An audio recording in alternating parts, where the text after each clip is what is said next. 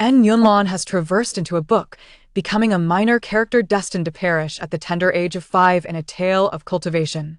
And alas, her entire sect is filled with such tragic figures, all meeting untimely ends.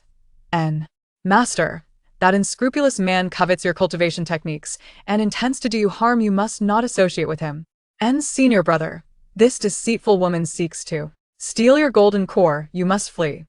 Second senior sister, this scoundrel wishes to trick you into retrieving a divine artifact while destroying your spiritual roots. Do not falter.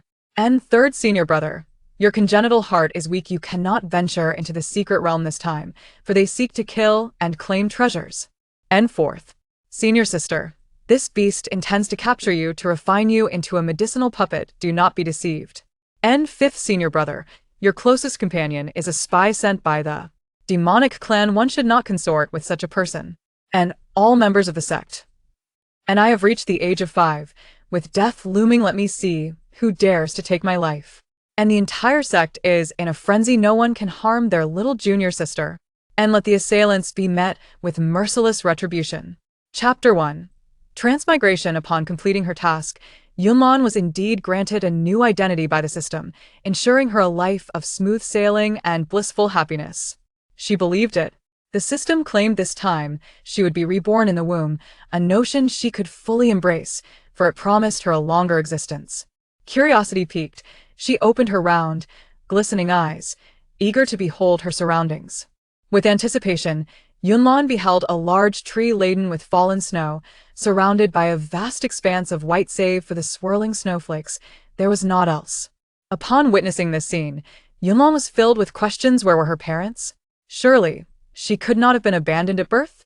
Curse system, where is the promised ease and happiness? In this desolate wilderness, she dared not utter a sound, fearful of attracting wild beasts. At that moment, she trembled from the cold. What to do now? How was she to survive?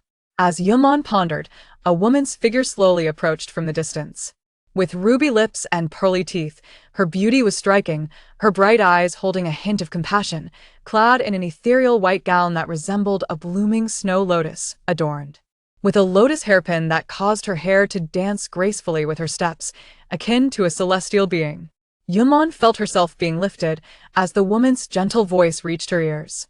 What a poor little thing, abandoned by your parents so soon after birth. In this desolate place, were I not to save you, you would surely perish. Very well, since fate has intertwined our paths, I shall take you into my mysterious sect. I already have 5 disciples, you shall be the 6th. In the next moment, a protective barrier enveloped Yunlan, isolating her from the biting cold, and she instantly felt much warmer. Thank you, beautiful sister, for saving my life. Wait. Mysterious sect? 5 disciples? Could this enchanting sister before her be Jiang Wanqing, the sect leader? Had she truly traversed into a book? Apologies for the delay, I should not keep you waiting. Let us proceed to our appointment together. Jiang Wanqing's calm voice resonated, causing Yunlan's little legs to tremble. Wasn't this the plot where Jiang Wanqing was drugged by her childhood companion, Gu Pingsheng? It was true, she had indeed transmigrated into the life of a misfortunate child destined to die at 5 years old. Moreover, the entire mysterious sect, known for its peaceful disposition and benevolence, ultimately met with tragic fates. Curse system, I do not believe you. No, she must defy fate, she cannot perish at 5. And her master, so kind, must not be harmed by that wicked man. Ding. The system shop is now online, please check it. Another new system? Suddenly, an unseen electronic panel appeared before her, displaying rows of peculiar items. Face-changing pills, kick-throwing pills, foundation-building pills, 9-turn golden cores, body-enhancing pills, soul-nurturing pills. Yunlan commanded the panel to scroll down with her thoughts, revealing an increasing array of items, some with question marks, undoubtedly indicating their exorbitant costs. Each box featured a redemption button, indicating the required spiritual power for exchange. Some demanded 50 points, others 100, or even more. She glanced at her own spiritual power, a mere 0 points. As long as you diligently cultivate, you can gain spiritual power. Yunlan was incensed. Did she need the system to tell her that? She had yet to fully develop her spiritual roots, lacked teeth, and could not even walk. How was she to cultivate? What use was this system to her? Jiang Wanqing was a graceful and dignified beauty, a prominent figure in the cultivation world, possessing initial stage tribulation strength, firmly seated at the top of the power rankings, and no one knew of her past, nor the origins of her formidable abilities. Qingyun's sect was another elite sect, with Gu Pingsheng as one of its 10 peak masters. He had grown up alongside Jiang Wanqing, known for his humility and kindness toward her. Yet Yunlan knew that this was merely a facade. Gu Pingsheng may have once held affection for her master, but now jealousy consumed him. With his cultivation at only the initial stage of transformation, and Jiang Wanqing far surpassing him, his sense of inadequacy grew ever more. Profound love turned to hatred, and he was intent on seizing her cultivation techniques. Yunlan began to flail her little hands, wailing in an attempt to stop her master. "Master, you must not go." Jiang Wanqing, mistaking her cries for hunger, produced a small vial of spiritual spring water, using magic to feed her a few sips, gently patting her chest to soothe her. "Be good, do not cry, come, give master a kiss." Jiang Wanqing leaned down to plant a kiss on her chubby little face. The child was utterly adorable, akin to a porcelain doll, and Jiang Wanqing felt a genuine fondness for her. Yunlan was momentarily dazed by the kiss from her beautiful sister, her head spinning, and she forgot to cry for a time, only regaining her senses after a considerable interval. Master, though you are indeed stunning, a true masterpiece akin to the goddess Nuwa, and you have kissed me, you truly must not attend that appointment." Jiang Wanqing halted, momentarily taken aback, nearly dropping the infant in her arms. However, her rich experience allowed her to maintain composure.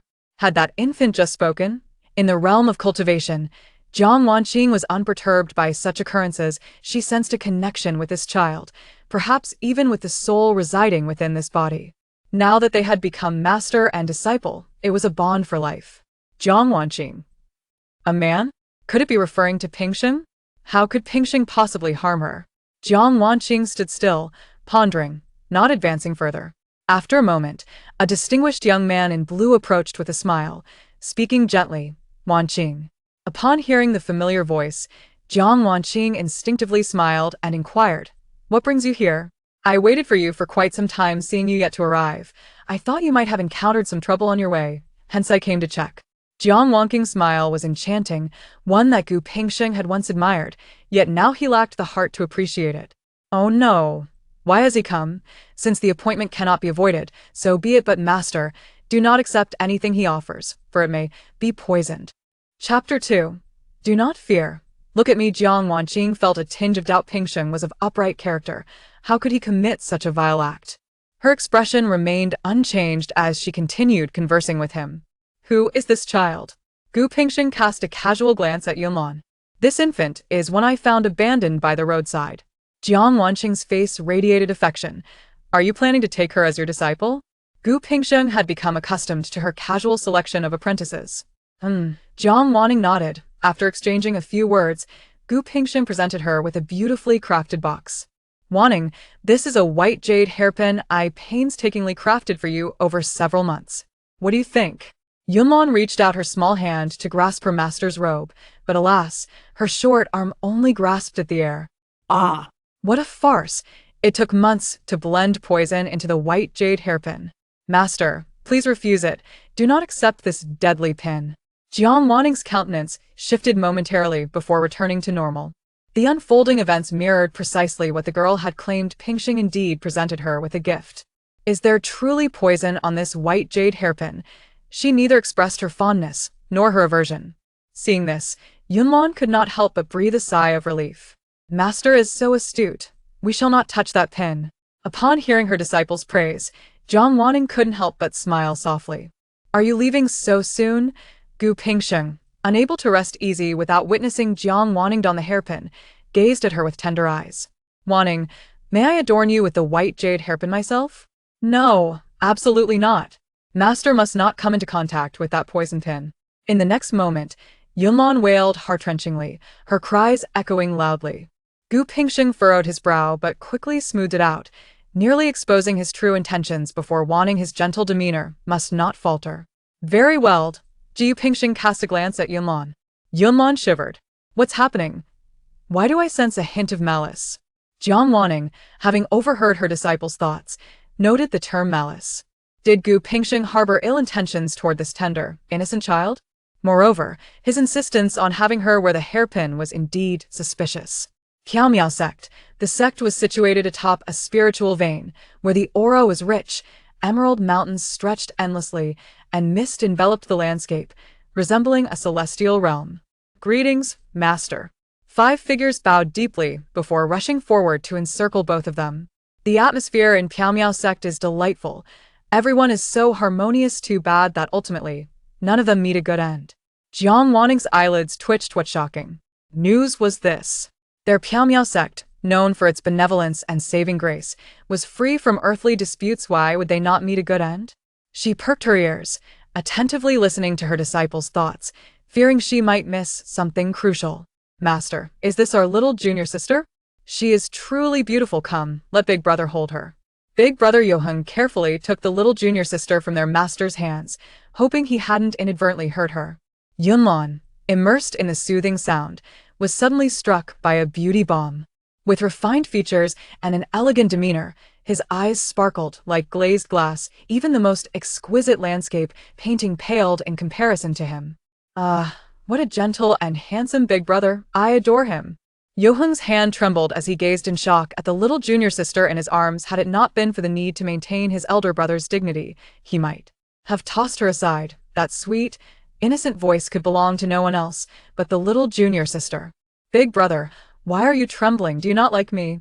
Ooh, has the handsome Big Brother rejected me? Yoheng panicked. He had not rejected her. The little junior sister is very pretty and does not cry. I like her very much. Yay, Big Brother does not reject me. I feel so close to my brother. He glanced at their master and the other brothers and sisters, noting their expressions were all normal. With that, he decided to keep this matter under wraps for now. Seeing such a wonderful Big Brother, Yunlan sighed repeatedly. Everyone praises my Big Brother as a genius in alchemy, but who knows the countless hours he dedicates to studying and perfecting his craft, never daring to slack off. Genius does not come without effort. Yoheng felt a surge of emotion. As the eldest disciple of the master, he must uphold the honor of Piao Sect, ensuring he does not bring shame to his master. While he may not excel in other areas, he was determined to hone his alchemical skills to the utmost. Big Brother is kind-hearted. The new varieties of pills he concocts are never given to others casually, not even to spirit beasts, as he fears for their lives, often testing the pills on himself. Yoheng felt touched once more. His little junior sister understood him. His master taught them to be kind to others. The ability to cultivate is a gift from heaven, and as one's cultivation deepens, so too does the responsibility to protect the weak and not to bully them. This lesson was etched firmly in his heart. While it is admirable for Big Brother to be so benevolent, one must remain vigilant. The world outside is far more complex than Piao Sect. Just because you do not bully the weak does not mean the weak will not take advantage of you. Alas, who could have foreseen that such a resplendent Big Brother would one day fall victim to a scheming woman, ultimately being robbed of his golden core. Chapter 3. The first rule went out. Do not recklessly save others. Upon hearing this, Yoheng was utterly dumbfounded. He would one day be robbed of his golden core by a woman? After enduring countless hardships to form his golden core, how could he possibly give it to someone else? Absolutely not. His little junior sister's thoughts were audible only to him. Could it be that she was sent by heaven to save him? That woman is quite cunning. It will be difficult for the innocent Big Brother to avoid falling for her tricks. Yoheng, the little white rabbit, was left speechless. Upon hearing such a remark, Jiang Wanning nearly lost her composure. To prevent revealing her disciple's peculiarities, she restrained herself, maintaining a calm facade. What her disciple claimed could very well be true. If there was indeed poison in that white jade hairpin, Yoheng's situation would demand serious attention. No one could harm her disciple. Do not worry, Big Brother. Once I grow a bit older, I will find a way to help you escape this tribulation. Yoheng gently pinched his little junior sister's cheek, thinking, you are but a small bundle. How can such matters trouble you? Big Brother is quite capable, after all. Big Brother could also harbor a bit of wickedness, such as concocting poisonous pills to defend against villains, which would also aid the good. Yoheng silently nodded. His little junior sister was right. To protect his golden core, he needed to concoct some poison pills for self-defense. Regardless of whether what his little junior sister said was true, he would prepare for the worst. Big brother, you've held her for so long I would like to hold the little junior sister too, second sister Qingyuan said with a smile as she approached. Reluctantly, Yoheng relinquished the little junior sister, his gaze lingering on her. Yunlan's eyes darted, landing on second sister Qingyuan's face. Her skin was as white as snow, her beauty striking, with a delicate pink hue gracing her cheeks. Her eyes sparkled with clarity, more radiant than peach blossoms in March, her brows exuding a heroic charm. Heavens, is this my enchanting second sister? Beautiful sister, take me. Sister, let us be closer. Qingyuan was momentarily taken aback, yet her arms held the little junior sister securely without a tremor. Is that the little junior sister speaking?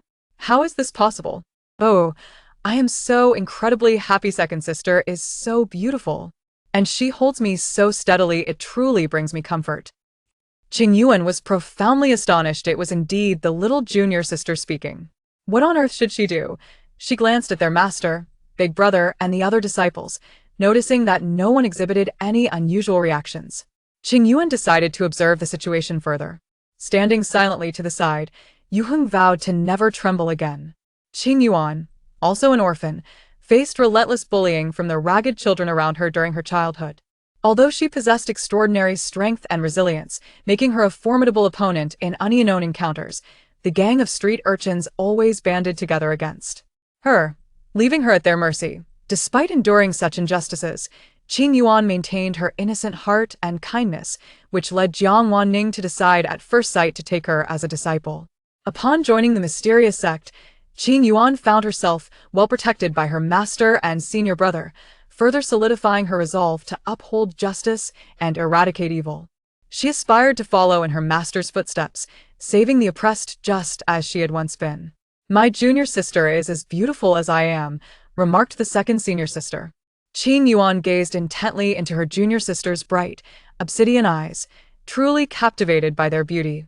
The second senior sister has such a lovely voice, I adore her, came the thought. Yet, upon recollecting the second senior sister's ultimate fate, Yunlan was suddenly consumed by sorrow. Oh, second senior sister, when you venture out to train, please refrain from indiscriminately rescuing others, especially men. They may deceive you for wealth and affection, trick you into retrieving artifacts, and in fear of your vengeance, they might even destroy your spiritual roots. Ah, I hate that I cannot speak. Why must my kind and charming second senior sister be treated this way? Qingyuan was taken aback. How could there be vile men plotting to deceive her and ruin her spiritual roots?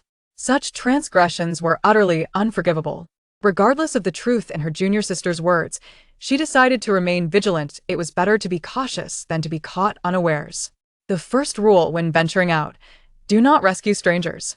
Once again, Jiang Wanning and Yu Cheng received such startling news, almost causing them to falter, but they managed to restrain themselves.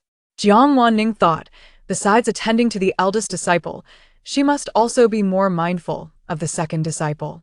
Yu Cheng added, not only must he protect himself, but he also had to look after his junior sister.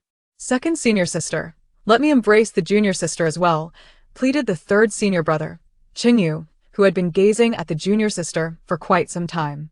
Oh, all right, Qingyuan replied, still immersed in the revelations shared by her junior sister. Jiang Wanning and Yu Cheng watched Yunlan intently, eager to discern what might unfold with Qingyu in the future. Yunlan was swept into Qingyu's arms, her gaze shifting to him. His complexion was slightly pale, his lips a delicate hue, hinting at a subtle smile. With his hair cascading down and his collar slightly open, revealing his fair skin and lovely collarbones, he bore an air of fragility.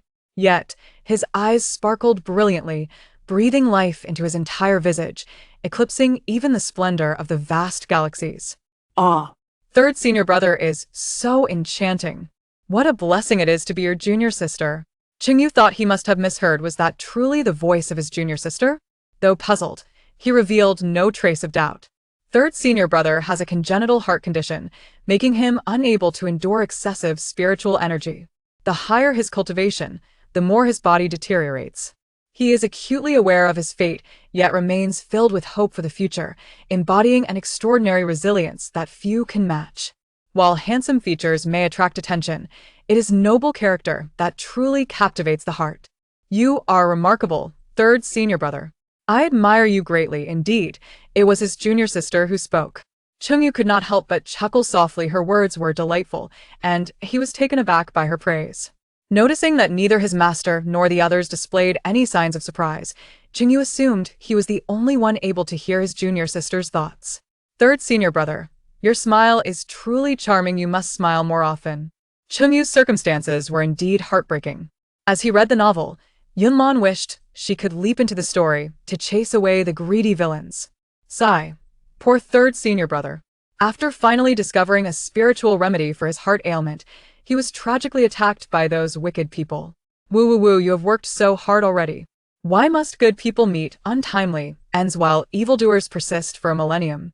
This is so unjust. Hearing his junior sister voice her indignation on his behalf, Chengyu affectionately ruffled her hair, smiling as he said, "Junior sister, you must smile more, it makes you even more beautiful," and Yunlan traversed into a book, finding herself in the role of a minor character destined to perish at the tender age of 5.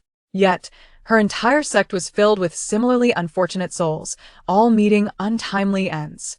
And master, this treacherous man covets your cultivation techniques and seeks to kill you. You must not associate with him. And senior brother, this deceitful woman aims to steal your golden core. You must flee. And second sister, this scoundrel wishes to trick you into retrieving a divine artifact, even at the cost of your spiritual roots. Do not be foolish. And third brother, your congenital heart condition prohibits your entry into this secret realm. They intend to murder and seize treasures. And fourth sister, this beast desires to capture you to turn you into a medicinal puppet. Do not fall for his tricks. And fifth brother, your closest friend is an undercover agent sent by the demon clans. Such individuals are not to be trifled with. And the entire sect was left bewildered. And having reached the age of 5, death looms near. Let me see who dares to kill me. And panic ensued throughout the sect. No one could harm their precious junior sister. And to those who approach, there shall be no mercy. Chapter 1. A new life. Upon completing her task, the system indeed granted Yunlan a new identity for her rebirth, assuring her a life of ease and happiness. She believed it wholeheartedly. The system claimed this time she would be reborn in the womb, an idea she found entirely acceptable, as it would allow her to live a bit longer. With curiosity sparkling in her round eyes, she eagerly sought to survey her surroundings. To her surprise, she found herself beside a tree laden with fallen snow, surrounded by a vast expanse of white, with nothing but flurries of snowflakes dancing in the air. Upon witnessing the scene, Yunlan was filled with questions. Where were her parents? Surely, she had not been abandoned mere moments after her birth? Infuriated, she questioned the system that had promised her a smooth and blissful life. Alone in this desolate wilderness, she dared not make a sound, fearing the attention of wild beasts. Cold and shivering, she pondered her fate. Just then, a figure approached her slowly from the distance. With ruby lips and pearly teeth, her beauty was radiant, and her bright eyes held a glimmer of compassion. Clad in an ethereal white dress, she resembled a blooming snow lotus, a lotus hairpin nestled within her flowing hair, which danced gently with her every step, akin to a celestial being. Yunlan felt herself being lifted, and a soft voice caressed her ears. What a poor little thing, abandoned by your parents just after your birth. In this desolate place, were I not to rescue you, you would surely perish. Since fate has brought us together, I shall take you into my sect, the Misty Sect. I already have 5 disciples, and you shall be the 6th. In an instant, a protective barrier enveloped her, warding off the biting cold, and she felt warmth flooding over her. Grateful to the beautiful sister for saving her life, she suddenly realized Misty Sect. 5 disciples? Could this enchanting figure be Jiang Wanqing, the sect leader? Had she truly traversed into a book? Having delayed for a moment, I must attend my appointment. Come along with me. Jiang Wanqing's calm voice echoed, causing Yunlan's little legs to tremble. This was precisely the plot where Jiang Wanqing was drugged by her childhood friend, Gu Pingsheng. She had indeed entered a story, embodying a pitiful child destined to die at 5. With the Misty Sect being a peaceful and benevolent place, she could not allow her kind-hearted master to fall victim to treachery. Ding, the system shop is now online. Please check. Another new system? An electronic panel appeared before her, invisible to others, displaying rows of peculiar items. transformation pills, energy gathering pills, foundation establishment pills, 9 revolutions golden pills, body refinement pills, soul nourishing pills. Yunlan guided the panel downward with her thoughts, revealing an increasing array of items, some of which were marked with question marks, undoubtedly signifying their exorbitant costs. Each item had an exchange button beneath it, requiring spiritual energy for redemption, some demanding 50 points, others 100 or even more. She glanced at her own spiritual energy, which stood at a dismal 0. With diligent cultivation, you may acquire spiritual energy. Fury ignited within Yunlan. Did the system truly expect her to cultivate without a complete spiritual root, without even teeth or the ability to walk? What use was this system to her? Jiang Wanqing, graceful and dignified, was a prominent figure in the cultivation world, her prowess firmly securing her at the top of the rankings. Apart from Gu Pingsheng, no one knew her past or the origins of her formidable power. Gu Pingsheng, one of the 10 peak masters of another elite sect, had grown up alongside Jiang Wanqing, displaying a demeanor of humility and courtesy, treating her with great kindness. Yet Yunlan understood that this was merely a facade. Once, Gu Pingsheng may have held genuine affection for her master, but jealousy now consumed him. His cultivation was merely at the initial stage of transformation, while her master soared far beyond, amplifying his feelings of inadequacy and transforming love into hate. He was now singularly focused on seizing her cultivation techniques. Yunlan flailed her small arms, wailing in an attempt to stop her master. "Master, you must not go." Jiang Wanqing mistook her cries for hunger and produced a small vial of spiritual spring, using magic to feed her a few drops. Gently patting her chest with her fair hand, she soothed. There, do not cry, come. Let master give you a kiss." Leaning down, Jiang Wanqing pressed her lips to the chubby cheek of the adorable child, who resembled a porcelain doll, and her heart swelled with affection. Yunlan was momentarily dazed by the kiss, her mind swirling, and she forgot to cry, taking a while to gather her thoughts. Master, while your beauty rivals that of the goddess NWA, and you have bestowed upon me a kiss, you truly must not go to that appointment." Jiang Wanqing paused, momentarily startled, nearly dropping the infant. Yet, drawing upon her vast experience, she steadied herself. Had the infant truly spoken? In the realm of cultivation, Jiang Wanqing was unperturbed by such occurrences. She sensed a deep connection with this child, perhaps with the soul within this fragile body. Once they became master and disciple, it would be a bond for life. Jiang Wanqing, a man? Surely, she could not mean Gu Pingsheng? How could he possibly administer poison to her? Lost in thought, Jiang Wanqing halted her steps. Moments later, a well-groomed figure clad in blue approached, smiling gently. Wanqing, hearing the familiar voice, Jiang Wanqing instinctively smiled and inquired, "What brings you here?" "I waited for you for quite some time. Seeing you hadn't arrived, I wondered if something had delayed you, and thus I came to check." Jiang Wanqing's smile was radiant, one Gu Pingsheng had once admired, though now he lacked the heart to appreciate it. "Oh no, he has found me. If the meeting is unavoidable, so be it, but master, please do not accept anything he offers, for it may be poisoned." Chapter 2. Master, fear not. Watch me. Jiang Wanqing felt a twinge of doubt. Gu Pingsheng was of upright character. How could he commit such a vile act?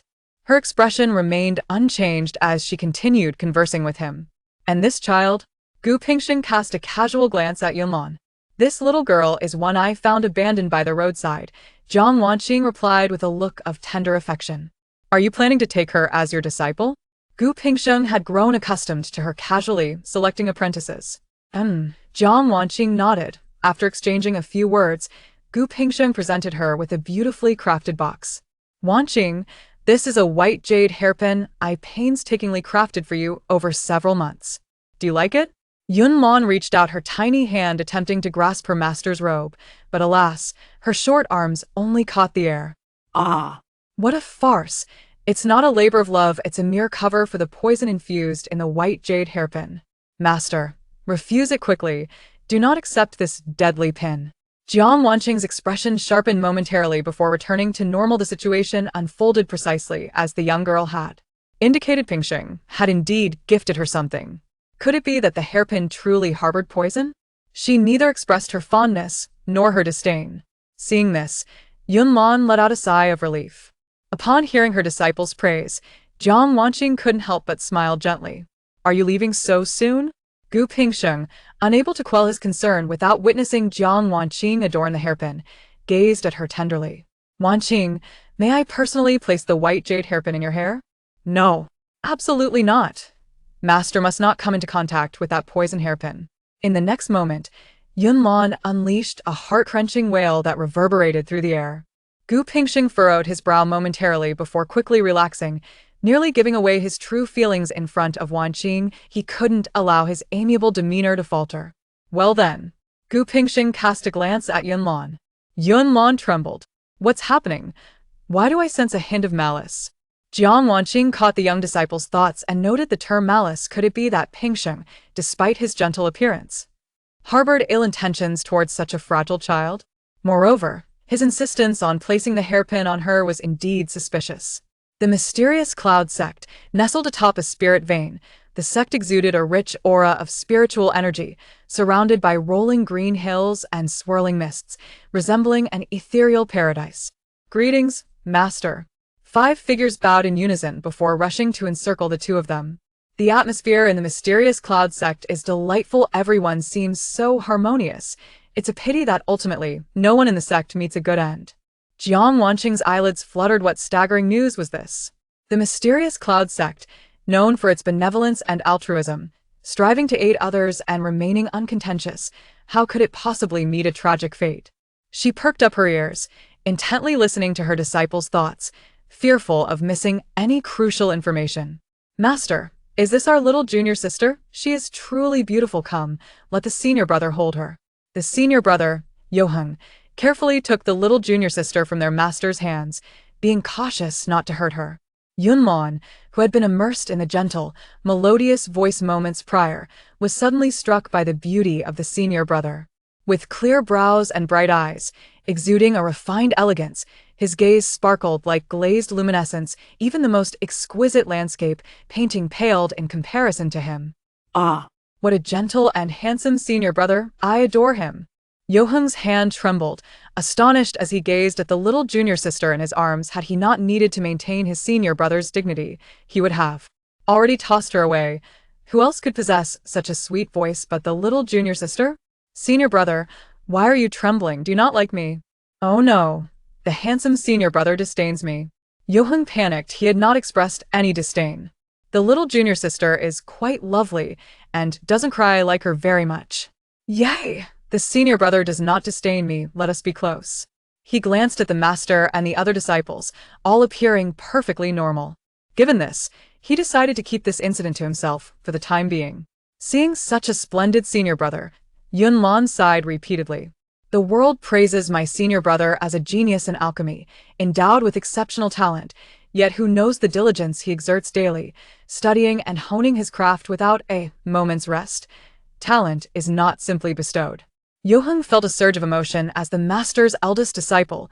He must uphold the honor of the mysterious cloud sect and not bring shame upon his master. Though he may lack in other areas, he excelled in alchemy and would strive to maximize his strengths.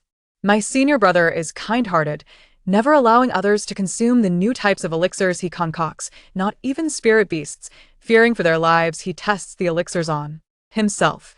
Yoheng was once again touched. His little junior sister understood him. His master taught them to be kind to others. The ability to cultivate is a blessing from the heavens. The higher one's cultivation, the greater the responsibility to protect the weak and not to oppress them. This lesson he held dear. Though this is admirable, one must remain vigilant. The world outside the mysterious cloud sect is far more complex. Just because you do not bully the weak does not mean the weak will not bully you. Sigh, who could have anticipated that my illustrious senior brother would one day be deceived by a woman, ultimately losing his golden core. Chapter 3. The first rule when venturing out: do not recklessly save others. Upon hearing this, Yoheng was utterly dumbfounded. He would lose his golden core to a woman? After enduring countless tribulations to form his golden core, how could he possibly relinquish it to another? Absolutely impossible. Could it be that the little junior sister was sent by the heavens to save him? That woman is quite cunning. It will be challenging for the little white rabbit, my senior brother, to avoid falling for her tricks. Yoheng, the little white rabbit. Had he just been labeled a little white rabbit by a child? This remark nearly broke Jiang Wanqing's composure to prevent them from discovering her disciple's peculiarity. She suppressed her amusement, maintaining her calm facade. What the little disciple said was very likely true. If the white jade hairpin indeed contained poison, Yu Heng's situation warranted serious attention. No one could harm her disciple. Senior brother, do not fear. Once I grow a little older, I will surely find a way to help you escape this calamity. Yu Heng gently pinched the little junior sister's cheek, thinking to himself, you are just a small bundle. How can such matters trouble you? The senior brother is quite capable, you know? Senior brother could also harbor some mischief, perhaps concocting poisonous pills to thwart the wicked, which would, in turn, aid the good. Yu Heng nodded inwardly. His little junior sister was right. To safeguard his golden core, he would need to concoct some poison pills for self-defense. Regardless of the truth in his little junior sister's words, he must prepare for the worst. Senior brother, you've held her for so long. I would also like to hold the little junior sister. The second sister, Qingyun, chimed in with a smile. Reluctantly, Yu Heng relinquished the little junior sister, his gaze lingering upon her. Yunlan's eyes darted, landing on the face of the second sister, Qingyuan. Her skin was fairer than snow, her beauty striking, with a delicate blush gracing her cheeks. Her eyes sparkled with clarity, brighter and more radiant than the peach blossoms of March, exuding a captivating charm. Heavens! Is this my stunning and enchanting second sister? Beautiful sister, take me away. Sister, let's be close. Qingyuan was momentarily taken aback, yet her arms securely held the little junior sister without a tremor. Is the little junior sister speaking? How could this be possible? Oh, I am so happy. The second sister is so beautiful. And she doesn't tremble at all. Truly reassuring. Qingyuan was astounded. It was indeed the little junior sister speaking. What should she do now? She glanced at the master, senior brother, and other disciples, all appearing perfectly normal. Qingyuan resolved to observe the situation further before reacting. Standing aside, Yu Heng fell silent. He would never tremble again. Qingyuan, an orphan, was often bullied by the beggar children in her youth. Though she possessed extraordinary strength and resilience, single-handedly facing multiple foes proved challenging, leading her to endure their relentless torment. Despite the injustices she faced, Qingyuan maintained a pure heart, embodying kindness. Upon meeting her, Jiang Wanning was resolute in taking her as a disciple. Upon joining the Piaomiao sect, Qingyuan was well protected by her master and senior brother, further solidifying her determination to uphold justice and eradicate evil. She aspired to be a savior like her master, dedicating herself to safeguarding those who, like her, had endured hardships. My junior sister is as beautiful as I am, she remarked, gazing intently into her junior sister's bright, dark eyes, which truly were exquisite. The second senior sister speaks so sweetly. I admire her, came a thought from Yunlan. Yet, the fate that awaited the second senior sister cast a shadow over her thoughts. Second senior sister, when you venture out, please do not rescue anyone recklessly, especially not men. They may deceive you for wealth or affection, and in fear of retaliation, might even ruin your spiritual roots. Oh, how I loathe my silence. Why must my charming and kind second senior sister be treated so unjustly? Qingyuan was taken aback. How could such a vile man dare to scheme against her? This was utterly unforgivable. Regardless of the truth of her junior sister's words, she resolved to be cautious. It was better to be safe than sorry. The first rule when venturing outside: do not rescue strangers indiscriminately. Jiang Wanning and Yu Heng received this shocking revelation and nearly lost their composure, but managed to maintain their composure. Jiang Wanning thought, beyond caring for the eldest disciple, I must also pay more attention to the second disciple. Yu Heng added, not only must I protect myself, but I must also safeguard my junior sister. Second senior sister, allow me to embrace my junior sister as well. Third senior brother Qingyu remarked, having gazed at the junior sister for quite some time. Oh, okay. Qingyuan replied, still immersed in the information her junior sister had shared. Jiang Wanning and Yu Heng watched Yunlan intently, eager to uncover what future events awaited Qingyu. Yunlan was swept into Qingyu's arms, her gaze shifting to him. He appeared somewhat pale, with lightly tinted lips and an almost ethereal smile. His hair cascaded down, the collar of his robe slightly open, revealing his fair skin and delicate collarbone. Despite an air of frailty, his eyes sparkled brilliantly, enlivening his entire visage, surpassing even the brilliance of 1,000 galaxies. Oh, how breathtaking third senior brother is. To be your junior sister is a blessing. Qingyu wondered if he had misheard. Was that truly the voice of his junior sister? Although puzzled, he revealed no sign of his confusion. Third senior brother has a congenital heart condition, rendering him unable to bear excessive spiritual energy. The higher his cultivation, the worse his body becomes. He is acutely aware of his fate, yet remains hopeful for the future, embodying an extraordinary resilience rarely seen. While physical beauty is captivating, noble character touches the heart. Third senior brother, you are truly remarkable. I'm in awe. Indeed, it was the junior sister who spoke. Qingyu could not suppress a light chuckle. Her words were delightful, and he never anticipated such praise from her. Seeing that their master and the others exhibited no unusual reactions, Qingyu assumed he alone could hear his junior sister's sentiments. Third senior brother, your smile is truly charming. Please smile more often, she urged. Qingyu's circumstances were indeed pitiable. When reading novels, Yunlan longed to leap into the story and chase away the greedy villains who tormented him. Alas, poor third senior brother, it was a struggle to find the spiritual medicine that could cure his heart ailment, only to have those nefarious individuals destroy him and seize the treasure. Oh, you have tried so hard. Why must the virtuous suffer while the wicked thrive? It is so unjust. Hearing his junior sister speak out for him, Qingyu affectionately ruffled her hair, smiling as he said, Junior sister, you must smile more, it enhances your beauty. Chapter 4. My name is Yunlan. Though the heavens bestowed upon him the trials of a frail heart, they also favored him by allowing his master to discover him, leading him to join the elusive Piao Miao sect. Qingyu never lamented his fate, believing that one's endeavors shape their destiny. He resolved to live this life to the fullest. The heartfelt whispers of his junior sister revealed a significant message. He could find a miraculous herb to cure his heart ailment. A piece of extraordinary news indeed. Junior sister, would you care to elaborate on what this herb is and where it can be found? Third senior brother, you've held her for long enough. Let me have a turn to embrace our junior sister. Fourth senior sister Mu Yan could hardly contain her excitement. The adorable junior sister had already captured her heart. Before Qingyu could glean any further information, Mu Yan whisked the junior sister away, leaving him to seek future opportunities to bond with her. At that moment, Qin Yuan realized that her third junior brother would also face significant challenges ahead. Rest assured, she vowed to protect him. Meanwhile, Jiang Wanning and Yu Heng quickly processed Qingyu's information, their attentions shifting to Mu Yan. Fourth disciple, please do not encounter any further misfortunes, Jiang Wanning implored. Yes, fourth junior sister must remain safe, Yu Heng echoed. Mu Yan, with her enchanting peach blossom eyes and delicately fluttering lashes, radiated youthful innocence and charm, reminiscent of a playful sprite frolicking in the woods. Ah. Fourth senior sister is indeed a stunning beauty. I'm utterly enamored.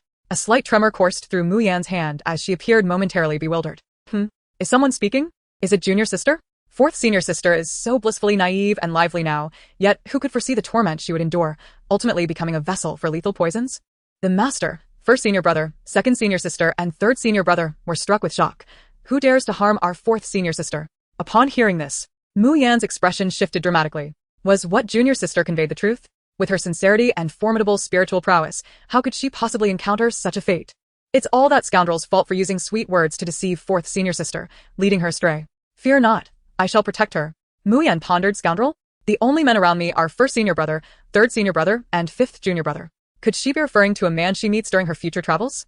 Before eavesdropping on Yunlan's thoughts began to formulate their plans. Second senior sister Qin Yuan resolved to take the time to counsel fourth junior sister on the importance of not conversing too freely with unfamiliar men when venturing out. Master Jiang Wanning thought to herself that her young disciple, still an infant in many ways, was already worrying about her senior brothers and sisters. As her master, she must assume the responsibility of safeguarding her disciple. Fourth senior sister, it's my turn now. I've waited long enough. Fifth senior brother Xianxia finally fulfilled his wish as he embraced junior sister. The moment he entered her line of sight, Yunlan was captivated. His dark eyes, rosy lips, striking features, and exceptional demeanor, coupled with a pure, radiant smile, were utterly enchanting. Fifth senior brother is truly an exquisite young man. The entire sect is filled with handsome men and beautiful women. I declare, whether alive or dead, I shall forever belong to the Piao Miao sect. The 5 individuals present were already mentally prepared. Could it be that junior sister was speaking? Fifth senior brother is a good person. It's just that his choice of friends is unfortunate. He remains unaware that his closest companion is actually a member of the demon clan, and a significant calamity awaits him. His life hangs in the balance. Xianxia exclaimed, "What nonsense! His best friend is a demon? Junior sister, you cannot be jesting. Fear not. Fifth senior brother, I shall find a way to protect you."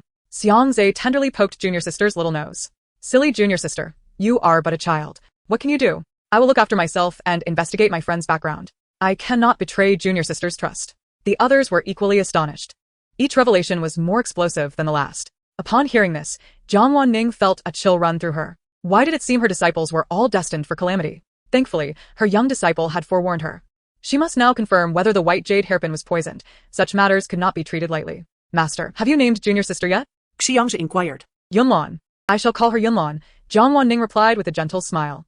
"The ambition of the wind and clouds, the misty warmth of jade. She shall be named Yunlan."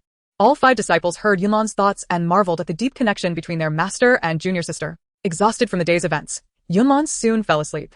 "All right. You may disperse now." The 5 disciples watched their master leave, each lost in contemplation. Awakened by hunger, Yunlan opened her eyes and saw her master, with her back turned, casting spells at the white jade hairpin suspended in midair. Yunlan's eyes widened in alarm. "Oh no. Master is secretly playing with the hairpin while I was asleep. She wouldn't he have touched it with her hands? Would she?" Upon sensing her disciples' awakening thoughts, Jiang Wanning feigned ignorance, saying, "This hairpin appears suspicious. Why have my spells failed to reveal any anomalies? Thank heavens. It seems Master has not touched it. This white jade hairpin is ensnared with multiple enchantments. Unless it is shattered, no one can detect the poison concealed within. Moreover, this hairpin itself is a top-tier magical artifact. Breaking it is no easy feat. Yet with Master's prowess, should she resolve to do so, it is indeed possible." She had accepted her disciples' counsel. Once she found a secluded place, she would shatter the white jade hairpin to prevent the poison from harming her young disciple. Unbeknownst to Yunlan, Master's true intentions filled her with dread. "Master, why are you keeping the hairpin? You must destroy it. The poison within the hairpin will gradually diminish your cultivation once you reach the transformation stage. Gu Pingsheng will come to kill you, seeking to seize your cultivation techniques." Is there a miraculous herb that could allow one to speak in advance? Yunlan was on the verge of panic, her cries drawing Jiang Wanning's attention. Chapter 5. Severing ties with Gu Pingsheng. Jiang Wanning had crafted a charming little wooden bed for Yunlan, who lay beneath a soft pink blanket, looking utterly adorable. Jiang Wanning cradled Yunlan in her arms, gently asking, "Are you hungry?" "A bit, but master, I am more worried about you," Yunlan replied, though her body betrayed her with its honesty. "It's quite delicious. Master is so kind to me, even finding me a wet nurse. Wait, I just remembered. While Wang Naiyang is a good person, her husband Li Xing is not." Li Xing often accompanied Wang Xiao in and out of the Piao Miao sect, amassing many treasures, and he brought his whole family to the mountain to cultivate, treating it like their own home. The most crucial point is that Li Xing possesses no sense of conscience. Even after Wang Xiao no longer requires his care, he stubbornly lingers at the Piao Miao sect.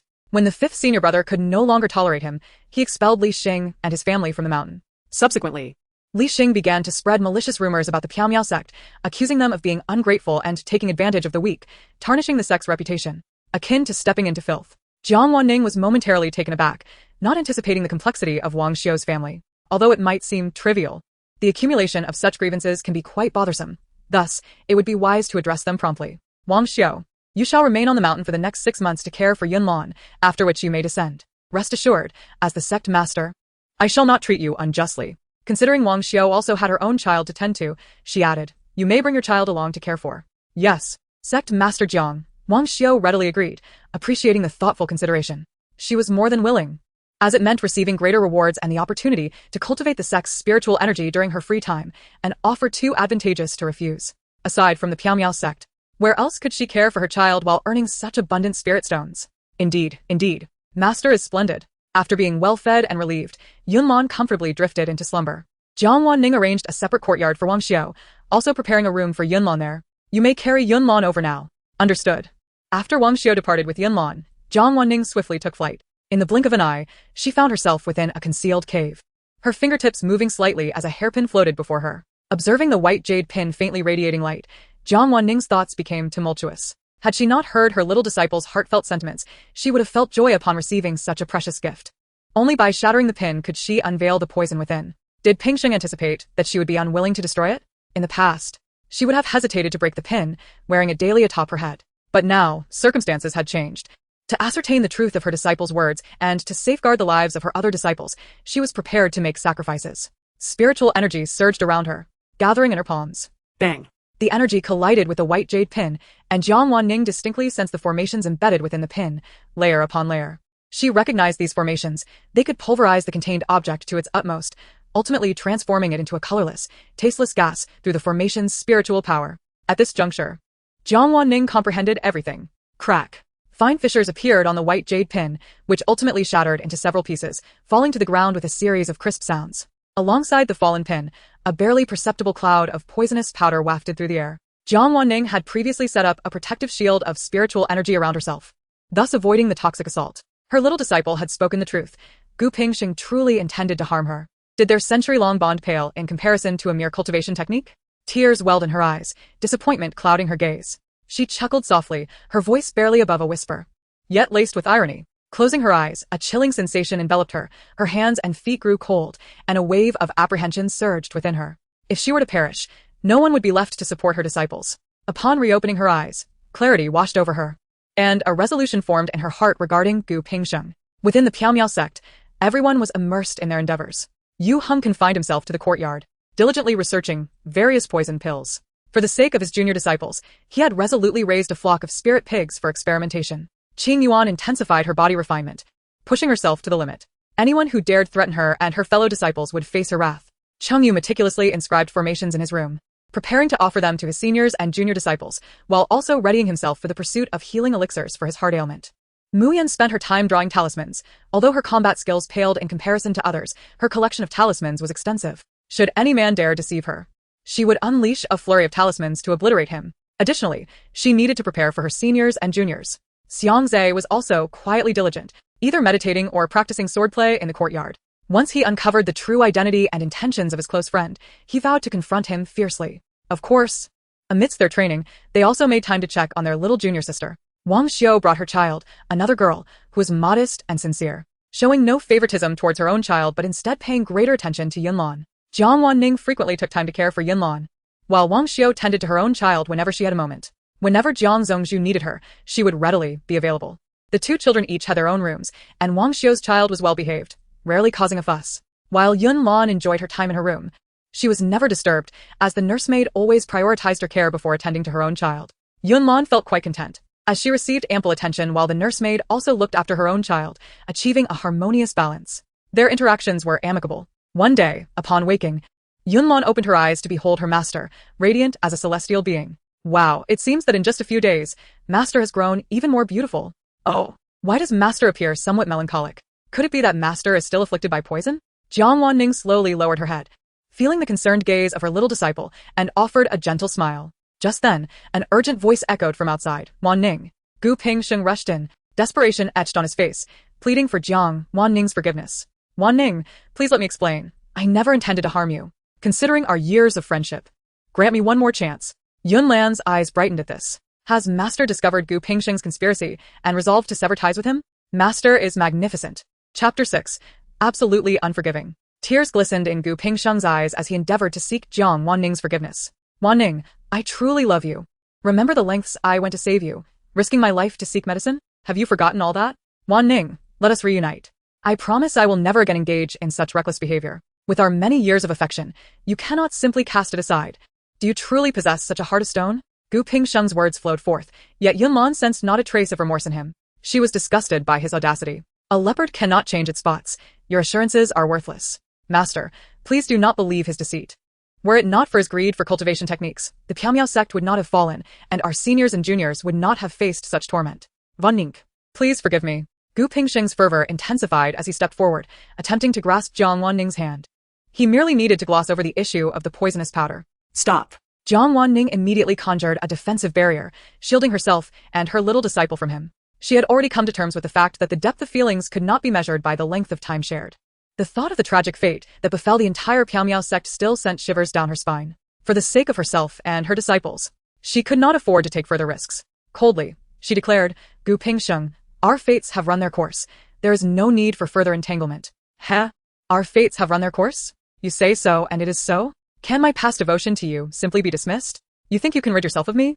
Not a chance. Seeing Jiang Wanning's refusal to acquiesce, Gu Pingsheng's expression twisted into something more menacing. Upon witnessing Gu Pingsheng's obstinate demeanor, Yunlan felt a surge of frustration, clenching her small fists with an overwhelming urge to strike him across the face. Do you think you are the only one who has made sacrifices? Master has also done much for you. before you even became the peak master of Qingyan Sect. It was Master who found you a cultivation cave. When you struggled to form your golden core, it was Master who sought out spiritual herbs to aid your progress. Even your ascension to the peak master position was supported significantly by Master. Otherwise, do you really believe your cultivation would have advanced so swiftly? You wretched creature. A thankless wolf. Hearing her disciple stand up for her, Jiang Wanning's expression softened, gently patting Yunlan's shoulder to quell her anger. It was indeed a blessing for her, Jiang Wanning, to have such an exceptional disciple. She cast a cold gaze at Gu Pingsheng, stating, Pingsheng, have you ever considered whether my contributions to you have been insufficient? If we were to truly assess the situation, it is you who owes me. Gu Pingsheng was taken aback by Jiang Wanning's newfound clarity. She was no longer the easily deceived person she once was. Do you think I am unaware? You intended to weaken my cultivation with poison powder. And at the moment I falter, you would strike to kill me and seize my cultivation techniques, wouldn't you? In the realm of cultivation, Jiang Wanning held a prestigious position, exuding an aura of authority when angered that starkly contrasted with her usual gentle demeanor. Her gaze was piercing as she flicked her sleeve, casting a portion of the poison powder extracted from a white jade hairpin onto Gu Pingsheng. Stunned, Gu Pingsheng stood frozen, his mind racing in horror. How could she possibly know of his intent to acquire her cultivation techniques? This was something he had never disclosed to anyone, making Jiang Wanning's knowledge of it inexplicable. Realizing the poison powder had now settled on him, he instinctively recoiled, but it was too late. What are you hiding from? Is this not the gift you bestowed upon me? Jiang Wanning had mixed in additional substances with the poison powder, employing his own tactics against him. Gu Pingsheng, you have changed. You are no longer the person you once were. For my own sake, and for the safety of the entire Piaomiao sect, I cannot remain associated with you. Jiang Wanning's expression darkened. Listen well. The bond between us has reached its end, and there shall be no further entanglements. In the next instant, her palm struck Gu Pingsheng's chest. He coughed violently, blood spilling from his lips as he collapsed to the ground, propping himself up with trembling hands. Wanning, I was wrong. I will never dare again. For the sake of my past help, please spare me this once. Feeling his cultivation slowly deteriorating, Gu Pingsheng panicked, bowing repeatedly in supplication. While he had indeed treated Jiang Wanning well in the past and provided her with ample assistance, she had never expected him to change. Their paths could no longer intertwine. With this incident, any debts of gratitude between them had been settled. Should Gu Pingsheng dare to cross her again, she would undoubtedly eliminate him. Begone. Jiang Wanning waved her hand, sending him flying away. The Piaomiao sect was protected by a barrier. She had deliberately allowed Gu Pingsheng to enter, intending to clarify matters today. With her words now spoken, there was no reason for him to linger any longer. Yunlan clapped her hands excitedly. Wow, Master, you are so impressive. Well done. Do not forgive him. I adore you. I will always be your little fan. Jiang Wanning thought to herself how this child could be so expressive. Was she truly that remarkable? Following this incident, Jiang Wanning had firmly established that Yunlan possessed precognitive abilities. Yunlan beamed with satisfaction. What pleases me most is that Master did not become entangled with Gu Pingsheng. She remains pure. Jiang Wanning, Alas, Gu Pingsheng is now consumed with jealousy and possesses a petty nature. He may resort to underhanded tactics to retaliate against Master. However, I can understand Master's actions. There is a principle of cause and effect, and by nullifying Gu Pingsheng's gratitude, she can act without reservation in the future. Moreover, he is one of the 10 peak masters of Qingyan Sect, holding a significant status. It is not as simple as removing him. Fortunately, Master's cultivation remains unparalleled in the realm of cultivation. He cannot pose a threat at this moment. Jiang Wanning affectionately kissed Yunlan's forehead, recognizing her disciple's deep concern for them, and resolved to provide Yunlan with more treasures. With the issue on my side temporarily resolved, the next matter involves third senior brother. Upon learning it pertained to Chengyu, Jiang Wanning's attention sharpened. Dear disciple, please elaborate. I recall third senior brother needed a specific flower for his ailment. Where might that flower be? Oh, dear. I can't seem to remember suddenly. Jiang Wanning, disciple. You must think carefully. Yunlan was equally anxious. I really can't recall. Let me take a moment to collect my thoughts. Regardless, one thing is absolutely certain. It is the cultivation. My senior brothers and sisters have visited me these past few days, and each of them is diligently cultivating. I cannot fall behind. After all, I faced demise at the age of 5. Is there any way to expedite my cultivation? That way, I can protect myself. Jiang Wanning. What? Her precious disciple had perished at the tender age of 5? This was utterly unacceptable. Yunlan was right. Early cultivation would allow for better preparation. Typically, a person's spiritual roots fully develop between the ages of 5 to 8, beginning with the simplest practice of drawing in qi, gradually advancing their cultivation as their intellect matures by ages 11 to 12. A rare few gifted individuals may begin their cultivation earlier. Yunlan's intellect had already matured. Meeting the standards for cultivation, she merely needed to accelerate the growth of her spiritual roots. Jiang Wanning pondered quietly, recalling a premium elixir known as the Spirit Nurturing Pill, which could indeed enhance the growth rate of spiritual roots, potentially allowing them to fully develop by the age of 1. The ingredients required for refining the spirit-nurturing pill were plentiful, and fortuitously, she possessed them all. Oh, my dear disciple. I shall immediately begin crafting the spirit-nurturing pill for you. Chapter 7. Preventing the encounter of the leads. Although I cannot cultivate at present, I can certainly read books. When the time comes for me to cultivate, my progress will be much swifter. Yunlan extended her chubby little arms, her plump fingers resolutely pointing toward the bookshelf in the room. She beamed at her master, her face radiant with joy. I want those books. Jiang Wanning was no ordinary person. Having witnessed countless peculiarities, she naturally obliged Yunlan's request. You truly understand me, master? With a mere thought, a book about spirit beasts materialized in Jiang Wanning's hands. As she opened the book, a cascade of words and illustrations floated into the air, captivating Yunlan instantly. After a brief while, her energy waned, and she drifted into a deep slumber. Jiang Wanning's hand brushed against Yunlan's neck, and a teardrop-shaped, milky white jade pendant appeared, hanging around her neck. With a wave of her hand, the contents of the books were magically replicated into a new version, embedding themselves within the jade pendant. Everything her dear disciple desired, she provided. The contents encompassed foundational knowledge of the cultivation realm, so she had no qualms about others seeing it. Jiang Wanning entrusted Yunlan to Nurse Wang for care, instructing, as long as you do not let her fall or get hurt, allow her to do as she pleases. You need not concern yourself with her. Nurse Wang nodded repeatedly in acknowledgement, until she later saw Yunlan lying alone on the bed. Silent and absorbed in the floating words before her, did she finally comprehend the meaning behind the words of the sect leader Jiang. It was indeed absurd, yet felt remarkably reasonable. This child, who had captured the attention of sect leader Jiang and was accepted as a direct disciple of the mysterious Cloud sect, must possess extraordinary qualities. Perhaps the child simply found the images above amusing. Wang Xiao expressed her confusion but respected and understood the situation. After giving her admonitions, Jiang Wanqing turned to leave, needing to hasten in preparing a spirit-nurturing pill for Luo Yunlan. Upon waking, Yunlan found herself alone, with only the kind-hearted Nanny Wang keeping watch over her. Nanny Wang attended to all her needs with gentle care, and Yunlan genuinely cherished her presence. Wang Xiao couldn't help but smile down at Yunlan's sweet grin, her heart melting. Oh dear, you're awake. Are you hungry? Wang Xiao's voice unconsciously brightened. Yunlan longed to convey that not only was she hungry, but she also needed to relieve herself. In the next moment, Nanny Wang felt a sudden warmth. Yunlan's cheeks flushed.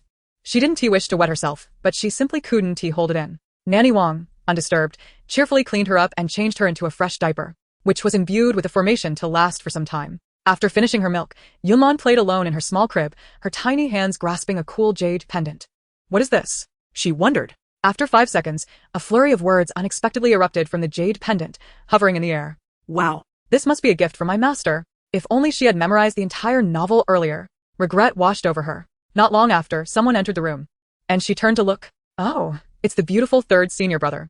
I was just thinking about you. Cheng Yu's eyes brightened. Little junior sister. We truly are on the same wavelength. He carefully lifted her from the bed. You're such a good girl.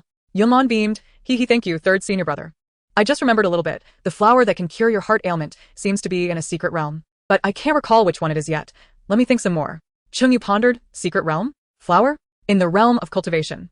There are countless secret realms. This won't be easy to find. Little junior sister, I'm counting on you. I'm so sleepy. I want to sleep. Yunlan yawned. Her energy depleted, and she fell asleep immediately.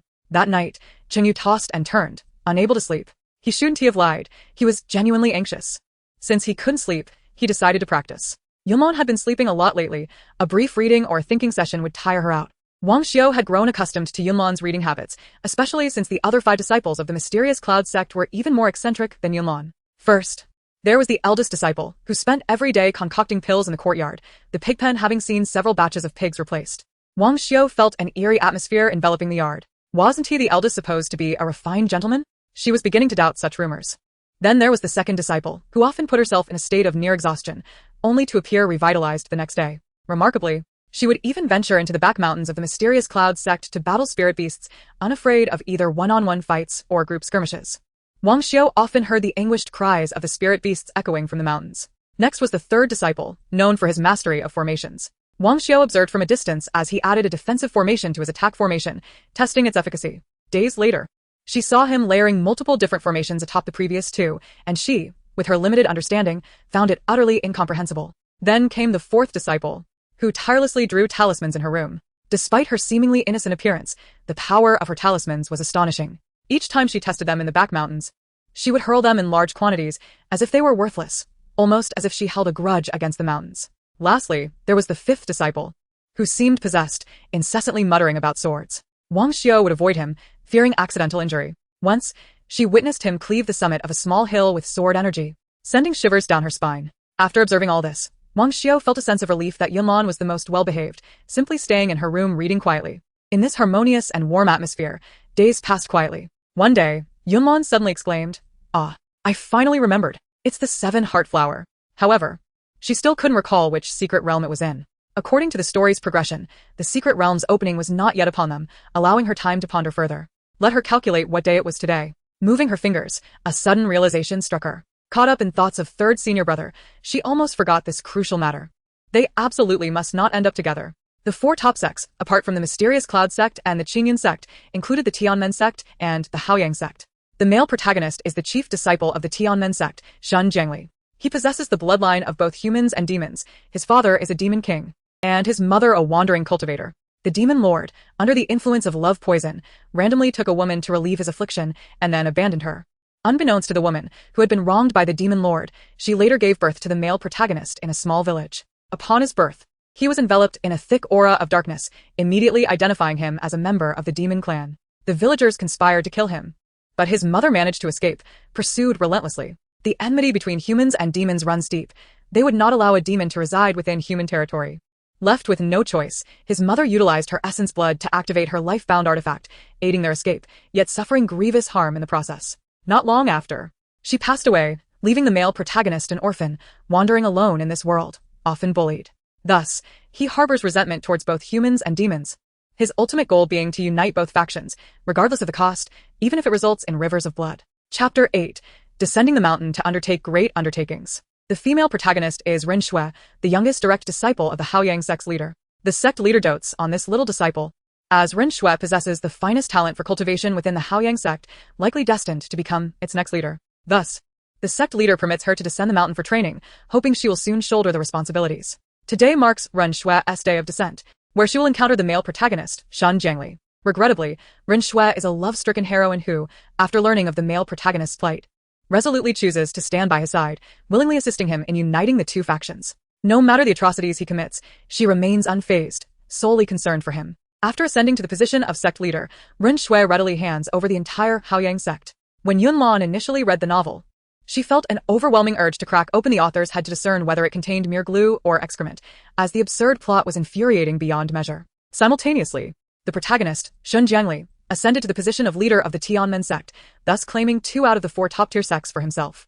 The situation deteriorated further with the meddling presence of Gu Pingsheng. In the original text, upon seizing Jiang Wanqing's cultivation techniques, his progress accelerated, allowing him to dominate the Qingyun sect in no time. A deal struck between him and Gu Pingsheng led to the latter aligning the entire Qingyun sect with Shun Jiangli. However, it was evident that this agreement was a trap, leaving Gu Pingsheng, the fool, stripped of everything, ultimately meeting his demise while cultivating due to a misfire of his spiritual energy, an act of poetic justice.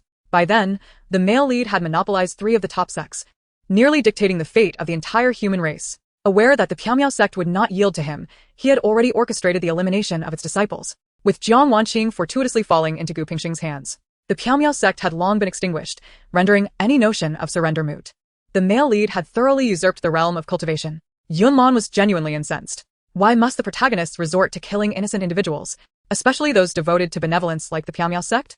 Furious, she lamented the plight of the side characters. Initially as a reader, she felt a pang of sympathy for the male lead, but now, as a side character who met an untimely demise, her hatred for both protagonists had intensified. No way. I shall thwart your plans. Yunlan pointed toward the door, and Wang Nainai promptly cradled her and exited. You wish to play outside? I shall take you there, dear. She cooed. Upon reaching the entrance, Yunlan suddenly recalled that her nanny couldn't descend the mountain, so she would need to be taken by her master, who had not visited in quite some time, likely preoccupied. Yunlan gestured toward her master's courtyard. Wang Nainai understood. Master Jiang is currently in seclusion. We must not disturb her. Yunlan then pointed toward the courtyard of her senior brother. The nanny was astonished to see the child comprehend her words, but recalling that she could read, she settled down, recognizing the child as a prodigy capable of understanding speech. Your senior brother is likely occupied with something. The courtyard appears rather foreboding, she remarked.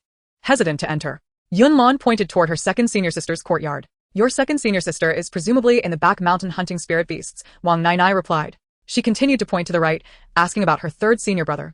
Never mind, he has a weak heart. Next, she pointed again to the right.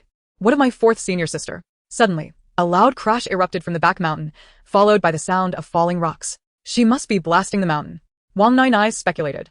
Yunlan noted that her inquiry had been interpreted affirmatively. Only one person remained. Look, look. Look. At that moment a foolish lad, no, a handsome youth, strolled past Yunlan's courtyard. It's my 5th senior brother. He can take me down the mountain. Nai, hurry, take me to him. Seeing Yunlan so animated, Wang Xiao braved the risk of being scolded by xianxia and approached. Upon hearing his junior sister's voice, xianxia abruptly halted. Did I just hear my junior sister? She wishes to play down the mountain? In the next instant, the courtyard door swung open, and Wang Xiao carried Yunlan towards xianxia. She wants you to take her out to play, Wang Xiao explained, fearing that xianxia might not grasp Yunlan's intent. Xianxia sheathed his spirit sword and carefully took Yunlan into his arms. With her wide, sparkling eyes fixed on her 5th senior brother, she pointed eagerly toward the mountain gate. 5th senior brother, please take me down the mountain. Xianxia's heart softened, and he readily agreed. All right, I shall take you down to play. How could he refuse such an adorable junior sister? Xianxia had come to accept her peculiarities. The protagonists will meet in Moonlight City. I must prevent their encounter. If they unite, they will surely conspire against our Piao sect. Xianxia was taken aback.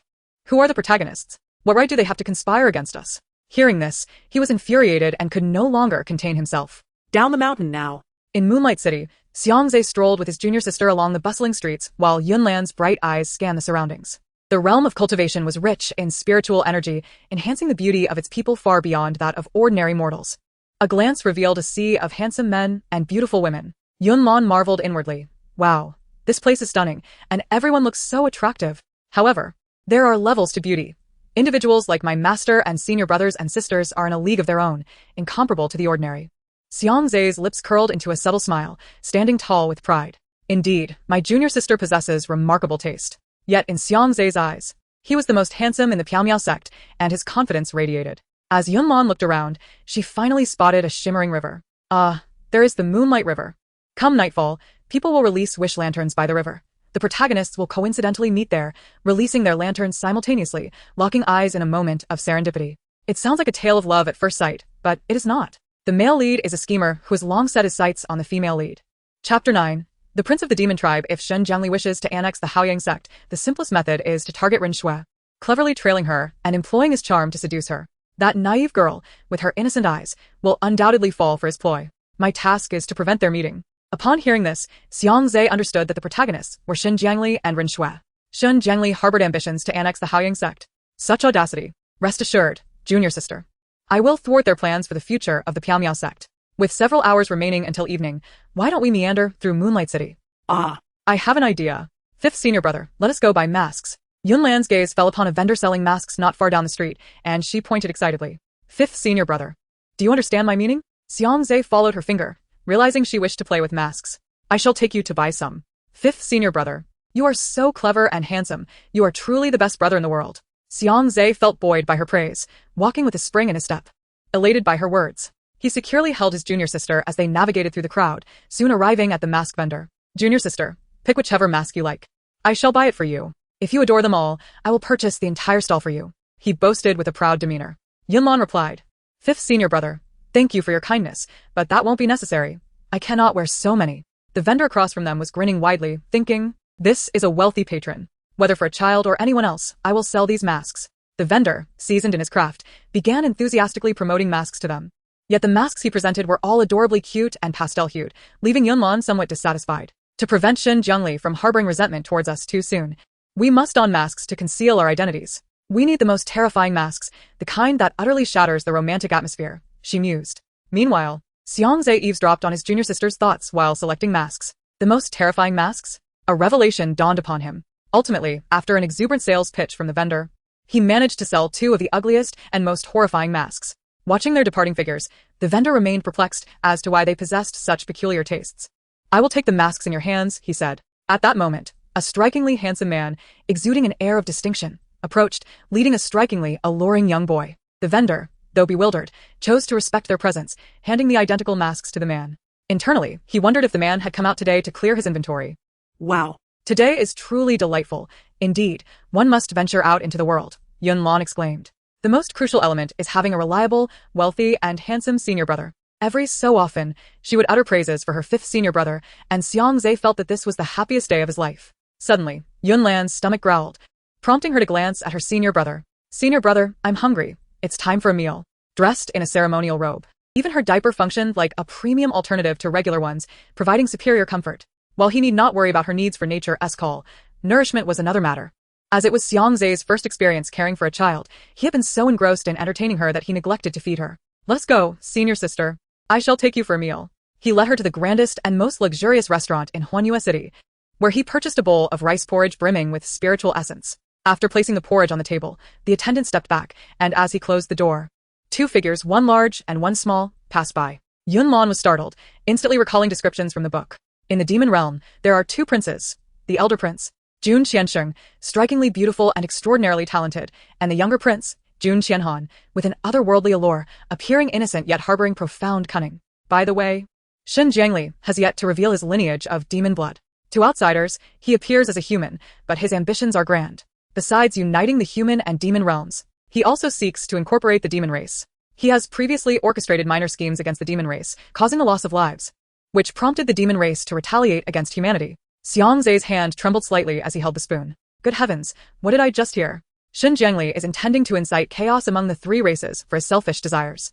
His master had once imparted that the fundamental goal of their cultivation was not merely personal ascension but rather to protect all living beings and bear responsibility with their abilities. As a member of the human race, Xiangxia could not permit Shen Jiangli to engage in actions that would endanger humanity. Having seen the two demon princes, he was now determined to catch up and thwart them. He hastened his feeding pace and Yunlan followed suit, swallowing quickly. Have you had enough to eat, junior sister? He inquired. She nodded. I'm full. Let us go. As they exited the room, they spotted the two demon brothers arriving at the entrance of the restaurant. Xiangxia swiftly followed, cradling his junior sister. As evening approached, Huanyue City shimmered with lights, bustling with activity. The streets were teeming with people, making it challenging for Xiangxia to remain inconspicuous while tailing Gu Pingsheng and his brother. Moreover, given their distinct size difference, it would be difficult to lose track of them. Yet, Xiangxia overlooked one crucial detail. They too were a large and small pair. Initially, Gu Pingsheng and his brother did not notice them, but after a while, it would be apparent even to a fool that someone was following them. Gu Qianhan gently tugged at his brother's hand and whispered, Brother, someone is trailing us. Gu Pingsheng smiled gently. Do not fear. They are no match for us. Suddenly, a voice rang out from the crowd. It's time. Let us hurry to the banks of Huanyue River to release the wishing lanterns. All right, let us go quickly. Chapter 10. The appearance of the leads. A throng of people surged towards the banks of Huanyue River, and Xiangxia, fearing his junior sister would be jostled, had to stop and steady himself. Before long, the crowd began to disperse, and when Yunlan looked ahead again, the two demon brothers had vanished from sight. I recall that the demon race only acts after the leads release their wishing lanterns, so we still have a chance. Our immediate priority is to prevent the leads from encountering each other. Yunlan raised her hand, pointing towards Huanyue River, exclaiming, Fifth senior brother. Let us hurry to find the leads. Or we may simply need to locate the female lead, Renshui. The male lead will follow on his own. I remember the female lead carries a red whip as her magical artifact, which she hangs at her waist when not in use. Today, she is adorned in a lotus pink dress, with a red ribbon tied in her hair. Xiangxia embraced his junior sister, weaving through the crowd in search of a young woman with a red whip at her waist. Gradually, the gathering at the banks of Huanyue River grew larger, and there were indeed many women carrying red whips, yet he could not find the female lead. After a while, peering through the gaps in the crowd, Yunlan spotted a charming young woman in a lotus pink dress, her red ribbon fluttering in the breeze, her red whip coiled at her waist, standing beside a vendor selling wishing lanterns, diligently writing. I found her. That is the female lead. Phew, we made it just in time. The female lead has not yet begun to release her wishing lantern. Xiangxia, following his junior sister's gaze, was curious about the appearance of the female lead. However, upon seeing her countenance, he murmured in disappointment, What is this? She is not even as beautiful as my senior sister or master. As Yunlan's gaze shifted slightly, she noticed a tall, elegant young man in white, striding directly towards the female lead, a flamboyant folding fan in hand. Alarm bells rang in her mind. This must be the male lead. Oh no, this is bad. The male lead has appeared. Fifth senior brother, quickly wear your mask and go stop them. Understood. Is my junior sister eager to purchase a wishing lantern? Brother will take you there right away. He donned the mask he had previously bought and magically shrank another mask to fit his junior sister's face. Renshui was accompanying her elder brother, Lu Shizhou, on a journey of training, and they stood side by side, writing their heartfelt wishes for the future. Xiangxi's gaze was fixed on Renshui, his eyes gleaming with possessiveness. Acquiring Renshui would equate to obtaining the Haoyang Sect. Shen Jiangli stepped towards the empty space to Renshui's left, but suddenly, a person holding a small infant rushed ahead, seizing the position beside Renshui. Shen Jiangli's expression darkened. Who was sabotaging his plans? He approached the individual and cast a glance. Shen Jiangli fell silent. Which sane individual would wear such an unsightly mask while releasing wishing lanterns? His gaze shifted downward. observing the child in their arms. Once again, he was at a loss for words. What kind of family would adorn their child with such an ugly mask? Shen Jiangli, quick-witted, pondered a possibility. The large and small pair dared not reveal their true identities and were perhaps here to cause disruption. Yet, he soon reassured himself that it was unlikely anyone knew of his plans. Perhaps it was merely a coincidence. He had come this far, and it was impossible for him to give up. Thus, he continued to feign nonchalance as he trailed behind Ren, patiently waiting for the two peculiar individuals beside her to depart before he could approach her. Well done, fifth senior brother. I just saw the male lead's face darken. Ha ha ha. He must be planning to seduce the female lead after we leave. Humph, how naive. In an effort to mask his ability to hear his little junior sister's thoughts, xianxia pretended to be there to purchase a prayer lantern. This was also his inaugural experience of releasing a prayer lantern. He bought two. One for himself and another for his little junior sister. It is said that when releasing a prayer lantern, one can make a wish, and if written down, the wish becomes even more potent. He took two slips of paper, one for his own wish, and another for his little junior sister's. The name xianxia was bestowed upon him by his master, embodying the essence of striving for greatness and embodying deep benevolence. He was deeply influenced by his master's teachings, dedicating himself to the well-being of the people. His wish was for peace across the world, so that all beings would suffer no hardship. Standing beside xianxia, Ren could catch a glimpse of his written wish on the slip of paper with just a slight tilt of her head. Her eyes sparkled with intrigue as she cast a deep glance at him. Even the most grotesque mask could not conceal the brilliance that emanated from him. Her own wish, however, was to find a true heart and to elevate the glory of the Haoyang sect. In stark contrast, Ren felt her cheeks warm. Perhaps she should amend her wish or add another. But would having multiple wishes make her seem greedy? Little junior sister, do you have any wishes? Allow your senior brother to write them for you. Xianxia gently squeezed her small hand. Write for me? Yunlan glanced at the lanterns displayed on the stall. Resembling Kongming lanterns, she pointed at herself, and then at fifth senior brother. I have many wishes. I hope for the safety of our master and all senior brothers and sisters that I can live past 5 years old, and that my life may flow smoothly and be filled with happiness. Sighing, she added, I don't expect fifth senior brother to understand my gestures, but I know all your wishes are undoubtedly good. Xianxia's expression turned serious as he noticed the mention of 5 years.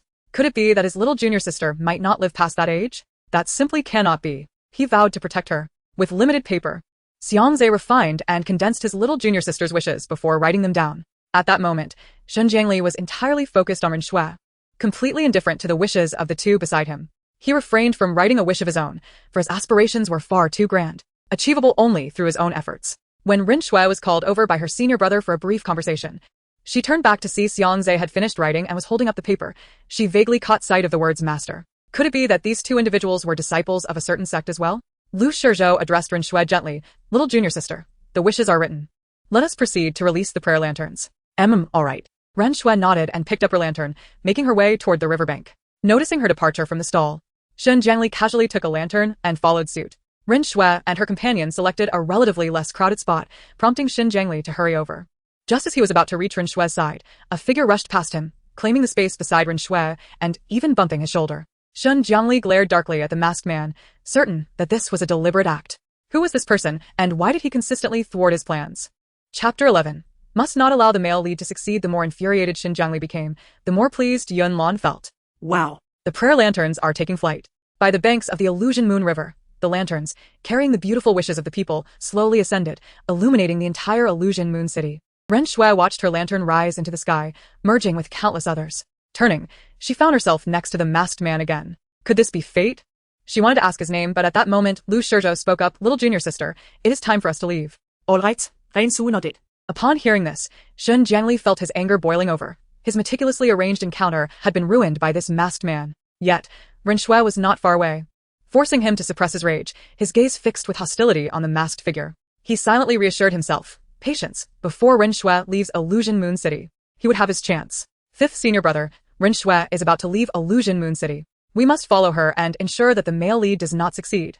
Xianxia was obedient to his little junior sister's wishes, following whichever direction she pointed. Oh, my fifth senior brother is so clever. He completely understands my gestures.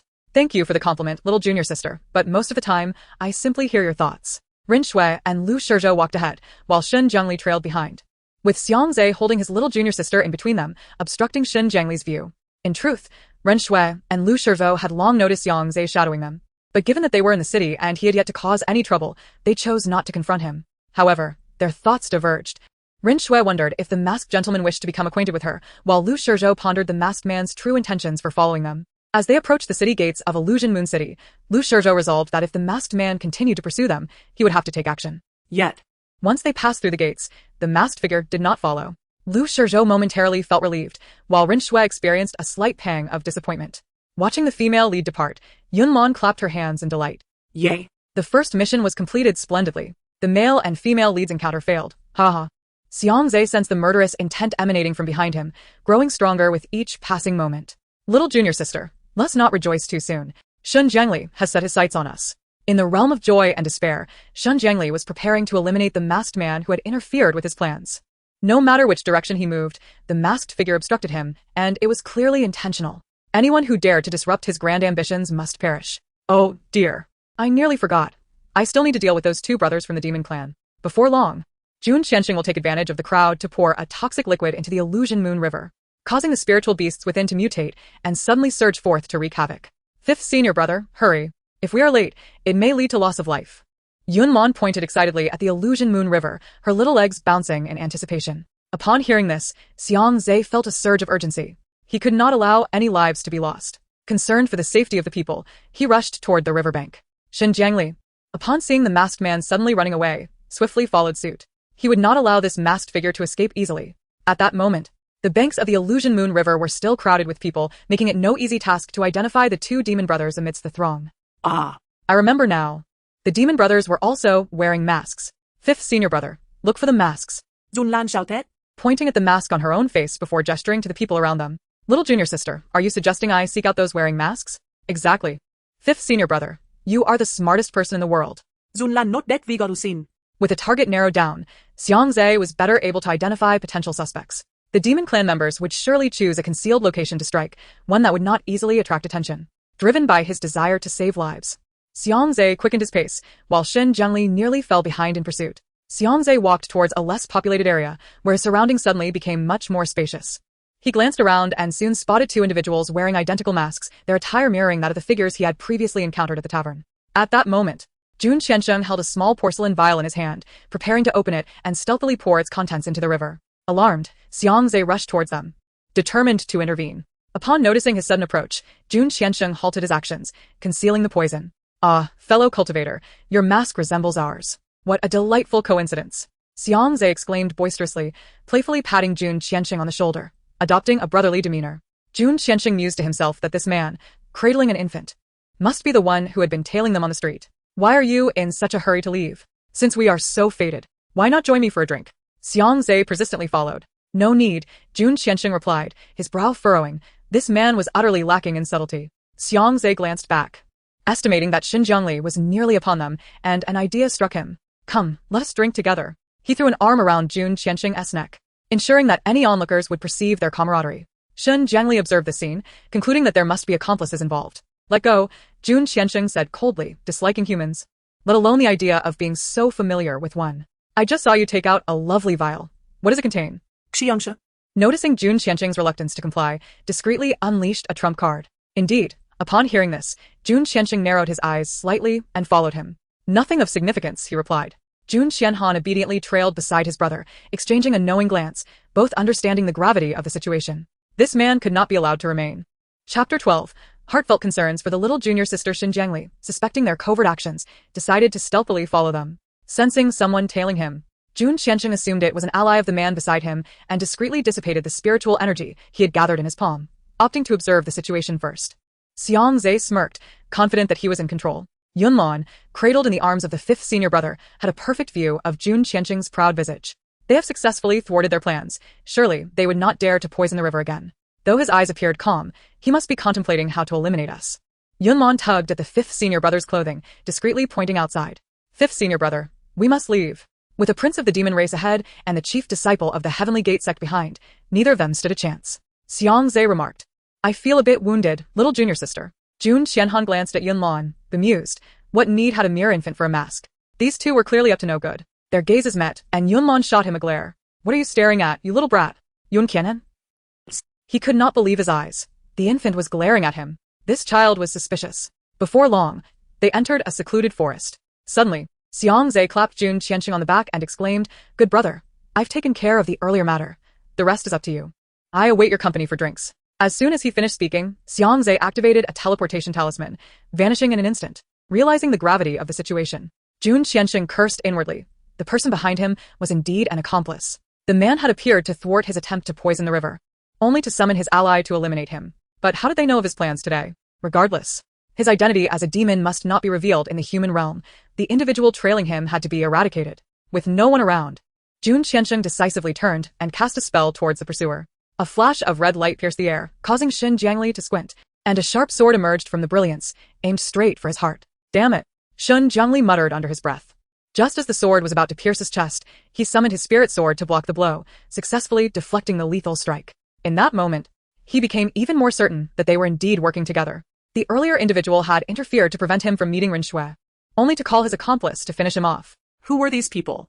They could not possibly know his plans.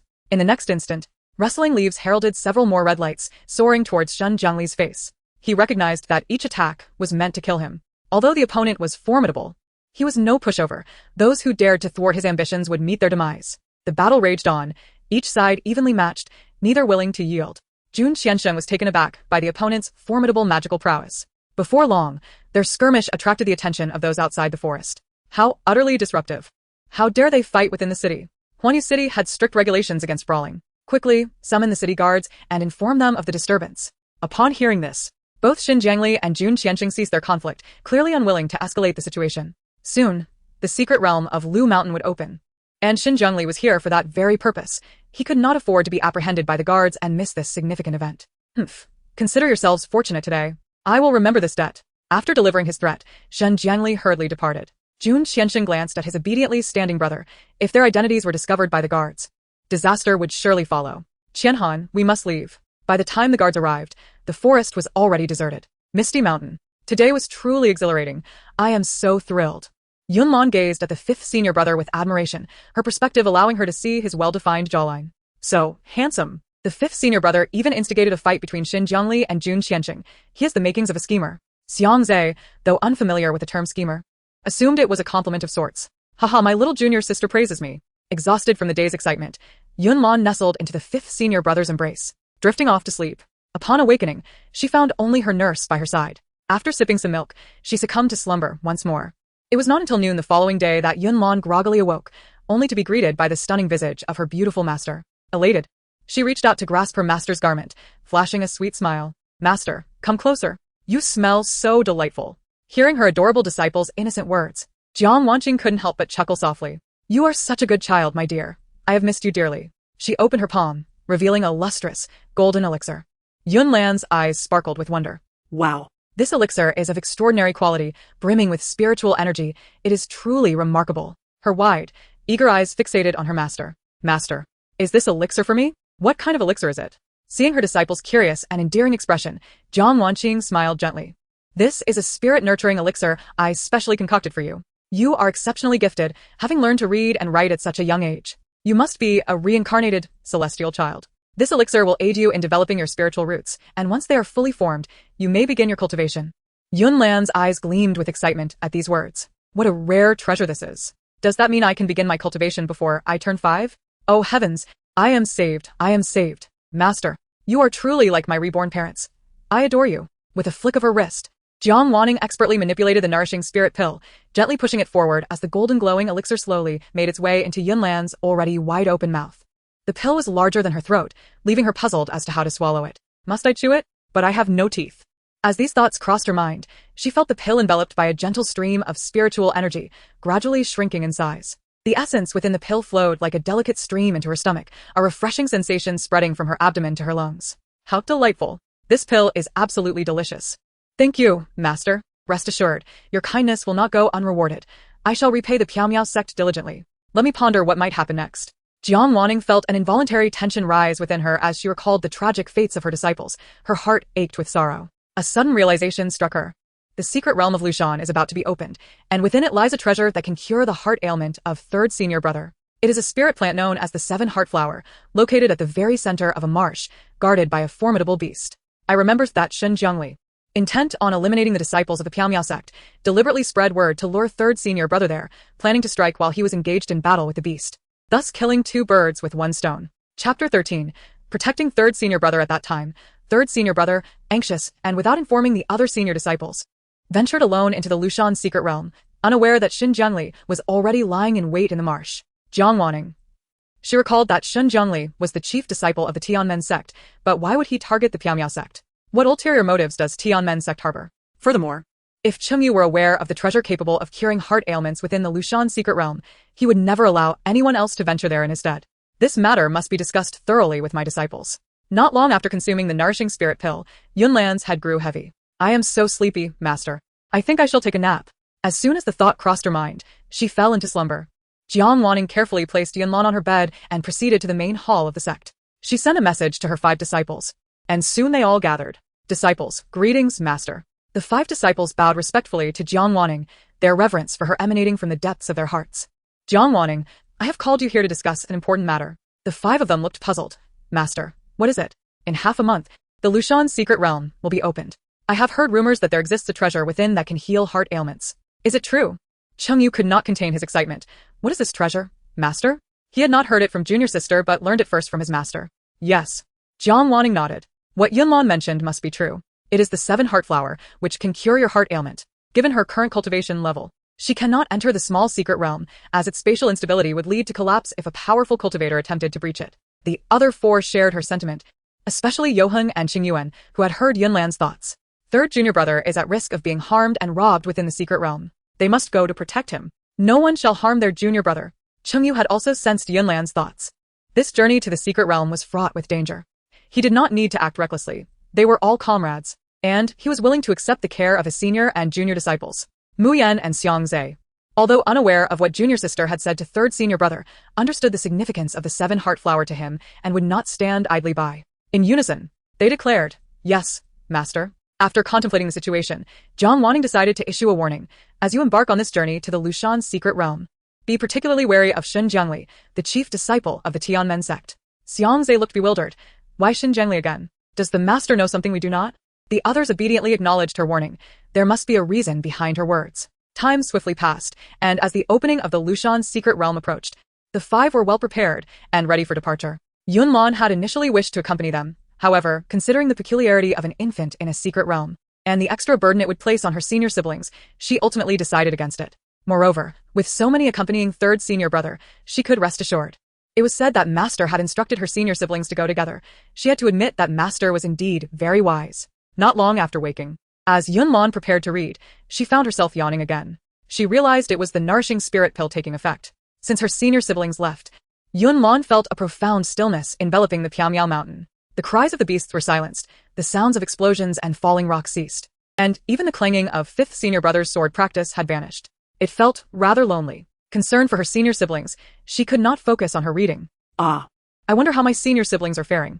If only I could see what they're doing. Just then, Jiang Wanning entered the room and caught wind of her disciples' thoughts. Before the disciples departed, Jiang Wanning had given Yuheng a copper mirror, shrinking it to the size of a button for him to wear on his chest. This mirror could transmit real-time images of their current situation, much like a camera. Are you missing your senior siblings, Lanner? Jiang Wanning lifted her little disciple, gently resting her forehead against Yunlan's. Yunlan not that enthusiastic. Yes. I miss them dearly. I worry about their safety, especially since Xin Jiangli will also be there. He will surely target our Piaomiao sect. This was precisely Jiang Wanning's concern. As the chief disciple of the Tianmen sect, Xin Jiangli's actions reflected the sect's intentions. And she too was eager to understand what Tianmen sect truly aimed to achieve. Jiang Wanning produced another mirror, identical to the one Yoheng wore. Lanner, from this mirror, you can see your senior siblings. Really? Let me see. Yunlan's eyes were glued to the mirror's surface, where the figures of her senior siblings and their conversations began to materialize. Wow. This is truly remarkable. Not only can I see them, but I can hear their voices as well. The world of cultivation is incredibly advanced. The mirror revealed the silhouettes of 2nd senior sister, 3rd senior brother, 4th senior sister, and 5th senior brother, yet the figure of 1st senior brother was conspicuously absent. Yunlan quickly deduced, from this perspective, that artifact must be worn by 1st senior brother. With this mirror, Yunlan felt far from lonely. She was entirely engrossed in the unfolding scene. Within the mirror, Yoheng and the others had arrived at Lushan. The cultivators gathering at Lushan included disciples from various sects, members of prominent families, and even lone practitioners. Whenever a secret realm appeared, cultivators would seize the opportunity to vie for treasures. Aside from the 7 heart flower, The secret realm held other spirit plants and treasures, perhaps even hidden fortunes. It was an opportunity not to be missed. Those with the strength would undoubtedly incorporate the 7-heart flower into their plans. During their skirmishes, injuries, even severe ones, were inevitable, and who would not desire the high-grade healing spirit plant, the 7-heart flower? As the disciples of the Piamiao sect made their entrance, all eyes turned towards them, a glimmer of admiration flashing in the gazes of the onlookers. It was the first time they beheld the countenances of all the disciples from the Misty Sect, and they were left in awe. Xianxia crossed his arms and gently shook his head, lamenting, alas, possessing such exceptional beauty can indeed be a burden. The other senior brothers and sisters expressed that they had long grown accustomed to it. Ignoring the gazes of onlookers, they made their way to a secluded area, preparing to await the opening of the secret realm. Chapter 14, Spreading rumors and sowing discord before Yoheng and the others stood a stone wall. The very entrance to the secret realm. Nearby lingered several scions of noble families, formidable rogue cultivators, and disciples from major sections. Apart from the Misty Sect, the other 3 top sects had also sent a few representatives. However, their numbers were limited. Isn't the Misty Sect always claiming to be aloof from worldly affairs? Then why do they come to the Deer Mountain secret realm to compete with us for resources? Someone remarked, revealing their intent to provoke. Yoheng and his companions cast sharp, piercing glances at the 2 speakers, their eyes radiating an intense pressure that made the speakers tremble involuntarily. The pair wore white robes adorned with blue, and their identity tokens bore the name Qingyan Sect. Those 2 must be disciples of Gu Pingsheng, here to stir up trouble on behalf of their master, one noted. Although Yunlan did not accompany her senior brothers and sisters, her heart remained with them. Jiang Weining gazed into the mirror in silence, having already deduced the situation. Leave it to me, Yoheng interjected, raising his hand to halt his junior siblings who were eager to speak. He cast a deep, contemplative look at the 2 disciples from the Qingyan sect, resolute in his purpose to support his juniors, and no one could dare speak ill of the Misty Sect. What folly! In the realm of cultivation, who does not yearn for resources? How can one cultivate without them? If we do not come to the secret realm to vie for resources, would the Qingyan sect freely offer them to us? The expressions of the 2 men darkened, with one retorting, who would offer resources to you? Dream on. Yoheng continued, the Misty Sect has indeed distanced itself from worldly disputes, and none present bear any grievances against us. Are you from the Qingyan sect seeking to provoke? The resources within the Deer Mountain secret realm do not belong solely to you. Why can we not compete for them? Everyone assembled here harbors noble intentions. By your logic, should not others also be barred from entering the secret realm to contest for resources alongside the Qingyan sect? Just because we are benevolent, should we relinquish all resources to you? Do you from the Qingyan sect hold no regard for anyone else? Well spoken. I never imagined the eldest senior brother could articulate so effectively. With just a few words, he has turned the Qingyan sect into the target of collective disdain. What a pity I cannot see the face of the eldest senior brother, missing out on his dashing demeanor at this moment. The junior siblings turned in astonishment to gaze at their eldest brother, questioning whether he was still the same gentle and courteous figure they once knew. His stern demeanor was somewhat intimidating. Qingyuan had been prepared to confront them, believing her elder brother would shy away from conflict. As the second sister among the juniors, she felt it was her duty to defend the sect's honor. Little did she know, her intervention was unnecessary.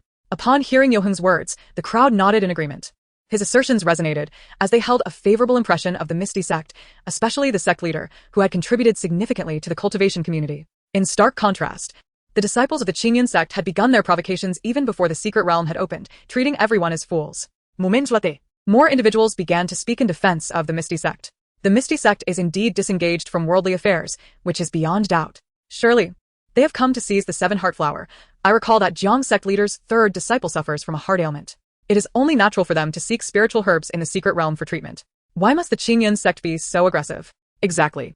Just because they are not embroiled in worldly matters does not mean they cannot vie for resources. Without resources, should we merely languish at home, drinking the northern winds? We, as 2nd and 3rd tier sects, also maintain a non-contentious stance. Should we not be allowed to contend for resources alongside the Qingyan sect? I was once attacked by a beast during my training, and it was Jiang sect leader who came to my rescue. Disciples trained under Jiang sect leader are undoubtedly of high caliber. The Misty sect has only 5 disciples, and they have all come. What a precious demonstration of camaraderie. Gu Pingsheng's 2 disciples were taken aback by the unexpected support for the Misty sect. Other disciples from the Qingyan sect were similarly astonished to find themselves the focus of collective ire. The leader of the Qingyan sect's delegation was one of the sect leader's most trusted disciples, named Chu He. He frowned and reprimanded softly. We are here to seize resources for our sect, not to stir trouble. You two would do well to keep your heads down. Unhappy with his disciples' provocations and equally displeased with Yoheng's earlier remarks, he recognized that the man was the eldest disciple of the Misty sect's leader. His 2 disciples were clearly targeting the Misty sect, while Yoheng had intentionally sullied their name, dragging others into the fray. Brother Chu, we do not seek to provoke. We merely wish to defend our master's honor. Gu Pingsheng's eldest disciple, Wen Huayan, retorted indignantly. Indeed, Brother Chu, our actions are solely to support our master, added Li Jinghong, the second disciple of Gu Pingsheng. What has transpired with Gu Fengzhu? Chu, he inquired, curious if the situation might indeed lie with the Misty Sect. He would no longer tolerate humiliation if the fault lay with them, as the Qingyan sect could not be so easily slandered. When Huayan replied, Brother Chu, you may not be aware, but Jiang sect leader has rejected our master due to his inferior cultivation and status. Li Zhenggong Kaimdin. Our master has been heartbroken for quite some time. As his disciples, how can we stand idly by while he is bullied? Such a matter exists? Chu, he was taken aback, astonished that Jiang sect leader could be so ungrateful. When Huayan nodded, it is absolutely true. Our master told us himself. Thank you, Brother Chu. With the support of Chu He, when Huayan and his companion felt emboldened, stepping forward to address the crowd confidently, do you believe Jiang sect leader remains the same as before? In truth, she has changed. Everyone knows that while our master and Jiang sect leader have yet to wed, their feelings for each other are well known. Marriage is inevitable. Yet, after Jiang sect leader's cultivation advanced, she looked down upon our master, severing all ties and declaring they would have no further dealings with each other. Let us seek justice here. Is not Jiang sect leader's conduct a betrayal of trust? Chapter 15. This is the evidence. Upon hearing this, the crowd was taken aback, their faces a mixture of shock and disbelief. These two disciples were indeed Gu Pingsheng's pupils. The relationship between Gu Pingsheng and Jiang sect leader was well known in the cultivation world. They had grown up together as childhood friends, their bond close. One was the peak leader of the Qingyan sect, and the other the leader of the Misty sect. Their high status and formidable capabilities had evoked envy in many. How could such a fine pair of lovers so easily part ways? Friend, might there be another side to this story? Jiang sect leader has surpassed Gu Fengzhu in cultivation for quite some time. Why would she wait until now to sever ties? Someone in the crowd voiced their inner doubts. Indeed, Jiang sect leader should not be of such character. When Huayan scoffed, dear friends, this is the folly of knowing a person's face but not their heart. Jiang sect leader has long played the role of the virtuous, fearing the scorn of the world. Even as her cultivation grew, she remained with our master. But now, having secured her position at the top of the cultivation rankings, she fears nothing. Who would dare speak against her? She had long held disdain for our master, eagerly wishing to sever ties with him. Our master spent several months crafting a pristine jade hairpin for the head of the Jiang sect, a top-tier magical artifact. Yet within mere days, it was shattered by Jiang. Li Jinghong, filled with righteous indignation, exclaimed, how could our master have treated her so well? Only for his sincerity to be thrown to the dogs. I feel it is a disservice to our master. Today, I must unveil the true nature of the mysterious sect, revealing the kind of people they truly are. Gu Pingsheng has always been regarded as a genteel figure, especially towards Jiang, to the point where he was almost beyond reproach, leading everyone to believe that Jiang had found an unparalleled companion. Jiang as appearance, grace, and cultivation were all exceptional. Thus, they unanimously believed that Gao would not voluntarily cut ties. Upon hearing this, the crowd began to rebuke the mysterious sect, standing up for Gao. Indeed, Jiang's actions seemed excessive. Gao had invested so much for her, and wasn't Jiang's behavior akin to burning bridges? It was shocking to realize that Jiang was such a heartless and ungrateful person. If that were the case, the earlier comments from those two friends were not unfounded. Jiang truly appeared to be a person of false sentiment. What kind of capable disciples could such a sect leader produce? The crowd engaged in a heated exchange, disparaging the mysterious sect without recalling their previous praises. Hearing these words, Yunlan furrowed her brow, her small face puffed with indignation, her tiny fists clenched tightly. What nonsense are those two spouting, distorting the truth? It is clearly Gu Pingsheng who wishes harm upon my master. If my master does not sever ties with him, does that mean she should continue associating with the treacherous villain? I despise myself for not growing up faster. Jiang Wanqing gently patted Yunlan's back, warmed by her apprentice's words, reaffirming her belief that she had not erred in her choice of whom to save. Jiang was familiar with Gao's character. He must have lied before his disciples, leading them to believe it was her fault. Do not be upset, my dear Yunlan. Your senior brothers will take action. Looking up at her master, Yunlan saw her calm demeanor, unwavering and steady, as if the disparagement directed at her was inconsequential. Such composure indicated either that her master was not directly involved or that she had a solution at the ready. Has my master already prepared for this? Yunlan turned abruptly to the mirror, her eyes wide with anticipation, fearful of missing any unfolding drama. Xianxia declared loudly, what nonsense are you spouting? My master is a person of great integrity. How dare you slander her? Xiang had long harbored misgivings towards those two disciples, and with the surrounding crowd believing their lies and speaking disrespectfully of his master, he could not remain passive. The disciples of the mysterious sect fell silent, allowing the atmosphere to settle. Mu Yan, equally incensed, retorted, exactly. We cannot simply accept everything they say as truth. How can you be so certain that they speak genuinely? Our master is the true victim here. Cheng Yu surveyed the crowd, his voice imbued with spiritual energy, resonating in the ears of every cultivator present. What is heard can be deceptive, and what is seen can be misleading. It is premature to draw conclusions at this juncture. All matters require evidence. Anyone can utter empty words. I asked the disciples of Qingyun Sect, do you possess any proof of our master's alleged betrayal? When Huayan, unperturbed, replied, this was told to us directly by our master. What further proof is needed? Our master's words are the best evidence. Qing Qian's expression was indifferent. Her tone icy. Is it an absolute truth simply because Gu Pingsheng said so? Let me tell you, Gu Pingsheng is lying. Can lies be considered evidence? In essence, aside from Gu Pingsheng's fabrications, you have no other evidence, correct? Ha. You lack proof, but we have it. Do you think you can defame our master? Dream on. As tensions escalated, the disciples of the mysterious sect claimed they possessed evidence. The crowd grew cautious, refraining from further comments, wary of being proven wrong. They would wait for the evidence to surface before speaking again. Seeing this, the disciples of Qingyun Sect began to feel uneasy. Could they truly produce evidence? Chu, he whispered. You two are speaking the truth, right? They resolved to trust their master, who would not lie. Observing the wavering expressions of those around him, Yoheng felt a flicker of confusion. His master had taught him to shoulder responsibility in times of peril and save the world. If these people encountered danger, did they deserve to be saved? Yoheng could not grasp it. He set aside this question for the moment. The urgent task was to reveal the truth and expose Gu Pingsheng's true nature. Before sending a message to Gao, his master had already informed them of the poisoning incident involving him. Upon hearing this, they all supported their master's decision to sever ties with Gao. Yoheng had seen the poisonous powder on the broken jade hairpin, which his master said could diminish a cultivator's power, and thus he sought the fragmented hairpin to refine a poison pill. Jiang Wanqing had grown disillusioned with Gu Pingsheng and no longer wished to see the jade hairpin. She handed it over to Yoheng. This jade hairpin was the evidence. Chapter 16. You are not qualified to speak to me, you speak utter nonsense. My master has not lied. When Huayan and Li Shihong, having been Gu Pingsheng's disciples for decades, firmly believed in their master. This matter had been conveyed to them directly by their master. There could be no falsehood. When Huayan stepped forward, chest out, confidently challenging, if you have the capability, present your evidence. I am eager to see what you can produce. Yoheng smirked slightly, casting a disdainful glance in their direction. You are not qualified to speak with me. Chu He, can you truly represent Qingyun Sect? Chu He was momentarily taken aback, unprepared for the sudden attention. Brother Chu, you just said you would support us. Li Shihong murmured, turning towards him. Chu He stood tall, embodying righteousness as he addressed the disciples of Qingyun Sect. I am a direct disciple of the sect leader of Qingyun Sect and the leader of this expedition to the Deer Mountain Secret Realm.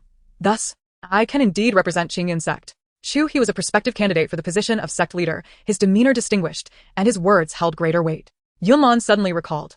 This Chu He is quite commendable. Later, when Qingyun Sect falls under Gu Pingsheng's control, he will leave with a faction of disciples due to his disapproval of Gao's actions, displaying true integrity. This is good. Qingyun Sect is, after all, one of the 4 major sects in the realm of cultivation. If they refuse to acknowledge the truth after it is revealed, they will lose face. Yoheng bestowed praise upon them to prevent any subsequent denial. Chu He's eyes glimmered with defiance as he retorted, You worry too much. Our Qingyun Sect is a reputable and righteous sect, conducting ourselves with honor. We would never stoop to such shameless acts. Yoheng, should you dare to slander Qingyun Sect, we will not let you go easily. Yoheng dismissed Chu He's words entirely, for they would not have the opportunity to act. Seeing Yoheng's disdainful expression, Chu He felt as though he were striking cotton with his fist, powerless. Under the gaze of the crowd, Yoheng raised his hand, and several fragmented pieces of the jade hairpin, along with some debris, appeared in the air, enveloped in a layer of transparent spiritual energy. This was indeed the jade hairpin that Gu Pingsheng had gifted to my master. My master has definitively severed ties with Gu Pingsheng, and they shall no longer have any dealings with one another.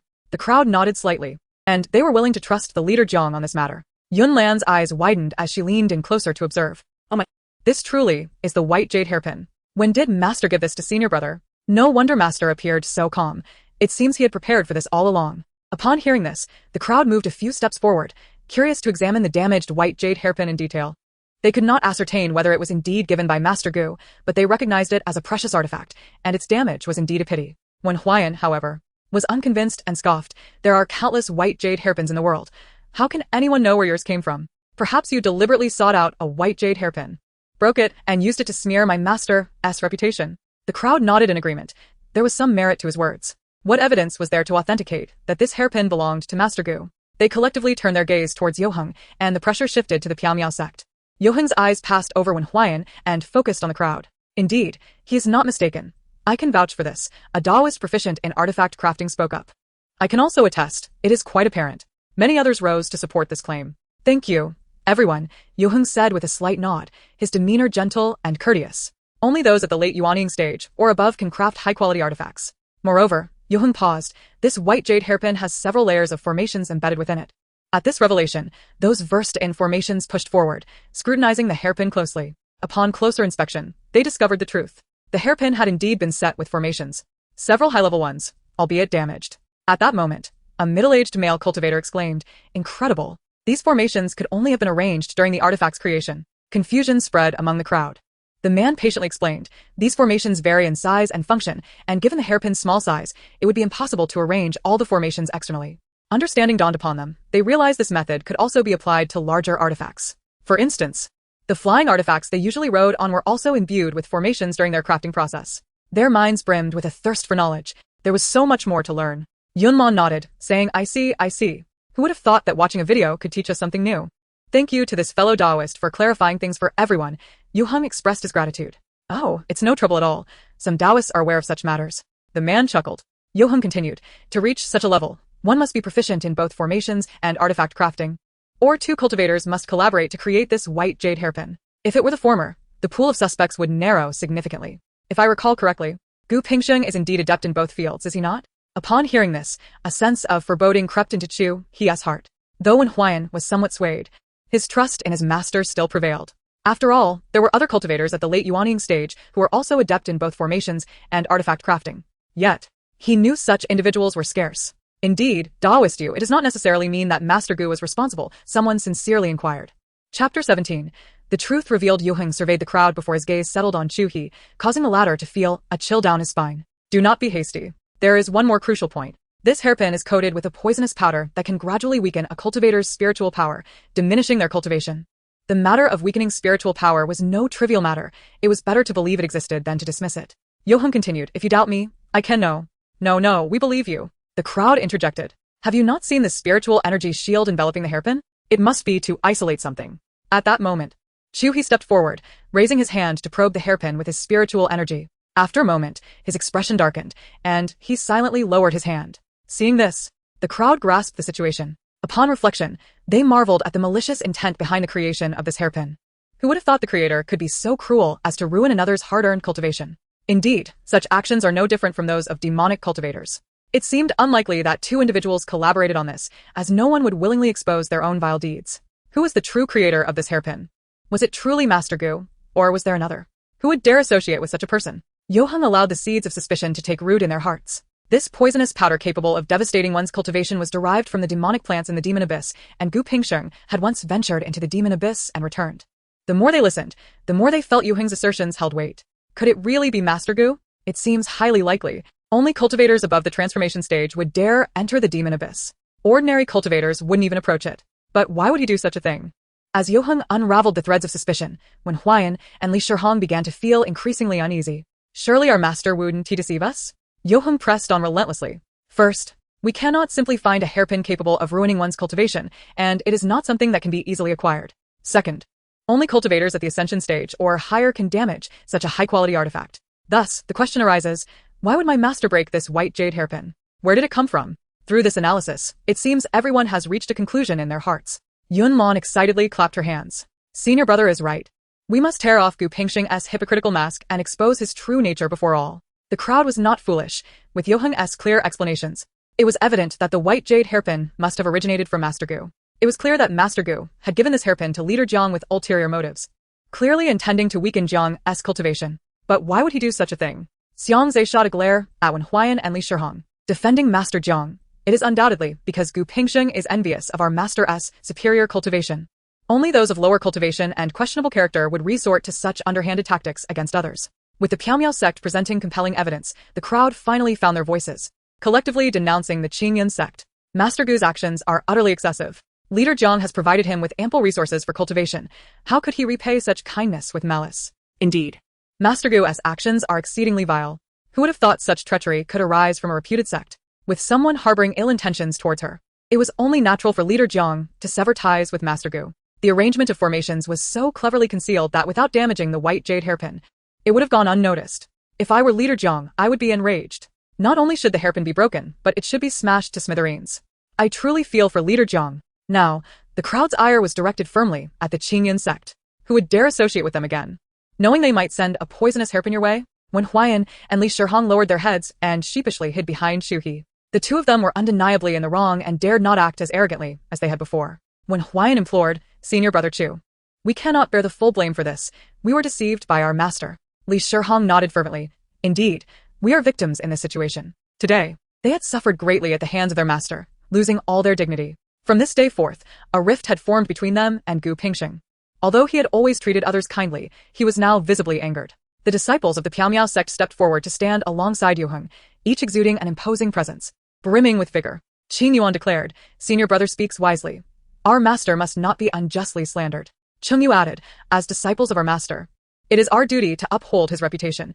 You must provide an explanation." Mu Yan interjected, "You believed Gu Pingsheng's lies, and even insulted our master. Do you think the Piao sect is easy to bully?" Xianxia proclaimed, "We are not without spirit. Anyone who dares to bully our master is challenging the entire Piao sect." Yunlan felt her blood boil with passion. Had circumstances permitted, she would have stood up in defiance. Our senior brothers and sisters are simply magnificent. Whoa. It is evident that our senior brothers and sisters genuinely respect our master. This profound master-disciple bond is truly touching. Alas, Wen Huayan and Li Shihong are not bad either, but they have unfortunately aligned with the wrong master. Jiang Wanqing, witnessing her disciple's defense, felt tears glistening in her eyes. Deeply moved, she had always believed she was the protector of her disciples, only to realize in this moment that she too was being shielded by them. Having these few disciples in her life was more than enough for her. Today, Chu He had been betrayed by his fellow disciples, feeling a mix of anger and resignation. This incident is indeed a misstep on the part of our Qingyan sect. I apologize on their behalf to all members of the Piao sect. Yoheng was not entirely satisfied. He pointed at Wen Huayan and Li Shihong, who were standing behind Chu He. "I want them to apologize to my master." Qin Yuan crossed her arms, stating, "They were so arrogant earlier. Why are they silent now? Come forward and apologize." Chu He, feeling helpless, knew they were at fault and had to let Wen Huayan and Li Shihong step forward to offer their apologies. In front of everyone, the two lowered their heads and muttered, "We apologize. We spoke out of turn earlier, and we sincerely apologize to Sect Master Jiang." At that moment, a voice rang out from the crowd. "Is that all? What about Master Gu over there?" Chapter 18. Entering the Deer Mountain secret realm. Chu He's tone was sincere, his demeanor gentle, leaving no room for criticism. Yunlan rubbed her hands together. Indeed, sincerity is the greatest weapon. If Chu He continues like this, our senior brothers will have difficulty pursuing the matter further. Yoheng also realized this.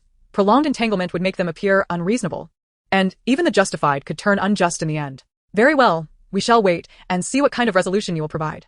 This matter is witnessed by all present. Do not let us down." For the sake of their master, Yoheng was unafraid to rally everyone to exert pressure on Qingyan sect. Chu He thought to himself, "Here he goes again." "Rest assured," he said, before leading his junior disciples aside. With the main characters having departed, the surrounding crowd dispersed as well. After all, this was merely a matter between Qingyan sect and Piao sect, and they were merely spectators.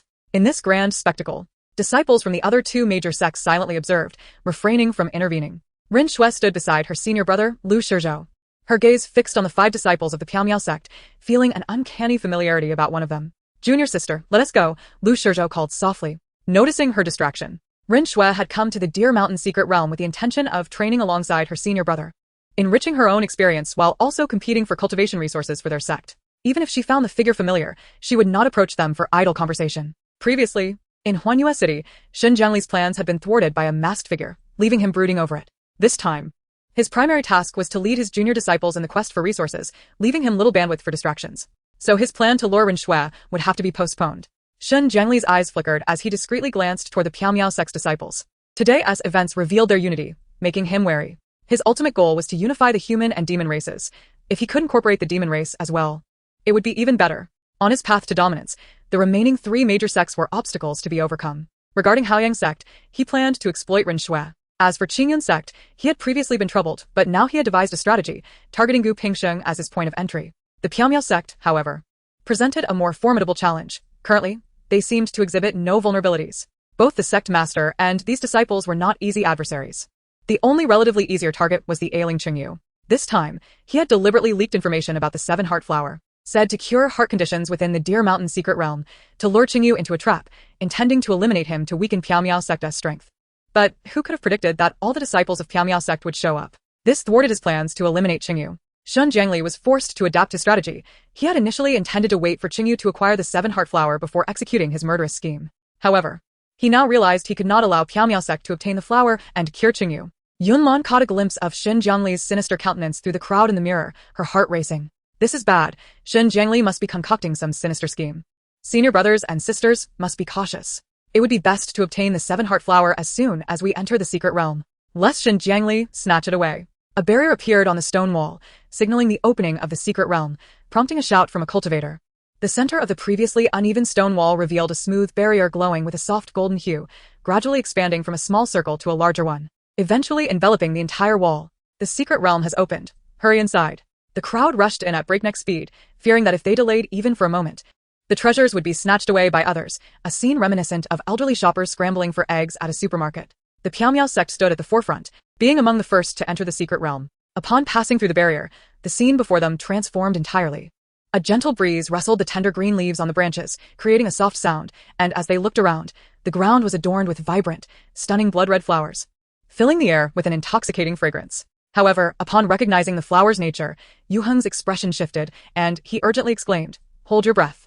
The scent of these flowers is toxic." He waved his hand, and a brown pill appeared before each person. "Consume this pill." Without hesitation, they swallowed the pills. Seeing this, Yu Heng finally felt relieved and explained, "This flower is known as the bewitching fragrance flower, capable of intoxicating all beings that enter this place, including humans and beasts. The higher the grade of the flower, the stronger its offensive ability. It can incapacitate an enemy in an instant, and the duration of unconsciousness is prolonged.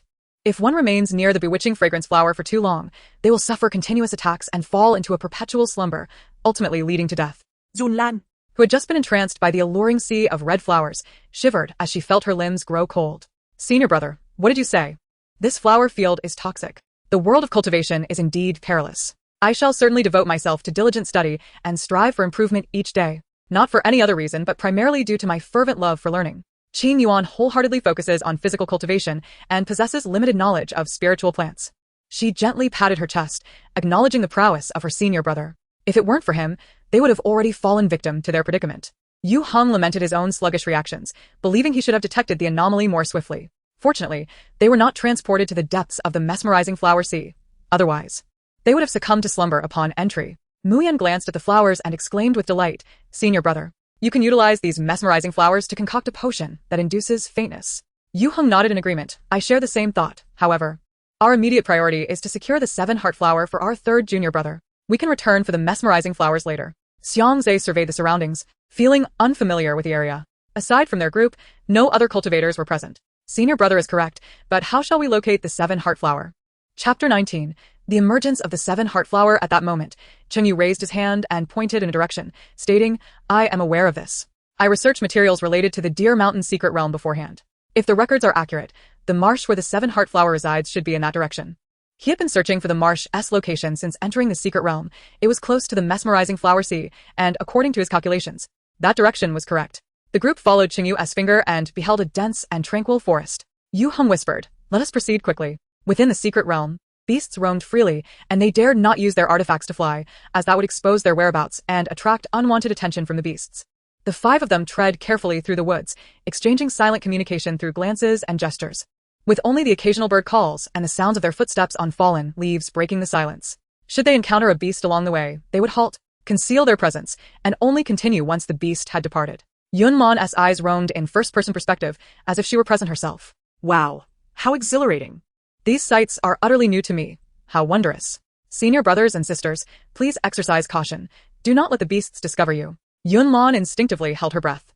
Before long, she began to yawn. "I can't endure this any longer. I must sleep for a while before continuing to observe." They ambled along, stopping intermittently. And after an indeterminate time, they finally emerged from the forest into the marshland.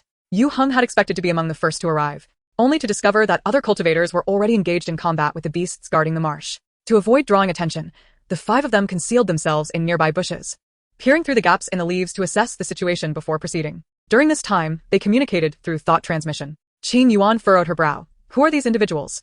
Do any of you recognize them?" Yu Heng subtly shook his head. At the marsh's perimeter, 5 skilled loose cultivators were coordinating their efforts to besiege a 5th-tier late-stage marsh crocodile, a formidable beast within this area, which other beasts dared not approach. Looking deeper into the marsh, they spotted a petite blue flower with 7 petals, still not fully bloomed. Qingyu's eyes lit up. That was indeed the 7-heart flower. Mu Yan also spotted the flower and suggested, "Shall we take advantage of their fierce battle and stealthily collect the 7-heart flower from behind?" Chengyu shook his head. "That is unfeasible. The marsh is teeming with beasts. Attempting to sneakily collect the 7-heart flower would be almost impossible. Those beasts may be waiting for both sides to weaken before seizing the flower. Yu Heng concurred. What the third junior brother says is correct. Although the beasts in other areas are of lower rank, their numbers are overwhelming and could easily attract the attention of the marsh crocodile and those cultivators, thus alerting them. Very well then, let us contemplate alternative strategies, Mu Yan nodded. Cheng Yu pondered for a moment, suggesting, let us advance through this entrance. The only obstacles here are those loose cultivators and the marsh crocodile. If we can contain them, we can retrieve the 7-heart flower. Qing Yuan agreed. We have no other choice. Third junior brother, rest assured, I will assist you in obtaining the 7-heart flower. Wait. Xianxia's gaze remained fixed on the group. After a moment, he suddenly raised his hand. These individuals are not mere loose cultivators. I don't believe they are. Their demeanor suggests otherwise, Qing Yuan concurred. Xianxia continued, while they are not clad in uniform sect attire, their movements are too synchronized to be the work of loose cultivators. Most importantly, I have seen one of them before. The others questioned, you have seen him? Xianxia nodded slightly, pointing to the individual standing at the forefront. Look closely. That man is Shun Jiangli, the chief disciple of the Tianmen sect. They had heard of Shun Jiangli, but had not yet encountered him. Before entering the secret realm, they had been too preoccupied with disputes involving the Qingyan sect to familiarize themselves with members of other sections. They arrived at the marsh before us, evidently intent on the 7-heart flower, and had made prior preparations. The Tianmen sect members deliberately changed out of their disciple robes to conceal their identities. Yet why would they hide? If they intend to seize it, they should do so openly. Do they harbor ulterior motives? To alert his senior brothers and sisters, Xianxia had to guide them step by step. The group murmured.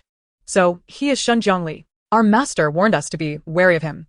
Third senior brother, quickly look over there. Mu Yan observed her surroundings and suddenly spotted several spirit stones lying on the ground not far from her. Though partially obscured by leaves, she could see them from her angle.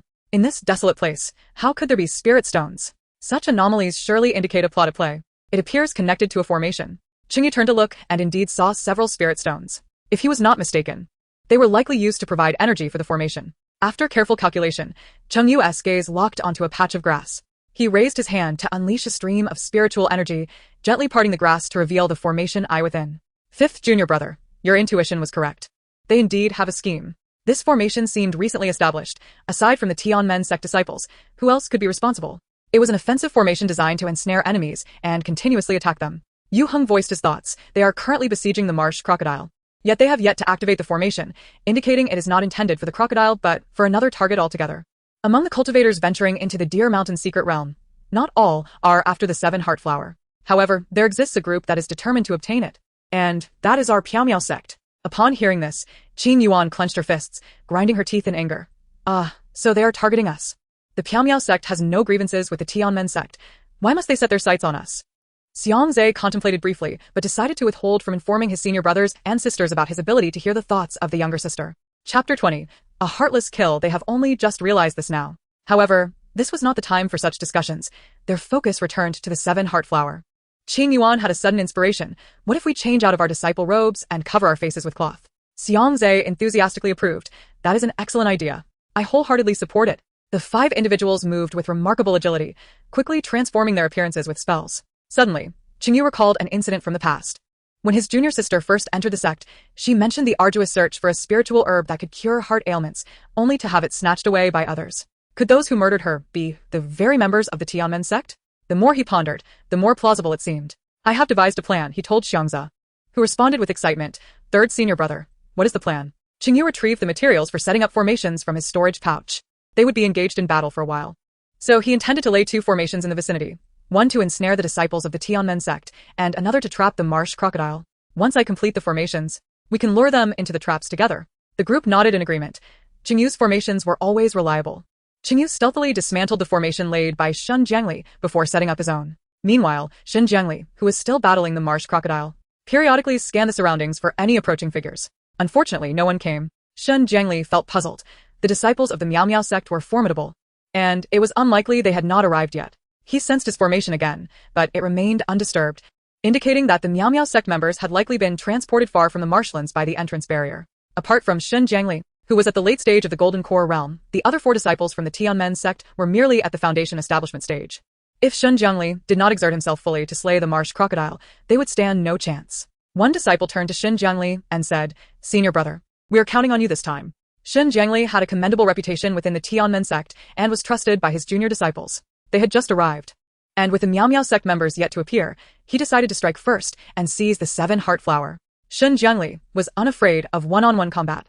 Yet his junior disciples were no match for the other Miao Miao sect members. If they truly encountered them, victory would be elusive. In the next moment, he began to amplify his magical attacks. Addressing a nearby junior disciple, he commanded, "I will hold off the marsh crocodile. You go and retrieve the 7-heart flower." Mu Yen, witnessing this, exclaimed anxiously, "Senior brother, they are about to pick the 7-heart flower. Should we continue waiting for third senior brother to finish setting up the formation, or should we intervene now?" She clutched a handful of talismans, poised for action. Yohun glanced at Qingyu, who was nearing completion, and calmly replied, "Do not rush. Let's wait a moment longer. We only need to strike just before they obtain the 7-heart flower." Mu Yen grinned cunningly.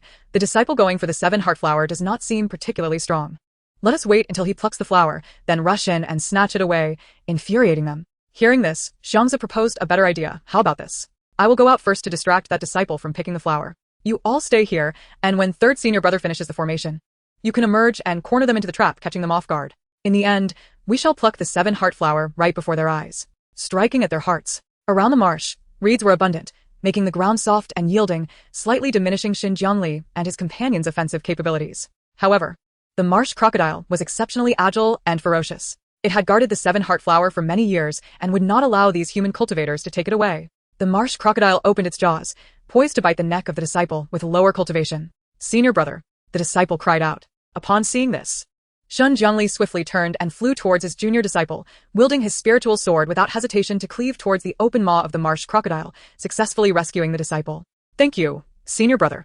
The others sighed in relief, feeling secure in the presence of their senior brother during this trial. "Do not relent. Continue the assault." Xin Jiangli understood that to secure his position as the leader of the Tianmen sect, he must establish a commendable image before his peers, ensuring their obedience in the future. The other disciples responded with confidence, "Yes." At that moment, xianxia had quietly nestled himself in another thicket. With Xin Jiangli and the others occupied with the marsh crocodile, the remaining disciple easily approached the location of the 7-heart flower. Securing this flower would grant him great merit. Just imagining it brought a broad smile to his face. In that instant, a spiritual sword shot out from the shadows, hurtling towards him. "Haha, this is too funny." A figure darted past the others and landed beside the 7-heart flower, gripping the sword with flair before bursting into laughter. "Ouch, my backside hurts." He endured the pain and soared once more toward the flower's location, determined not to disappoint his senior brother. Xin Jiangli's gaze swiftly locked onto xianxia. "This person seems somewhat familiar," he mused, recognizing the voice. Before he could recall who it was, a cry of distress resounded. The disciple clutched his backside, apologizing, "Senior brother. I am sorry. I was too useless." Afterward, he quietly took a low-grade healing pill, unable to bear the pain. Xin Jiangli could only facepalm and sigh. He found himself unable to leave. If he did, his junior disciples would be swiftly killed by the marsh crocodile. Moreover, a masked individual had appeared again. Why was it that every time someone came to thwart his plans? Chapter 21. The acquisition of the 7-heart flower. Last time, it was a masked man, and now it was another. Wait, a masked man? Suddenly, it clicked. Xin Jiangli squinted, a glint of murderous intent flashing in his eyes as he grew vigilant. Previously, this masked individual had come with accomplices, and those accomplices were formidable. Now, this damned masked figure boldly reappeared. If he believed there were no allies of that person nearby, he would not be convinced even at the cost of his life. This is bad. Had his formation been compromised? Xin Jiangli attempted to channel his spiritual energy into the formation, but it remained unresponsive. Just as he suspected. Damn it. Retreat. Xin Jiangli swiftly made the decision to temporarily abandon the quest for the 7-heart flower. Continuing this way would only allow those hiding nearby to take advantage.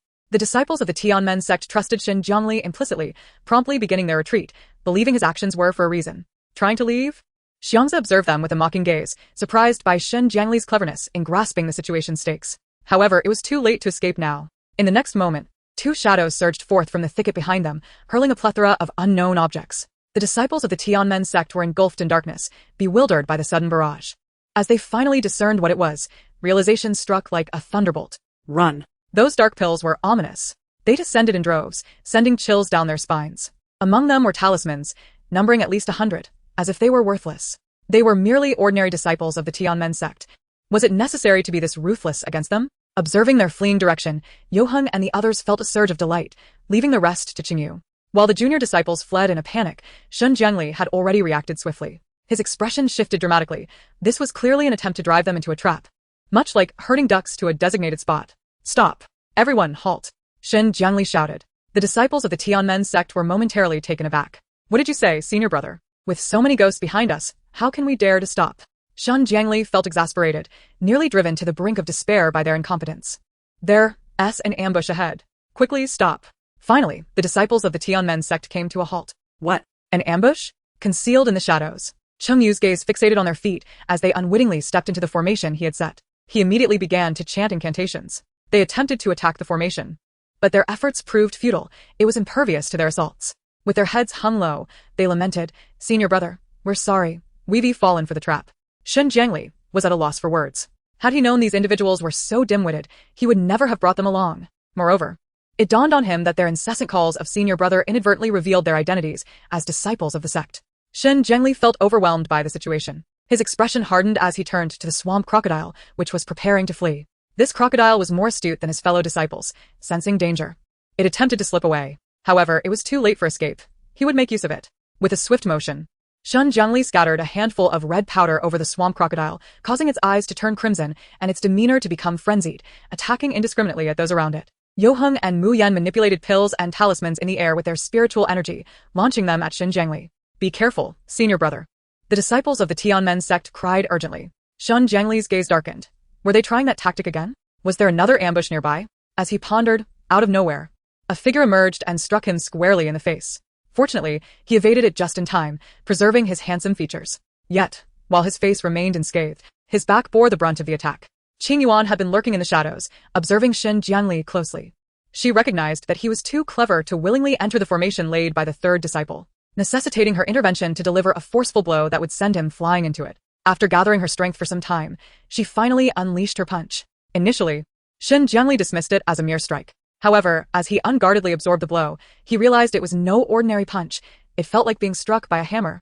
How could it possess such force? He distinctly heard the sound of bones cracking. Stumbling from the impact, Shen Jiangli was propelled into Cheng Yu's formation. Qing Yuan beamed with satisfaction, leaping up and delivering a swift kick to the rampaging swamp crocodile, sending it into the formation as well. She performed a graceful spin in midair before landing perfectly. Cheng Yu seized the opportunity, activating the formation and ensnaring both Shen Jiangli and the swamp crocodile within it. Realizing it was trapped and unable to escape, the swamp crocodile grew even more irate and lunged at Shen Jiangli's neck. Shen Jiangli swallowed a healing pill, enduring the excruciating pain as he battled the crocodile. With both the Tianmen sect disciples and the swamp crocodile ensnared, they posed no further threat. "Ha ha ha, splendidly done." xianxia applauded, drawing the attention of everyone around. Come, look over here. Wow, how beautifully these flowers bloom. What are they called?" "Oh, "I believe they are the 7 heart flowers, the high-tier healing spirit plants." xianxia rambled, while the disciples of the Tianmen sect seethed with frustration. How can this person be so insufferable? After toiling for so long against the swamp crocodile, they had nothing to show for it. Yoheng chuckled softly, shaking his head gently, his eyes filled with fondness for the 5th disciple. Ultimately, the disciples of the Tianmen sect could only watch helplessly as their precious 7 heart flowers were taken away, leaving in a stylish manner. Chapter 22. The obvious package. Not long after Yoheng and the others left the swamp, they were startled by the piercing, anguished cries of the swamp crocodile behind them, causing birds to scatter. Mu Yan trembled in fright. Qing Yuan approached, gently wrapping her arm around Mu Yan's shoulder, reassuring her, "Don't be afraid, second sister is here." Mu Yan smiled and nodded. Cheng Yu deduced from the sound that the swamp crocodile had likely perished. Mu Yan expressed her relief. "I didn't expect Shen Jiangli to be so formidable, dispatching the frenzied swamp crocodile in such a short time. He truly lives up to being the chief disciple of the Tianmen sect. If we hadn't ambushed him from behind, we might not have secured the 7 heart flowers." Yoheng remarked. Once the swamp crocodile went berserk, its combat prowess surged. Shen Jiangli was already injured. He had to eliminate it swiftly to survive.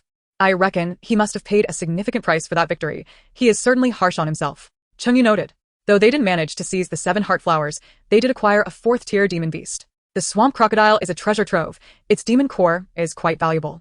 "That's a brilliant line of thought, 5th brother. Well done." Mu Yan praised, patting xianxia on the shoulder. While his strength may not match Shen Jiangli's, surely he could employ some cunning?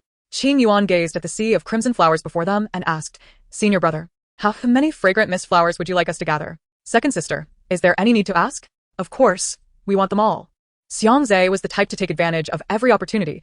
If something was valuable, the more, the merrier. Yoheng pondered for a moment before raising his hand to conjure 10 fragrant mist flowers at his feet, stating, "We don't need to take them all. Let's leave these 10 behind, and the rest can be taken." The group exchanged glances, bewildered. What difference does that make? It's essentially the same as taking all the fragrant mist flowers. They resigned themselves, thinking, well, whatever senior brother says goes, as long as he's happy. Yoheng continued. With these 10 fragrant mist flowers, years from now, this area will once again be abundant with them, providing resources for future cultivators. The group nodded in understanding. After their efforts, the expanse of the crimson flower field gradually diminished until it vanished completely. With their storage bags filled to the brim, the group was elated. Xianxia exclaimed, "Our haul from this secret realm expedition has been quite substantial. Senior brother, where to next?" Yohum replied, "We've secured the most crucial 7 heart flowers. The remaining time can be spent as a regular training exercise. We'll wander about collecting whatever we encounter." With their primary objective accomplished, Yohung felt a weight lift from his shoulders. Yunlan, still drowsy, half opened her eyes, clearly not fully awake yet. Her concern for her senior brother and the others compelled her to rise and check on their progress. As she turned to glance into the mirror, she overheard the critical words from her senior brother. "What? They've already obtained the 7 heart flowers. That's wonderful. I can finally sleep soundly now." The burden that had weighed on her heart was lifted, and she promptly closed her eyes, slipping back into a deep slumber. Jiang Wanqing, standing by the window gazing at the night sky, understood her little disciple had awakened upon hearing her thoughts. However, the moment she turned around, she found her disciple had already fallen asleep again. Since Yunlan knew the outcome, it was best to let her rest peacefully. When Yunlan next awoke, it was already midday the following day. She looked around, noticing her master was absent, and the bronze mirror was nowhere to be found. No matter, she reassured herself. She already knew the outcome, and not seeing it was of no consequence. In the time that followed, Yunlan spent most of her moments in slumber, acutely aware of the remarkable improvement in her physical condition. Her master frequently visited her, and in Yunlan's heart, her master was akin to a maternal figure. Once a teacher, forever a mother. One day, after a month had passed, Yunlan felt herself gently cradled and swayed by someone. Upon opening her eyes, she was met with the exquisite visage of her master. "Oh my, no matter how many times I see it, I am always mesmerized by my master's divine beauty," she thought. "If only I had such a beautiful mother." Jiang Wanqing paused slightly upon hearing this, then smiled warmly, leaning down to bestow a gentle kiss upon her cheek. "Do not fear, my dear. Your master will always be here for you." With a sweet kiss from her master, Yunlan's eyes sparkled with joy. "Hee, my master kissed me. How delightful. I adore my master." At that moment, a sudden commotion of footsteps echoed from outside the door. Yunlan turned her head and realized that they were currently in the grand hall of the sect. Her eyes brightened. 5 figures entered the hall, greeting her master before eagerly crowding around to catch a glimpse of their adorable junior sister. The cherubic child lay obediently in her master's embrace, her large, dark eyes glimmering with life, and her radiant smile more enchanting than the first light of dawn. Dressed in a pink dress, she resembled a fairy blossom amidst a peach grove, silent and charming, evoking affection from all. Qingyuan was utterly captivated, her heart melting at the sight. The little junior sister is so beautiful. Just look at those long, dark eyelashes. When she grows up, she will be utterly breathtaking. Of course. Just look at who her master is. Xianxia replied with pride. The others chimed in. No need to argue with fools. Yunlan was amused by the charmingly silly demeanor of her 5th senior brother. "Ha, you are too funny, 5th senior brother. I declare you are Sect's designated jester." The group responded with confusion. "What is a jester?" "2nd senior sister. You are also quite beautiful, an absolute stunner." Qingyuan beamed, her spirits lifted by the praise. "Rest assured, little sister, if anyone dares to bully you, I will be the first to stand against it." Chapter 23. Can you hear Yunlan's thoughts? Yes. We will not allow anyone to bully our little sister. Xianxia proudly presented a small wooden sword, crafted from thunderwood for children. "Little sister, this is a gift from your 5th senior brother. Take it, do not hesitate to accept it. When you grow up, I will teach you swordsmanship. My skills are exceptional." Yunlan desired to wield the wooden sword, but her tiny hands could not grasp it. "Thank you, 5th senior brother. But perhaps I should wait until I am a bit older to take the sword." Mu Yan pushed aside Xianxia to claim the best position and smiled brightly at the little sister. "Little sister, I have prepared something special for you as well." She presented a bulging storage bag, placing it in Yunlan's arms. "Inside are all the talismans I have drawn for you. Use them wisely. If anyone dares to provoke you, throw a talisman at them. And when you grow up, I can teach you how to draw talismans." "Thank you, 4th senior sister." "Moi." With her gifts, Yunlan beamed with delight. "Ha ha ha, I am now a little rich girl." Yunlan pondered for a moment. "Oh, I just remembered. 4th senior sister encountered that scoundrel after the Sect's competition. What was his name again? I need to think about it some more." "Mu Yan." "The Sect competition? Which scoundrel?" "You must remember." Upon hearing their little sister's thoughts, their hearts skipped a beat, realizing the significance of this matter. "Little sister, you are still too young to harness spiritual power. Once you begin your training, you can use these formations. It's all right, 3rd senior brother. Master has given me spirit-nurturing pills. I will be able to start my training soon. It is not a problem at all." "What?" Master gave the little sister spirit-nurturing pills? Jiang Wanqing, perceptive as ever, immediately caught onto their little exchange. Could it be that they also? Yunlan remained oblivious, lost in her gifts.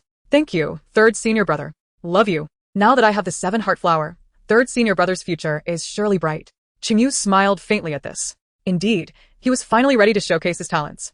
He contemplated that fourth senior sister and fifth junior brother would be teaching the little sister, so he would join in as well. If you wish to learn formations, I can teach you. Xianxia interjected. Of course, she should learn. Our little sister is so clever. She can master anything. Yunlan expressed her gratitude. Thank you so much. Fifth senior brother. She calculated, now only first senior brother, second senior sister, fourth senior sister, and fifth senior brother remain. I will do my best. It's my turn now. Qing Yuan cheerfully presented an array of adorable trinkets, a belt ornament made from fox fur, a pearl bracelet, exquisite hairpins. Our little sister is so beautiful. She must be adorned splendidly. Yunlan fondled the fluffy fox fur, enchanted. Wow, these are so lovely. I love them. Thank you, second senior sister. I still haven't recalled that scoundrel from the Sect competition. But don't worry, I will do my utmost to remember. Never fear, little sister. I have locked my heart away. I will not be deceived. In the future, I shall teach you body refinement techniques, as I know many suitable places for it. We will go together. Yunlan thought, the inevitable has arrived.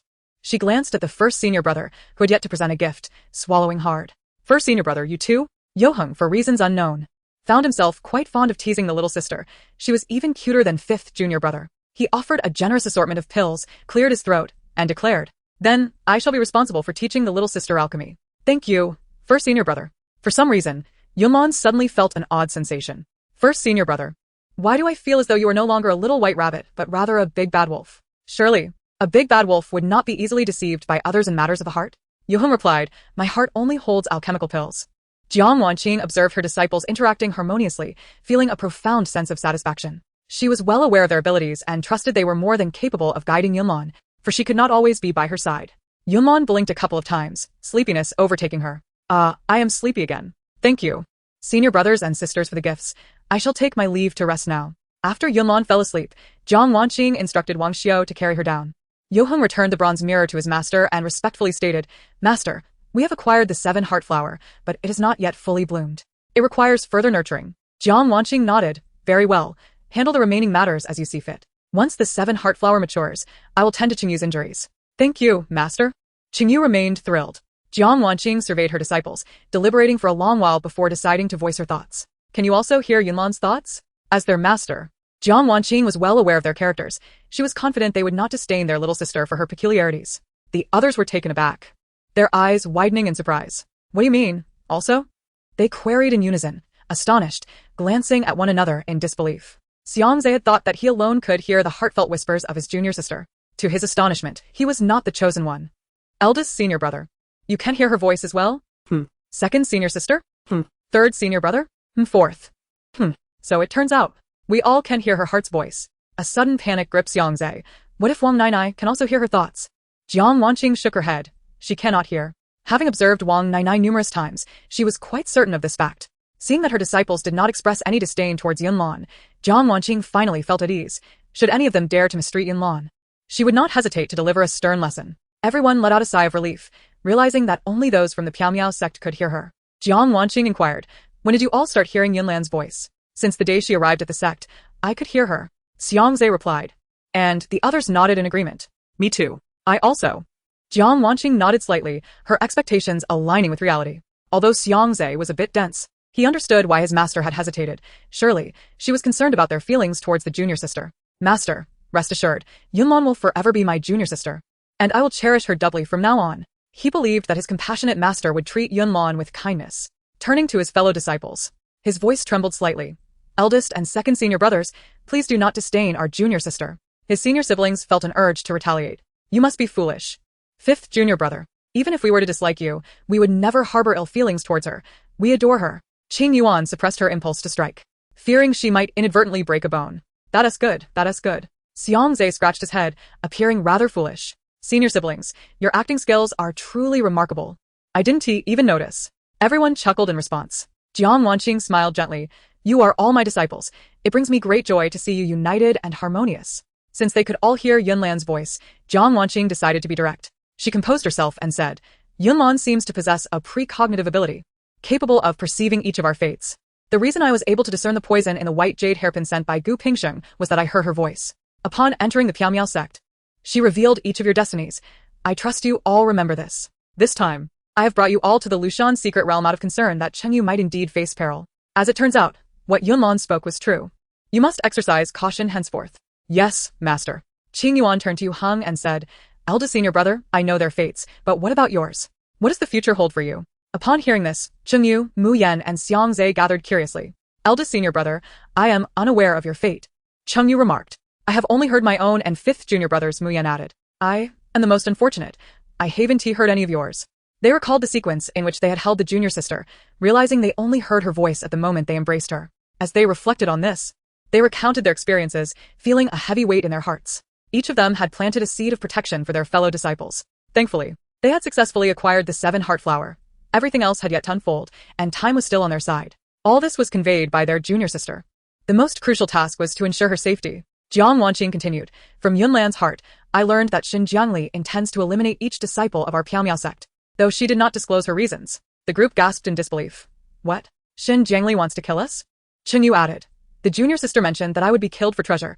Could Xin Jiangli be the one to end my life in the secret realm?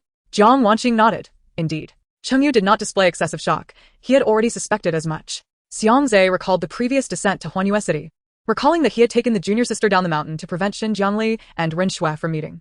The junior sister had warned that if they came together, they would conspire against the Piaomiao sect. To his astonishment, it seemed Xin Jiangli intended to eradicate them. Fifth junior brother, is Ren Shui from the Haoyang sect? Mu Yan inquired. Could it be that the Haoyang sect bears animosity towards us? Mu Yan was utterly perplexed. They had no grievances against one another. Xiang Zhe explained, the Haoyang sect likely does not target us. From what I observed, Xin Jiangli was the one pursuing Ren Shui, who did not recognize him. He struck a triumphant pose, saying, I successfully completed my mission of preventing their meeting. How impressive am I? He winked, his face brimming with pride. Mu Yan flattered him.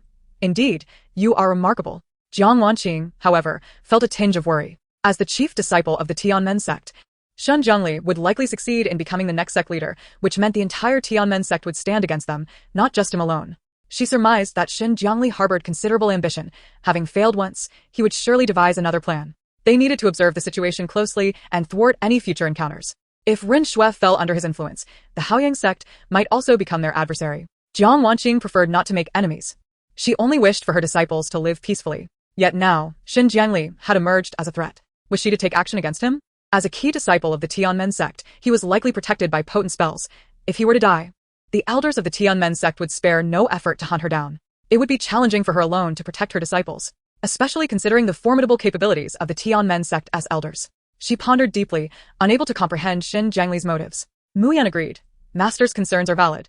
We must pay close attention to the movements of the Tianmen sect from now on. For the sake of survival, we have no choice. How absurd. He is a member of the demonic clan. He wouldn't want to take the blame for anything. He isn't foolish. Demonic clan. Jiang Wanqing murmured softly. Could Xin Jiangli be connected to them? He sought to ally with the Haoyang sect while plotting against the Piaomiao sect. It seemed he would likely target the Qingyan sect as well. She felt she was nearing the truth. However, she lacked a crucial element to piece the information together. Spend more time with Yunlan. She must possess considerable knowledge. Jiang Wanqing cautioned. Do not let her know that we can hear her thoughts, lest she becomes hesitant in expressing herself.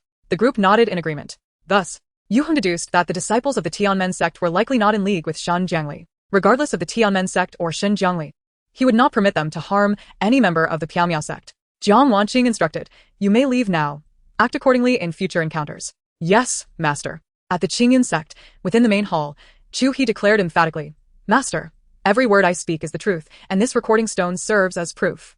In the next moment, Gu Pingsheng felt an overwhelming pressure descending upon him, forcefully pinning his shoulders down. Immediately, a voice filled with fury resonated throughout the great hall.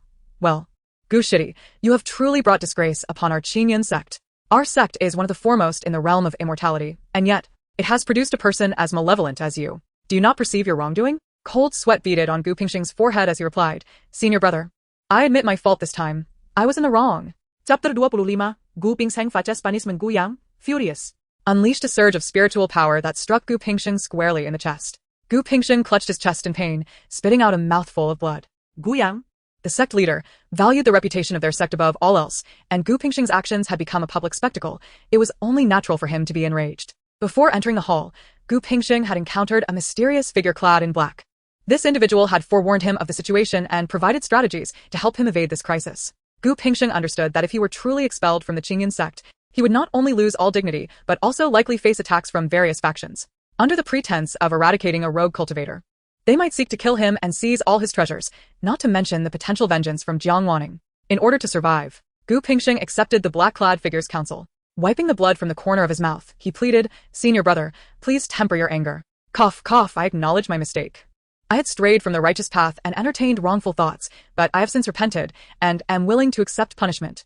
Not only will I endure the harshest discipline of the sect, but I shall also contribute over half of my resources, freely donating 2/3 to the sect. I will take the remaining third to the Miaoling sect to seek forgiveness from sect leader Jiang." Gu Yang was genuinely astonished. Could it be that Gu Pingsheng, known for his frugality, was capable of such generosity? He continued to probe, and what if sect leader Jiang does not forgive you? Every person, except for the sages, is prone to error. What matters is the ability to recognize and amend one's faults. I, Gu Pingsheng, will henceforth conduct myself with integrity and never again entertain wrongful thoughts. This act will not only preserve the dignity of the Qingyan sect, but will also earn a claim in the realm of immortality. Gu Yang had to admit that he was indeed tempted. Firstly, Gu Pingsheng's willingness to accept the severest punishment would silence gossip throughout the realm and showcase the Qingyan sect's strict adherence to rules and clear consequences. Secondly, Gu Pingsheng genuinely seemed to have recognized his error. His character had always been commendable. Perhaps he had truly acted impulsively, and given his substantial cultivation level, losing him would diminish the sect's strength. The combination of these factors was sufficient to demonstrate his sincerity for reform. However, Gu Yang remained cautious, secretly wary of any future mischief from Gu Pingsheng. The ire in his heart had lessened considerably. Gu Shitty, have you truly made up your mind to accept the most severe punishment of our sect? The harshest punishment involved enduring 99 lightning whips. Historically, only one person had survived this punishment, and that individual had perished in the process. Gu Yang was concerned about whether Gu Pingsheng could withstand it. Upon hearing this, Gu Pingsheng felt a flicker of joy. His senior brother seemed to be reconsidering the matter. He touched the storage ring on his hand, which contained a black pill given to him by the mysterious figure. The figure had claimed that consuming the pill would render him impervious to pain during the punishment and would also refine his meridians, enhancing his cultivation level. Such a pill capable of withstanding the lightning whip was certainly a rare treasure, not something one could easily obtain. How could he refuse such an opportunity? Yet, the black-clad figure had imposed one condition. Gu Pingsheng must obey him from that point forward, to which Gu Pingsheng had agreed. "Senior brother, I have made my decision. I am willing to accept the punishment of 99 lightning whips." A flicker of mischief danced in his eyes as he subtly smiled. Who said that agreeing meant he could not retract his words? Once he ascended to the position of sect leader, he need not heed the commands of anyone. Unbeknownst to Gu Yang about the pill, he regarded Gu Pingsheng as a true hero, his admiration for him swelling. "Very well, this is your own request. Our Qingyan sect will be able to provide the realm of immortality with a satisfactory resolution." He had initially expected Gu Fengzhu to employ some trickery. Yet here he was, taking his punishment without any deceit. Watching Gu Pingsheng stride towards the punishment hall alone, when Huayan and Li Shihong were filled with mixed emotions. After all, Gu Pingsheng was their master, and despite any frustrations, they could never truly harbor hatred against him. Now that their master was heading to endure the punishment of 99 lightning whips, they found themselves worrying silently, praying, "Master, please do not come to harm." Though Gu Pingsheng would not feel the pain, he still had to put on a convincing performance. His face contorted in agony as his heart-wrenching cries reverberated through the skies, heard by all disciples of the Qingyan sect, as well as by those in surrounding sects and towns. The display of suffering was so realistic that it could have won an award for best acting. The disciples of the Qingyan sect began to chatter among themselves. Did that deafening cry truly come from Gu Fengzhu? It's absolutely true. I saw him walk into the punishment hall. My heavens! Do you think Gu Fengzhu could die in there? That is difficult to ascertain. Other cultivators gathered outside the Qingyan sect to witness the spectacle.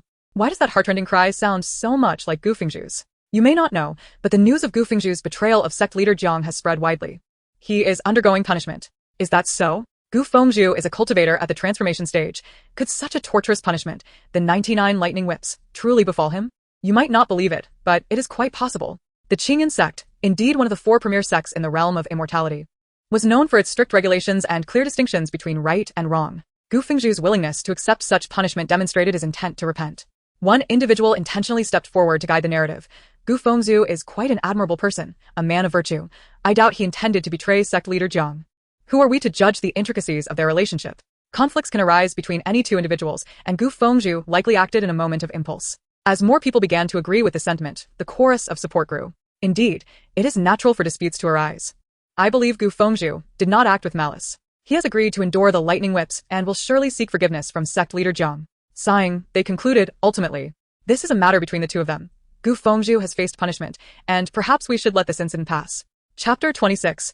An alliance formed in advance? It has been over 2 months since Gu Pingsheng faced punishment.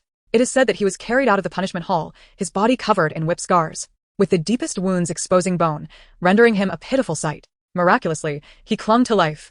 barely breathing. This event left the entire realm of immortality in shock, causing many to regard Gu Pingsheng with newfound respect. People believed he had spent the last 2 months recuperating within the sect, but in truth, he had been secretly enhancing his cultivation, preparing for a breakthrough to the mid-transformation stage in no time. Yunlan was taken aback upon hearing this news, only to shake her head vigorously. Impossible. This cannot be. How could Gu Pingsheng willingly accept punishment? It is utterly absurd. Having aided her master in escaping the original narrative, she had inadvertently set off a butterfly effect. The punishment Gu Pingsheng faced had no counterpart in the original story, though Yunlan was unaware of the truth. She sensed something sinister at play, likely connected to Xin Jiangli. This is terrible. Xin Jiangli and Gu Pingsheng have probably formed an alliance by now. In the original narrative, the two characters only began to collaborate later on. However, after a series of events, their meeting has been expedited. Is there a means to disrupt their partnership? Yunlan scratched her head, feeling an itch, pondering whether she was about to become more intelligent. Are you feeling itchy? Come, let your wet nurse scratch it for you. Wang Xiao, noticing her discomfort, approached affectionately to relieve her itch. She gazed down at Yunlan, her eyes reflecting a hint of sorrow. My dear child, I shall descend the mountain tomorrow, and we may never cross paths again. Yunlan was taken aback. Has half a year passed so swiftly? She smiled warmly at her wet nurse. Do not be sad, I promise to visit you if the opportunity arises. Yet, even if we do not meet again, it is certain you will become a person of great destiny. I am merely an ordinary low-tier loose cultivator. We are from different worlds. Wang Xiao gently embraced Yunlan, genuinely fond of the child. Yunlan grasped the hand that patted her chest with her chubby little hands, her bright eyes fixed on her wet nurse. Everyone possesses their own value. As long as we strive to shine brightly, that is sufficient. Look, I am currently basking in the warmth you have provided. Alas.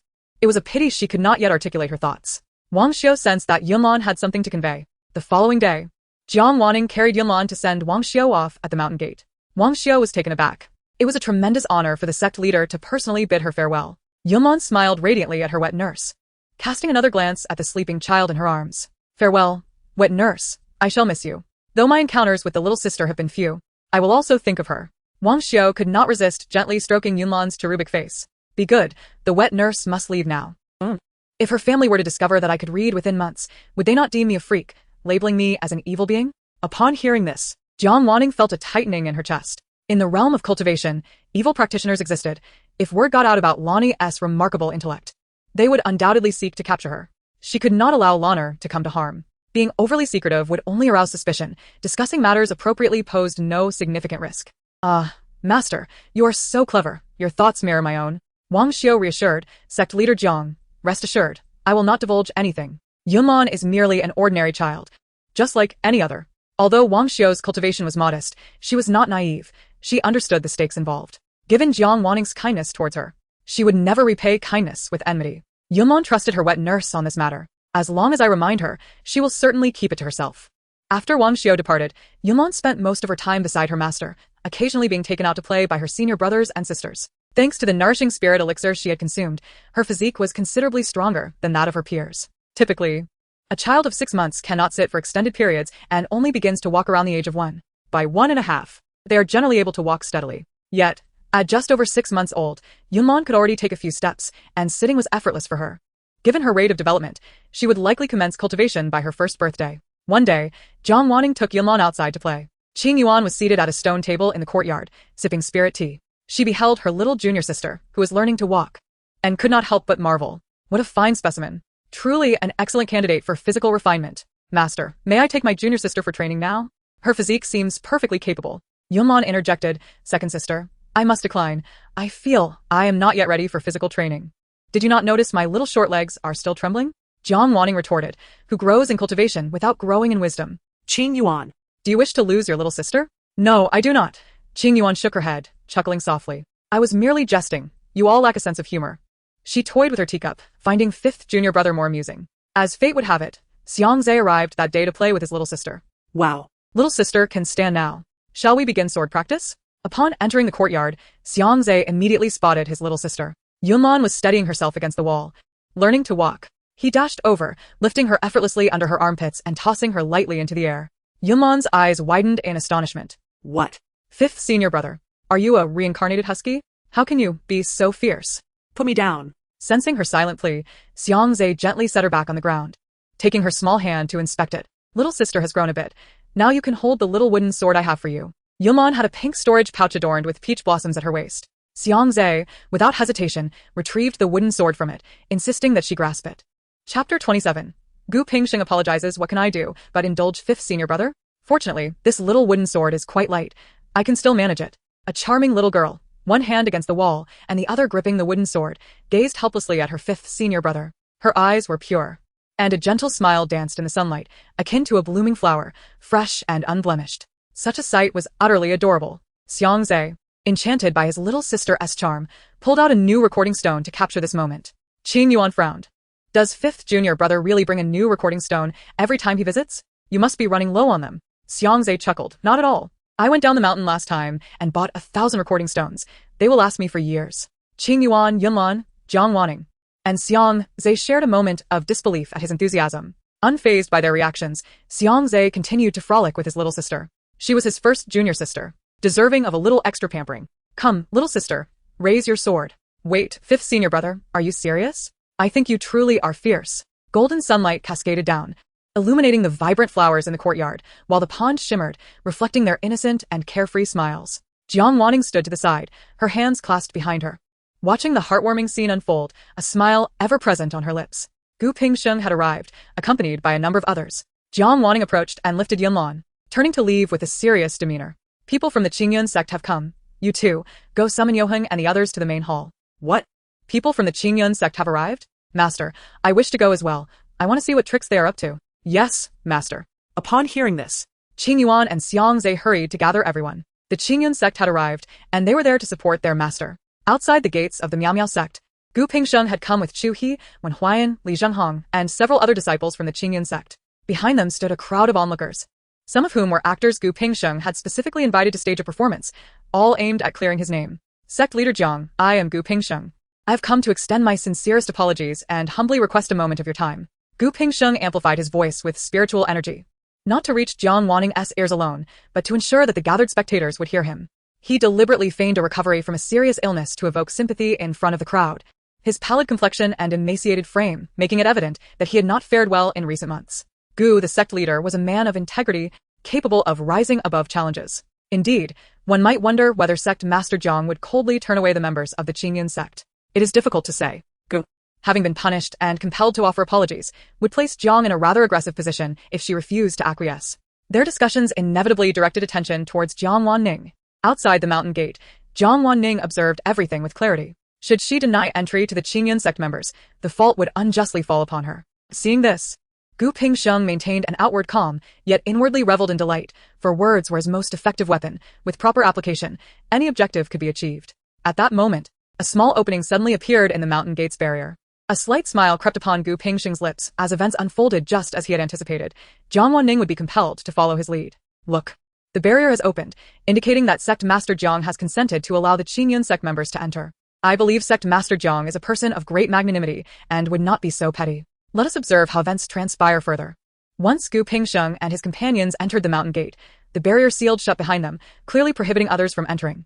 Since Sect Master Jiang has barred us from entry, we must await the outcome here. Indeed, it seems we have no other choice. Within the grand hall of the sect, Jiang Wanning sat at the head, cradling Yunlan, while Yu Heng and others stood respectfully to her sides. Upon seeing Yunlan, Chu He, Wen Huayan, and Li Hong exchanged puzzled glances. Who is this child? Was he a new disciple of Sect Master Jiang? Gu Pingsheng remained composed, as he was already aware of Yunlan's existence, though a sudden thought struck him. Previously, a cloaked figure had inquired about the weaknesses of the Miao Miao sect. At the time, he had been preoccupied with his own matters and had not given it much thought, but now he had a revelation. Was not this child the very weakness of the Miao Miao sect? In his ambition to ascend as the leader of the Qingyun sect, Gu Pingsheng still relied on the assistance of the cloaked figure. Since this was the cloaked figure's objective, he was determined to exert himself to demonstrate his loyalty. Yunlan felt unnerved by Gu Pingsheng's dark gaze, perceiving what others cannot. This villain is certainly plotting something against me. At that moment, Yu Heng stepped forward slightly to shield his junior sister from Gu Pingsheng's sight. The others took note of her words and resolved to protect her at all costs. Sect Master Jiang, Gu Pingsheng and his companions bowed before Jiang Wanning, making it evident to all that she held little regard for them. Wanning, Gu Pingsheng dared to call her by name, prompting a sharp glare from her. How dare he presume such familiarity? Did he think she was oblivious to his intentions? Today, he had brought so many people to threaten her. Gu Pingsheng, feeling somewhat guilty under her scrutinizing gaze, quickly revised his approach. Sect Master Jiang, all previous matters were my fault. I should not have harbored such ill thoughts that nearly brought harm to you. I have deeply reflected on my mistakes and willingly accept the sect's punishment. I have come to sincerely apologize. Coughing theatrically, Gu Pingsheng drew sympathetic glances from Wen Huayan and Li Zhenghong, who lamented. Our master has had it so hard. Gu Pingsheng had provided them with precious cultivation resources, leading them to forgive him instantly. After all, who among mortals is without fault? Master, are you alright? Gu Pingsheng staggered, appearing on the verge of collapse, prompting Wen Huayan to rush forward to support him with genuine concern. I am unscathed, Gu Pingsheng replied weakly after a prolonged pause. Yunlan rolled his eyes. He's merely come to our Miao Miao sect to perform the charade. Forgive me, but we are not swayed by such tricks. It must be noted that Gu Pingsheng's acting was masterful. Apart from the Miao Miao sect members, the Qingyun sect members had been thoroughly deceived. Yunlan tugged at his master's sleeve, signaling her not to be fooled. Master, do not believe his deceitful words. Gu Pingsheng is an adept liar, and his previous punishment was surely manipulated by others. With a grand flourish, Gu Pingsheng summoned dozens of boxes, large and small, onto the empty stone slab. Sect Master Jiang, these past months have left me sleepless with regret for my previous actions. Please accept these cultivation resources as a token of my sincerity, and grant me your forgiveness. No sooner had he finished speaking than he bent his knees and knelt before Jiang Wanning with a resounding thud. The crowd was taken aback. What was he attempting now? Jiang Wanning's eyelids fluttered. She was astonished to discover Gu Pingsheng's audacious nature. Yunlan expressed visible disdain. Is Gu Pingsheng trying to coerce my master into forgiving him? This strategy of retreating to advance is utterly vile. Some observations Jiang Wanning could not voice. So Yu Heng stepped in. Gu sect leader, what are you doing? Do you intend to force my master into forgiveness? Not at all, Gu Pingsheng replied swiftly. I am merely expressing my contrition to Sect Master Jiang. I harbor no ulterior motives. Should Sect Master Jiang find these resources insufficient, I am prepared to offer more. Yu Heng retorted, Gu sect leader, please choose your words carefully. My master's forgiveness has nothing to do with the resources you present. Jiang Wanning's loathing for Gu Pingsheng deepened. She had not anticipated he would stoop to such tactics. Before she could voice her thoughts, Gu Pingsheng had knelt before her, tarnishing her reputation in the process. Yunlan, perceptive as ever, noticed her master's hand moving and quickly restrained it. Master, do not let him rise. If he enjoys kneeling, let him remain so. He has wronged you, and kneeling is the least he deserves. He should have the fortitude to remain kneeling indefinitely. The others echoed their support for Yunlan's sentiment. Jiang Wanning pondered. Yunlan had a point, and thus she ceased her movements. Gu Pingsheng was taken aback. Based on his understanding of Jiang Wanning, she would have instinctively assisted him to his feet. He had seen her prepare to do so just moments ago. Why had she suddenly refrained? The situation was unfolding contrary to his expectations. When Huai noted that their master was still unwell and could not endure such prolonged kneeling. Sect Master Jiang, please forgive my master. He has truly recognized his errors. Li Zhenghong chimed to plead for his master. I beseech Sect Master Jiang to forgive my master and allow him to rise. Gu Pingsheng sighed in relief, feeling gratified that his two disciples had not been in vain. Jiang Wanning questioned, It is not I who has commanded him to kneel. He may rise whenever he wishes. I have not restrained him. Yunlan was satisfied. Well said, master. This is how one ought to deal with such a scheming man. The Miao Miao sect members were puzzled. What is a scheming man? The Qingyun sect members were equally bewildered. But Gu sect leader has yet to receive your forgiveness. How can he rise? It is commonly said that Sect Master Jiang is a paragon of virtue, yet I see otherwise. You are merely petty. My master has endured punishment and has now brought generous cultivation resources to apologize, yet you still withhold your forgiveness. You do not deserve the praise of the world. Li Zhenghong, feeling indignant on behalf of his master, stepped forward to defend him. How dare you? Qing Qian roared. My master's character is not to be so easily slandered. Li Zhenghong trembled at Qing Yuan's sharp reprimand, instantly silenced. Moreover, why were his legs shaking? Yunlan, observing her master's reticent demeanor, pondered silently. It seemed her master lacked experience in dealing with such insidious individuals, and this was likely her first encounter with Gu Pingsheng in such a state. However, Yunlan possessed experience in such matters. The first strategy to handle such a person was to acquiesce to his demands. For instance, if he wished to kneel, let him do so. The second strategy was to isolate him. They must convey to others that her focus was solely on him, with no concern for anyone else. Despite Jiang Wanning's formidable strength, she remained humble and receptive, absorbing her disciple's words.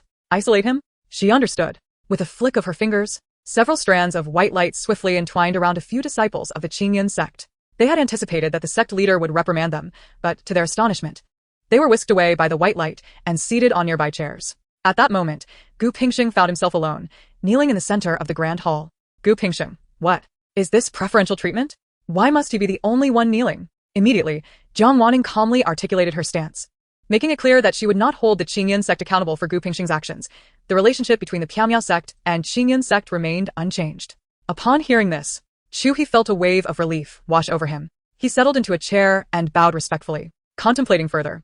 He wondered if Jiang Wanning's words implied that she had forgiven Gu Fengzhu. Jiang Zongzhu, does this mean you intend to pardon Gu Fengzhu? He was not alone in this thought. Even Gu Pingsheng interpreted it similarly. Wonderful. He could finally stand up. Gu Pingsheng what? She said no. Jiang Wanning replied coolly, stating that her grievances with Gu Fengzhu were purely personal. They were well aware of his actions against her. Had she not uncovered his scheme, her cultivation might have plummeted to the Great Ascension stage, and she could have faced fatal consequences. Were she to perish, what would become of the Piao sect? Therefore, she would never forgive him. He nodded slightly, acknowledging Jiang Wanning's rationale. Even if she chose not to forgive Gu Fengzhu, it was understandable. Chapter 29. Sowing discord. Yunlan's eyes sparkled with enthusiasm. Master, I adore you. Well said. He must never be forgiven. I was overly worried. Master handled this splendidly. The third tactic, sowing discord, surely you are adept at that as well? As Jiang Wanning listened to Yunlan's thoughts, she grasped the concept of sowing discord. She had known Gu Pingsheng for a century, understanding him better than anyone else. Yet, she paused, realizing she still did not know him well enough. She had fallen victim to his betrayal, and how could the Qingyun sect expect to escape unscathed? At this, he instinctively grew wary of Gu Pingsheng. Finding Jiang Wanning's words reasonable, Wen Huayan, attempting to retort, was silenced by Li Jinghong's transmission. Senior brother, do not act impulsively. We are no match for Jiang Zongzhu. Glancing at Li Jinghong's trembling legs, Wen Huayan wisely swallowed his words. Jiang Wanning had gleaned a bit about He was an upright and virtuous young man. She presumed he would take her words to heart, so she continued. Not all actions and individuals in this world deserve forgiveness. I have never stated that should he face punishment and offer some resources, I would forgive him. It was neither my doing that he faced punishment nor my request for him to bring resources to seek my forgiveness. His actions were entirely self-serving. Must I forgive him simply because he did so? If the Qingyun sect were to suffer Gu Pingsheng's betrayal in the future, would he employ the same tactics, offering resources in exchange for forgiveness after enduring punishment? If that time comes, the price you pay will undoubtedly be tremendous. Yunlan gazed at her master with admiration. Master, your tactic of sowing discord is truly masterful. No wonder you are the foremost expert in the cultivation world. You are both wise and courageous. I love it. Jiang Wanning's lips curled slightly. See, my little disciple is praising me again. Hie's expression shifted as he realized the gravity of the situation she had just outlined. They say one cannot comprehend pain until one experiences it. As he empathized with the victim's perspective, he immediately understood Jiang Zongzhu. Was she offering this warning for his benefit? He turned and bowed respectfully, his eyes filled with reverence. Thank you, Jiang Zongzhu, for your guidance. I have learned much. Gu Pingsheng was utterly taken aback. What guidance? He. Do not forget we are of the same sect. Why are you siding with them? Jiang Wanning nodded slightly and waved her hand, dispelling the white light surrounding them. He and the others stood and approached Gu Pingsheng. The disciples behind exchanged bewildered glances, unsure of what to do since Gu Fengzhu remained kneeling. They turned their gazes toward He, hoping he would take the lead. He shook his head, letting out a sigh. The Piao sect members openly stared at Gu Pingsheng, eagerly awaiting his humiliation. Gu Pingsheng wondered how events had escalated to this point. It was his choice to kneel, yet Jiang Wanning had not forgiven him. If he stood up now, it would only humiliate him further. A profound silence enveloped the room, the tension palpable. Yunlan regarded Gu Pingsheng with a cold stare. Let me guess how Gu Pingsheng will proceed next. He finds himself trapped in a dilemma, neither kneeling nor standing. How will he maintain the persona he has painstakingly crafted over the months? Oh, perhaps he will choose neither option and simply lie down, thus preserving his victim narrative. After all, his visit to the Piao sect has left him utterly exhausted, and that would surely elicit sympathy from others. The Piao sect members were astonished by their little disciple's insight. How does she think of everything? They watched intently, eager to see if Gu Pingsheng would indeed act as Yunlan had predicted. Ahem. A few coughs shattered the tense silence. Gu Pingsheng's face turned as pale as a ghost. He felt that another cough would be his last. Wen Huayan and Li Jinghong rushed to support their master. Master, are you alright? With the two disciples providing him a lifeline, Gu Pingsheng seized the opportunity and tumbled forward, collapsing onto Wen Huayan's shoulder. The Piao sect members were stunned. Their little disciple truly was remarkable. Her prediction had come to fruition. At that moment, Yunlan began to critique Gu Pingsheng's performance. Oh, look at him. He is quite clever, knowing to fall onto someone rather than the ground. Wen Huayan and Li Jinghong supported Gu Pingsheng on either side, following He and the others as they exited. Observing their departing figures, Yu Heng turned to her master and inquired, Master, what about the group outside the mountain gate? Yunlan perked up. What? There are people outside the mountain gate? What is the situation? Qing Yuan was also curious about what clever plan her little disciple might devise next, prompting her to elaborate further on the matter. Outside the mountain gate, there existed a diverse assembly of individuals. Some were solitary cultivators, others were disciples from different sects. and a portion was deliberately stirring trouble, inciting the crowd to speak ill of our esteemed Piao sect. Once they laid eyes on Gu Pingsheng's unconscious form, one could only speculate how they would manipulate the narrative further. Yunlan's ears perked up.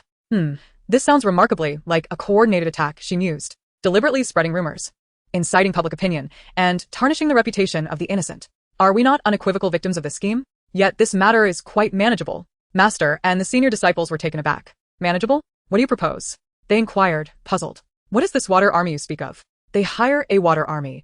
And we can do the same, Yunlan replied. After all, the Piao sect is not lacking in resources. If it can be resolved with money, it is hardly a significant issue. They incite rumors to defame our sect. So we can dispatch individuals to rehabilitate our reputation while simultaneously revealing the true nature of Gu Pingsheng. Let us proceed. Who dares to stand in our way? Chapter 30. The reversal of public opinion. Although the members of the Piao sect lacked experience in such matters, their innate intelligence allowed them to grasp Yunlan's intention swiftly.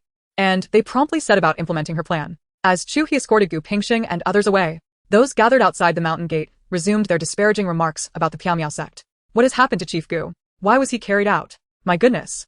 Has Sect Master Jiang taken advantage of his superior cultivation to bully him? It seems quite likely. Have you noticed? The expressions of the Qingyun sect members are rather grim. Could it be that Sect Master Jiang has yet to forgive Chief Gu? Look at Chief Gu's feeble state. He appears on the verge of death. Yet Sect Master Jiang remains unforgiving. How hard-hearted can one be? Let us depart before Sect Master Jiang takes offense and decides to teach us a lesson. I certainly do not wish to succumb to unconsciousness here.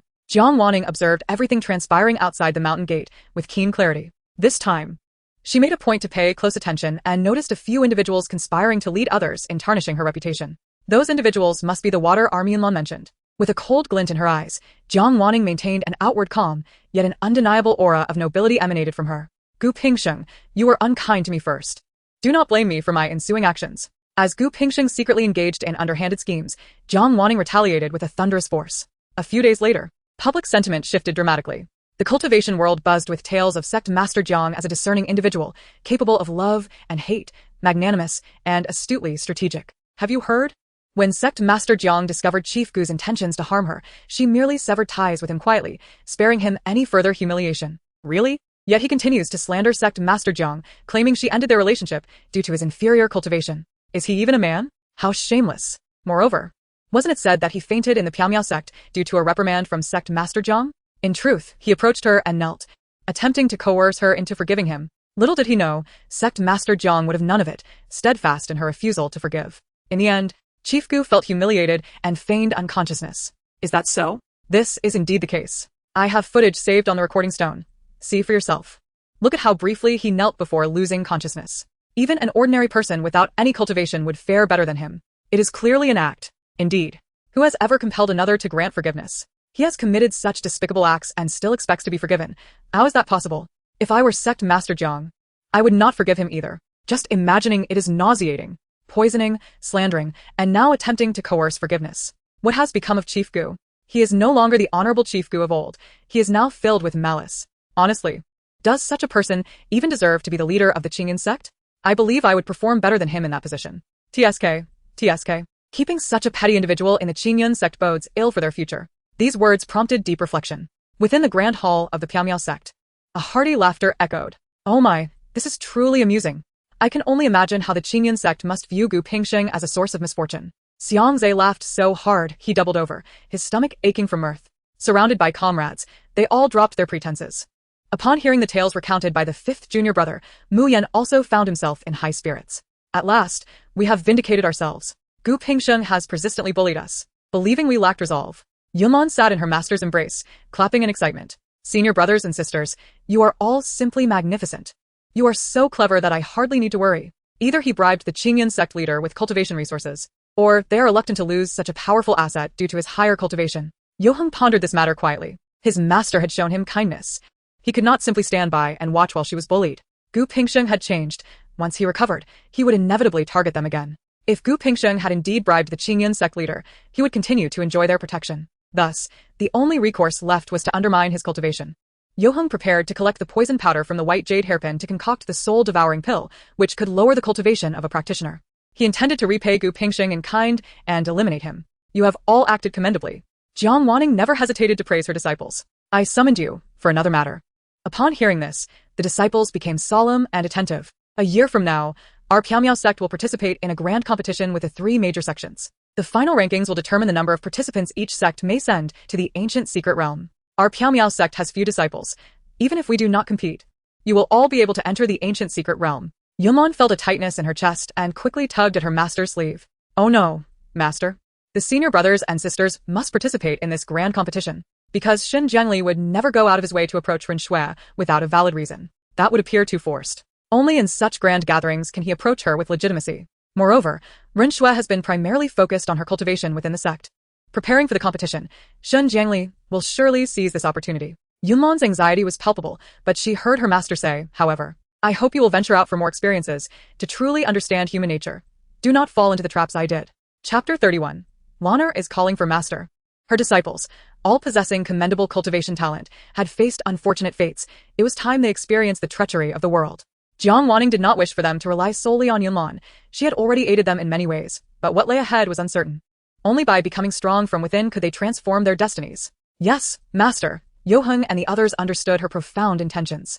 They sought to thwart Xin Jiangli while also honing their own skills, achieving the best of both worlds. In the time that followed, they secluded themselves within the sect, diligently honing their skills in preparation for the forthcoming grand sect competition. They aspired to demonstrate that although the disciples of the mysterious Cloud sect were few in number, each one was exceptional, and they were determined to secure the first place in the competition to honor their master. Observing her senior brothers and sisters practicing tirelessly, Yunlan felt an overwhelming envy. She yearned to cultivate her own abilities and participate in the sect competition as well. This particular competition was unlike any ordinary tournament. It involved a selection of disciples from 4 esteemed sects who would enter a designated secret realm to retrieve treasures. Each treasure obtained would yield points, with varying levels of treasures corresponding to different scores. Ultimately, the ranking would be determined based on the total points accumulated. The higher the sect's rank, the greater the number of disciples permitted to enter the ancient secret realm. In a year's time, she would be a year and a half old, capable of running and jumping, and ready to cultivate alongside her seniors in the competition. Moreover, the unfolding events could potentially alter significantly. She felt compelled to keep a watchful eye on the male and female protagonists to ease her worries. Yunlan faced 2 pressing dilemmas. First, how to express her desire to participate in the sect competition to her master and obtain consent, and second, how to address her own lack of strength after securing her master's approval. She was determined not to become a burden to her senior brothers and sisters. Presently, she felt like the greatest vulnerability of the mysterious Cloud sect, and the prospect of significantly enhancing her abilities within a year seemed unattainable. Thus, she would have to rely on external assistance. Surely, she could not accompany her master into the secret realm, could she? Oh, how she wished for an object as formidable as her master possessed to aid her. Restlessly, Yunlan tossed and turned on her bed. After a period of deep contemplation, a sudden spark of inspiration illuminated her thoughts. In the original narrative, it was mentioned that an ancient divine beast was trapped within the Beast Mountain. If she were to acquire this ancient divine beast, she need not fear becoming a liability. The mere thought of an ancient divine beast was awe-inspiring. It would undoubtedly protect her. The Beast Mountain was encircled by a natural barrier that made it difficult for cultivators to enter, yet every decade, the barrier would weaken for a month, allowing access to the mountain. According to her calculations, the next weakening of the barrier was due to occur in 3 months, during which many cultivators would undoubtedly flock to the Beast Mountain, hoping to stake a claim to the ancient divine beast. Although Yunlan longed for the ancient divine beast, she was acutely aware of her own limitations. She lacked the qualifications to forge a contract with such a magnificent creature. However, her master, a formidable figure in the tribulation stage, would surely have the capability to contract the ancient divine beast. It would be entirely reasonable for her master to secure such a powerful protector for her participation in the sect competition, thus perfectly resolving her earlier concerns. Moreover, it was noted in the original text that the protagonists did not venture to the Beast Mountain. The female lead was unable to attend due to her own breakthrough, while the male lead, burdened with demonic blood, could not forge a contract with the ancient divine beast. Instead, he sought a contract with an ancient demonic beast in the demon realm, which required only the presence of demonic blood within its host. At that time, her master had already been poisoned by Gu Pingsheng, causing her cultivation to dwindle, and thus she too could not make the journey to the Beast Mountain. Ultimately, the other 3 sects banded together to besiege the ancient divine beast, which valiantly resisted for an entire month, sustaining grievous injuries before the barrier re-strengthened, allowing it to survive. Had it not been for this fortuitous event, it would have been left at the mercy of its captors, subjected to torture and exploitation. Despite its injuries, the ancient divine beast refused to contract with any of the aggressors, indicating that none were worthy in its eyes. Yunlan speculated that the cruelty of the attackers had led to this refusal. She took comfort in the fact that her master was gentle and kind-hearted, and would never resort to such brutality. With her master's unparalleled cultivation level, the likelihood of successfully contracting the ancient divine beast was high. This endeavor seemed promising. Even if they failed to form a contract, it would simply indicate that destiny had not aligned in their favor.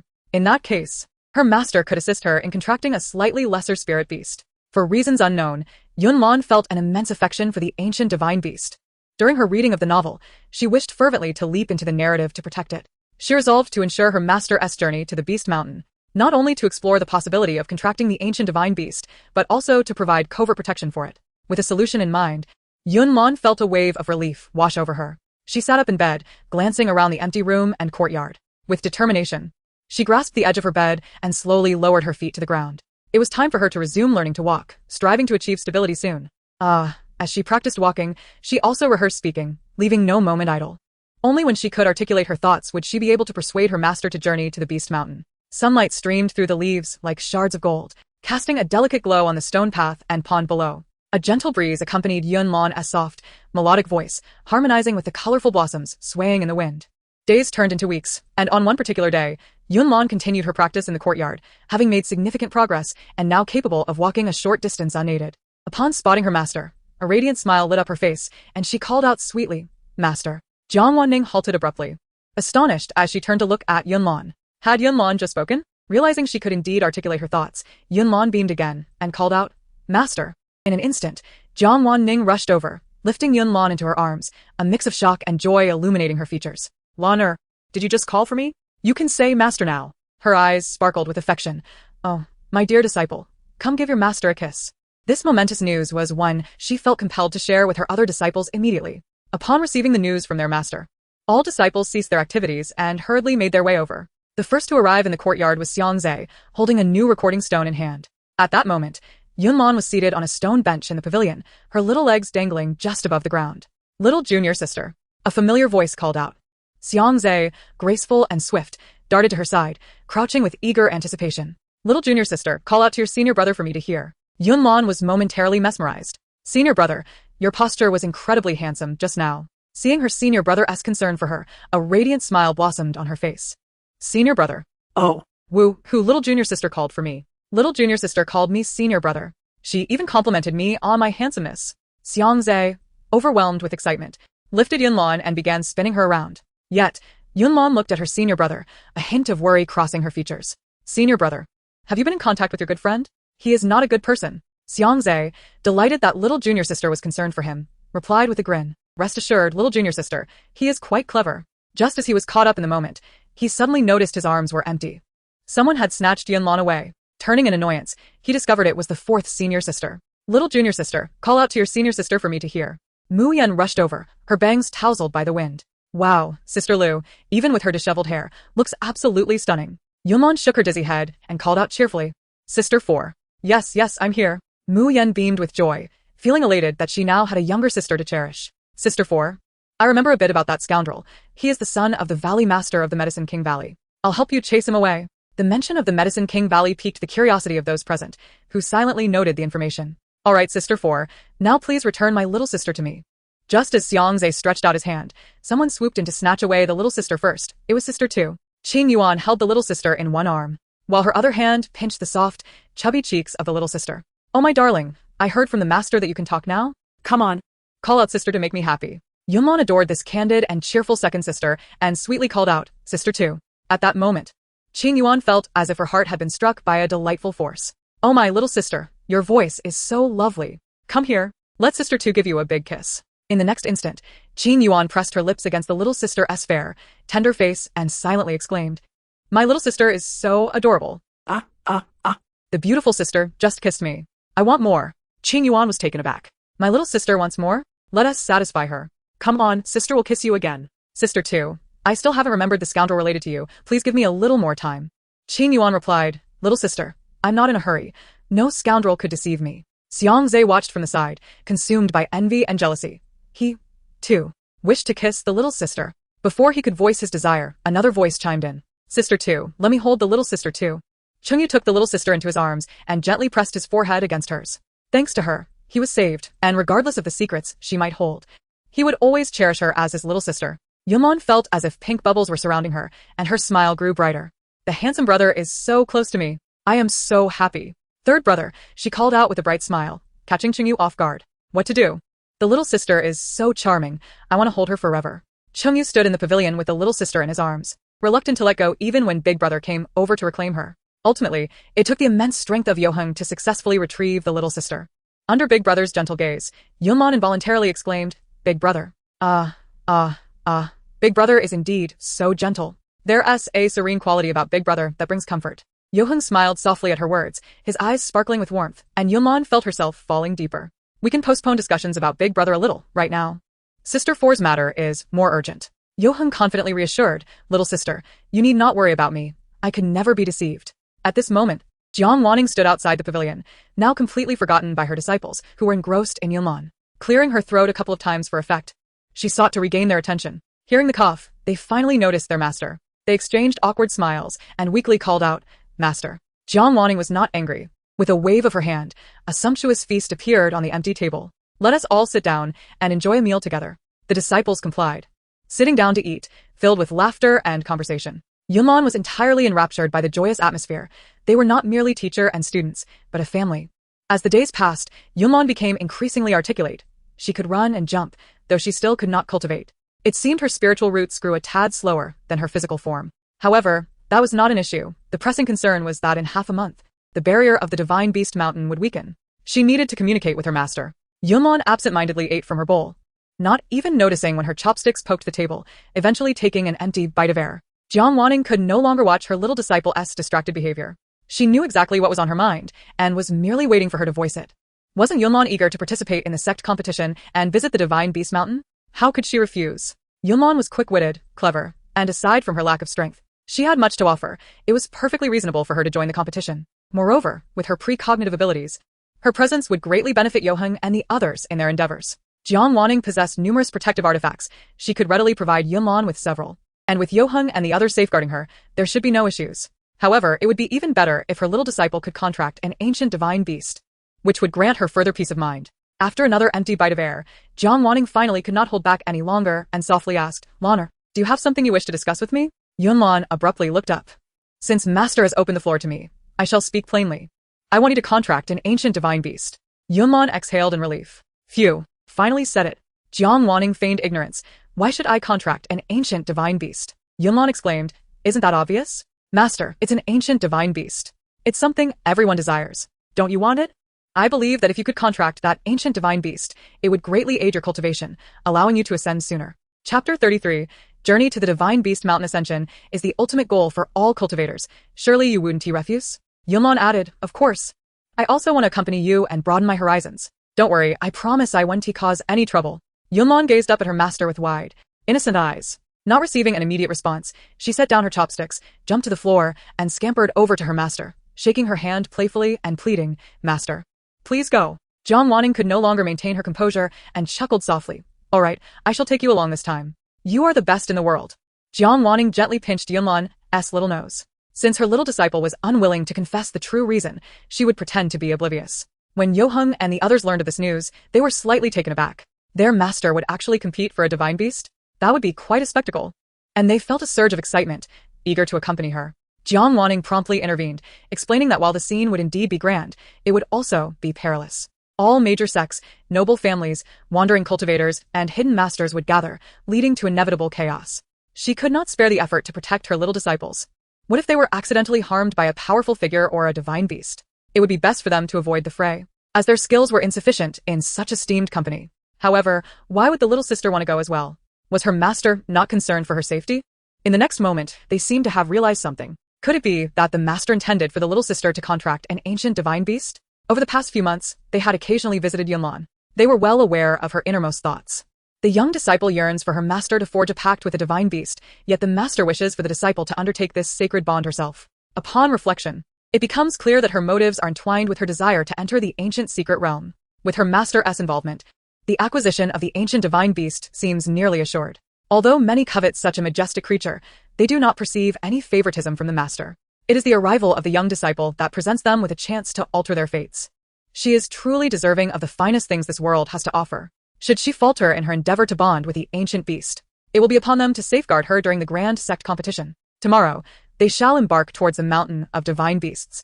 Yunlan, brimming with excitement, could hardly find rest throughout the night. As dawn broke, she gazed out at the rustling leaves, caressing the storage bracelet recently gifted by her master, filled with countless treasures. Her master, concerned for her safety, had thoughtfully provided her with an array of talismans, elixirs, formations, and magical artifacts. Such kindness from her master was overwhelming. The rarer the item, the more precious it was, indicating that her master cherished her dearly. She must assist her master in forging the pact with the divine beast. The original text does not elaborate on the method of subduing the ancient divine beast, which is a critical oversight.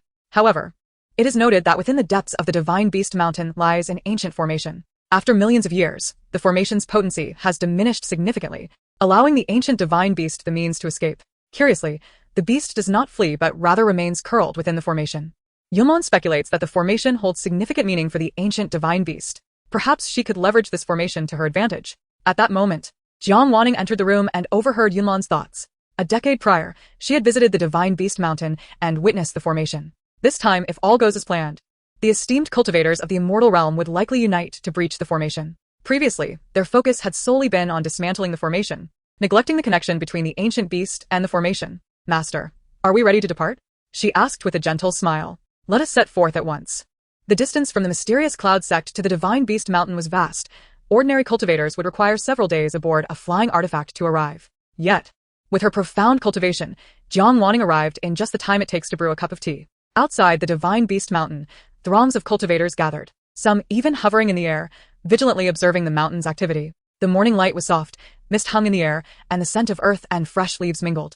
Golden rays pierced through the fog, casting a warm glow upon the crowd, who appeared ethereal against the backdrop of the vast sky, their garments dancing in the breeze. Yunlan felt the essence of the immortal realm envelop her, igniting a deep yearning within her. Wow, whether male or female cultivators, they all look so dashing, she thought.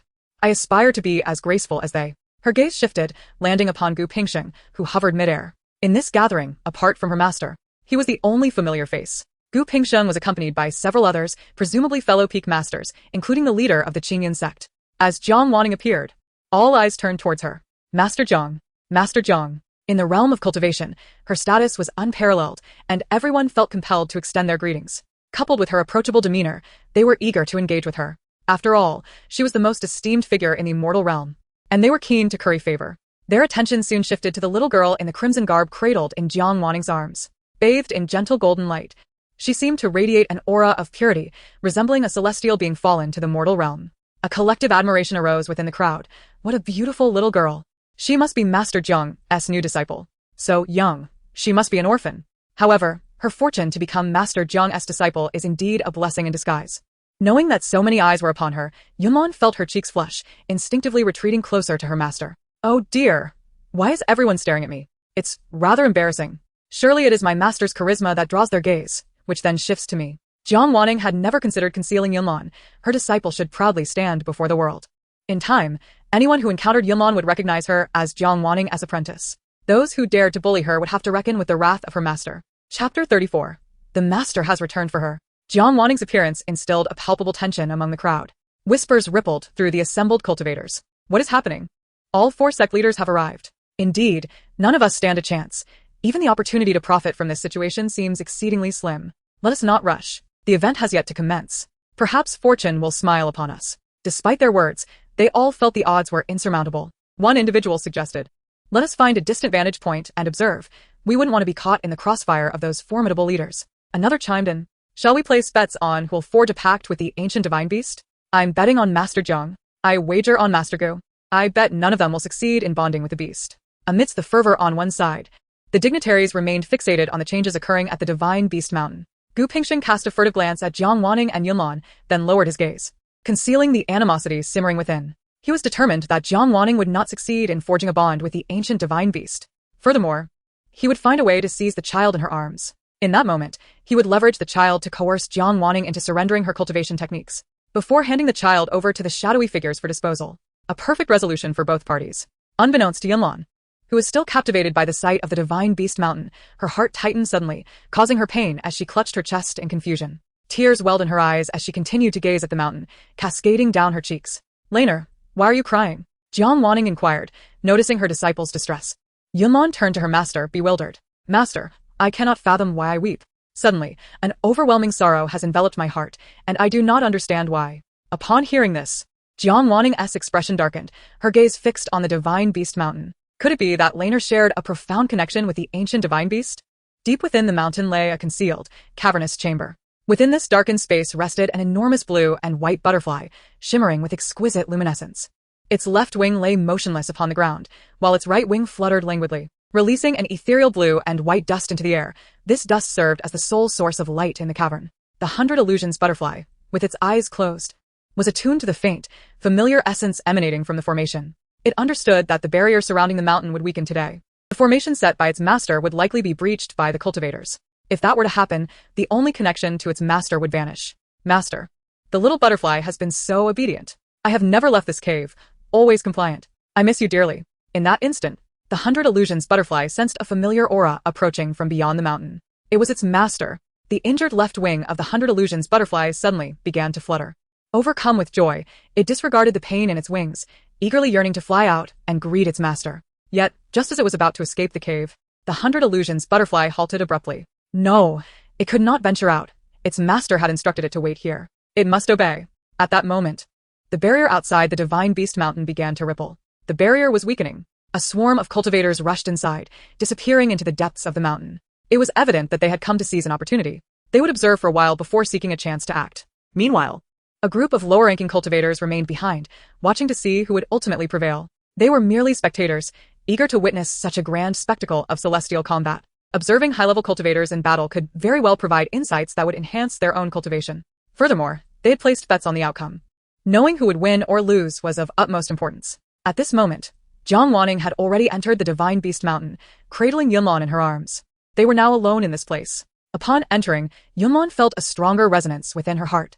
It seemed as though something within the divine beast mountain was calling to her. Could my reaction be related to that ancient divine beast? Master, do you feel anything unusual? Jiang Waning shook her head no. Yunlan felt puzzled. Am I the only one experiencing this? But never mind that for now. I must help my master contract the divine beast first. Master, those individuals will likely attack the internal formations of the divine beast mountain soon. Shall we go take a look around the formations? Alright. Jiang Waning led Yunlan directly to the formation. The ancient formation was crafted by powerful beings from primordial times, possessing immense power and longevity. Had it not been subjected to attacks by cultivators every decade, it could have persisted for thousands of years. Currently, the formation emitted a faint golden light, indicating that it was nearing its limit. The intricate patterns etched upon its surface were so complex that even Jiang Waning could not fully comprehend them. However, Yunlan understood them. She was taken aback. What is happening? I can actually comprehend the ancient formation. How is this possible? I recall only having studied elementary formation basics. A gift from my third senior brother. Yunlan glanced at her master's expression. From the looks of it, she likely does not fully grasp it either. Am I truly more capable than my master? Concealing her astonishment, Yunlan feigned confusion, stating, this formation is quite difficult. I cannot make sense of it at all. Jiang Waning replied, in truth, there is no need for you to be so considerate of her feelings. She is not the type to lack vision. Nevertheless, this incident led Jiang Waning to realize that Yunlan harbored even greater secrets. She was no ordinary person. Chapter 35. Exclusively yours. Yunlan meticulously studied the formation, searching for clues that might connect her with the divine beast. After a while, she scratched her head in frustration. Why does this formation seem so familiar? Yet I cannot recall the specifics. How strange. Unable to deduce anything further, Yunlan sought her master's assistance. Master, have you discovered any clues? Not yet. Jiang Waning shook her head. Lacking expertise in formations, her understanding of this ancient arrangement was limited. Yunlan could only continue observing the formation, hoping to jog her memory. Suddenly, a thunderous crash resonated from above. Jiang Waning swiftly cast a defensive barrier to shield Yunlan. Looking up, Yunlan saw members from the other three major sects collectively assaulting the formation. The powerful magical energies clashed with the ancient formation, producing blinding light and sending shockwaves that knocked many cultivators off their feet, even affecting those who had not entered the divine beast mountain. Trees toppled, debris flew, and magical beasts fled from the mountain. When titans clash, it is the common folk who suffer.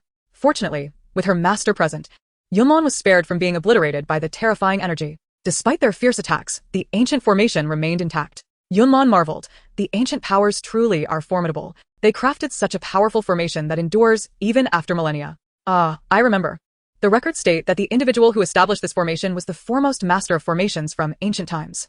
It is said that this person was a female cultivator, though her name is not recorded in the texts. Wow, the prowess of ancient masters is unimaginable.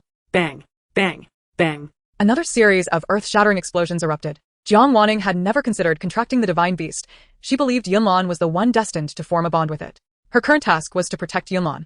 It would be even better if she could assist Yunlan in forming a contract with the divine beast without anyone else's knowledge. The attackers were growing impatient. Yunlan was anxious. The 100 Illusions butterfly was also anxious. It had been waiting in the cave for quite some time. Why had its master not come to retrieve it?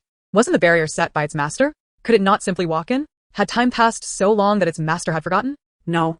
It must assist its master in entering. Having signed a soul contract with its master, the 100 Illusions butterfly could communicate with her soul. For countless years, it had maintained contact through this bond. As long as the soul contract remained intact, it was a sign that its master was still alive. Taking a deep breath, the butterfly solemnly initiated contact with its master. Little butterfly has been waiting here for you, dear master. Please come in. You can walk straight through. Yunlan, standing outside the formation, suddenly felt a tremor from deep within her soul. A sweet and gentle voice resonated in her mind. Huh.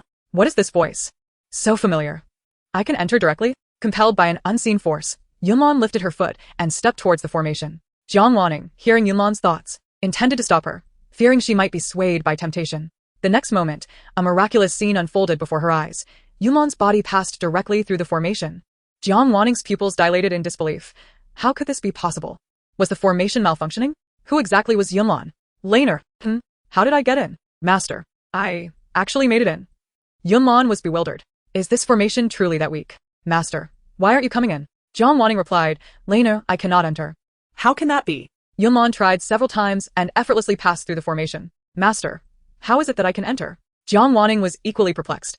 Either this formation was set by Yunlan herself, or the creator had foreseen this situation and granted her special privileges. She was uncertain. Yunlan, in a panic, exclaimed, Master, if you don't come in, how will you contract the divine beast? Am I supposed to bring the divine beast to you? At this moment, Jiang Wanning was convinced that only Yunlan could form a bond with this ancient divine beast. Their connection was not something ordinary individuals could sever. She smiled at Yunlan Laner. I do not wish to contract the divine beast. You go ahead. I believe it will not harm you. For this divine beast belongs to you, and you alone. Yunlan's eyes sparkled with sudden realization. That voice just now called me master. Could it be the ancient divine beast inside? Master, I shall enter, she declared. Jiang Wanqing nodded, cautioning, if you encounter danger, use the items in your storage bracelet. This was a momentous opportunity for Yunlan, and she would not hinder her. The 100 Illusion butterfly had been waiting in the cave for quite some time. Does my master no longer favor me? It thought, feeling a pang of grievance. Master, why haven't you come to fetch me? Do you not like me anymore? It lamented. Hearing this, Yunlan felt invigorated, dashing into the cave. Was that voice truly from a divine beast? It seemed rather foolish. As she approached the cave, the 100 Illusion butterfly was filled with excitement. Yay! I can finally see my master again. Overwhelmed with joy, it forgot to shrink its size, standing obediently in the center of the cave, awaiting its master's arrival. It could sense that the ancient divine beast was inside, just as it felt the presence of its master outside. Chapter 36. I will take you away. Yunlan perched on a stone outside the cave, peering in with her bright, sparkling eyes. The interior was shrouded in darkness, illuminated only by a faint, negligible glimmer. The creature within was bizarre, resembling a blend of wolf and tiger, with sharp horns and glowing red eyes. Its powerful limbs and wild aura could frighten a multitude just by its presence. There was no way its voice could be adorable.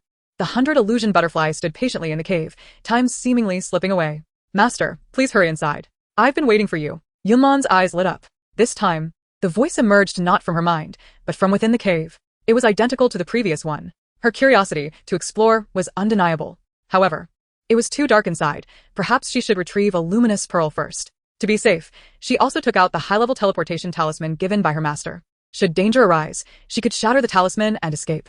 The 100 Illusion butterfly kept a vigilant watch on the outside. Why does it sound like a child's voice? Has my master's voice changed? Confused, it decided to set that thought aside. It dawned on the butterfly that perhaps its master hesitated to enter due to the darkness. Forget about the luminous pearl. Just look at me. With all its might, it flapped its wings, and before Yunlan could retrieve the pearl, the cave was suddenly illuminated. What? The cave is glowing? Yunlan cautiously approached the entrance, gazing inside to find a towering butterfly, several meters high, fervently flapping its wings. The spacious cave was filled with swirling blue and white luminescent powder, creating a breathtaking spectacle. Yunlan held her breath, utterly captivated. This is astonishingly beautiful. Is this magnificent butterfly the ancient divine beast?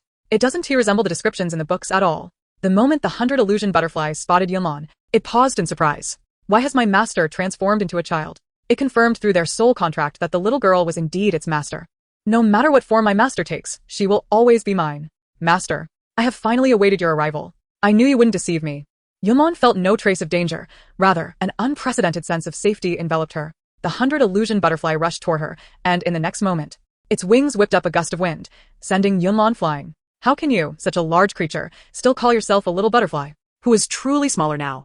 Yunlan refrained from shattering the talisman, believing deep down that the butterfly would come to her rescue. The butterfly gasped, "Oh, master, be careful." It shrank its body and flew to catch her before she hit the ground. Yunlan climbed off its wings, patting her chest in relief. Thankfully, she was unharmed. The butterfly had indeed come to save her. It appeared quite amiable and posed no threat. "Master, why have you become so small? You seem devoid of any magical power." "No wonder you haven't sought me.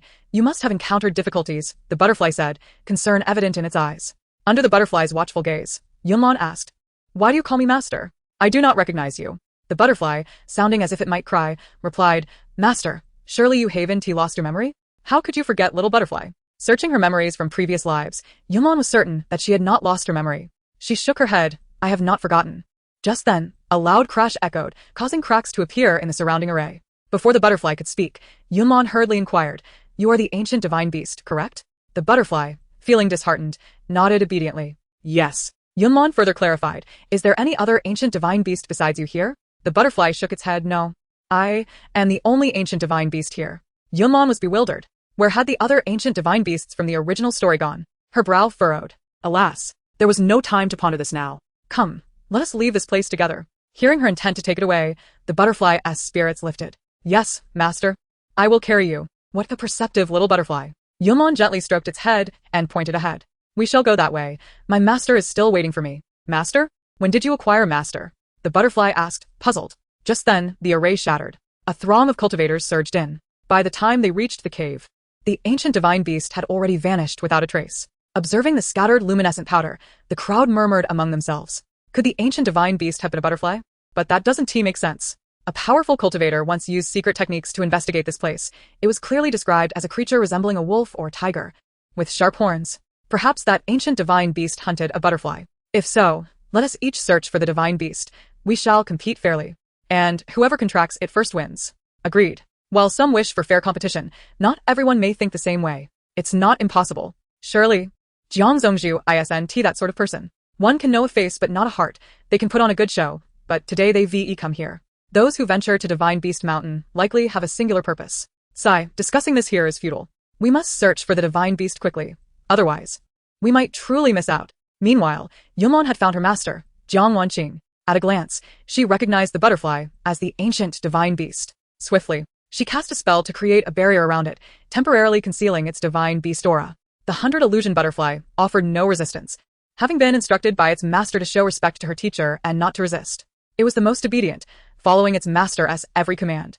Jiang Wanqing was astonished. This ancient divine beast was remarkably well behaved. She embraced Yunlan, while the butterfly dutifully shrank to the size of an ordinary butterfly and landed in Yunlan's palm. At that moment, the other cultivators focused solely on finding the divine beast, unaware that Jiang Wanqing had already departed. Within the mysterious cloud sect, the 100 illusion butterfly had transformed into a human form, becoming a small girl in blue, equal in size to Yunlan. At this moment, two lovely little girls were sitting facing each other in the pavilion, their large eyes locked in a playful stare. Yunlan found herself bewildered. How could one who had lived for countless years still appear so small? Bai Huandia replied honestly with a gentle smile, "Master, I am already an adult. I merely wish to grow as large as you." Chapter 37. Where the master is, there is home. Yunlan scrutinized the little butterfly for a moment. Had she truly reached adulthood? Unsure, she decided to observe further. Suddenly, a thought struck her, leading to a look of astonishment. "You haven't been confined to that cave all this time, have you?" Bai Huandia stood tall with immense pride, nodding vigorously. Yes. It was you who told me to wait in the cave for you, and I have been obedient." Yunlan pondered aloud. "So, before entering the cave, you weren't even an adult, were you?" Bai Huandia nodded again. "Yes, that's right." Now it all made sense to Yunlan. It seemed that while the little butterfly had matured in age and cultivation, her intelligence remained as it had always been. But wait, there were no creatures in Divine Beast Mountain. Had there been no magical beasts either? Interacting with magical beasts could also enhance one's intellect. Had none come to play with you all these years? Bai Huandia shook her head. "No, they all fear me." Yunlan questioned in confusion. "But you are so adorable. How could they be afraid of you?" "That defies logic." Bai Huandia explained. "Master, I am not always like this." Yunlan seemed to recall something. "What are you like normally?" Bai Huandia sprang to her feet, exclaiming, "Master, let me show you." In the next moment, a colossal divine beast with horns, robust limbs, and crimson eyes appeared in the courtyard. Bai Huandia had restrained herself considerably, had she not feared breaking the confines of the courtyard. She could have grown even larger, larger than the tallest mountains. Fortunately, there were no outsiders in the Piao Miao sect, or they would have been exposed. We must remain discreet, just a tad more discreet. After gazing upward for a while, her neck began to ache. That fearsome visage of mine could easily scare away a host of timid magical beasts. The formation you set for me actually aids my cultivation. Many magical beasts covet that cave. A few daring ones attempted to seize my territory, but I devoured them all, and then spat out their bones to intimidate the others, preventing them from approaching the cave again. Master, am I impressive? Bai Huandia eagerly sought her master's praise. Yunlan's eyes widened in shock. Wow. Although the little butterfly appeared adorable, she was, in fact, a deadly predator. Truly, one must not judge by appearances, nor measure the sea by mere pints. Impressive, truly impressive. You can even transform into other magical beasts? Bai Huandia replied, not just that. I can assume various forms, including those of people and objects, old men, young girls, children, men, and even spirit plants or ornaments like bracelets and hairpins. I am the ancient divine beast Bai Huandia. I can transform into all things in the world. Yunlan was left speechless, utterly astonished. Little butterfly, you are exceedingly strong. Compared to you, I feel exceedingly weak. With a gentle sigh, Yunlan contemplated the arduous path of cultivation that lay ahead. Master, you were once formidable, renowned in the realm of immortals, and few dared to challenge you. You strode through with confidence. I do not know what you have experienced to become who you are now. Yunlan queried again. Little butterfly, how can you be so certain that I am your master? Have you not mistaken someone else? Bai Huandia confidently replied, Master, we signed a soul contract. I could never mistake my master. Yunlan frowned, muttering, soul contract? What is that? I have never heard of it. Bai Huandia closed her eyes and communicated through their souls. Master, look, this is the soul contract. Yunlan felt a tremor deep within her soul. In the next instant, her mind filled with a series of strange characters, none of which she recognized. Yet, astonishingly, those characters gradually transformed into comprehensible script. The essence of the text conveyed that the soul contract is the highest form of pact, signed between the souls of the master and the spirit beast. The moment the contract is established, it takes immediate effect. If one party's soul dissipates, the other follows suit. As long as the soul endures, the contract remains eternal. After a brief moment, Yunlan felt her head growing heavy. Observing this, Bai Huandia immediately halted. Master, your current soul power is still too weak. You cannot continue. You saw the soul contract just now, right? You are my one and only master, and I shall be your soul spirit beast. Yunlan remained in a daze. I am your master? Yes, yes. Then the formation on Divine Beast Mountain was also set by me? Am I truly the renowned formation master? Yes, yes. I was a top figure in ancient times? Yes, yes. Gradually, Yunlan began to accept her reality, and then an idea struck her, sparking excitement. Little butterfly, can you help me restore my memories? That way, I won't have to laboriously relearn everything. Bai Huandia replied, I am sorry, master, but that is beyond my capabilities. I can only enhance my spiritual power and transform. Other matters are beyond my reach. Yunlan's gaze reflected her disappointment. Such is fate. Bai Huandia comforted her. Do not fret, master. You are so intelligent that you will surely learn quickly, and Little Butterfly will always be by your side. But do not worry, where my master is, there is home. Gazing at the obedient and understanding Little Butterfly, Yunlan felt her eyes welling with tears. She gently stroked Bai Huandia's head, seeing in her sapphire-like eyes the solitude and sorrow of waiting for her master for countless years, yet at this moment, there was more excitement and joy at their reunion. She finally comprehended why she had felt such compassion for the Little Butterfly while reading novels. After all, she had perished at the tender age of 5. And Little Butterfly had never managed to await her master.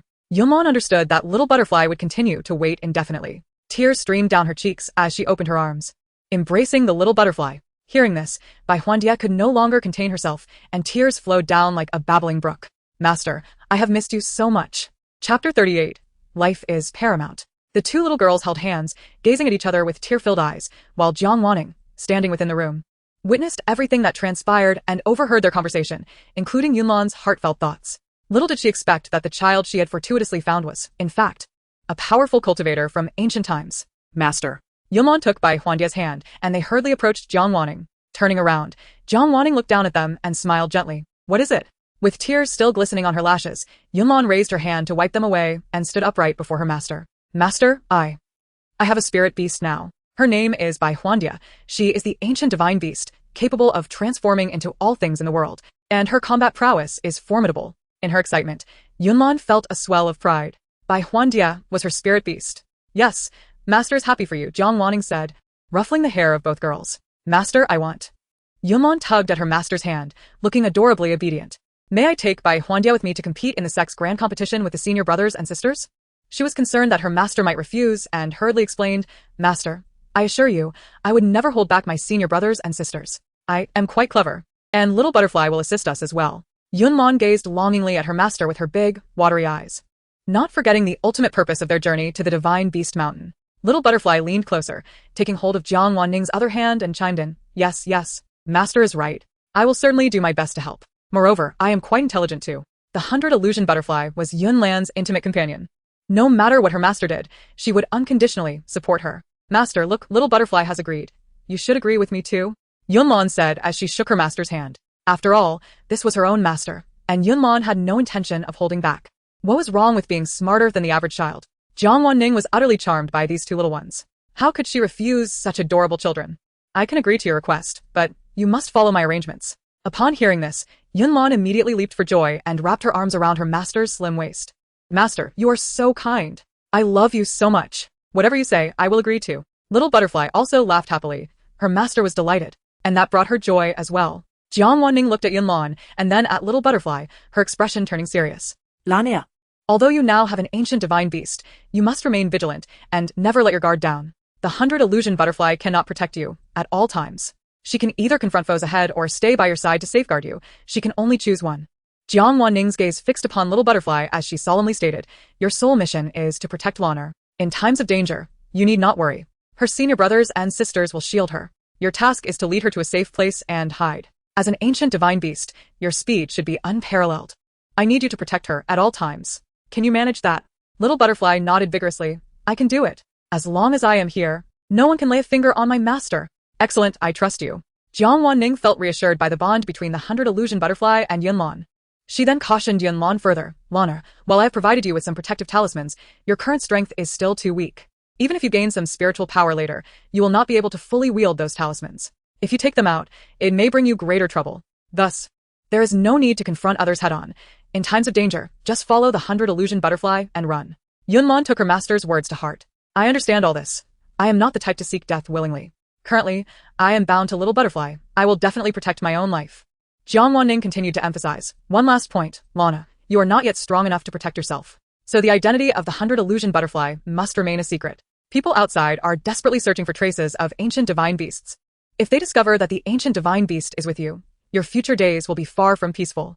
Neither I, nor your senior brothers and sisters, nor even the 100 Illusion Butterfly can guarantee that you will remain unharmed. Having lived through several lifetimes, Yunlan understood these truths best. An innocent man is not guilty. Yet possessing a treasure can bring calamity. In the eyes of the world, I am merely a harmless child, easily trampled upon.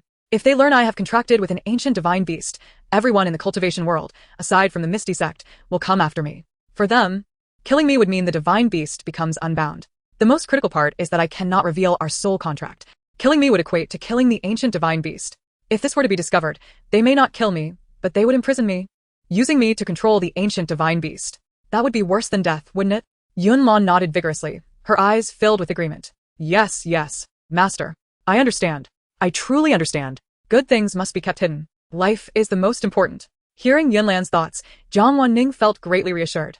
Her clever disciple understood these matters well. This brought her peace of mind. I will now use a spell to cast a seal on the 100 Illusion Butterfly, masking the aura of the divine beast within her, ensuring that others will not detect it. Yunlan nuzzled against her master's arm. Thank you, Master. You are truly wonderful. Though I have said this many times, it remains true. Jiang Wanning silently recited the incantation, joining her hands together, swiftly changing gestures to form seals. The intricate movements dazzled Yunlan, rendering her unable to follow along. Spiritual energy surged from her body, gathering in her palms. In the next moment, she pushed forward, embedding a circular seal adorned with intricate patterns into the body of the 100 Illusion Butterfly. Knowing this was her master's teacher, the 100 Illusion Butterfly offered no resistance. The sealing process was smooth, and the aura of the divine beast gradually dissipated until it was entirely gone. Chapter 39. Are you prepared to charm your opponents to death? All right. I have now completely concealed the divine beast's aura within you, but that is still not secure enough. They will surely discover traces of a butterfly's presence in the divine beast mountain cave. Fortunately, they do not know you are the 100 Illusion Butterfly.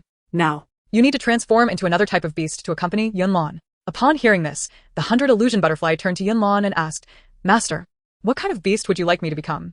Her eyes sparkled with delight. Whatever you want me to be, I shall transform into it. Yunlan affectionately pinched Little Butterfly's cheek, genuinely fond of her. Oh, how obedient you are. She pondered. Let me think. What beast should you become?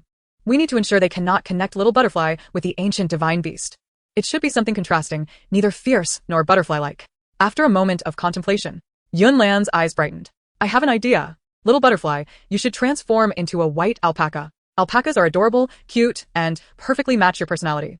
Their wool is soft and cozy, making it perfect for snuggling at night. I can ride on your back, and if anyone dares to bully us, you can spit at them, and then we can run away. The more she spoke, the happier she became, clearly satisfied with her idea. Master, Little Butterfly, what do you both think? Jiang Wanning smiled gently. As long as you are happy. Little Butterfly clapped her hands. Yes, yes, master. I will transform right now. In the next moment, a cute, slightly clumsy white alpaca with naturally curly fur and innocent, foolish eyes appeared beside Yunlan. Considering her master's shorter stature, Little Butterfly had purposely made herself smaller.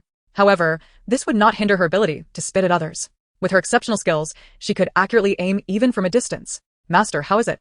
Are you satisfied? Little Butterfly twirled in place. Seeing the fluffy white wool, Yunlan couldn't help but reach out to touch it.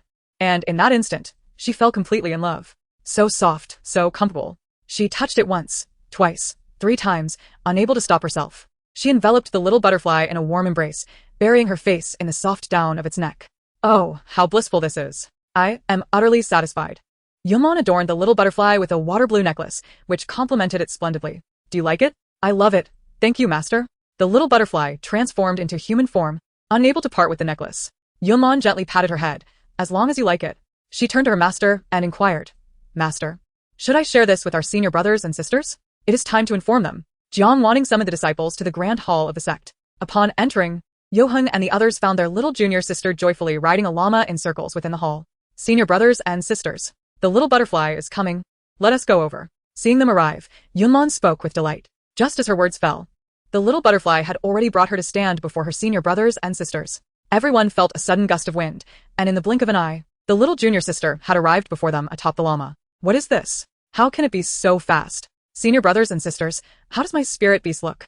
They glanced down and noted that the two combined barely reached their waist height. Little junior sister, it's still small and you're making it work already? Xianxia squatted down to stroke the little butterfly's fur. It seems so tiny. Can it run away from bad people? Should I find you a more formidable spirit beast? 5th senior brother? The little butterfly immediately became displeased. It was the only spirit beast of its master. Yunlan, noticing the little butterfly's mouth beginning to move, quickly covered it with her hand. Little butterfly, you must not spit at my senior brothers and sisters. All right, the little butterfly replied sulkily. I am already the master-s spirit beast. You cannot find another for her. Oh, this little one has quite the temperament. xianxia, still unaware of the gravity of the situation, continued teasing. So, what can you do for your master? Are you planning to overwhelm the opponents with cuteness? The little butterfly could endure no longer. It was quite powerful, after all. It had to show them its prowess. The little butterfly's mouth began to move again. A pair of small hands instantly covered its mouth. The little butterfly reassured. Master, don't worry, I won't spit at him. Yunlan removed her hand, feeling reassured. The little butterfly dared to consume ferocious beasts. What could it not accomplish? Xianxia understood that llamas tended to spit, but spitting was not particularly fearsome, was it? Yoheng patted Xianxia's shoulder, advising, 5th junior brother, do not judge solely by appearances, though this llama appears small. Its ability to articulate human speech indicates it is undoubtedly a spirit beast of the 3rd tier or above. The eldest brother is correct. Yet how much power can spitting possess? xianxia nodded, perplexed. In the next moment, the little butterfly tilted its head slightly and spat at a tall, sturdy tree outside the grand hall. In an instant, the robust trunk of the tree was snapped, crashing to the ground with a resounding thud. Xianxia involuntarily shuddered, his eyes widening in astonishment. No way, can spitting be that formidable now?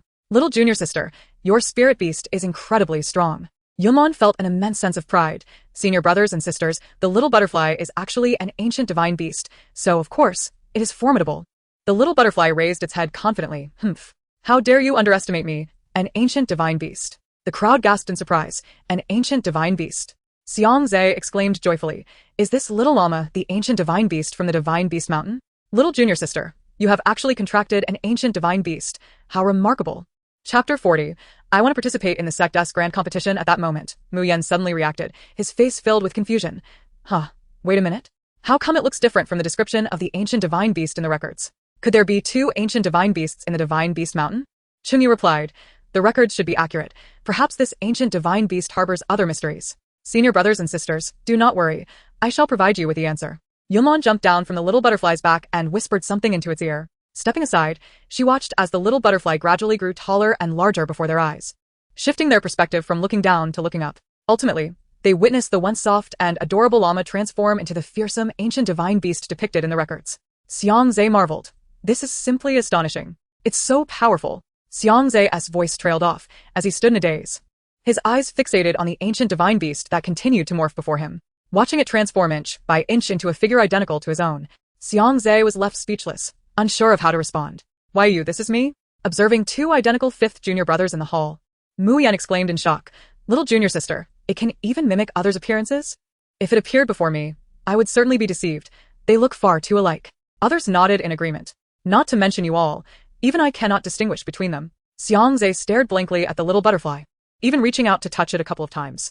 At that moment, Johan recalled the little junior sister's earlier words and suddenly thought of an ancient divine beast capable of transforming into other forms. Could it be the ancient divine beast?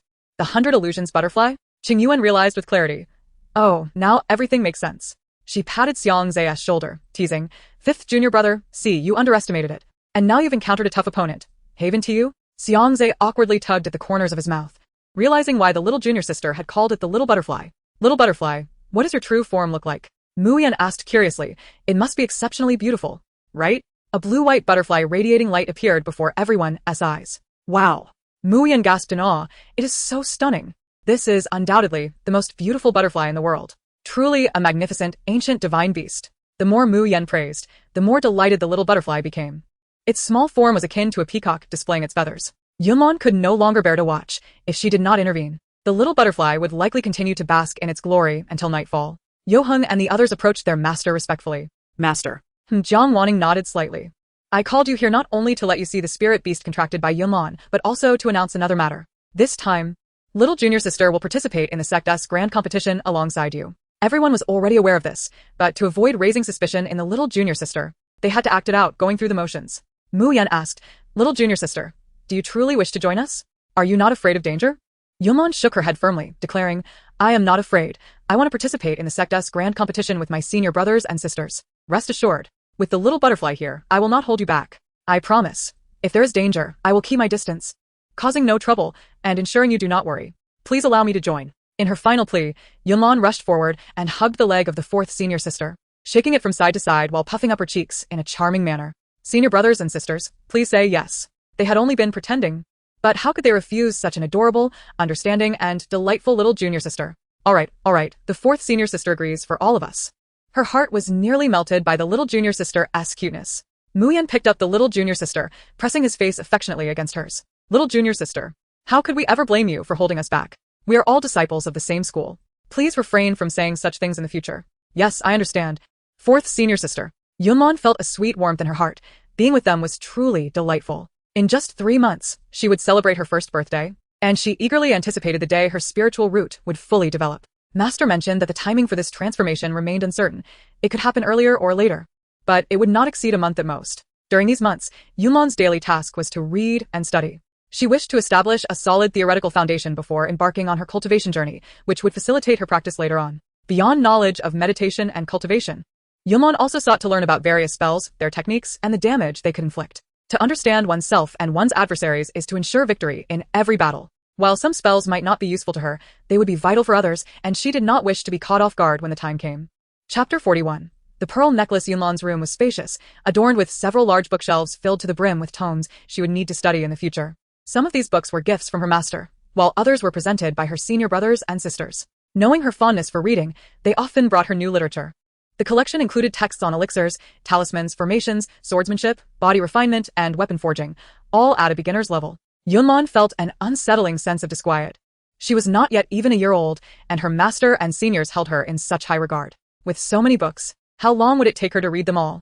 It could consume several years of her time. Should she begin meditating or studying sword techniques later, her reading time would diminish even further, prolonging her studies by several more years. Moreover, she needed to memorize all the crucial knowledge contained within these texts. The prospect of never completing her studies weighed heavily on her mind. Now, she understood why those who pursued immortality were so eager to break through. A mere century of life was insufficient for acquiring such vast knowledge. With a gentle sigh, she absent-mindedly petted the little butterfly, which resembled an alpaca. before returning to her studies. Presently, Yunlan was preparing for the Sect's grand competition. She could afford to postpone her studies on swordsmanship, weapon forging, and talismans, as there was no need to rush. Their expedition into the secret realm was for treasure hunting. She needed to prioritize understanding spiritual plants and familiarize herself with magical artifacts and treasures. In the realm of cultivation, the variety of spiritual plants was extensive, classified by human, demon, and monster territories, or by geographical features such as lakes, mountains, and deserts. Some spiritual plants were beneficial for cultivators, serving as medicinal herbs. Knowledge of spiritual plants was intricately linked to alchemy and medicine. Thus, it required careful attention to detail. Mistakes were unacceptable. Fortunately, these were merely introductory concepts, and Master had provided her with many low-level spiritual plants. As she read, she could also reference the actual plants, which would aid her memory retention. Since the wet nurse descended the mountain, Yunlan had not been as drowsy. She now had ample time to study. With the onset of autumn rains, droplets cascaded like pearls from the eaves, creating a melodious rhythm as they fell upon the stone slabs. Yunlan said hetisk. Enjoying the soothing sound of rain as she read, and when fatigue set in, she would gaze out the window to admire the picturesque scenery.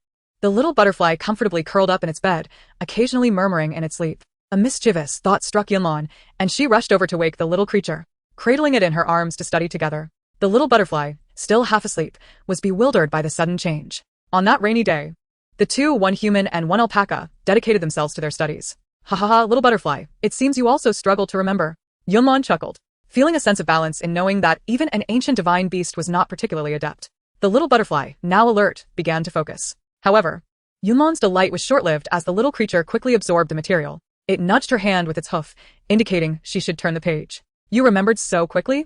I don't believe it. Let me test you, she said, holding the book out of the little butterfly's view. After it recited the text flawlessly, Yunlan realized that she was the only one lacking in skill. Yet, she devised a clever plan. Whenever the little butterfly needed to relieve itself, she could utilize that time to memorize more. In this tug-of-war, Yunlan felt a subtle shift in her favor. With the little butterfly as her study companion, the hours flew by. As the biting cold wind howled and snowflakes danced through the air, the courtyard and eaves became blanketed in white. Yunlan stood in the corridor, reaching out to catch the delicate snowflakes carried by the chilling breeze. This scene reminded her of the day last year when her master had found her lying in the snow, and she felt immense gratitude for being welcomed into the family of the Piamiao sect. Today marked her first birthday, and her master and senior brothers and sisters were coming to celebrate with her. The courtyard was equipped with formations, keeping the cold at bay. The round table in the pavilion was laden with an array of delectable dishes, all of which were her favorites. To make dining easier, the little butterfly transformed into human form, sitting beside its master, dressed in a vibrant red gown embroidered with plum blossoms and donning a pair of red shoes with tiger ears. Yunlan had her hair styled into two adorable little buns tied with red ribbons, resembling a fortunate doll. Due to her overwhelming cuteness, it was no surprise that her senior brothers and sisters took turns embracing her until she was finally seated at her designated place just before the meal commenced. They raised their cups of spiritual wine in joyful celebration. Happy birthday, little junior sister. The feast was splendid, and Yunlan was pleasantly surprised that they would celebrate her birthday. However, a question lingered in her mind. Senior brothers and sisters, why is it that only I am being celebrated? Why do you not celebrate your own birthdays? Yu Heng explained with a smile, little junior sister, we actually celebrated our birthdays once already. Every second year after joining the Piamiao sect, we hold a birthday feast. But this is the only one. Thereafter, we do not celebrate again. Although if one truly wishes to, it can be arranged. Yunlan nodded in understanding, I see. This is my first time hearing that the sect celebrates birthdays together. She felt warmth in her heart.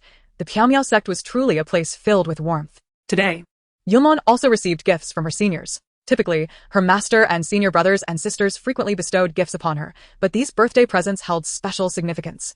The eldest senior brother gifted her a bouquet of everlasting orchids, symbolizing purity, happiness, and freshness, and was also a high-grade spiritual herb that she cherished. The second senior sister presented her with a plethora of charming accessories that were simply delightful, leaving Yunlan to wonder if she were being treated like a doll. The third senior brother gifted her a jade pendant that would aid in strengthening her body. It could also help her absorb spiritual energy. Yunlan understood his intention. He did not wish for her to be frail like him. The fourth senior sister gifted her a pink dress, impervious to fire and water, which she adored and vowed to wear for the sect competition. The fifth senior brother crafted a peachwood sword anew, inscribing Yunlan's name on the hilt, with a crystal embedded in the guard that contained recordings of her past. Her master presented her with an exquisite necklace adorned with a resplendent pearl. He stated that this pearl could protect her once in moments of peril. Yunlan gazed at the lustrous pearl for a long while before finally accepting it. Chapter 42. Testing the spiritual roots. I remember that my master did not possess this pearl necklace. Where could it have come from? Items that can preserve life are rare treasures, not easily obtained. If my master had possessed this necklace, she surely would not have perished. Yunlan was perplexed. The others exchanged quiet glances, choosing to remain silent. They were all aware that Yunlan had entered into a soul contract with the little butterfly, and their foremost duty was to safeguard her. This pearl was refined from Jiang Wanning's own cultivation energy. The power of an early-stage tribulation cultivator was sufficient to withstand a fatal blow. In the process of crafting this pearl, Jiang Wanning nearly fell from the tribulation stage, but managed to stabilize at the critical moment. Since Yunlan had saved her life, she felt it was her duty to protect Yunlan in return. There was, in fact, a simple method to ensure Yunlan's safety, keeping her perpetually within the confines of the mysterious Cloud Sect. However, that was not Jiang Wanning's desire. If one merely clung to life in fear, Yunlan would not progress. The gift from the little butterfly was a pair of small dolls holding hands, one representing her and the other Yunlan, symbolizing their eternal bond. Yunlan cherished these gifts and accepted them all. Thank you, Master, thank you, senior brothers and sisters. Thank you, little butterfly. I love you all so much. Her face radiated a sweet smile, her heart brimming with affection. Mu Yan placed a piece of meat in Yunlan's bowl. What are you thanking us for? As long as you are happy, that's enough. Yunlan grinned. I like it. I like everything. After they had eaten their fill, they prepared to embark on the day's second topic, testing the spiritual roots. Yunlan's spiritual roots had fully developed, and before beginning her cultivation, she needed to test her roots to determine the appropriate techniques suited to her attributes. For instance, if she were found to possess water-type roots, fire-type techniques would be unsuitable for her. There were many types of spiritual roots, classified into 5 elemental categories: metal, wood, water, fire, and earth, as well as variations such as wind, thunder, and ice, along with dual, triple, quadruple, and quintuple roots. In addition to identifying the type of spiritual root, the purity of the root also needed to be assessed. The higher the purity, the more suitable it was for cultivation. Jiang Wanning waved her hand to clear the table and conjured a transparent crystal ball for testing the spiritual roots, placing it in front of Yunlan. Laner, simply place your hand upon it. All eyes were fixed on Yunlan, eager to discern her spiritual root. The little butterfly secretly speculated that her master's roots would likely remain unchanged from before. Yunlan not dead. Gazing intently at the crystal ball before slowly placing her hand upon it, a chilling sensation enveloped her hand, and beyond that, she felt nothing else. Moments later, the transparent crystal began to glow red. Just as the onlookers assumed Yunlan possessed fire-type roots, the crystal ball abruptly shifted to blue. Could it be water-type roots? In the next instant, the colors within the crystal morphed again, displaying a spectrum of red, orange, yellow, green, blue, indigo, and violet, culminating in a dazzling array of hues. The crowd was bewildered. What was happening? They could not comprehend it. Jiang Wanning too was perplexed. As the crystal continued to change, xianxia exclaimed, "Look! The colors are beginning to blend." The colors within the crystal gradually merged, becoming lighter, and a misty haze emerged, eventually transforming into a light gray cloud. The crystal ball finally came to a halt. Master, what type of spiritual root do I have? Yunlan turned to her master, her eyes filled with confusion, unable to decipher the result. Upon seeing the final outcome, Jiang Wanning's expression shifted, her brows relaxing into a smile. Laner possesses chaotic spiritual roots, with maximum purity. The crowd was in disbelief. Qing Yuan's eyes widened in astonishment. Goodness! Junior sister is actually of chaotic roots. Xianxia shouted in excitement. This is an extraordinary fortune. The little butterfly, however, remained composed, having anticipated that her master's roots would remain as they once were. Master, what exactly are chaotic roots? Yunlan still appeared bewildered, but she could discern from her senior brothers and sisters' reactions that her roots were indeed exceptional. No matter which attribute you cultivate in the future, all others will grow alongside it. It is the most auspicious type of root. However, this also means that you will consume more spiritual energy during your cultivation. If you lack sufficient energy, breakthroughs will be impossible, regardless of your innate talent. Moreover, the descending heavenly tribulation will be more intense, requiring you to endure greater damage, and there is a possibility you may not survive the tribulation. Yet, if you do endure it, the rewards will surpass those of ordinary cultivators. Master, I understand. Yunlan nodded slightly. Fortune and misfortune are intertwined. The more one gains, the more one must endure. There is no such thing as a free lunch. As the saying goes, wealth and nobility come with risks. If I survive the tribulation, I shall reap great rewards. Master, since I possess chaotic roots, does that mean I can cultivate any technique? Indit, Jiang Wanning kautionet, Laner. On your path of cultivation, remember not to be overly ambitious. Yunlan obediently replied, Yes, Master, I understand. I will diligently learn each technique. Jiang Wanning surveyed her disciples, noting their earnest and respectful demeanor. The path of cultivation is tedious and lengthy, and as your teacher, I hope you can endure solitude and steadily progress in your training. The essence of cultivation lies in refining the heart. One thought can lead to immortality, while another can lead to demonic paths. Learn to shift your perspective and discern the cause and effect to advance. On the path ahead, let your heart be inclined towards goodness, cultivate benevolence, and reap virtuous rewards. Yunlan listened intently to her master's teachings, committing each word to memory. When Jiangwan Ning concluded, they respectfully expressed their gratitude. Thank you for your guidance, master. Cultivation techniques are categorized into 4 levels: heaven, earth, profound, and yellow, with heaven-level techniques being the most powerful and yellow-level techniques the weakest. The higher the level of the technique, the greater the upper limit of cultivation. As a cultivator's prowess increases, the potency of their spells also intensifies. Conversely, lower-level techniques falter once their limits are reached, rendering further increases in power impossible. No matter how high the cultivator's skill may be, higher-level techniques not only possess greater potential but also surpass lower-tier techniques in their inherent power. Thus, all within the cultivation world aspire to acquire heaven-level techniques. Disciples of the mysterious Cloud Sect each possess a heaven-level technique, all bestowed by Jiangwan Ning. Chapter 43. Heaven-level techniques. As the master, Jiangwan Ning naturally prepared to present Yunlan with a heaven-level technique. Lanner, what type of technique would you like to learn? Upon hearing this, Yunlan immediately recognized that her master intended to gift her a technique. As I possess chaotic roots, I am capable of learning any technique. Ideally, I should request a variety of attributes. Yet, techniques are not freely given. Even if I am able to learn them, it would be inappropriate to take them all.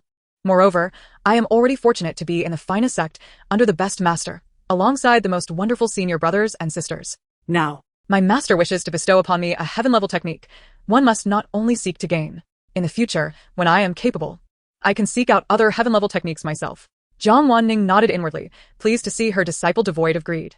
She possessed several heaven-level techniques, though none were suitable for her. In truth, she could have easily given all the techniques to Yunlan, yet she refrained from doing so. Things that are obtained too easily are often not cherished. She was determined to prevent Yunlan from developing bad habits.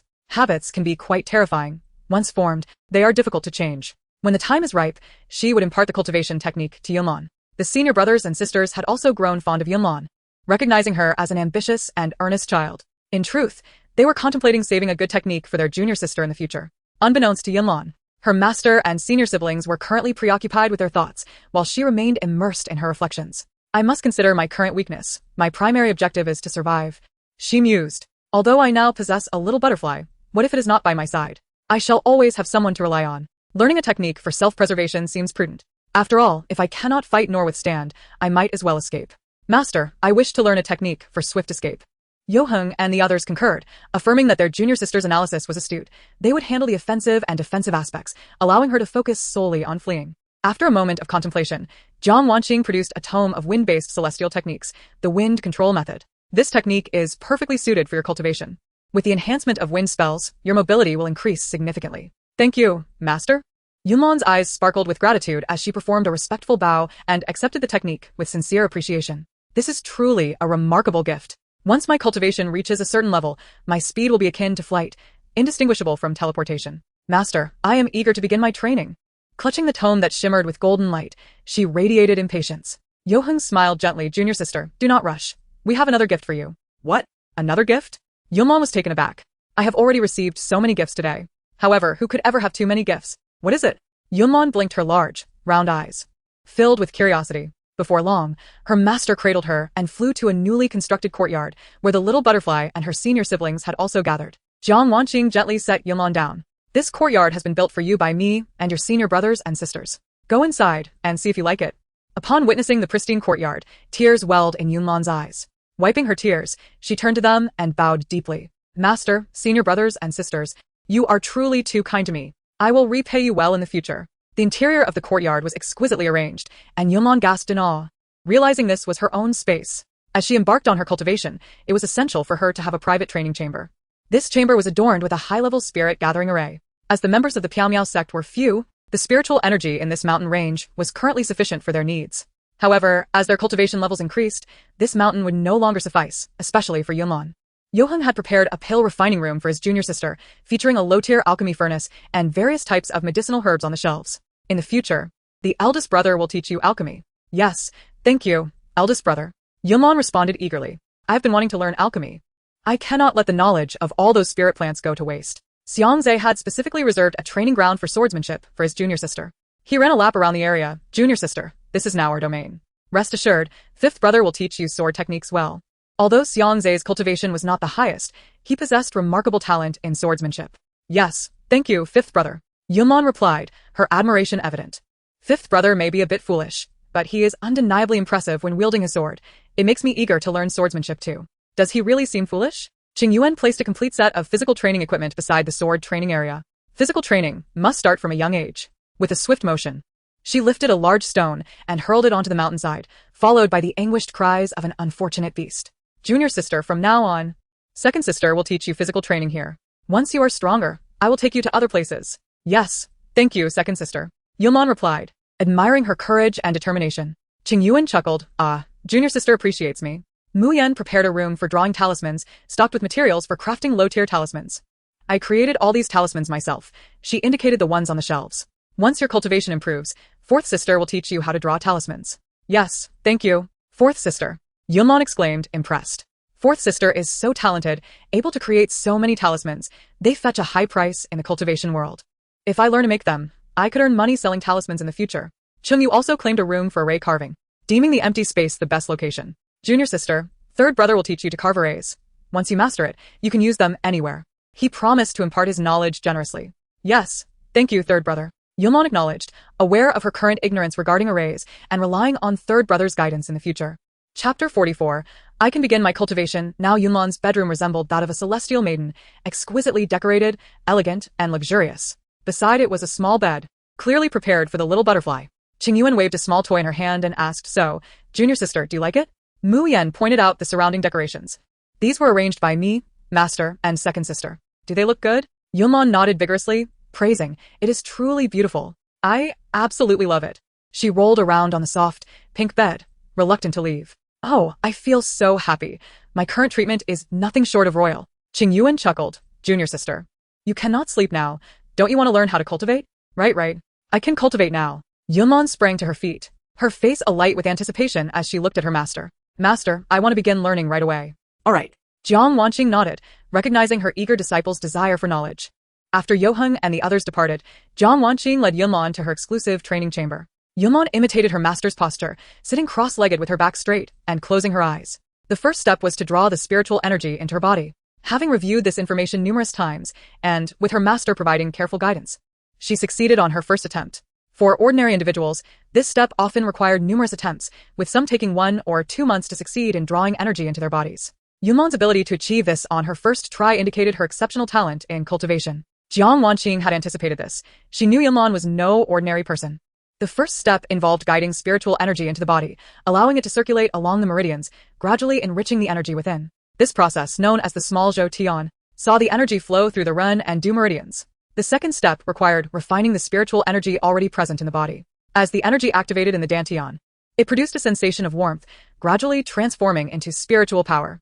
This heat was then directed through the 8 extraordinary meridians and 12 regular meridians, circulating throughout the body, forming the Great Zhou Tian. Yulman followed her master's instructions meticulously, and after completing a full cycle of the Great Zhou Tian, she successfully transformed the spiritual energy into spiritual power.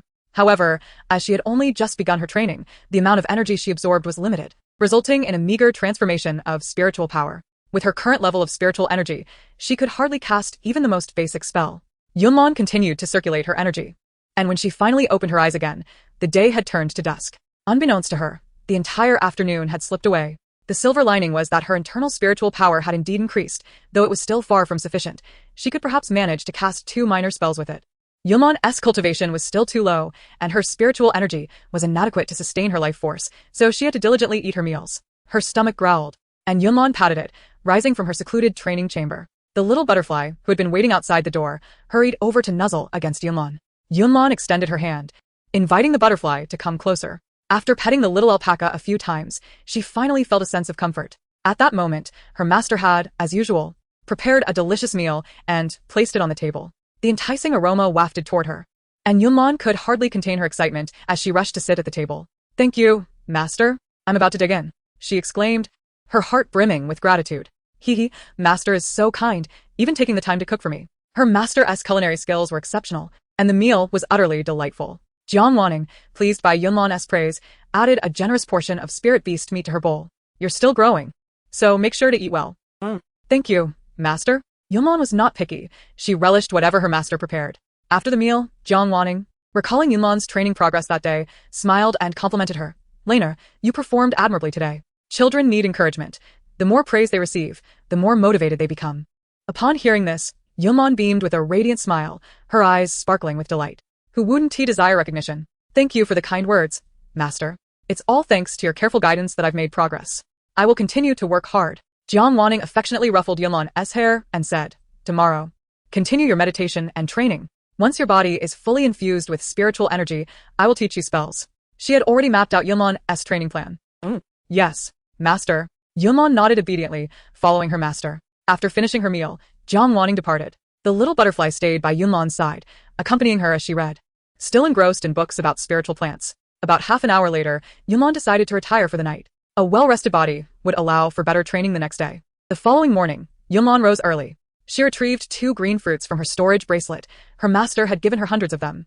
These fruits replenished spiritual energy and could satiate her hunger. Such beneficial spiritual fruits were either purchased or cultivated from spirit trees, or one had to venture out to gather them. In any case, they were not obtained without effort.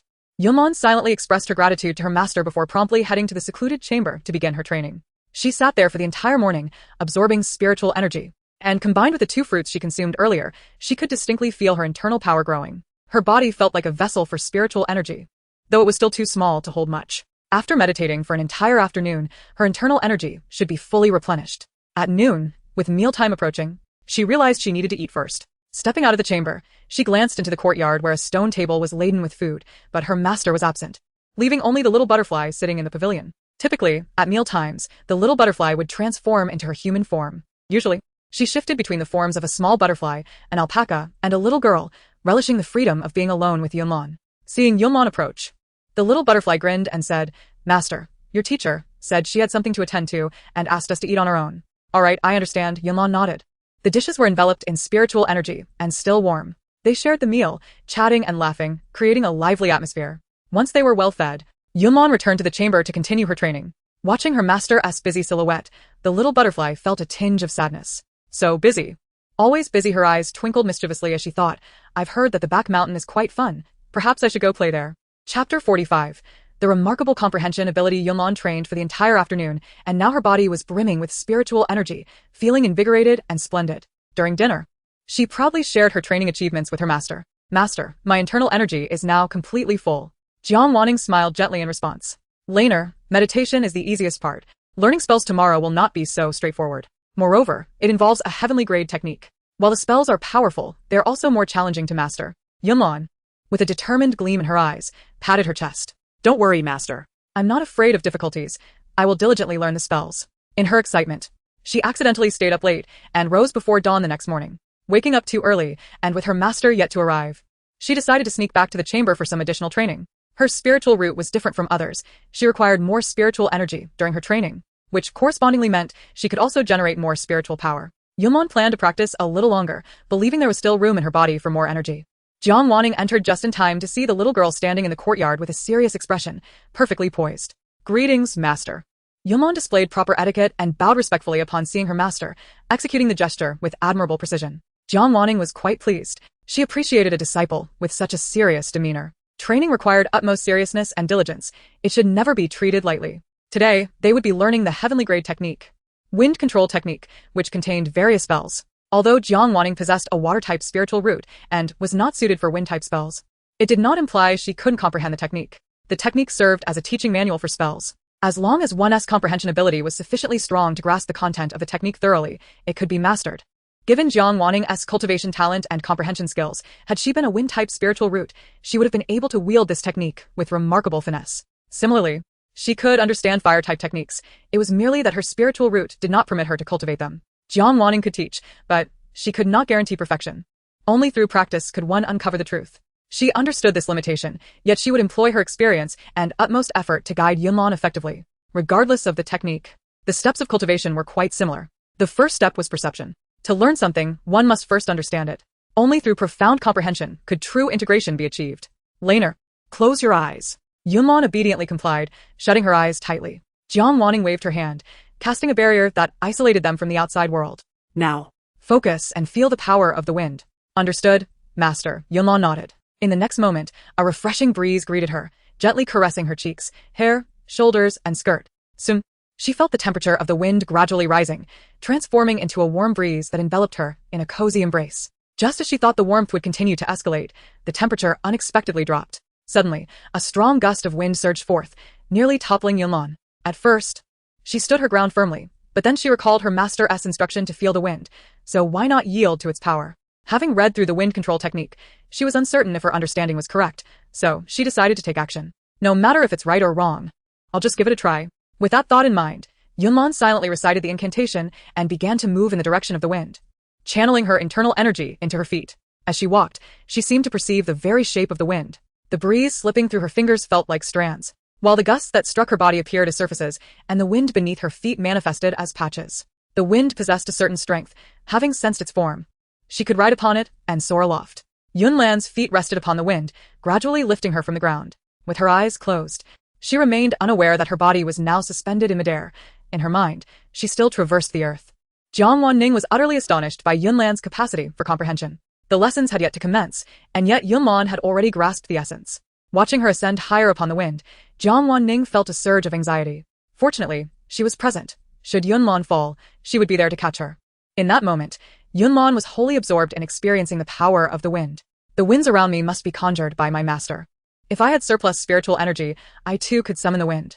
As long as there is wind, I can unleash my spells. Wind is omnipresent. This technique is simply extraordinary. I adore it. Truly adore it. Yunlan furrowed her brow slightly. It seems my spiritual energy is running low. Has it really only been half a tea's worth of time? Is my energy so fleeting? With no other option, Yunlan gradually slowed her pace, calming her mind to regain composure. Jiang Wanning watched as Yunlan carefully descended back to the ground, step by step. No jest, Yunlan truly was a prodigy. With such remarkable insight, Jiang Wanning felt she need not instruct her further. After a while, Yunlan paused, standing on solid ground, sensing the winds around her diminishing. She softly inquired, "Master, may I open my eyes now?" "You may." Yunlan smiled at her master, then meticulously recounted her recent sensations. Jiang Wanning felt a surge of astonishment, her face adorned with a gentle smile. "Wanner, you performed splendidly. You just walked upon the wind and soared into the air." Yunlan's eyes widened in disbelief, covering her mouth in astonishment. "Master, did you say I soared into the heavens?" Filled with excitement, she realized she had indeed accomplished it. She had walked upon the wind. "Does this mean my understanding is correct?" Jiang Wanning generously praised her. "Wanner, your comprehension is exceptional. I have not yet begun to teach you the forthcoming lessons, and you have already mastered it." Shyly scratching her head, Yunlan chuckled sheepishly. Chapter 46. Pursuing Ambitions. Thanks to my master creating such favorable conditions, I have been able to gain insight. Truly, the celestial level techniques yield remarkable results, however. They are rather taxing on spiritual energy. After a day and a half of diligent cultivation, I find my energy depleted in such a brief moment. A pained expression crossed Yunlan's face, for cultivation indeed demanded considerable time and effort. If an ordinary cultivator were to undertake this, it would take them even longer than I have. Moreover, I have only learned the wind treading technique, which merely enhances speed. The forthcoming wind control technique is an offensive skill. With my current energy, I fear I shall not reach that stage. Even if I learn it, I would lack the power to inflict significant damage. Yunlan sai sukti. Alas, for now, I shall focus on perfecting the wind treading technique.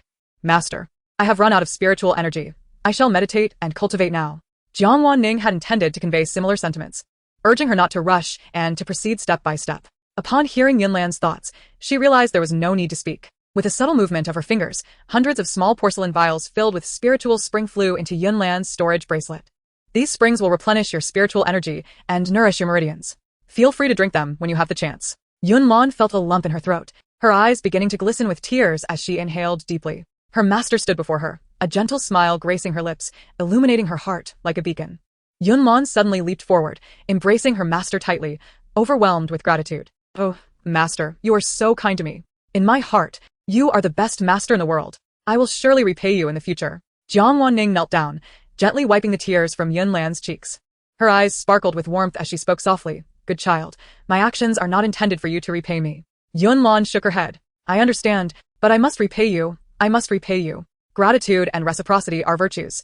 You cannot deter me from this." Jiang Wanning chuckled softly, realizing Yunlan was quite different from her senior brothers and sisters. In the past, she had shared similar sentiments with them, who merely kept such thoughts to themselves.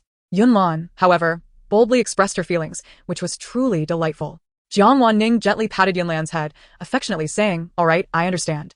Now, go and cultivate diligently." "Yes, I shall." Yunlan scampered off to the secret chamber, her little flower bouncing joyfully atop her head. In the ensuing days, Yunlan alternated between meditative cultivation and practicing spells alongside her master. With the consumption of spiritual fruits and the drinking of spiritual springs, the chamber brimmed with ample spiritual energy. Coupled with her increasing proficiency in circulating her energy, her cultivation rapidly advanced. Within a month, Yunlan effortlessly broke through to the first level of qi refinement. She could sense her meridians strengthening slightly and the intake of spiritual energy increasing, signifying her ability to wield more power. The qi refinement stage comprises 9 levels. With such abundant resources at her disposal, Yunlan mused that she might reach the second level by next month. Seated in the secret chamber, she clenched her small fists, cheering herself on. Yunlan, You can do it. Charge forward with determination. The little butterfly now spent its days frolicking on the back mountain, its activities a mystery to Yunlan. However, she knew it would not be bullied, so she allowed it the freedom. Yunlan now only required half a day of meditation to replenish her spiritual energy, dedicating her mornings to meditation and afternoons to practicing the wind treading technique. Through her daily training, she had mastered the ability to instantaneously invoke the spell. Previously, she spent over 10 minutes running a lap around the open space. Now, she completed it in just 7 or 8 minutes. This technique truly was a remarkable asset. However, her spiritual energy was only sufficient to sustain half an hour of running. Not enough, not enough. There was still room for improvement. Yunlan was wholly devoted to her cultivation, undistracted, and indeed, after a month, she broke through to the second level of qi refinement. This was anticipated, as a genius's cultivation naturally differed from that of ordinary individuals. Jiang Wanning remained notably calm, understanding that Yunlan was still quite young. If she began her cultivation a few years later, her breakthroughs would occur even more swiftly. Next, Yunlan would aim to break through to the third level of qi refinement. With 4 months remaining until the Sect competition, she had ample time, and perhaps even the opportunity to surpass another level. Previously, Yunlan had devoted 2 months to mastering a single spell. Now, she had fully developed her proficiency in the wind treading technique. Having completed that, she began practicing the wind control technique. Once she mastered it, she would be able to unleash wind blades to strike her foes. As an offensive spell, the wind control technique was of a higher tier than the wind treading technique, implying that it would require even more spiritual energy to practice. In addition to meditation for the enhancement of one's cultivation, the practice of spells also contributes to the growth of one's abilities. The higher the proficiency in spell skills, the deeper Yunlan's comprehension of magic becomes. She first memorizes the incantation for the wind control technique, and then proceeds to put it into practice. One day, she sets a stool in an open area, upon which an apple is placed. Her initial goal is to slice the apple in half using a blade of wind. Standing approximately 10 meters away from the apple, she focuses her gaze intently upon it. Silently reciting the incantation in her mind, she channels her spiritual energy, which ultimately converges at her fingertips. 3, 2, 1. Release. With a swift motion of her arm, a slender blade of wind suddenly appears and darts forward. However, just as the wind blade travels about 5 meters, it unexpectedly dissipates. Is my spiritual energy still too weak? Yunlan murmurs. The trajectory is correct. I simply need to enhance my spiritual power. Though cultivation can be monotonous, it is profoundly meaningful. As days pass, the wind blades she produces gradually draw nearer to the apple. Finally, after a month, the wind blade successfully strikes the apple. A radiant smile spreads across Yunlan's face as she leaps in excitement. Progress. Progress. She rushes closer for a closer inspection, only to find a slight incision on the apple's skin.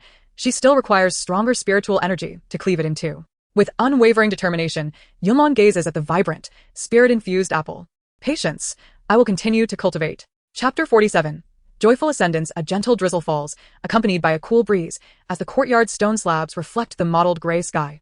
Jiang Wanning stands beneath the eaves, watching through the curtain of rain as Yunlan repeatedly unleashes her wind blades. Chilled raindrops slide down Yunlan's dark, thick eyelashes, trickling down her cheeks, her hair tousled. With the rain's interference, she must summon wind blades of greater potency than usual to strike the apple. For the past 2 months, after her daily meditation and cultivation, she has diligently practiced the wind control technique here, undeterred by inclement weather. The speed at which she gathers spiritual energy is increasing, allowing her to unleash wind blades almost instantaneously. Yunlan's expression turns serious as she fixates on the apple in the distance, her gaze unwavering. She regulates the intensity of her energy, measuring the distance, counting down in her mind. 3, 2, 1. Release. In an instant, the apple positioned 10 meters away is sliced cleanly in half, the cut remarkably smooth. The slender wind blade is nearly invisible to the naked eye. Its presence is only discernible through the ripples of spiritual energy it generates. As dark clouds obscure the sun, Yunlan's smile brightens the stormy scene, illuminating her surroundings with joy. She jubilantly cheers, splashing in the rain as she waves to her master. Master, I've succeeded again. Jiang Wanning nods slightly, offering a gentle smile. Yunlan continue. Yes, Master. Yunlan quickly adjusts her focus, immersing herself in training. Thunder rumbles ominously overhead, and the rain intensifies, presenting Yunlan with even greater resistance. Yet, her eyes remain resolute. Undeterred by the challenges, the more difficult the trials, the faster her growth.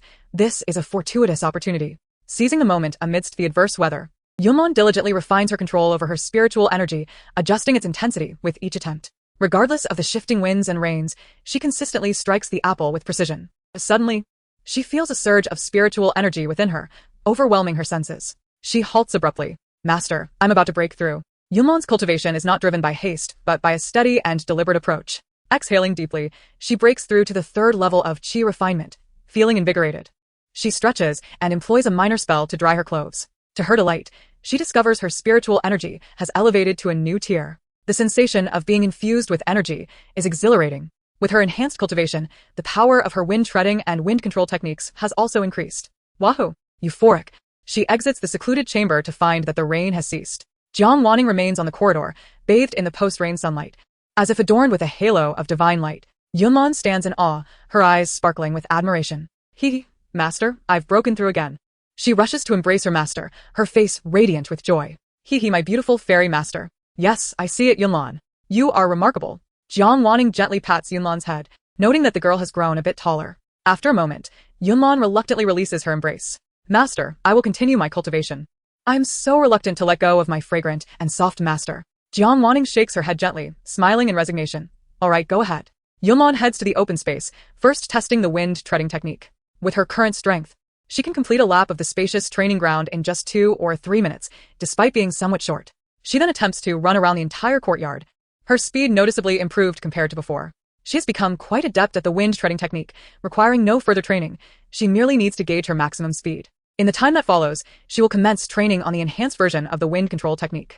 The small grove within the courtyard is lush and green, bathed in bright sunlight, while a gentle breeze brings a refreshing coolness, causing the leaves to rustle. No longer aiming for the apple, her new targets are the fluttering leaves swaying in the wind. In battle, an adversary will not remain still for her to strike. With her strengthened spiritual energy, she retreats several paces to engage in long-range attacks. Her gaze sharpens as she positions herself, finding the right angle, and channels her energy to her fingertips. In the next moment, a slender yet powerful wind blade slices through the air. In an instant, the sharp wind blade grazes the drifting leaves, leaving a delicate cut along their edges. Not quite satisfactory. She had intended to strike the center of the leaves, but missed her mark. No matter, again.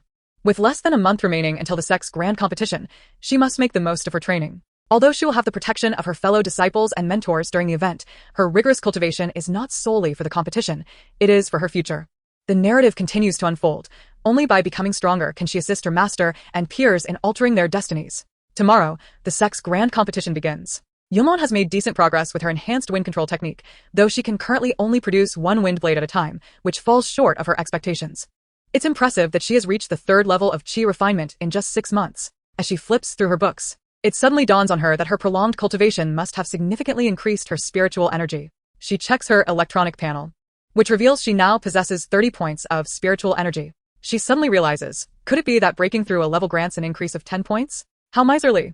Yunlan shuts the panel with a frown, her gaze lingering on the text before her. Before long, she receives a telepathic message from her master, instructing her to visit the Sect's main hall. Yunlan contemplates briefly, surmising that her master intends to discuss the upcoming competition. Having learned the wind treading technique, her walking speed has greatly improved. Upon arriving at the main hall, she finds only her master and the senior brother present. Greetings, master.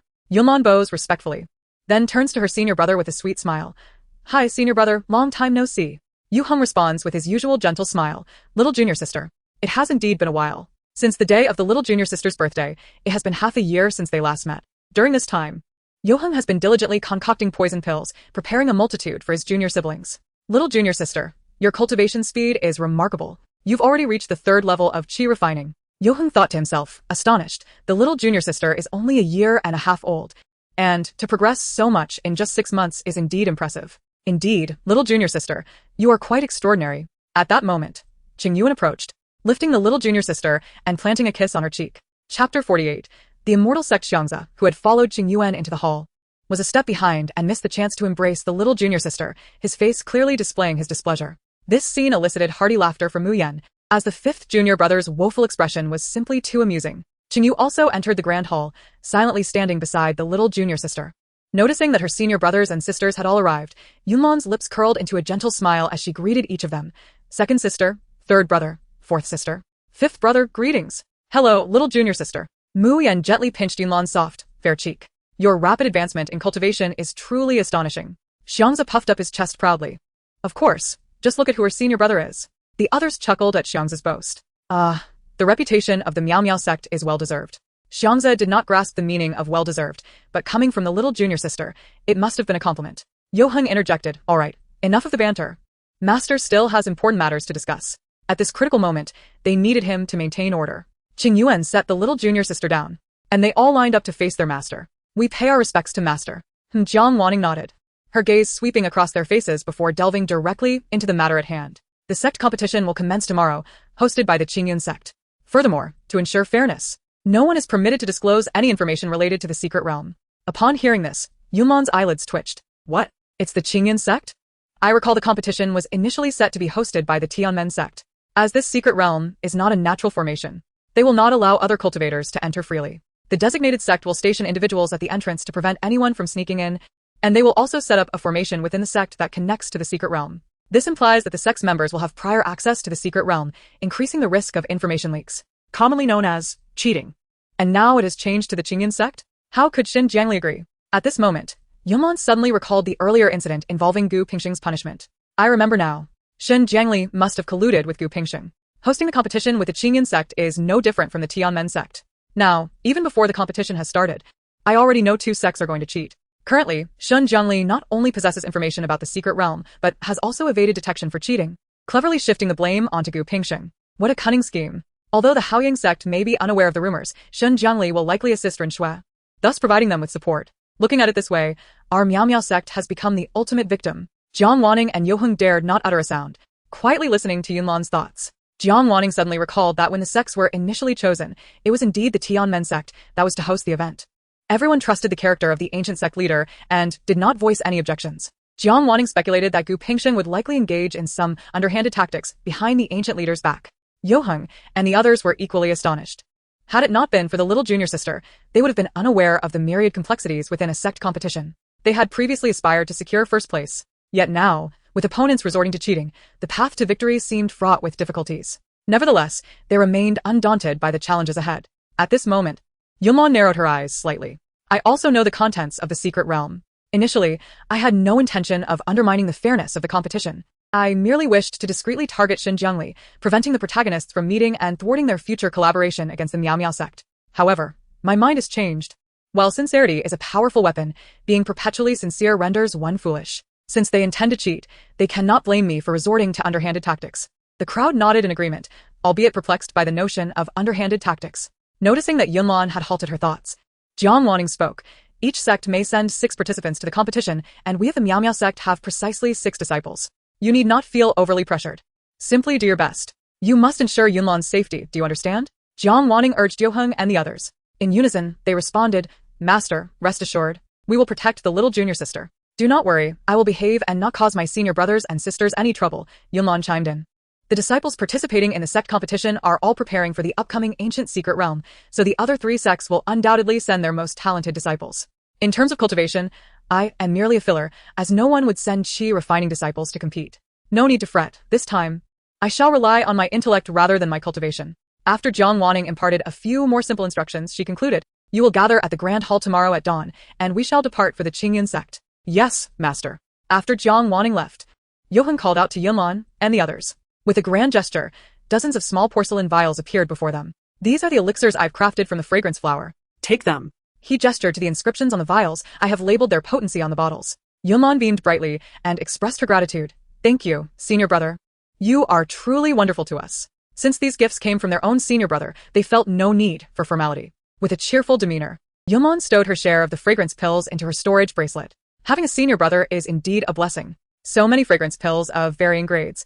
Senior brother's alchemical skills are impressive, with a high success rate. Hearing the little junior sister praise him, Yoheng couldn't help but smile, feeling a sense of sweetness in his heart. Little junior sister, this is a low-tier formation specifically crafted for you. Qingyu presented a multitude of inscribed formations. Given your current low spiritual power, you cannot utilize advanced formations yet, so start with these low-tier ones. These formations have been modified by me, requiring no elaborate setup, just throw them at the enemy. There are at least several hundred of these formations. Use them freely, without worrying about conserving for your senior brother. Qingyu eagerly stuffed the formations into the little junior sister's storage bracelet. At her current level of magical ability, Yunlan had limited spells at her disposal. These formations would serve as effective substitutes for offensive spells, consuming minimal spiritual energy, making them perfectly suited for her use.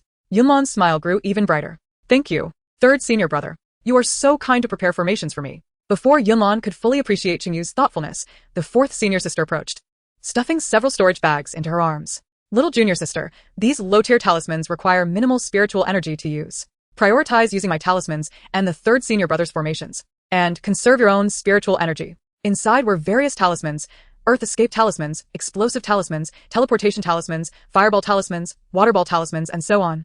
Just take them out whenever you need.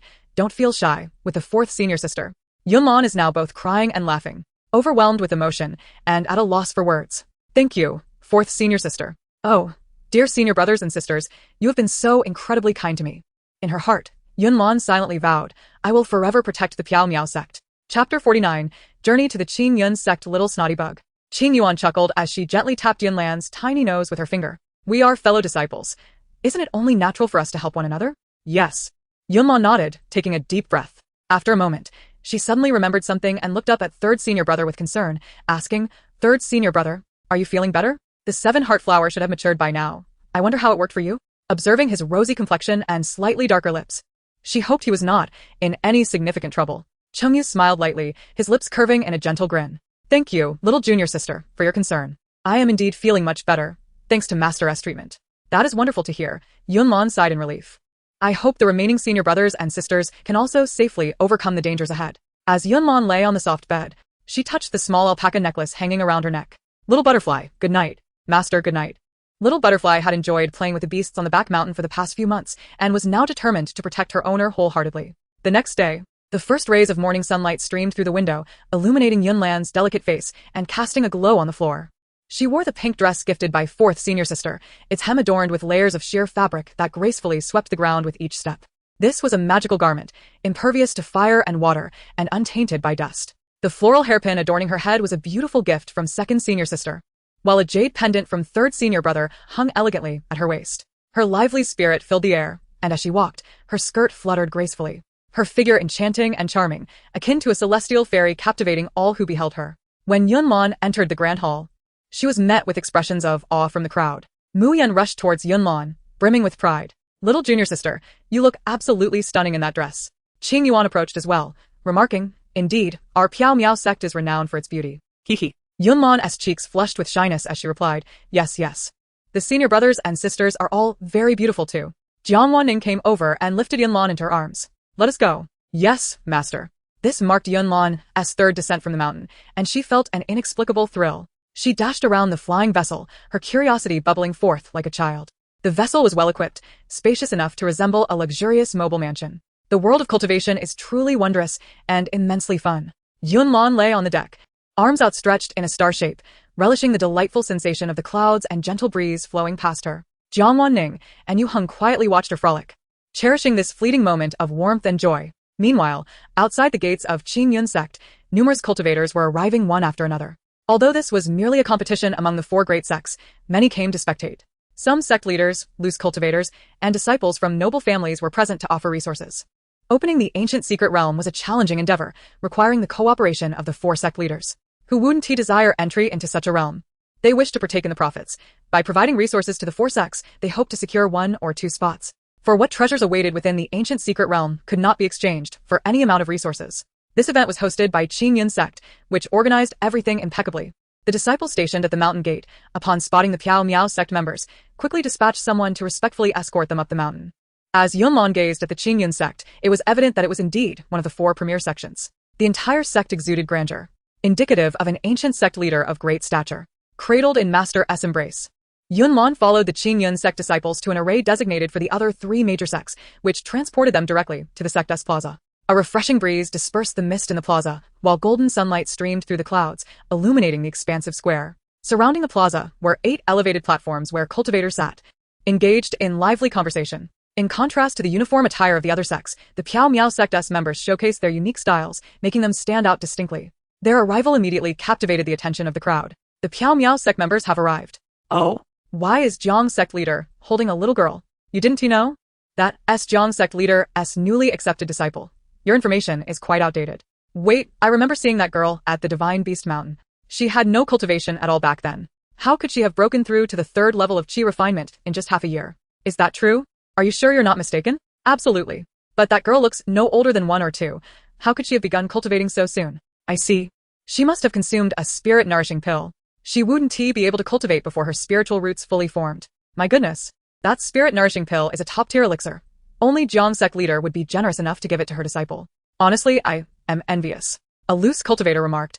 If only I could enter the Piao Miao sect. You're dreaming. Jiang Sect leader only accepts disciples based on fate. Precisely. If you really entered the Piao Miao sect, you have to call that girl senior sister. The loose cultivator didn't mind at all, as long as I could join the Piao Miao sect. What else in a title? Others fell silent, realizing it was merely a form of address. Just then, someone piped up, "Hey, have you heard? The ancient divine beast from Divine Beast Mountain has gone missing. It's said that it was likely contracted by Jiang Sect leader." I know about that. I placed many bets back then, yet I still don't have a definitive outcome. I suspect Jiang Sect leader must have contracted the ancient divine beast. After all, she was absent during the attack on the array by the ancient sect leaders, hiding away. Chapter 50. The unparalleled pig team member. A mysterious individual leaned closer, whispering, "Do you think it's possible that the ancient divine beast was contracted by that little girl?" No way. The ancient divine beasts are so powerful. How could they possibly pay attention to a child with no cultivation? Moreover, when contracting an ancient divine beast, there would be a natural phenomenon and an increase in the cultivator's prowess. There were no such occurrences then, right? The crowd nodded in agreement. That's a fair point. If that little girl truly contracted the divine beast, then over the past 6 months, her cultivation should have reached around the 7th level of qi refinement, not just the 3rd. If that is the case, why would Jiang Sect leader take a little child to Divine Beast Mountain? Are you foolish? There are so few people in the Piao Miao sect, the disciples are all busy cultivating. Who would take care of the child? Oh, right, that makes sense. So, did Jiang Sect leader manage to contract the ancient divine beast or not? If she didn't, why go to Divine Beast Mountain? I suspect Jiang Sect leader was there to seek spiritual herbs for alchemy, as that child consumed a spirit-nourishing pill, didn't she? That makes sense. A skilled loose cultivator observed Jiang Wanning for a while before slowly stating, Jiang Sect leader's aura has not exhibited any significant fluctuations, and her cultivation hasn't progressed. She likely did not contract the ancient divine beast. Oh yes, I won. I bet they didn't contract the ancient divine beast. I'm rolling in it, haha. Me too, me too. Once the sect competition concludes, I'll go collect my winnings. Jiang Wanqing listened attentively to their conversation, before she even uttered a word. They had already concocted an entire narrative, conveniently providing her with a flawless excuse. Excellent. Yunlan silently commended them with a thumbs up in her heart. Well done. Jiang Wanqing turned to hand Yunlan over to Qing Yuan, cautioning, Master will be heading to the viewing platform. Take good care of Yunlan. Yes, Master. Qing Yuan replied respectfully, cradling her little junior sister with great care. The positions of the 4 great sect leaders were situated directly above the viewing platform. To express his apologies to the Piao Miao sect leader Gu deliberately arranged for Jiang Sect leader to sit beside him. The cultivators who had come to witness the sect competition praised the Qingyun sect profusely. They not only indulged in complimentary spiritual wine, tea, fruits, and delicacies, but also benefited from the abundant spiritual energy of the Qingyun sect. Why would they complain? Having received such advantages, they naturally ceased to voice any disparaging remarks about the Qingyun sect. They regarded previous events as mere entertainment, considering it primarily a matter concerning Jiang Sect leader. Jiang Wanqing settled herself at the table. Jiang Sect leader, Gu Yang greeted with a smile. Standing behind Gu Yang, Gu Pingsheng's gaze was fixed ahead, though his attention was primarily on Jiang Wanqing. Upon noticing that Jiang Wanqing had not contracted an ancient divine beast, he felt a sense of amusement. Heaven was indeed fair. It could not possibly allow Jiang Wanqing to monopolize all the good fortune. Gu Pingsheng mused to himself, This time, the Piao Miao sect can expect to come in last place. Let them experience the humiliation for themselves. Jiang Wanqing glanced to the left at the 2 vacant seats, noting that the representatives from the Tianmen sect and Haoying sect had yet to arrive. On both sides of the lower viewing platform, cultivators were trickling in, while at the center stood the disciples from the 4 great sects participating in the competition. Currently, only the disciples from the Qingyun sect and the Piao Miao sect were present. Yu Heng exchanged glances with Chu He, both nodding in acknowledgement. Standing beside Chu He was He-yun, Gu Yang's most cherished disciple, who was also a contender for the position of sect leader of the Qingyun sect. The other disciples of Gu Yang had no intention of vying for the leadership role. They were content with the prospect of becoming elders or peak masters. Although He-yun had yet to ascend to the role of sect leader, he firmly believed himself to be the best candidate, feeling that Chu He was unworthy to compete with him. Furthermore, due to the recent debacle in the Lushan secret realm and the incident involving Gu Peak Master, the Qingyun sect had been the target of ridicule within the cultivation community for quite some time, which he found utterly intolerable. He could not fathom how Chu He had led his team to allow the 2 fools, Wen Huayan and his companion, to create such a ruckus. Had they not caused trouble, Gu Peak Master's affairs would not have been exposed. The Qingyun sect ought to handle its matters privately. He-yun cast a glance at Yu Heng and the others, convinced that the recent shift in public opinion had been orchestrated by the Piao sect. Those individuals even possessed recording stones. Who else could it be but the Piao sect? Since they dared to openly target the Qingyan sect, there was no need for courtesy. He-yun scoffed. How can the Piao sect bring along children as young as 1 or 2 years old to participate in the sect competition? To dare join at merely the 3rd level of qi refinement, truly, they have no fear of embarrassment. The members of the Piao sect looked on in disbelief. What trouble is he stirring now? Yu Heng and his companions turned to glare at He-yun, their expressions darkening. Yunlan, clutching her second senior sister's neck, shot He-yun a fierce glare. What an idiot, a complete fool. If it weren't for this foolish He-yun, Gu Pingsheng would never have become the sect leader of the Qingyan sect. Initially, Gu Pingsheng assisted He-yun in becoming the sect leader, earning his trust, only to later manipulate He-yun into injuring Chu-he, compelling him to swear to relinquish his claim to leadership forever. Ultimately, Gu Pingsheng orchestrated He-yun's demise and easily ascended to the position of sect leader, eliminating 2 rivals in the process. If Gu Pingsheng is deemed foolish, then He-yun is even more so. At least Gu Pingsheng knew how to put on a fade. He-yun couldn't even be bothered to pretend. Meanwhile, sect leader Gu is striving to cultivate good relations with the Piao sect and garner favor from the cultivation world, while He-yun is sabotaging his master-as efforts. What an unparalleled liability. Yu Heng and his companions were astounded. They had not anticipated that the internal affairs of the Qingyan sect were so captivating. Though He-yun's voice was not loud, the surrounding cultivators, each possessing some degree of prowess, feigned casual conversations while discreetly monitoring the situation involving He-yun. This included Jiang Wanqing and Gu Yang. Upon hearing He-yun's words, Gu Yang's beard quivered slightly. He cast an awkward glance at Jiang Wanqing and apologized. Jiang, sect leader, that child He-yun speaks without thinking. I hope you can overlook it. Jiang Wanqing gently acknowledged with an a faint smile gracing her lips, though there was no trace of mirth in her eyes. It was evident to all that Jiang, sect leader, was displeased. He-yun, being Gu Yang's prized disciple, spoke with a certain weight. It was rather unreasonable for him to disparage someone else's disciple in front of Jiang, sect leader, and her restraint in not reacting was already a courtesy extended to Gu Yang. With so many present, and given Gu Yang's apology, Jiang Wanqing refrained from confronting He-yun directly. Yu Heng exchanged a glance with his master. Their bond was such that a mere look conveyed a multitude of unspoken words. Yu Heng nodded slightly, rest assured, Master, we will handle this. Just because Master chose not to engage with He-yun did not mean they would silently endure. With a gentle tone yet a hint of derision in his gaze, Yu Heng remarked, what of being at the 3rd level of qi refinement? Our junior sister expressed her desire to join in the fun. We must certainly oblige her. There's no regulation forbidding disciples in the qi refinement stage from participating in the sect competition, is there? Moreover, our Piao sect has committed no treacherous acts against others. Why should we fear embarrassment? Yunlan couldn't contain her amusement, her suppressed smile finally breaking free. Haha, I didn't expect senior brother to be so sarcastic. He certainly knows how to hit where it hurts. Well done. Qing Yuan and the others exchanged glances, striving to maintain a serious demeanor. After all, they were on the territory of the Qingyan sect. It was prudent not to mock too openly. Gu Yang, seated above, felt his face grow warm with embarrassment. He longed to cast a silence spell to seal He-yun's mouth. The root of this incident lay with Gu Pingsheng, and Gu Yang shot a pointed glance at him.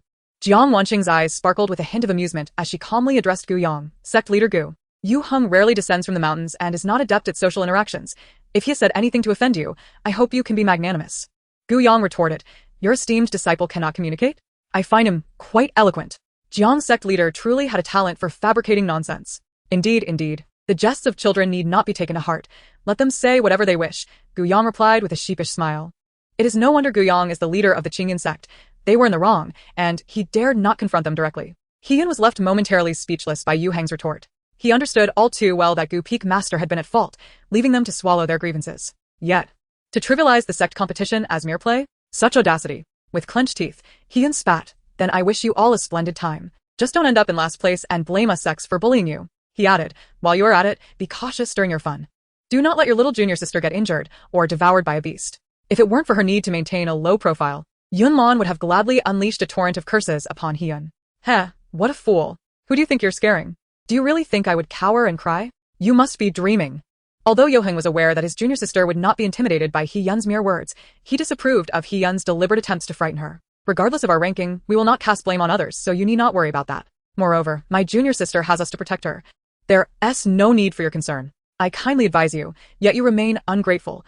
The Piao sect truly lacks respect. Yoheng's expression hardened as he retorted, kindly? Is that so? Qing Yuan's fists clenched tightly. Her desire to punch He-yun in the face was palpable. The eldest senior brother was still too subtle in his words.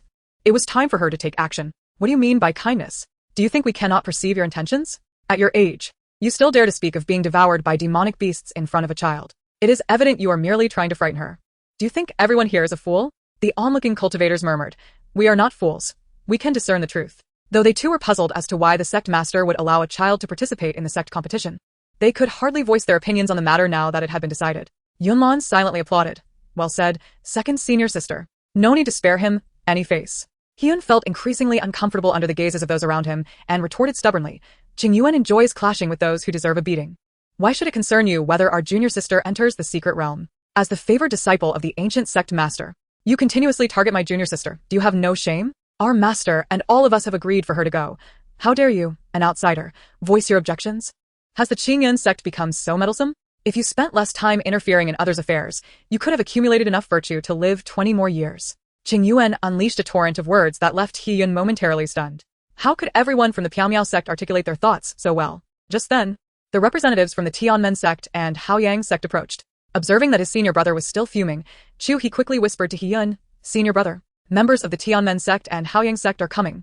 Hyun, infuriated and clutching his chest, was appalled that the Piaomiao sect dared to insult him in front of so many people. Did he not care for his reputation? With the representatives from the other two sects now present, he could no longer continue his quarrel with the Piaomiao sect and redirected his ire toward He. I know. I do not require your reminders. He felt aggrieved, but chose to remain silent for the greater good. Witnessing the scene, Gu Yang finally breathed a sigh of relief. Thankfully, He was present to prevent Hyun from escalating the situation further. Although He was the youngest disciple of Gu Yang, he was greatly pleased with his apprentice's maturity compared to Hyun's immaturity. The masters of the Tianmen sect and Haoyang sect ascended the platform and took their seats. They had overheard the dispute between the disciples of the Qingyuan sect and the Piaomiao sect and, being astute individuals, chose to feign ignorance, believing it to be the best course of action. Chapter 52. The scheme of the young beauty, the sect master of Tianmen, Ji Yan, and the sect master of Haoyang. Mu Xiao bowed to Jiang Wanqing and Gu Yang. Jiang Wanqing and Gu Yang returned the gesture. Yunlan glanced at Ji Yan, the amiable elder with a white beard. I recall that this affable old man is quite strict with rules, as are his disciples. Thus, everything Shen Zhongli has done was carried out behind the sect's back. Moreover, Ji Yan once had a partner who was tragically slain by demonic beings. Hence, he harbors a deep disdain for the demon race. After his wife's death, Ji Yan dedicated himself entirely to managing the sect. Little did he know that the prized disciple he invested so many resources in is actually a descendant of the demon race. With this thought, Yunlan couldn't help but sigh softly. Such are the whims of fate. Even so, I cannot simply approach him and say, excuse me, your beloved disciple has demon blood. Who would believe me? I might end up being beaten for sowing discord, and Shen Zhongli would certainly take measures to ensure my silence. By a stroke of luck, Shen Zhongli had obtained an artifact capable of concealing his demonic lineage, allowing Ji Yan to remain oblivious to his true identity. Yo Heng and the others. What astonishing revelation have we just heard? Shen Zhongli actually possesses demon blood. Jiang Wanqing also caught wind of Yunlan's thoughts and quickly took a sip of spirit tea to mask her astonishment. With this crucial information, all their previous analyses suddenly made sense. It was no wonder Shen Zhongli had been targeting the Piaomiao sect. He likely harbored ambitions that extended beyond just them. He sought to dominate the entire cultivation world. Yo Heng and his companions shared their master's sentiments, maintaining a calm demeanor as they greeted Shen Zhongli, though they now regarded him with heightened vigilance. Unbeknownst to Yunlan, her master and senior siblings had already learned this news, and she continued her tirade. Aside from Ji Yan, the unfortunate master, the sect master of Haoyang, Mu Xiao, is also a tremendous source of woe. Mu Xiao is blissfully unaware as he watches his precious disciple. Little does he realize that his prized cabbage is about to be snatched away by a pig. Once Shen Zhongli successfully lures away your precious disciple, Rin Shui will likely hand over the entire Haoyang sect to him. Not only would you lose a disciple you painstakingly nurtured, but the entire sect as well. Yu Heng and the others had been aware of this situation for some time, and upon hearing their junior sister's complaints, they found that both sect masters had lost their gravitas in their eyes. They even felt a twinge of pity for these two unfortunate souls. Yunlan's gaze shifted to Rin Shui. Noticing she did not exhibit any bashful expressions, it seems she has yet to develop feelings for Shen Zhongli. Relief washed over Yunlan. Thank goodness. Although Shen Zhongli had arrived with Rin Shui, her focus in such a grand setting clearly did not rest on him. There are two methods to cure a love-struck mind. The first is rather crude. Simply sever the head. Without a brain, how could one engage in love? Yo Heng and the others. That makes sense, but it is not a feasible solution. Even in the cultivation world, one cannot simply kill at will. What about the second method? The second method is more troublesome. One must prevent her from falling in love. But for now, my sole objective is to ensure Rin Shui does not develop feelings for Shen Zhongli. If he is fond of using beauty as a strategy, I can do the same. Yo Heng, Qingyu, and xianxia exchanged glances, their bodies stiffening in apprehension. Surely, their junior sister did not intend for them to employ such tactics? Allow me to use the beauty strategy. Upon hearing this, Yu Heng and the others felt a wave of relief wash over them. Thankfully, they were not implicated. Their bodies relaxed considerably. However, Qing Yuan and Mu Yan began to feel tense once more. The two felt uneasy at the thought of employing beauty strategies on Ren Shui. Was this truly appropriate? Qing Yuan, I suddenly feel the urge to hit someone. Mu Yan, my hands are itching too. To be precise, it should be the strategy of the young beauty. As long as I intervene at the crucial moment to prevent Xin Zhengli from seducing Ren Shui, everything will be fine. With my innocent and charming demeanor, who would suspect that my intentions are deliberate? Upon hearing that they weren't being sent, Qing Yuan and Mu Yan simultaneously sighed in relief. Subsequently, Yu Heng and the others were taken aback, their hearts nearly leaping to their throats. Wait a moment. Did the junior sister just say she would employ her charm? That cannot be allowed. It would be better for them to handle it. Hee, a pretty sister. Come here for a hug. The disciples of the Tianmen sect stood adjacent to the Piaomiao sect, with Ren Shui, a key focus of the Haoyang sect's training, positioned prominently alongside Lu Shizhou in the front row. Qing Yuan and Yu Heng also stood at the forefront, while Yunlan was cradled by her second senior sister, allowing her to catch a glimpse of Ren Shui with a mere turn of her head. A sweet, childlike voice broke the air, prompting Ren Shui to turn and fix her gaze upon Yunlan. She was slightly taken aback, for what a beautiful little girl. Pointing to herself, she inquired, "Little sister, are you calling for me?" Yunlan nodded vigorously, beaming at Ren Shui with an exceptionally sweet smile. "Sister, you are so beautiful. I want a hug from you. I really like you." Yu Heng and the others realized they were a step too late. The junior sister is indeed quick and decisive, acting without hesitation. Flattered by Yunlan's compliments, Ren Shui felt a blush creeping onto her fair cheeks. The little girl's eyes sparkled with starlight, making her utterly adorable. Cautiously, she asked Qing Yuan, "May I hold her?" "Second senior sister, I want to hug the beautiful sister." Yunlan snuggled her cheek against Qing Yuan's face, playfully seeking affection. Qing Yuan smiled warmly, recalling the saying that one should not strike a smiling face. "A hug won't hurt. In fact, it may strengthen the bond between our sections." She graciously replied, "Of course. It seems our junior sister is quite fond of you." Qing Yuan gently handed Yunlan over, who eagerly extended her arms, waiting for Ren Shui's embrace. With delicate care, Ren Shui picked up Yunlan, feeling inexperienced as it was her first time holding a child. "Little sister, I hope I didn't hurt you," Ren Shui inquired with concern. Yunlan shook her head. No. The beautiful sister is so gentle." Ren Shui's cheeks flushed a deeper shade of red, feeling shy from the little girl's praise in front of so many people. Chapter 53. Paving a new path. Though Ren Shui was somewhat infatuated, her character remained commendable, embodying integrity and kindness. Yunlan, perceptive and observant, quickly recognized Ren Shui's fondness for her. She decided to capitalize on this momentum and decisively outshine Xin Zhengli. "A sister? My name is Yunlan. What is yours?" Yunlan wrapped her arms around Ren Shui's neck, taking the initiative. "I am Ren Shui," she replied with a gentle smile. Feigning surprise, Yunlan exclaimed, "Oh, so you are the esteemed Ren Shui of the Haoyang sect. My second senior sister often speaks of you. She says you possess remarkable talent, diligence, intelligence, and bravery, and that you are kind-hearted, an exemplary figure for me to look up to." Qing Yuan was taken aback. When did she ever say such things? She quickly exchanged glances with her second senior sister, conveying, "Second senior sister, you understand what I mean, right?" "I understand," Qing Yuan replied. "Indeed. I often tell our junior sister that she should learn from virtuous and diligent individuals like you, Ren Shui. It is truly an honor for Yunlan. Furthermore, not only you, Ren Shui, but also Lu Shizhou and other disciples of the Haoyang sect are worthy role models for us. Truly, you are well-trained disciples under the guidance of Sect Master Mu." With her adroit flattery, Qing Yuan skillfully navigated the conversation, garnering attention from Ren Shui and other disciples of the Haoyang sect. Even Mu Xiao, seated in the stands, was drawn in by Qing Yuan's words. He looked upon the disciples of the Piaomiao sect with a benevolent expression, feeling quite pleased. "Master Jiang, your disciples are indeed commendable."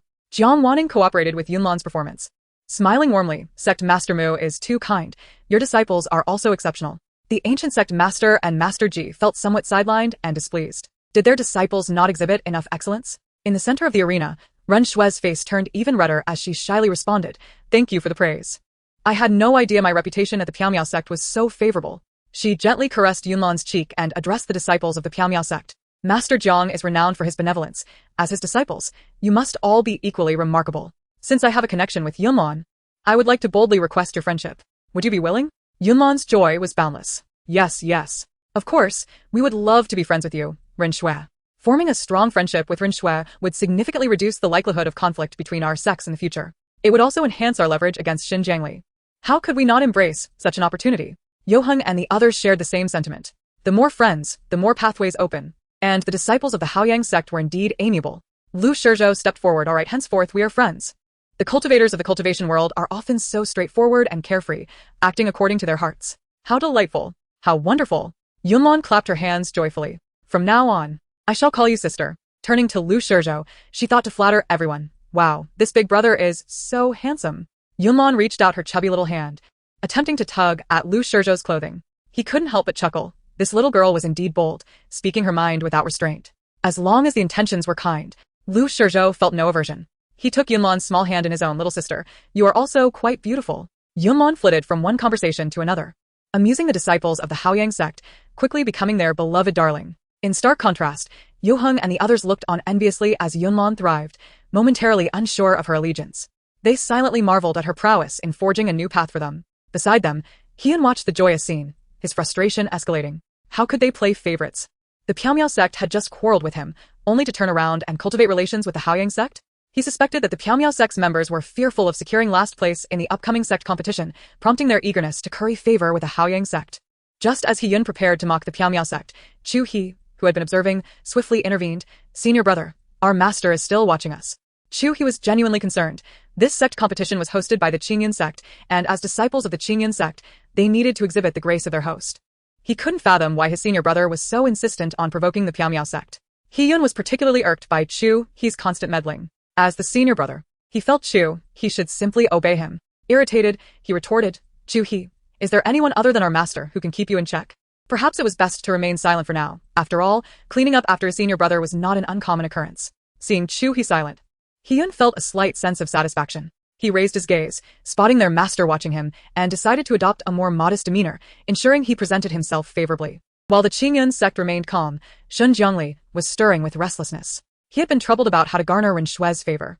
Shen Jiangli initially planned to feign a chance encounter with Ren Shui after entering the secret realm, subtly leading the members of Haoyang sect into the territory of the demon beasts and eventually perform a gallant rescue. However, upon witnessing Yunlan's actions, he suddenly experienced an epiphany. It only took a few words to easily garner affection.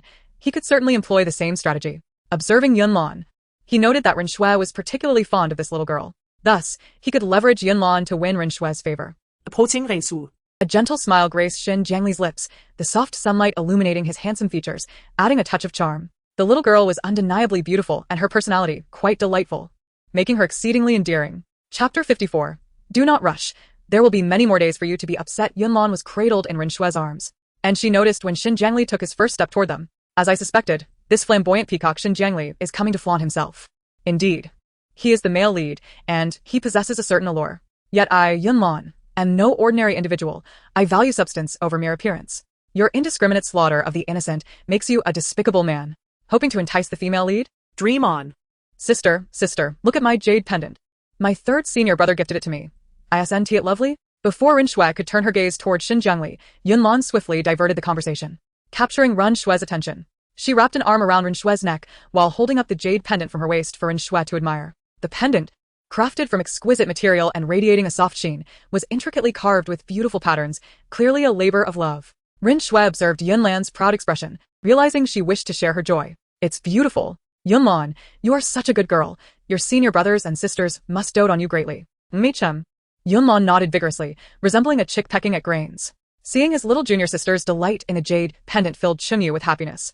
Yet, he felt shy being praised in front of so many people. Mu Yan, Xianxia, and Qing Yuan, however, stood proudly, their chests puffed out, openly displaying their affection for their little junior sister. Meanwhile, Shen Jiangli, overlooked, thought to himself, am I invisible?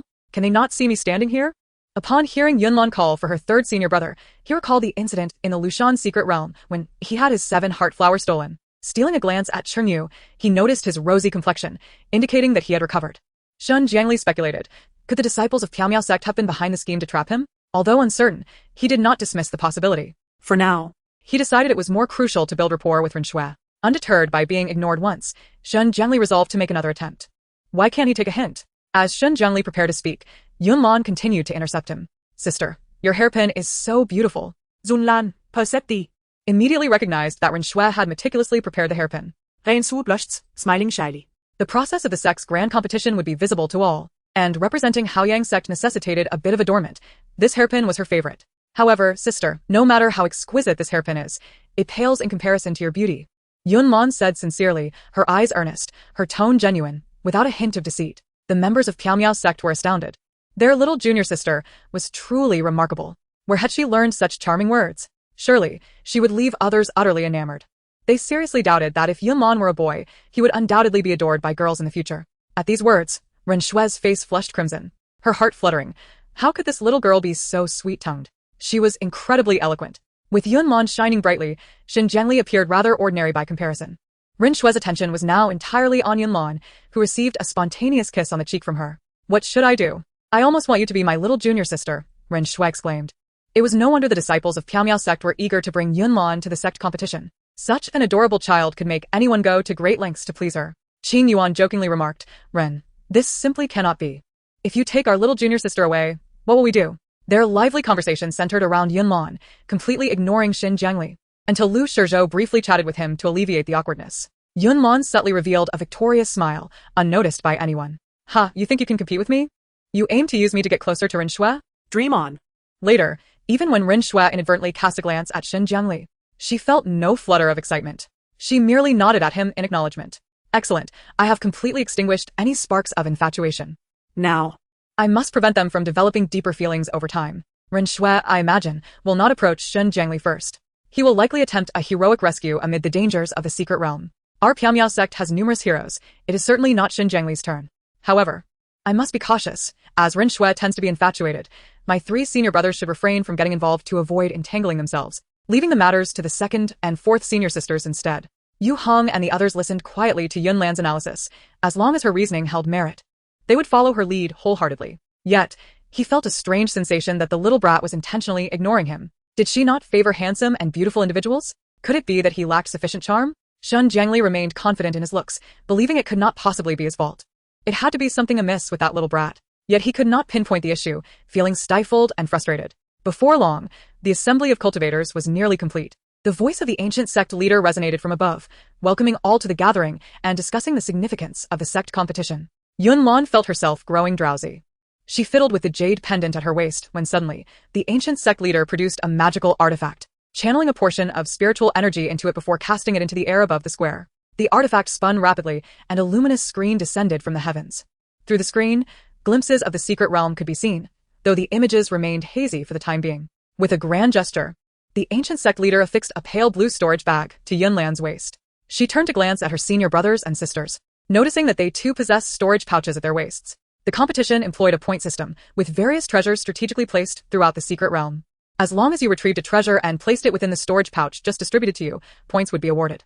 The storage pouches were enchanted to sense the aura of objects, allowing only treasures from the secret realm to be stored within. The treasures were categorized into 3 tiers: beginner, intermediate, and advanced. Beginner treasures emitted a green glow, intermediate treasures shone blue, and advanced treasures radiated purple. Collecting a beginner treasure granted 1 point, an intermediate treasure 2 points, and an advanced treasure 3 points. The ranking from this sect competition would determine the allocation of spots for the ancient secret realm, with a time limit of 3 days for the competition. The disciples were urged to give their utmost effort. Upon hearing this, Yunlan felt invigorated. The sect competition was about to commence. Xin Jiangli straightened his posture, determined that the first place would undoubtedly belong to the Tianmen sect. To impress his master, he was resolved to seize the top spot. He even cast a sidelong glance at the disciples of the Miao sect, thinking they would surely place last. Moments latte. A formation illuminated the central arena, enveloping Yunlan and her companions in its brilliance.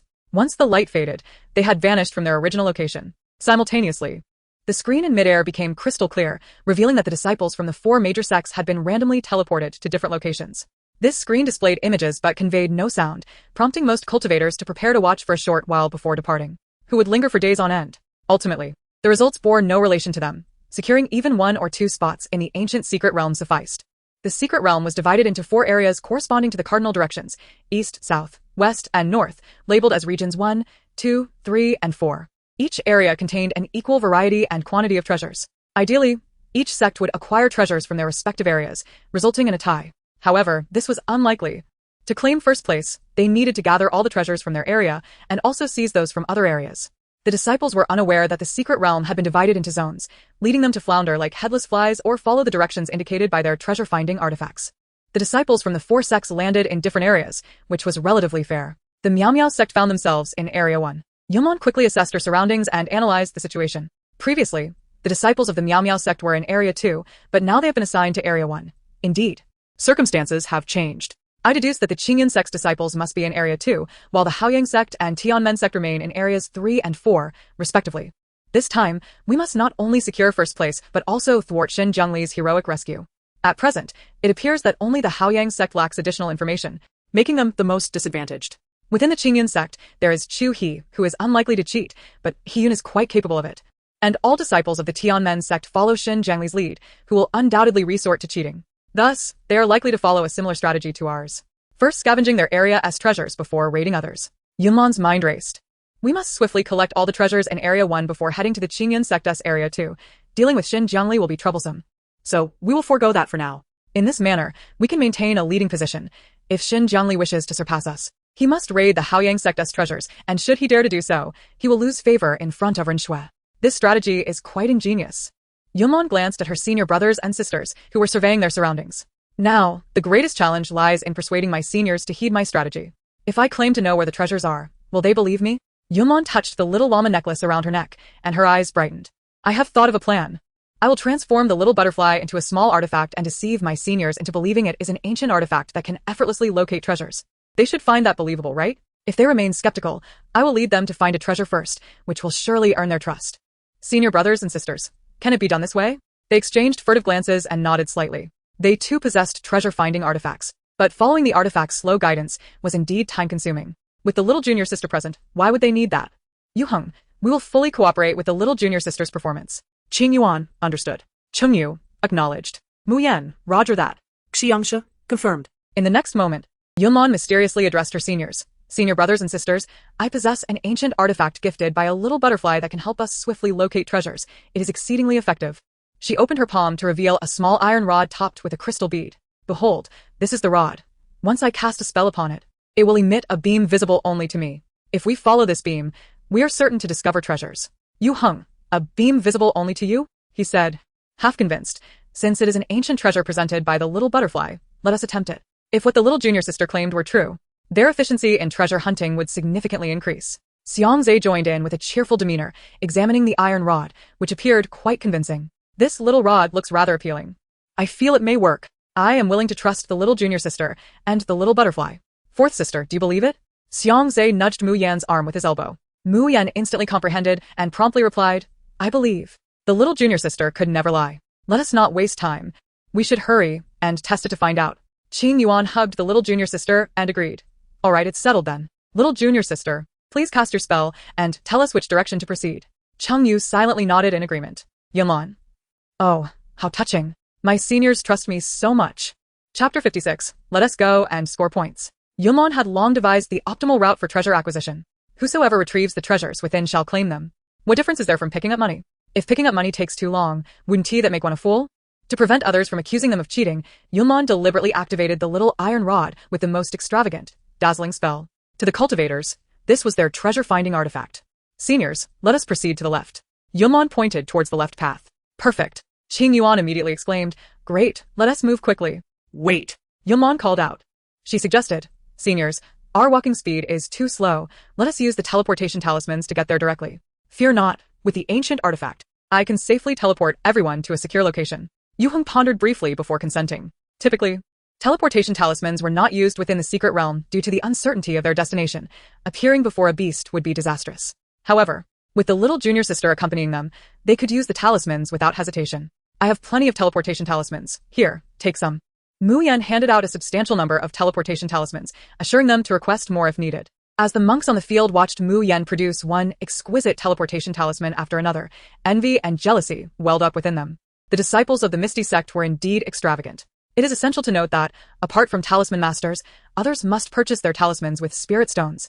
Even those within their own sect, who are required to procure them from the sect's trading pavilion. Unlike the disciples of the Misty Sect, who could freely distribute talismans to their fellow practitioners. At that moment, many felt a renewed desire to join the Misty Sect. While disciples from other sects were still leisurely searching for treasure, the disciples of the Misty Sect had already successfully arrived at their first destination. In each area, there are 6 treasures, 2 of low grade, 2 of medium grade, and 2 of high grade, summing up to 12 in total, according to my optimal route. The first treasure is a high-grade item worth 3 points. Yunlan, along with her senior brothers and sisters, concealed themselves behind the grass, gently parting the blades to create a small opening. Through this gap, they beheld a vast lake, with a purple glowing elixir suspended above its center. This was a high-quality gathering spirit pill, capable of replenishing a significant amount of spiritual energy in a short time. Yu Heng recognized it immediately. Junior sister, your ancient artifact is indeed impressive. We will follow your lead from here on out, xianxia remarked. Yunlan anxiously rubbed her hands together.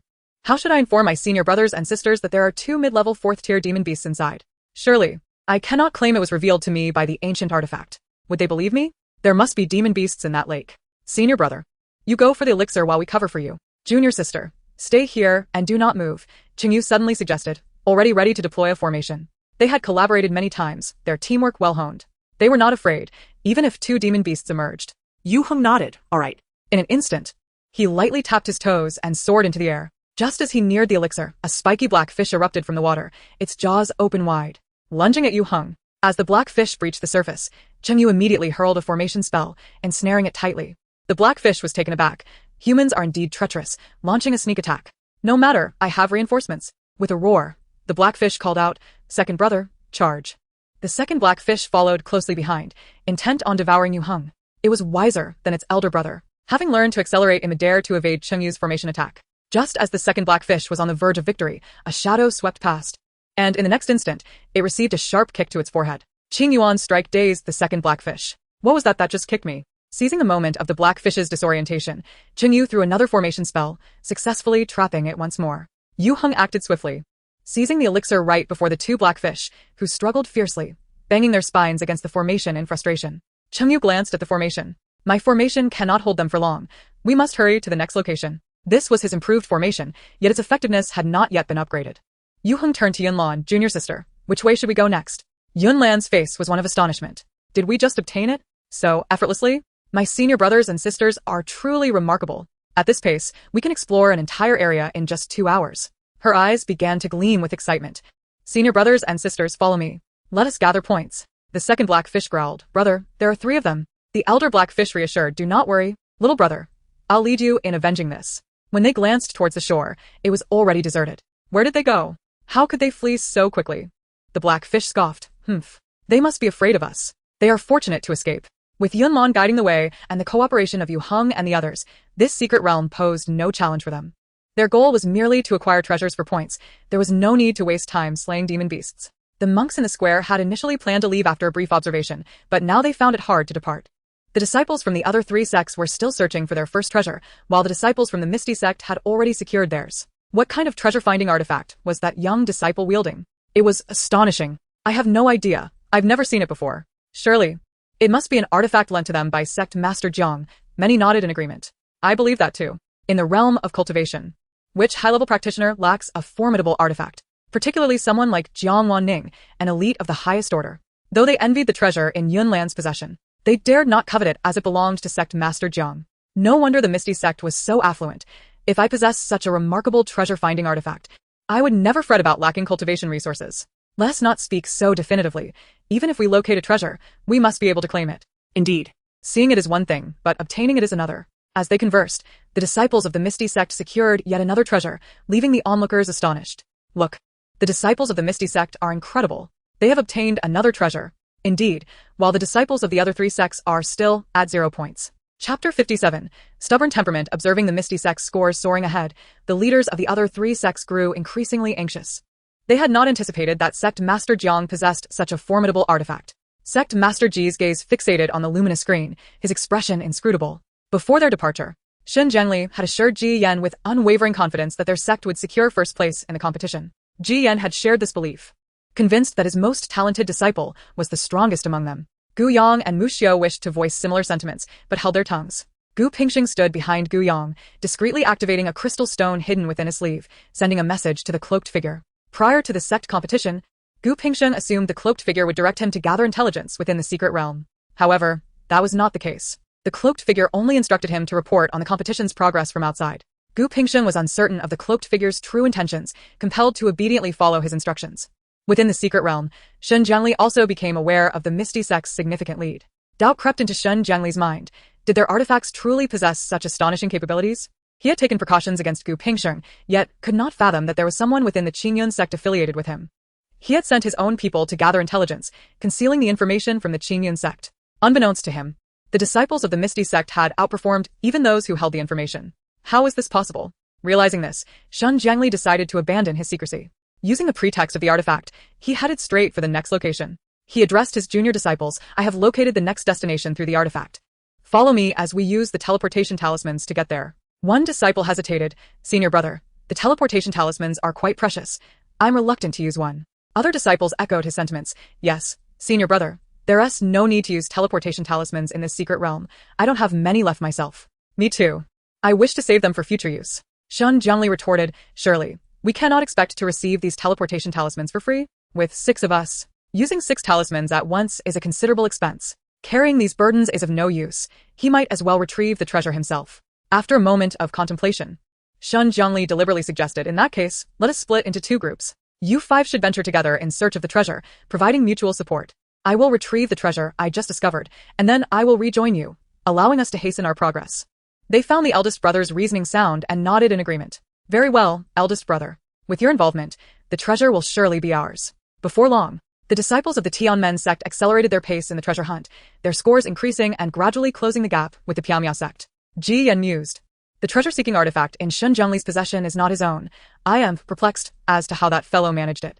Ji Yan's previously furrowed brow relaxed. Regardless of the circumstances, Tianmen's sect still had a chance to claim first place. The current situation, however, was less than optimistic for the Qingyun sect and the Haoyang sect. Gu Yang and Mu Xiao exchanged glances, both pondering how each of them possessed formidable treasure-seeking artifacts. Consequently, the first and second positions would undoubtedly belong to the Piamiao sect and the Tianmen sect. Left with no alternatives, Mu Xiao could only place his hopes on Liu Shizhou and Ren Shui. You two must uphold our honor. Gu Yang shared the same sentiment, clenching his fist and fixating intently on the luminous screen. At that moment, the disciples of the Qingyun sect were in the midst of a heated debate. Eldest brother, according to the artifact's guidance, I believe we should take the right path. He Yunjuan's irritation flared. Why did he always contradict him? Who is the eldest brother here, you or I? I say we go left, and we shall go left. He Yunjun turned to the other disciples, pressing them for their allegiance. The younger disciples appeared embarrassed. They had been engaging in a pleasant discussion moments ago, yet the atmosphere had suddenly turned tense. They secretly favored Chu He's suggestion, but voicing it would only aggravate their eldest brother further. After much deliberation, they opted for silence, acknowledging He Yunjuan's stubbornness. Chu He realized that continuing the stalemate would benefit neither side. Let us heed the eldest brother's advice. Thus, we shall proceed left, he reluctantly conceded. He Yunjuan's expression darkened. What did Chu He mean by that tone? Did he truly look down upon him? Eldest brother, we all defer to your judgment. Time is of the essence. Let us move swiftly, a disciple interjected to ease the tension. He Yunjun snorted in response, then turned on his heel and departed. Chu He sighed internally, convinced that the left path was indeed erroneous. Should the eldest brother continue to be obstinate, he would no longer comply. Chu He exchanged a knowing glance with a nearby disciple, who quickly understood. Chu He was wary of inadvertently provoking the eldest brother's ire once more. Summoning his courage, the disciple cautiously suggested, Eldest brother, might we be on the wrong path? He Yunjun, sensing something amiss, felt beads of sweat forming on his forehead, anxiety mounting within him. How could this path possibly be incorrect? Had he truly misjudged? The embarrassment of misjudgment in front of so many was intolerable. Let us take this route. He Yunjun muttered quietly, then turned around silently. Chu He thought, I anticipated this outcome. I hope the eldest brother does not persist in his stubbornness. Otherwise, our Qingyun sect may end up at the bottom. These are teleportation talismans. Take them. We wasted some time earlier. With these, we can move more swiftly. Even if we encounter beasts, we will manage, Chu He said, producing 6 teleportation talismans from his pocket. Thank you, Chu Shixiang. The younger disciples cheerfully accepted the talismans, grateful for his generosity. He Yunjun shot a glance at the talismans in Chu He's hand but made no move to take any. Coldly, he remarked, no need. I have my own. With the teleportation talismans in hand, their speed increased, and soon they reached their first destination. Eldest brother, the right path was indeed the correct choice. Look, there's a purple elixir. Another disciple exclaimed, pointing excitedly at the elixir, hovering above a lake. They had finally located their first treasure, a hard-won victory. He Yunjuan's teeth clenched in frustration, I see it. Realizing the eldest brother's ire, the disciple quickly fell silent, regretting his earlier enthusiasm that had inadvertently pricked the eldest brother's sore spot. He Yunjun swallowed his indignation and commanded, stay here, I will retrieve the elixir. Chu He thought. Once again, the eldest brother is wasting time. The other disciples murmured, the eldest brother is showing off again. Chu He, exasperated, watched the self-assured eldest brother, hesitating to voice his concerns. Ultimately, he felt compelled to signal another disciple nearby. Taking a deep breath, the disciple gathered his courage and timidly suggested, Eldest brother, we could assist as well. That way before he could finish, Yunjun ruthlessly interrupted, "No need, I can handle it alone. It's just an elixir." With that, he activated his spiritual power and soared into the air, charging toward the elixir. The crowd gasped. What is he doing? One disciple queried, "Chu Shixiang, what do we do now?" "Do not panic. We will provide cover for the eldest brother. There are likely beasts lurking beneath the surface," Chu He said, observing the lake with calm composure. With Chu He leading, the others felt reassured and gradually settled down. As Yunjun approached the elixir, a dark silhouette suddenly erupted from the water, launching a fierce attack with its spines. "Ha! A mere beast, hardly a cause for concern," Yunjun exclaimed, swinging his sword. A blinding light erupting forth, the powerful sword aura striking the black fish. A confident smile graced his lips. If he could repel this beast, the elixir would be his. "Eldest brother, be cautious." Hearing the calls of his juniors, Yunjun dismissed their warnings. "What is there to be cautious about? Can you see I've already driven it back?" In an instant, before the first black fish even splashed back into the water, another black fish leapt from the depths, its gaping maw aimed directly at Yunjun. The second black fish moved with such swiftness that Yunjun had no time to unleash a second sword strike. Damn it! How could there be two beasts beneath this lake? They attacked in succession, clearly having coordinated their assault. This was a disaster. In a moment of desperation, Yunjun conjured a protective shield and raised his sword defensively. The mid-4th level blackfish was comparable to a mid-golden core cultivator, its strength formidable. The blackfish shattered the protective shield, and the resulting shockwave sent Yunjun crashing into the water. He was equally taken aback. He had not anticipated the presence of two beasts. Even if he had glimpsed the second beast earlier, there was no way he could reach the eldest brother in such a short time. As Yunjun fell into the water, a splash erupted, and moments later, he emerged, drenched and disheveled, utterly humiliated. He resolved not to allow the eldest brother to act recklessly any longer. "I will retrieve the elixir. You all assist the eldest brother in battling the beasts," he instructed the nearby disciples. "Understood, Chu Shixiang," they nodded in agreement. At this moment, Yun was engaged in a fierce battle with two monstrous creatures, his fists struggling against their forehands. It was evident that he could not possibly contend with the two blackfish. However, once he ascended into the air, he gained a temporary advantage, rendering him impervious to their lethal strikes for the time being. Just as the creatures prepared for another assault, 5 individuals suddenly appeared above, encircling them. The blackfish quickly assessed their strength and scoffed dismissively. One of the blackfish arrogantly remarked, "Among these 5, only one possesses any significant power. Do they truly believe they can seize the elixir? Impossible." Seeing that Chu He and the others had arrived, Yun exclaimed in frustration, "What are you all doing here? Didn't I instruct you to wait over there?" Chu He could no longer contain himself and retorted, "Senior brother, this is not the time for your obstinacy. Our objective is to obtain the treasure, not to engage in a futile struggle with these beasts. Stop wasting time." Yun, already quick-tempered, could hardly tolerate being publicly chastised by Chu He. "I am doing this for the sect. Can't you see that I am in the midst of securing the treasure? How is this a waste of time?" "Chu He, it seems you are simply looking for trouble." "Senior brother, it is not as you think," Chu He replied. At a loss for words, feeling that communication with his senior brother was futile, he abandoned the attempt to reason with Yun and addressed the younger disciples. "Let us work together to swiftly acquire the treasure." Agreed. As the younger disciples rallied behind Chu He, Yun's ire boiled over. He was the senior brother. Chu He aimed to snatch the elixir and claim credit for it? A mere fantasy. This elixir was his alone to obtain. With the younger disciples' cooperation, Chu He seized the opportunity to snatch the elixir. At that moment, a wave of sword energy swept toward him. To evade it, Chu He had to dodge, causing him to miss the optimal moment to seize the elixir. Yun, seizing the opportunity, charged forward. However, the two monstrous creatures coordinated seamlessly. One absorbed the damage while the other broke through their defenses, suddenly lunging forth to impede Yun's advance. "Senior brother, what are you doing?" Chu He glared angrily at Yun. The others also wore expressions of displeasure, questioning Yun's intentions.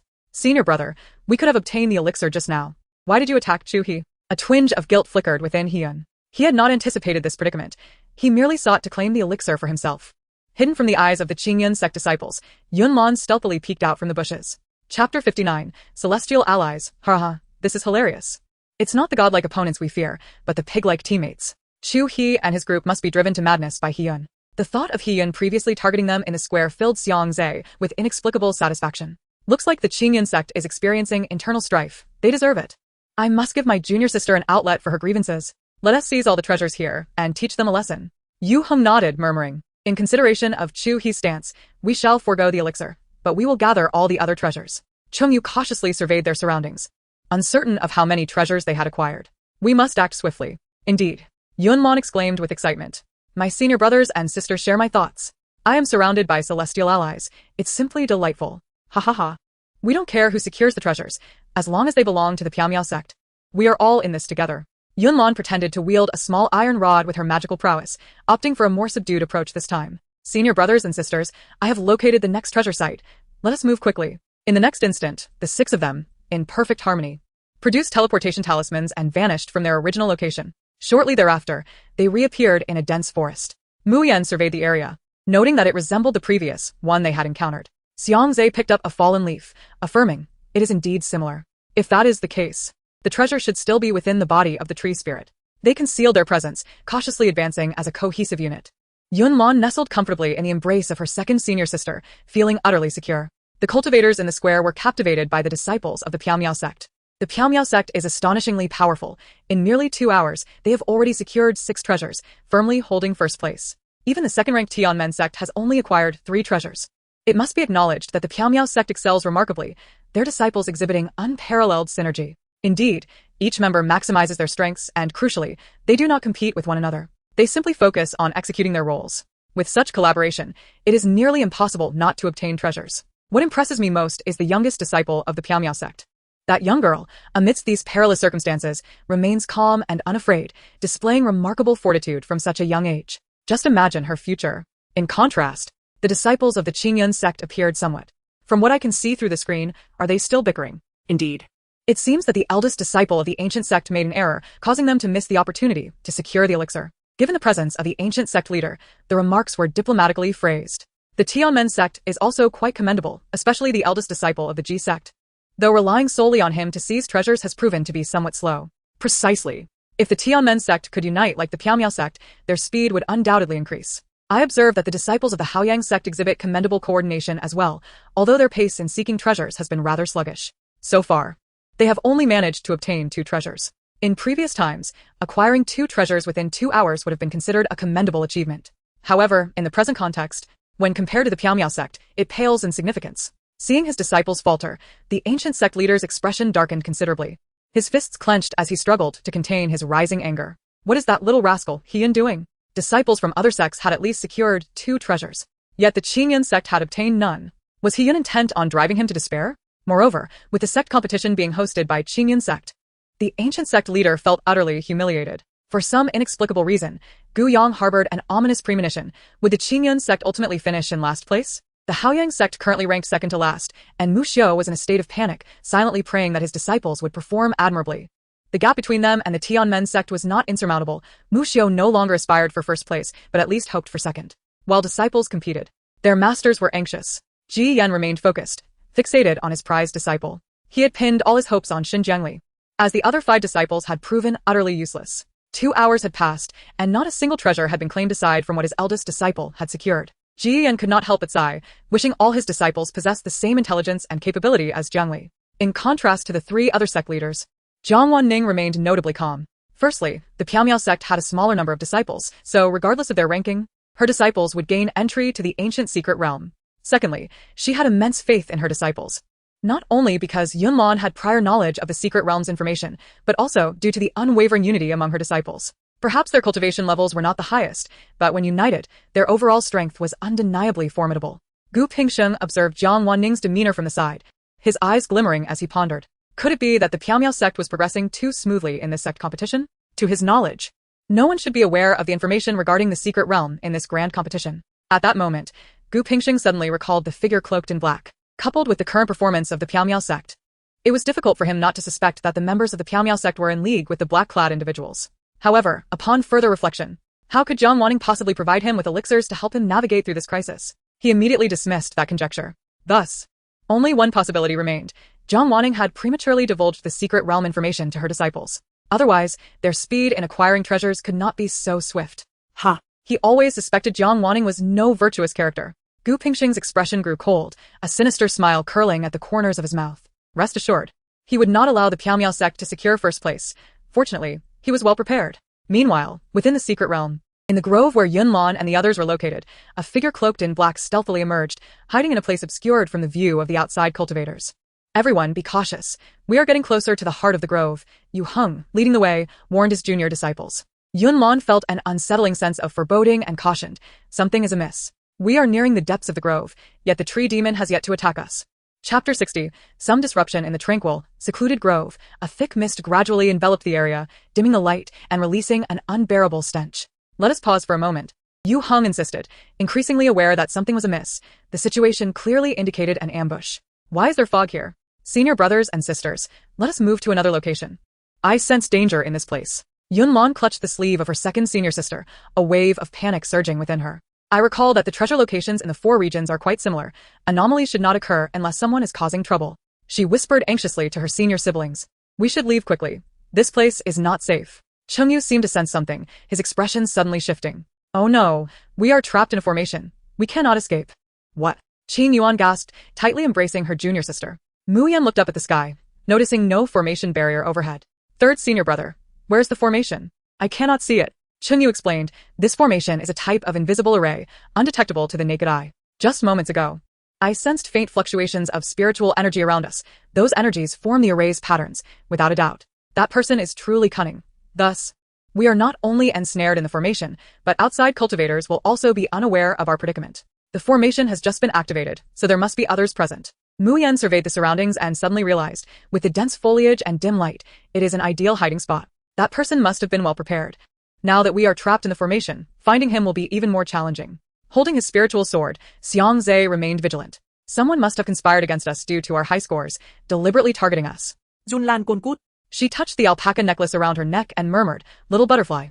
We may need to switch to escape mode soon. In the square, Jiang Wanning furrowed her brows slightly, sensing something was off with her disciple's current state. Meanwhile, within the secret realm, the surrounding trees began to sway wildly in an eerie manner. Jiang Wanning, concerned for her disciple's safety, questioned, what on earth is happening? Gu Yang was equally perplexed. He glanced at Gu Pingsheng, wondering if he was somehow involved, though he had not assigned Gu Pingsheng any role in managing the secret realm. Without evidence, it would be unwise to cast suspicion. Elder Jiang, I am uncertain why this is occurring. Rest assured, after the sect competition concludes, I will dispatch someone to investigate thoroughly. Jiang Wanning understood that regardless of what her disciples encountered in the secret realm, they would not cease their competition. She observed the expressions of the surrounding cultivators. They were unaware this was an unexpected event, believing it to be the inherent difficulty of the secret realm. Only she and the other 3 sect leaders were privy to the setup of the secret realm, while others remained in the dark. Nearby, Mu Xiao and Ji Yan also began to worry for their respective disciples. I hope our disciples are not facing similar circumstances, they mused. Within the secret realm, witnessing the frenzied trees, Xiangxia's eyes widened in astonishment. Wait, weren't there supposed to be only one demon tree here? Why are there so many? Yu Heng suddenly recalled the mist that had appeared earlier. So that was it. The mist seems harmless to people, but it is being used to transform the surrounding trees into demons. Everyone, be cautious. It is the mist causing this disturbance. Mist? Yunlan mumut sokti. She turned to her senior brother and asked, is it true that if we disperse the mist, the trees will return to normal? Yu Heng nodded. Indeed. Yunlan reassured her seniors, do not worry. I will handle this. Qin Yuan cautioned, junior sister, do not act impulsively. Besides the trees around us, there is also the demon tree deep within the grove. Its power is sure to have increased, so we must be extra vigilant. Moreover, you should stay close to us. Before she could finish her warning, a vine from a nearby tree suddenly lunged toward Yunlan's direction. Second senior sister, junior sister, be careful. Xiangxia swiftly unleashed a fierce wave of sword energy, severing the vine in an instant. However, the severed vine began to move again, sprouting new tendrils. In the next moment, countless vines surged from all directions, encircling them like terrifying tentacles. Junior sister, take out the fireball talismans and throw them hard. At the sound of her 4th senior sister's voice, Yunlan wasted no time, hurling fireball talismans one after another. Wherever the vines appeared, she targeted them directly. Having trained for several months in her control over spiritual energy, Yunlan was remarkably accurate. Suddenly, an idea struck her. These writhing vines are excellent materials for enhancing my cultivation, aren't they? Normally, I would only cast a single spell, but this is far too easy for me. Now, I don't even need to cast spells. I can simply control the trajectory of the talismans with my spiritual energy. This is the perfect opportunity to practice my control. With a resolute expression, Yunlan focused her energy to simultaneously control 10 fireball talismans. She quickly calculated the movement patterns and speeds of the vines, waiting for the right moment. With a decisive wave of her hand, the 10 talismans shot forth with precision toward the wildly thrashing vines. boom, boom, boom. The fireball talismans collided with the vines, erupting in dazzling flames that consumed the tendrils, accompanied by sizzling sounds. Success. Let's do it again. After just a few throws, Yunlan felt that throwing only 10 talismans was inadequate. Let us add 10 more. After several rounds, add another 10, another 10, another 10. Through continuous testing, Yunlan discovered her limits. Controlling 50 talismans at once is my current maximum. Qing Yuan, who was engaged in battle with the vines alongside Yunlan, was utterly astonished. Junior sister, just how powerful is your spiritual strength? You are only at the third layer of qi refinement and can control 50 talismans simultaneously? Muyan, Who was attacking the vines with talismans, fell silent as she glanced at the 200 talismans in her hands. When I was at the third layer of qi refinement, I could barely manage to control 10 talismans at once. Junior sister, you are truly extraordinary. Chapter 61. Terrifyingly remarkable. Xianxia's eyes widened slightly as he stammered. When I was at the third level of qi refinement, I could only control 5 vines. Yunlan tilted her head, a flicker of confusion crossing her face. Is that particularly difficult? Chengyu cast a spell towards the vines and patted Xianxia on the shoulder, attempting to console him. Fifth junior brother, it's all right. At least you possess considerable talent in swordsmanship. Suddenly, Xianxia had a brilliant idea. Little junior sister, would you like to learn swordsmanship? I can teach you right now. He was eager to showcase his skills in front of her. Qing Yuan positioned Yunlan safely between them, providing her with comprehensive protection. Chengyu set up an array around Yunlan, ensuring that the vines could not reach her while she could still counterattack. Yunlan nodded enthusiastically at fifth senior brother. Sure. Watching fifth senior brother wield his sword is far more exciting than throwing fireball talismans. While their senior brothers and sisters outside valiantly battled the vines, Yunlan remained securely within the array. Little junior sister, watch closely. Xianxia's gaze followed the swaying vines, and with a graceful flourish of his spiritual sword, a streak of white light shot forth like lightning, exuding an overwhelming sword aura. In an instant, a multitude of vines was severed, cascading to the ground in a clattering heap. Standing amidst the fallen vines, Xianxia's attire billowed, his demeanor striking and gallant. Inside the array, Yunlan's eyes were fixated on fifth senior brother's every movement, diligently committing his sword gestures to memory. So cool, absolutely magnificent. To execute such a powerful move, fifth senior brother must have comprehended the essence of the sword. With skills like his, he will surely attract many admirers. I want to learn too. It's perfect for showing off. Xianxia slightly lifted his chin, revealing a confident smile. Hee, I was meant to show off. Little did he know. He indeed possessed a gift. Little junior sister, this is the first form of the Wind God Sword. The sword aura must be fast, precise, and fierce. Wind God Sword, the name alone suggests it's a celestial level technique. No wonder it's so formidable. Yunlan retrieved the small wooden sword that fifth senior brother had gifted her, crafted from thunderstruck wood. If she executed it well, she could still defend against enemies. Imagining the vines lunging at her, she mimicked fifth senior brother's moves, her sword aura perfectly merging with the wind blades, becoming one. A slender, fierce sword wind sliced through the array, striking one of the vines, cleaving it as if it were a sharp blade. Her precise control of spiritual energy, combined with the flawless integration of wind blades and sword aura, rendered her invincible. Yu Heng and the others were astonished. Chengyu remarked unexpectedly, fifth junior brother, your little junior sister is also quite talented in swordsmanship. Xianxia felt thoroughly overshadowed by his little junior sister. After all, it took him a month to learn that technique. His little junior sister was simply extraordinary. However, a swell of pride surged within him. She was his little junior sister. Very good, little junior sister. Keep it up. Your execution still has some flaws. Let me demonstrate it for you again. Thank you, fifth senior brother. Yunlan practiced repeatedly, utilizing the vines as she adjusted her posture in pursuit of perfection. As she trained, her sword speed increased, becoming so swift that her movements were blurred. With the foundation laid by her earlier practice, every strike of her sword aura resulted in a vine being severed, each one a direct hit. However, the celestial level technique consumed spiritual energy at an alarming rate, and soon Yunlan found her internal energy depleted. Strangely, she felt no fatigue. Instead, her body felt invigorated. Moreover, as her swordsmanship improved, it seemed her cultivation also experienced a significant boost. In the next moment, a familiar sensation washed over her. Senior brothers and sisters, I am about to break through. As soon as she spoke, Yunlan crouched down and sat on the ground, focusing intently on her breakthrough. With her senior brothers and sisters present, she felt at ease. Upon hearing her declaration, Chengyu swiftly deployed dozens of arrays around her, ensuring that neither the heavens nor the earth would disturb her breakthrough. The cultivators in the square watched in astonishment. Is this truly something a child of 1 or 2 years could accomplish? She's only at the third level of qi refinement. A true genius. This was sheer genius. The master of a second-tier sect remarked, if this little girl were my disciple, it would be splendid. Her cultivation talent is truly astonishing. Don't just speak for yourself. I too desire such an exceptional disciple. Wait. Are you both trying to snatch Jiang Zhongzhu's disciple right in front of her? How shameless. The momentary excitement had caused them to forget their manners. Gu Pingsheng clenched his fists tightly hidden within his sleeves. He had arranged for some to create difficulties for the members of the Piaomiao sect, not to provide them with an opportunity to advance their cultivation, especially with the youngest disciple, who had begun her breakthrough before his very eyes. This little girl's extraordinary talent for cultivation must not be allowed to flourish. One Jiang Wanning was already a headache. Another disciple even more formidable than her would be unbearable.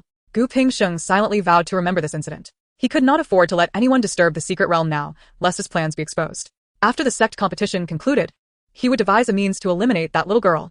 The urgency to hasten his plans grew stronger. Unbeknownst to Gu Pingsheng, Jiang Wanning had been keeping a watchful eye on him. She noticed the hostility directed at Yunlan in his gaze. No one would dare lay a hand on her disciple. Jiang Wanning's eyes remained fixed on Yunlan, should anyone dare to act against her at this moment. She would not hesitate to disrupt the sect competition. The cultivators in the square were equally concerned for Yunlan. They bore no grievances against the Piaomiao sect. The emergence of another genius within the human race only bolstered their security. Before long, someone exclaimed, "Heavens, that little girl has broken through. She achieved it in less than the time it takes to drink a cup of tea, especially under these circumstances." Piaomiao sect has a bright future ahead. Gu Pingsheng's complexion darkened at the news, his teeth nearly grinding to dust. He understood that Jiang Wanning's disciple had access to a heavenly-level technique. Moreover, Jiang Wanning possessed numerous celestial-level techniques herself. The Qingyan sect had only one celestial-level technique, which was still in the hands of that ancient relic, Gu Yang. If only he had access to a celestial-level technique, his cultivation would surely surge. Chapter 62, The Majestic Ancient Divine Beast. After the sect competition concluded, each sect's disciples would receive 2 years of cultivation time, after which they would venture into the ancient secret realm. During these 2 years, the major sects and influential families could freely decide which disciples would enter the ancient secret realm. Gu Pingsheng's eyes were fixed on the light screen, his expression momentarily contorted. Given that little girl's talent for cultivation, if she were granted 2 years to develop upon emerging from the ancient secret realm, her cultivation would likely have soared to new heights. By then, eliminating her would not be as easy as it was now. He needed to find a way to capture that little girl in the next 2 years, using her to threaten Jiang Wanning into surrendering the celestial-level techniques. To prevent Jiang Wanning from retaliating, Gu Pingsheng would enlist the services of cloaked figures to carry out these plans on his behalf. This way, he could obtain the techniques while ensuring Jiang Wanning had no evidence to accuse him. A cold smile played at the corners of Gu Pingsheng's lips. He could hardly wait to see Jiang Wanning in torment. The disciples of the Piaomiao sect would not be able to acquire treasures anytime soon, and even if they managed to secure some, escaping from the array would be impossible.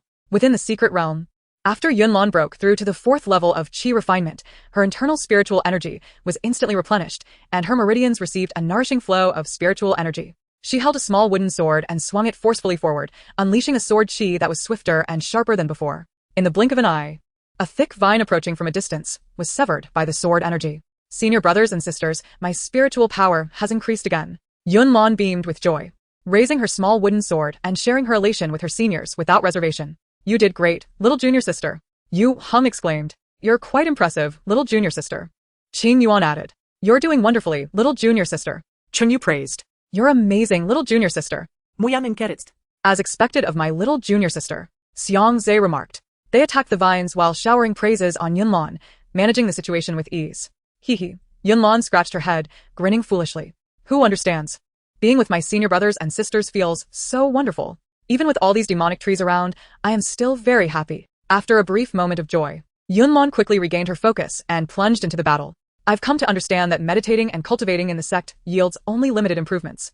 It is only through venturing out that one can gain greater opportunities for advancement. However, with danger comes opportunity. Such chances are not easily obtained. Observing her seniors attacking the vines repeatedly, Yunlan sensed something amiss. Although many of the demonic trees had been vanquished, the number of vines showed no signs of diminishing. It was evident that the quantity of demonic trees in this area was substantial. If they continued to cut down the vines like this, they would still be at it by the time the sect competition concluded. Senior brothers and sisters, how about I use my spells to disperse the fog here first? I'm now at the 4th level of qi refinement, so using a spell to create some wind shouldn't be a problem. Besides, I specialize in wind spells, so this task is a piece of cake for me. Yu Hung understood that having the little junior sister disperse the fog would indeed be beneficial, but he was reluctant to put her in harm's way. The others shared the same sentiment. Securing their junior sister's safety was paramount. The thought of her being captured by a vine was unacceptable. Yunlan noticed the hesitation in her seniors and continued, You don't need to worry about me being caught by the vines. Have you forgotten? I have the little butterfly with me. At her words, the others' eyes brightened. Indeed, they had an ancient divine beast with them. With the little butterfly protecting Yunlan, she could focus on dispelling the fog. Moreover, if they continued to exhaust their spiritual energy against the vines, it would be futile. Yu Hung pondered further.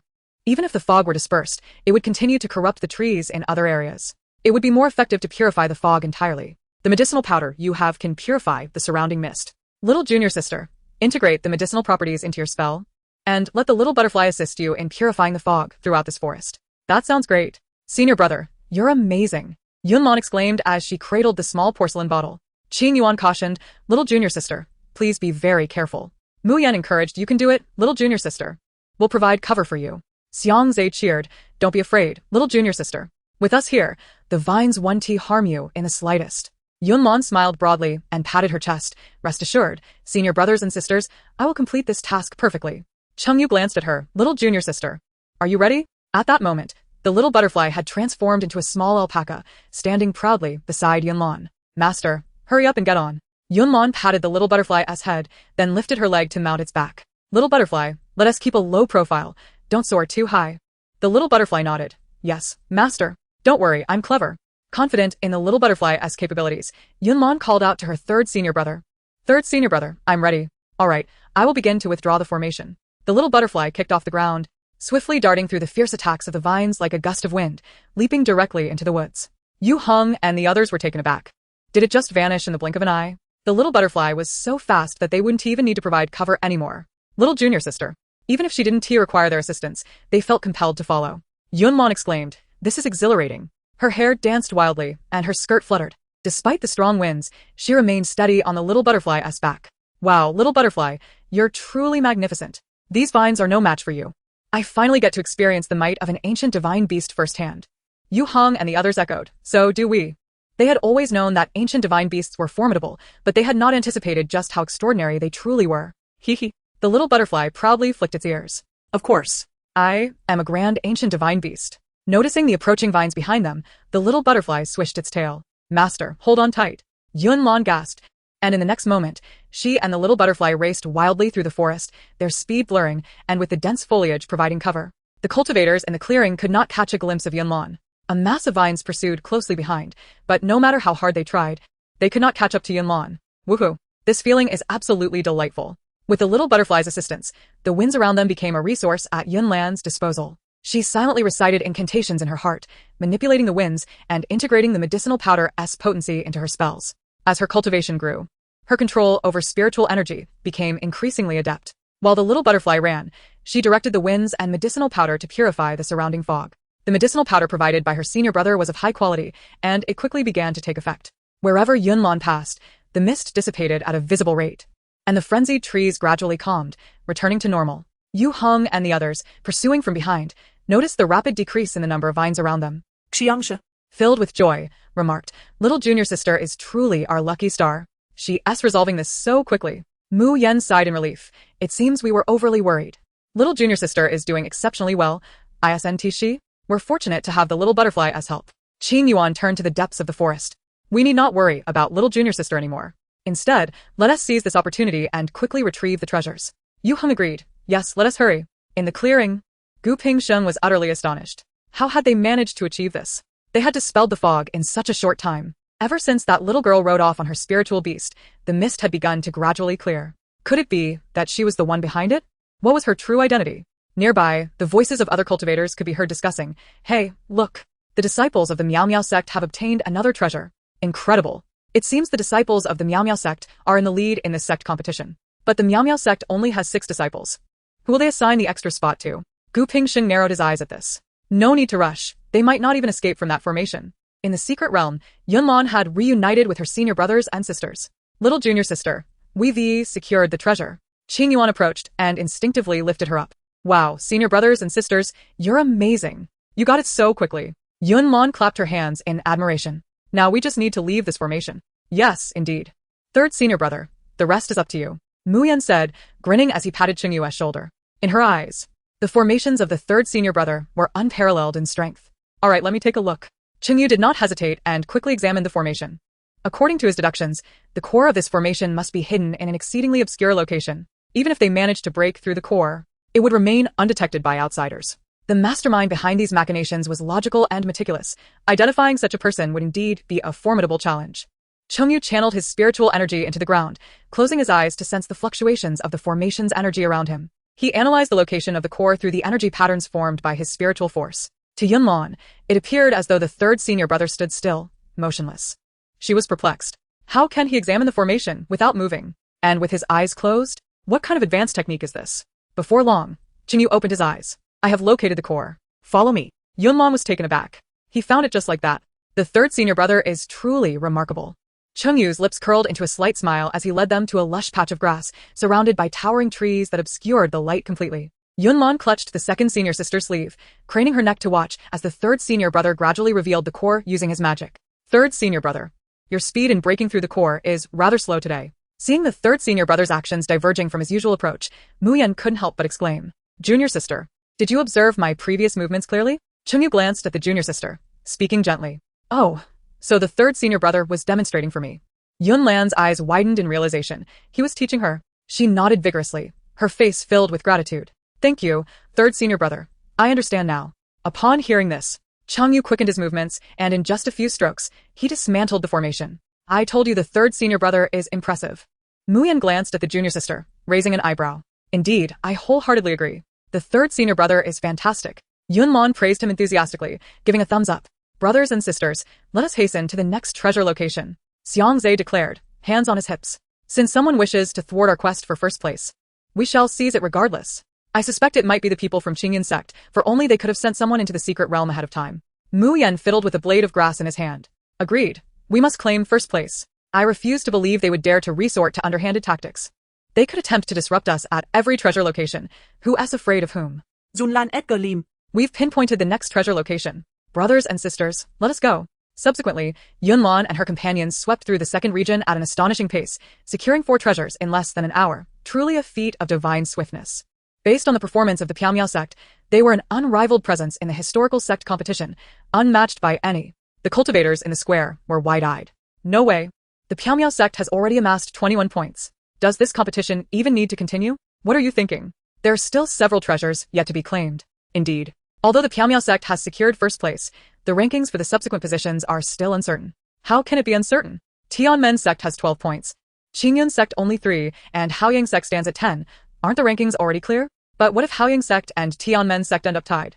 At that moment, Gu Yang's face turned ashen, his hands trembling. 3 points? Qingyun sect has only 3 points? This is the lowest score in history. Once the sect competition concludes, he would undoubtedly give that little brat he a thorough reprimanding. Jiang Wanqing maintained her composure, but even she struggled to suppress a smile. Guiyang likely had no idea that if her disciples had not shown mercy, Qingyun sect might not have even reached 3 points. Jiang Wanqing also found herself burdened with a new worry. The sect that ranked first could send 9 disciples to the ancient secret realm, yet her Piaomiao sect had only 6 disciples. If all went as expected, she would soon find herself besieged by requests for spots over the next 2 years. Chapter 64. What nonsense. Yunlan calculated the time. It is time to conclude the competition. Brothers and sisters, let us proceed to the next treasure location. Yunlan led her companions to the third region, where Haoyang sect resided. This area, too, was dense with forest. It seems likely that the disciples of Haoyang sect are engaged in battle with tree demons. There lies a treasure worth 2 points. Xianxia peered inside, noticing signs of conflict. "Let's go in and investigate." Deep within the forest, 6 disciples of Haoyang sect were locked in a fierce struggle against the tree demons. "Brother, I have little spiritual energy left," Renshui said, beads of sweat forming on her forehead as she continued to wield her whip. "Yes, senior brother. We are nearing our limit. These tree demons are truly formidable." The disciples gasped for breath, their anxiety growing as the surrounding vines multiplied. "Very well. Let us retreat and regroup before re-entering." Observing the poor condition of his junior brothers and sisters, Lu Shizhou had no choice but to withdraw. "Who goes there? Step forward." Lu Shizhou called out loudly, unleashing a sword energy towards the nearby thicket, shielding his junior sister behind him. It turned out to be disciples from Haoyang sect. Shun Jiangli led his fellow disciples out from the underbrush. "We just arrived and noticed a scuffle in the woods, so we thought we might assist." "Assist?" Lu Shizhou frowned slightly. They were competitors. Could Shin Jiangli genuinely be so benevolent? "Indeed, this treasure location was found by you first. How could we possibly attempt to seize it?"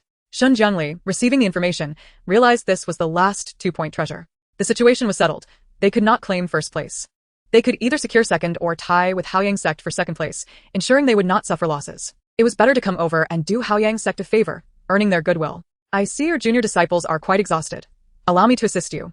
Any treasures obtained will be counted as Haoyang sect's." Shun Jiangli's eyes shimmered with kindness. Such a favorable offer would be hard for Haoyang sect to refuse. The disciples of Tianmen sect were puzzled by Shun Jiangli's intentions, yet they refrained from voicing their thoughts. Faced with Shun Jiangli's proposition, Renshui felt a stir of excitement. This person seems quite nice. She tugged at her senior brother's sleeve eagerly. "Senior brother, Shun Jiangli is really good. He's willing to help us. Why not let him join you to retrieve the treasure?" She cast a glance at Shun Jiangli, only to find him looking back at her as well. The dashing young man in white, standing in the dappled sunlight filtering through the leaves, bore a gentle smile that was as captivating as the fragrance of flowers. Ren Shui blushed and quickly averted her gaze. Noticing her reaction, Xin Jiangli felt a rush of delight. With his stunning appearance, how could he not win someone over? Junior sister, why are you blushing? Lu Shizhou thought, could she have developed feelings for Xin Jiangli? But he seems to like her too. He hastily interjected, Junior sister. We of Haoyang Sect should rely on ourselves. We cannot place our hopes on others. There are so many cultivators watching us. Do you wish for them to think that we, Haoyang Sect, are a bunch of inept dependents? Ren Shui pondered this carefully and nodded slightly. Senior brother is right. We are here to bring glory to Haoyang Sect. We cannot rely on others. Lu Shizhou's lips curled slightly. I apologize, Daoishan. We appreciate your kindness. But we shall procure the treasure ourselves. Shun Zhengli thought, that little brat has vanished, and now another Lu Shizhou has appeared to thwart my plans. He suppressed his displeasure. After all, as a disciple of Haoyang Sect, he exhibited commendable spirit, which Xin Jiangli admired. Since we are also planning to rest, why not join forces? When you go to seize the treasure, we shall not interfere. Upon hearing this, Ren Shui's fondness for Xin Jiangli increased significantly. She looked up startled. Was he gazing at her?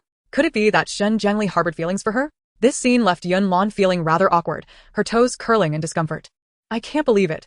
Could Ren Shui actually be falling for Xin Jiangli? It's truly difficult to save someone with a romantic fixation. After all, I cannot be at Ren Shui's side at every moment. If it weren't for the fact that they are the main characters, I would really want to say, respect and blessings are locked. I hope my senior brothers and sisters do not end up like Ren Shui. The senior brothers and sisters replied, do not worry, little junior sister. They cannot be love-struck. Yunlan glanced outside, where Xin Jiangli was happily chatting with Ren Shui and the others. She nearly choked on her breath. What a farce. If I continue to save those with romantic fixations, I might as well be a pig. Ren Shui, you can go forage for wild vegetables. I need to change my strategy. The human race despises the demon race, and they would never allow a disciple with demon blood to be part of the human sect or become a leader. As long as I can find a way to expose Xin Jiangli's identity, it will suffice.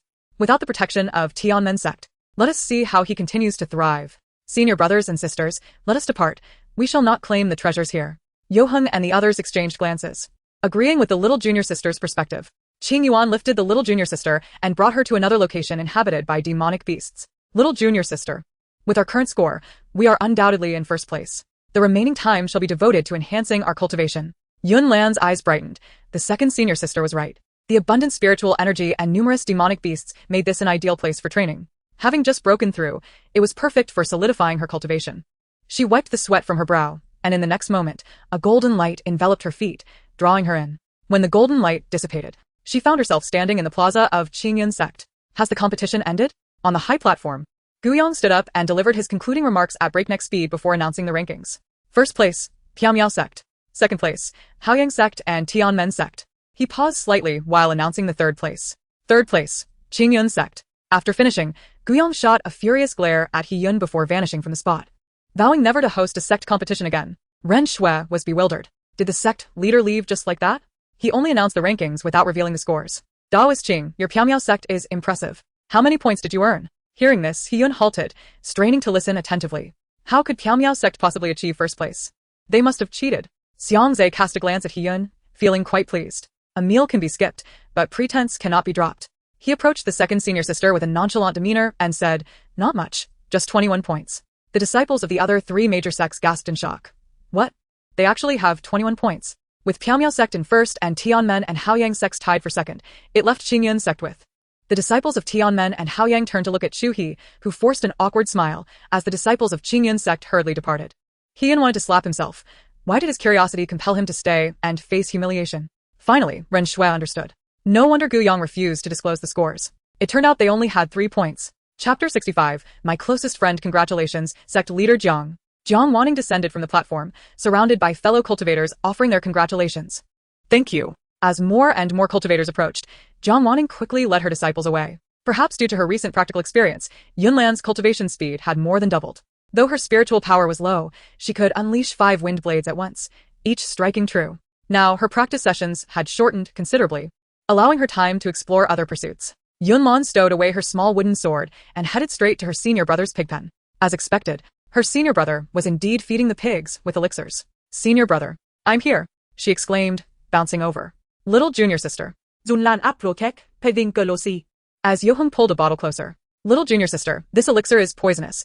Keep your distance to avoid contamination. Upon hearing this, Yunlan perked up. Poisonous? I must see what kind of poison it is. Before long, the pigs' mouths began to darken, their bodies weakening, and they collapsed with a thud. Success. This is an enhanced version of the sleep-inducing pill. It not only puts enemies to sleep, but also temporarily robs them of their strength. Impressive, senior brother. Yunlan tilted her head, her gaze fixed on the spirit pigs. Yohung produced an antidote and administered it to the pigs before heading outside. Little junior sister, follow me. Yunlan trotted eagerly behind him. Senior brother is going to teach me alchemy. The alchemy furnace is the most prized possession of an alchemist, closely followed by the spiritual fire and materials. The bronze cauldron in the room was tall and imposing, adorned with intricate carvings that mesmerized Yunlan. Yunlan swallowed hard. Senior brother, may I touch your alchemy furnace? Of course. Yohung prepared 3 sets of low-tier gathering chi pills ingredients. Senior brother, I recognize all these materials. They can be combined to create gathering chi pills. Yohung gently patted Yunlan's head. You are quite clever, little junior sister. Today, senior brother shall teach you alchemy. Yunlan not that vigorously. Yes, yes. Without further ado, Yohung began demonstrating the process to his little junior sister. Alchemy requires constant control over the size of the spiritual fire, as well as the order and quantity of the materials added. As he demonstrated, he explained the steps. Yunlan had studied this knowledge thoroughly and memorized it all. She watched intently, not blinking as she focused on her senior brother's every movement. Almost every small step required a seal to be formed. Yunlan committed these steps to memory. Once Yohung finished the final seal, the gathering chi pills began to emerge from the furnace, one after another. Beholding these perfectly round, lustrous pills, Yunlan was filled with reverence. Senior brother is incredible. The alchemy process is swift, the movements are precise, and the success rate is remarkably high. Truly a genius in alchemy. Little junior sister, give it a try. Yohung stepped aside. Yunlan eagerly approached, mimicking her senior brother's actions, controlling the spiritual fire with one hand and the materials with the other. Her small hands moved skillfully, her fingers flying, and she formed seals with a speed rivaling Yohung's. The entire process was executed flawlessly. Yohung found no flaws whatsoever. It's done. Yunlan's eyes sparkled as she closely watched the alchemy furnace. The pills gradually floated out. 1, 2, 3. Wait, I produced even more pills than senior brother? Yohung was rendered speechless, astonished. The little junior sister's success rate was a staggering 100%. If his own 90% success rate earned him the title of alchemy genius, what should be said of his little junior sister's perfect success rate? Little junior sister, your talent in alchemy surpasses mine. A perfect success rate in pill refinement. Yunlan quickly counted the number of pills. The elder brother had 9 and she had 10, precisely the amount of spiritual herbs required. Am I truly that remarkable? Yohung was even more excited than Yunlan, pulling out a plethora of low-grade spiritual herbs. Little junior sister, let us compete in pill making. Yunlan was taken aback. What? We're starting the competition already? But I've only mastered one method. Yohung recognized the innate learning ability within his junior sister. Her capacity for absorption was extraordinary. He was eager to discover if her success rate extended to all types of pills. They spent the entire afternoon refining pills. In the end, Yohung was utterly defeated, yet filled with exhilaration, lifting Yunlan and tossing her into the air twice. You are truly a prodigy, regardless of the type of pill. You succeed in crafting them with a perfect rate. Once your cultivation improves and you attempt higher-grade pills, the long-lost advanced elixirs will surely resurface. As long as there are spiritual herbs, you can create them. Yohung carried Yunlan into his private study. He opened a secret chamber within the study and led her inside. Yunlan could hardly believe her eyes. Elder brother, are you really bringing me into your secret chamber so openly? Aren't you afraid I might steal something? Yohung set her down and pressed against a stone wall, revealing a box hidden within a recess. As he opened the box and retrieved a tome, Yunlan's eyes widened in astonishment. Is this a recipe passed down from ancient times? Little junior sister, please take a look, Yohung urged, recognizing her potential and hoping she would elevate the art of alchemy. In the realm of cultivation, top-tier alchemists were exceedingly rare. Their inability to refine pills resulted in the waste of precious spiritual herbs. Why not let Yunlan take on this task? Elder brother, you are truly too kind to me. Rest assured, I will repay you in the future. I shall protect you. As Yunlan opened the tome, a golden light burst forth, penetrating her consciousness. With a flutter of her eyes, she collapsed into her elder brother's embrace, sinking into a deep slumber. Yohung had encountered a similar situation before. He gently carried her out of the secret realm and laid her upon a nearby bed. Within her consciousness, Yunlan beheld an elderly man with silver hair standing beside a golden alchemical furnace. My dear friend, you have arrived, a deep, resonant voice echoed. Friend? Yunlan glanced around, realizing she was alone. Did he mean her? Old man, I am not your friend. The elder shook his head slightly, smiling without a word. All that I have taught you, I shall now impart anew. Observe closely, he said, beaming with pride, his every quivering whisker exuding delight. Yunlan focused intently, noting every gesture and step of the old man's alchemical process, which differed slightly from her elder brother's. As she watched, she began to practice alongside him. Compared to what her elder brother had taught her, this elder's methods seemed better suited to her. This set of alchemical techniques is your invention. Others cannot fully harness its power. Yet I have now achieved 90% of its efficacy, the elder proclaimed proudly. Are they truly friends? The more Yunlan observed, the more she felt the elder's demeanor was not that of an old man. You are not an elderly man, are you? Who exactly are you? Oh. You've discovered my secret, he replied, transforming into a young, dashing gentleman. Yunlan's lips twitched in disbelief. I knew it. You were never an old man. Yunlan.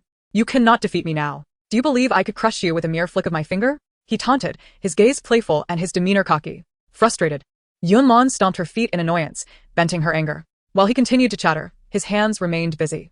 Yunlan chose to ignore his words, focusing on his gestures. Upon completion, a radiant golden light enveloped Yunlan. She felt her consciousness expand once more, and her cultivation surged upward. In shock, she pondered what remarkable knowledge she had just acquired. Quickly, she sat down to break through her limits. In no time, she transcended to the 5th layer of qi refinement. Yet her internal spiritual power continued to rise without sign of stopping. 6, 7, 8, 9 layers. An hour later, Yunlan opened her eyes, her gaze sparkling with excitement. Little Green, what have you done to me? Why is my cultivation progressing so swiftly? There can't be any side effects, can there? Suddenly, a thought struck her. Are you trying to harm me? What, Little Green? That sounds dreadful.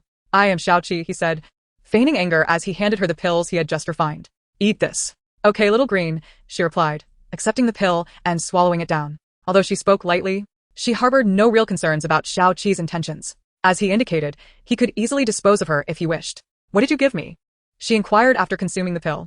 Xiaoqi chuckled at her adorably clueless expression, reminiscing, I never imagined the once imperious Yunlan would be reduced to this. He playfully pinched her cheek. Yet you're quite cute. I like it.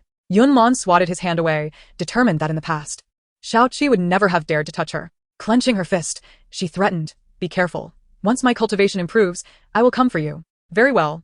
I shall await your challenge, Xiaoqi replied, his eyes dimming momentarily before brightening again. You must come. What does that mean? Yunlan pondered. Are you still alive? A pang of sorrow hit her. Of course. I, Xiaoqi, am not so easily extinguished. Are you not alive as well? He replied, laughing heartily as he gently tapped her forehead. In an instant, a wealth of knowledge regarding pills flooded Yunlan's consciousness. These are a gift, no need to thank me, he said, though Yunlan could sense his forced smile. Where are you now? Why did I die before? Why can't I remember? Can you help me regain my memories? Before she could finish her thoughts, a sharp pain pierced her head, nearly causing her to faint. You must leave here. As soon as he spoke, Yunlan was ejected from the realm. In the upper realm, Yunlan blinked awake to find her elder brother gone. Isn't this Master S room? She wondered, deciding to seek him out for answers about the upper realm. Rising from the bed, she stepped outside. Outside, snow fell in torrents. A brisk wind sweeping through as flakes settled upon her hair and garments. Thick layers of snow blanketed the corners of walls and beneath trees. Yunlan slightly widened her eyes. What on earth? Has winter already arrived? She recalled that the Sect's grand competition had only just concluded before she entered her senior brother's secret chamber. Has half a year passed already? Where could her master and the others be? Yunlan ventured to her senior brother's courtyard, but found it empty. The same was true for her second senior sister's courtyard, as well as those of her third and fourth senior brothers. Could they all be in the Sect's grand hall? Utilizing her wind-treading technique, she swiftly arrived outside the grand hall, where she noticed not only her master and the others, but also unfamiliar faces inside. Concealing herself behind a large tree, she eavesdropped intently. Inside the hall, Jiang Wanning occupied the seat of honor, with Yu Heng and a few others standing beside her. A group of unfamiliar individuals sat on either side below. Sect Master Jiang. Then it is settled. A middle-aged man rose and said, clasping his hands before Jiang Wanning. I will trouble you with Jing Yan from now on. Jiang Wanning smiled gently. Rest assured, Sect Leader Meng, my Piao Miao sect will certainly not mistreat him. A blue-clad young man with an appearance like jade approached Sect Leader Meng, speaking courteously, Thank you, Sect Master Jiang. Upon hearing this, Yunlan's eyes narrowed with suspicion, glancing oddly at the blue-clad youth. Jing Yan. Sect Leader Meng. Bits of memory began to surface for Yunlan. Meng Jing Yan? Isn't he the scoundrel son of the Medicine King Valley's leader who turned my fourth senior sister into a medicinal being? What does he want? Chapter 67. The scoundrel. I remember that it was during my fourth senior sister's journey to save others that she encountered Meng Jing Yan. How did that scoundrel end up here now? After Sect Leader Meng and the other disciples from the Medicine King Valley departed, only her master, senior brothers, and Meng Jing Yan remained in the hall. Yunlan trotted in with her little legs, sweetly calling out, Master, senior brothers and sisters. By the time Yunlan reached outside the Sect's grand hall, Jiang Wanning and the others had already noticed her. They clearly heard her thoughts. They had learned of Meng Jing Yan's identity long before. Sect leader Meng had come specifically to request a place for his son, Meng Jingyan, to enter the ancient secret realm to seek spiritual herbs to save his wife. Jiang Wanning had once received assistance from sect leader Meng during an injury, making it difficult for her to refuse his request. Muyan also did not wish for her master to be put in a difficult position, so she agreed, considering it a repayment of the favor owed to sect leader Meng.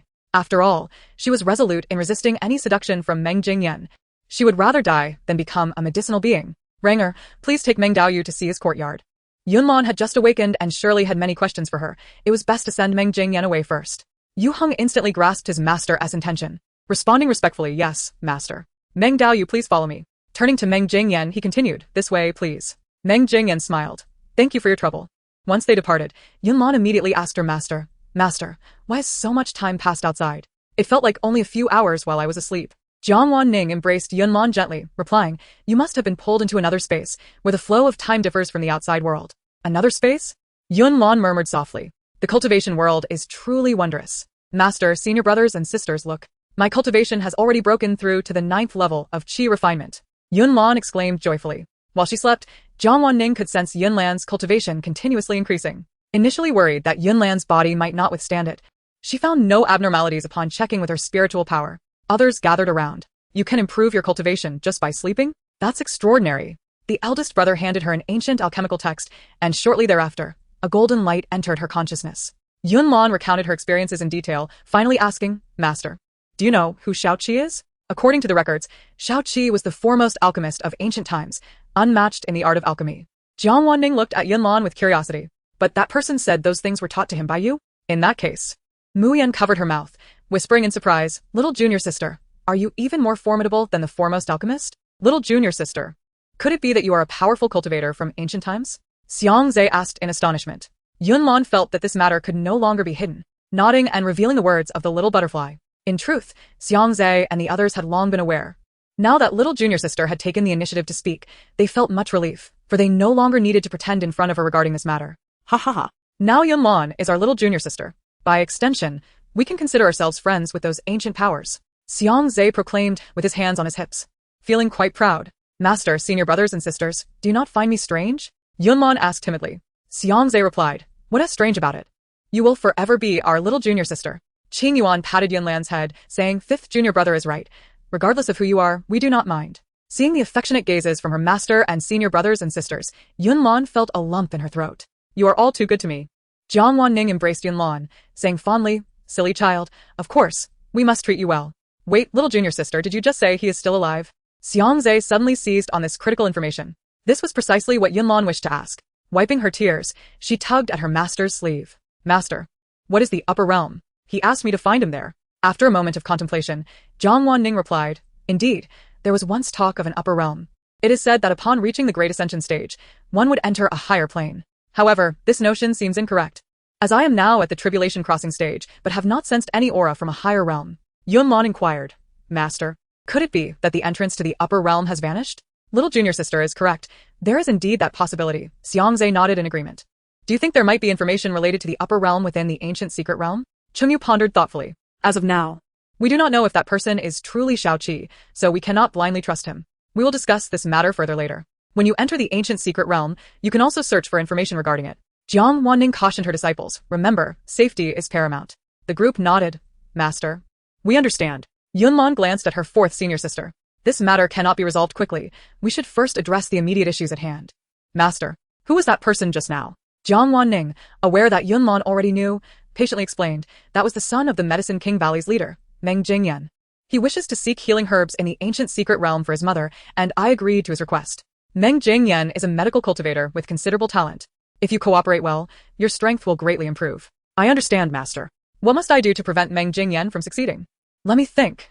Meng Jingyan's intentions extend beyond merely healing his mother. He also seeks to save his beloved. Indeed, the scoundrel Meng not only has a beloved but also wishes to seduce my 4th senior sister.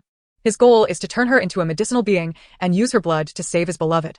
If I inform my 4th senior sister that Meng Jingyan has someone he cares for, I believe she would never become a third party. Initially, Meng Jingyan could not enter the ancient secret realm and failed to find the healing herbs, thus resorting to alternative methods. If he were to find the elixir this time, he wouldn't need to bother senior sister for. What the heck? After all this, I still have to help that scoundrel find the elixir? To hell with it. If I'm going to save myself, it's not as if he is my beloved. Mu Yan thought. Meng Jingyan has someone he cares for yet still seeks to deceive her. She is not a fool. At any rate, she currently holds no fondness for Meng Jingyan. While his intent to rescue his beloved is commendable, why must he inflict harm upon her, the innocent? Should she simply perish? She certainly would not take the initiative to assist him. Senior Sister 4, I wish to learn how to draw talismans, Yunlan said, grasping Senior Sister 4's hand and flashing a radiant smile. Chapter 68. The scoundrel returns. Jiang Wanqing gently set Yunlan down and adjusted her clothing. The young apprentice was still unaware that the quarters assigned to Meng Jingyan were the furthest from Mu Yan. Even if it were to repay a debt of gratitude, she would not place Mu Yan in danger. All right, little junior sister, let us go. Mu Yan took Yunlan's hand and guided her toward her own courtyard. Inside the room, Mu Yan laid out the materials for drawing talismans, which she had prepared in advance. Considering her junior sister's height, Mu Yan had specially crafted a small table. She pointed to the items arranged on the table and inquired, little junior sister, do you recognize these? Yes, yes. Yunlan stood straight, nodding obediently. Senior sister, I know. She identified each item. This red powder is cinnabar, this is a wolf hair brush, and this is talisman paper. I've already read books on talismans. This won't be difficult for me. You're amazing, little junior sister. Mu Yan praised. She took out a primary fireball talisman and placed it before Yunlan. First, I will teach you how to draw the primary fireball talisman. You must memorize the runes completely, with no mistakes in strokes, including the starting point, pauses, and turns. I will demonstrate the drawing process for you. Pay attention to my order and the intensity of my strokes. Additionally, I will inform you where to increase or decrease spiritual energy. Mu Yan produced a new sheet of talisman paper and turned to ask, little junior sister, are you ready? It sounds quite challenging. Drawing talismans requires precision and cannot be done carelessly, Yunlan replied, nodding. With the wolf hairbrush in hand, Mu Yan gathered her spiritual energy at the brush's tip. Before the brush touched the paper, she carefully observed the starting position. One misstep could ruin the entire talisman. Little junior sister, watch closely. Yunlan focused intently, her eyes fixed on the movements of senior sister's hand, diligently memorizing each step while listening closely to her instructions. Drawing talismans involves using mental energy to control the spiritual energy's magnitude. The energy within the talisman must remain balanced, otherwise, it could explode. Senior sister mentioned 4 critical points to note. 5 areas required increased energy, 4 needed reduced energy, 4 required turns, and 2 needed pauses. As senior sister taught, Yunlan also mentally sketched an identical fireball talisman in her mind. Upon completing the final stroke, Mu Yan twisted her wrist, lifting the brush from the paper. Done. Did you remember everything? If not, I can demonstrate again. With a relaxed smile, Mu Yan found no pressure in drawing these simple talismans, having done so countless times. She could even do it with her eyes closed.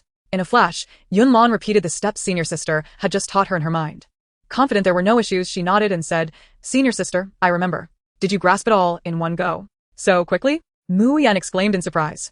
Her junior sister was remarkably talented. It had taken her several attempts to learn initially. Right, give it a try. Mu Yan handed Yunlan a new sheet of talisman paper. Taking a deep breath, Yunlan summoned her spiritual energy, mimicking senior sister's actions to concentrate it at the brush's tip. The next moment, as the brush touched the talisman paper, she began to outline the fireball talisman's runes with precision, controlling her spiritual energy flawlessly. It was as if she were not a novice at drawing talismans at all. Each stroke flowed seamlessly. In Mu Yan's astonished gaze, Yunlan swiftly completed her first fireball talisman. Mu Yan eagerly picked it up, inspecting it from every angle, finding it flawless, with an exceptional balance of spiritual energy. You are extraordinary, little junior sister. Your memory, execution, control, and mental energy coordination are nothing short of perfect. You are truly a prodigy in talisman crafting. With a wave of her arm, the fireball talisman flew through the window, crashing into a stone in the courtyard, resulting in a tremendous explosion, scattering sparks and creating a large dent in the stone. Yunlan's eyes widened, filled with delight. Senior sister, did I really draw that talisman? Am I truly that impressive? Mu Yan excitedly scooped up her junior sister, showering her face with kisses. Little junior sister, at just the 9th level of chi refinement, you managed to inscribe a talisman equivalent to the early stages of foundation establishment. You are destined to be a top talisman master in the realm of cultivation. Call me. Let me teach you all the low-tier talismans. Once you break through to foundation establishment, I will continue with the mid-tier talismans. Yunlan, filled with aspiration, exclaimed, hee hee hee, the future talisman master. That's quite remarkable. Wonderful, wonderful. Yunlan clapped her hands, nodding vigorously. Thank you, senior sister. She threw her arms around senior sister's neck and planted a quick kiss on her cheek. What for? We are family, and there's no need for pleasantries. With your talent, you will learn quickly. You are the best, little junior sister. Senior sister's praises rang in Yunlan's ears, instantly filling her with motivation. Senior sister, let's begin straight away. Yunlan followed senior sister tirelessly in drawing talismans, dedicating every moment, except for meals and necessary breaks, to her practice, refusing to see anyone else. To create a conducive learning environment, she even entrusted the little butterfly with guarding the entrance. According to the little butterfly, the most frequent visitor was Meng Jingyan. Even from such a distance, he still sought to entice senior sister for. He truly was persistent. While searching for elixirs, was he also attempting to charm senior sister?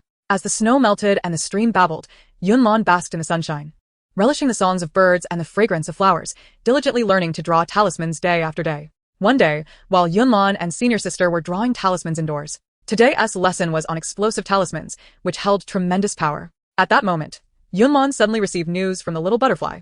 That scoundrel has come again today.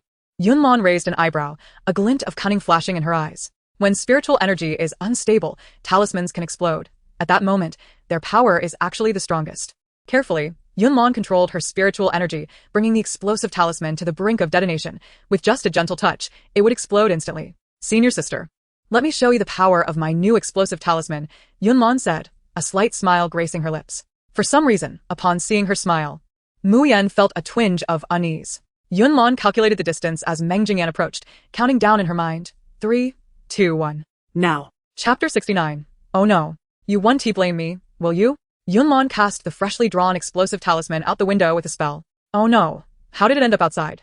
The talisman soared over the courtyard wall, heading straight for Meng Jingyan. At that moment, Meng Jingyan was still oblivious, confusion in his eyes. Why is that little alpaca running away? Do I look that frightening? He touched his face, puzzled. Surely, he was quite handsome. Just then, a peculiar talisman descended from the sky, gently landing on his sleeve.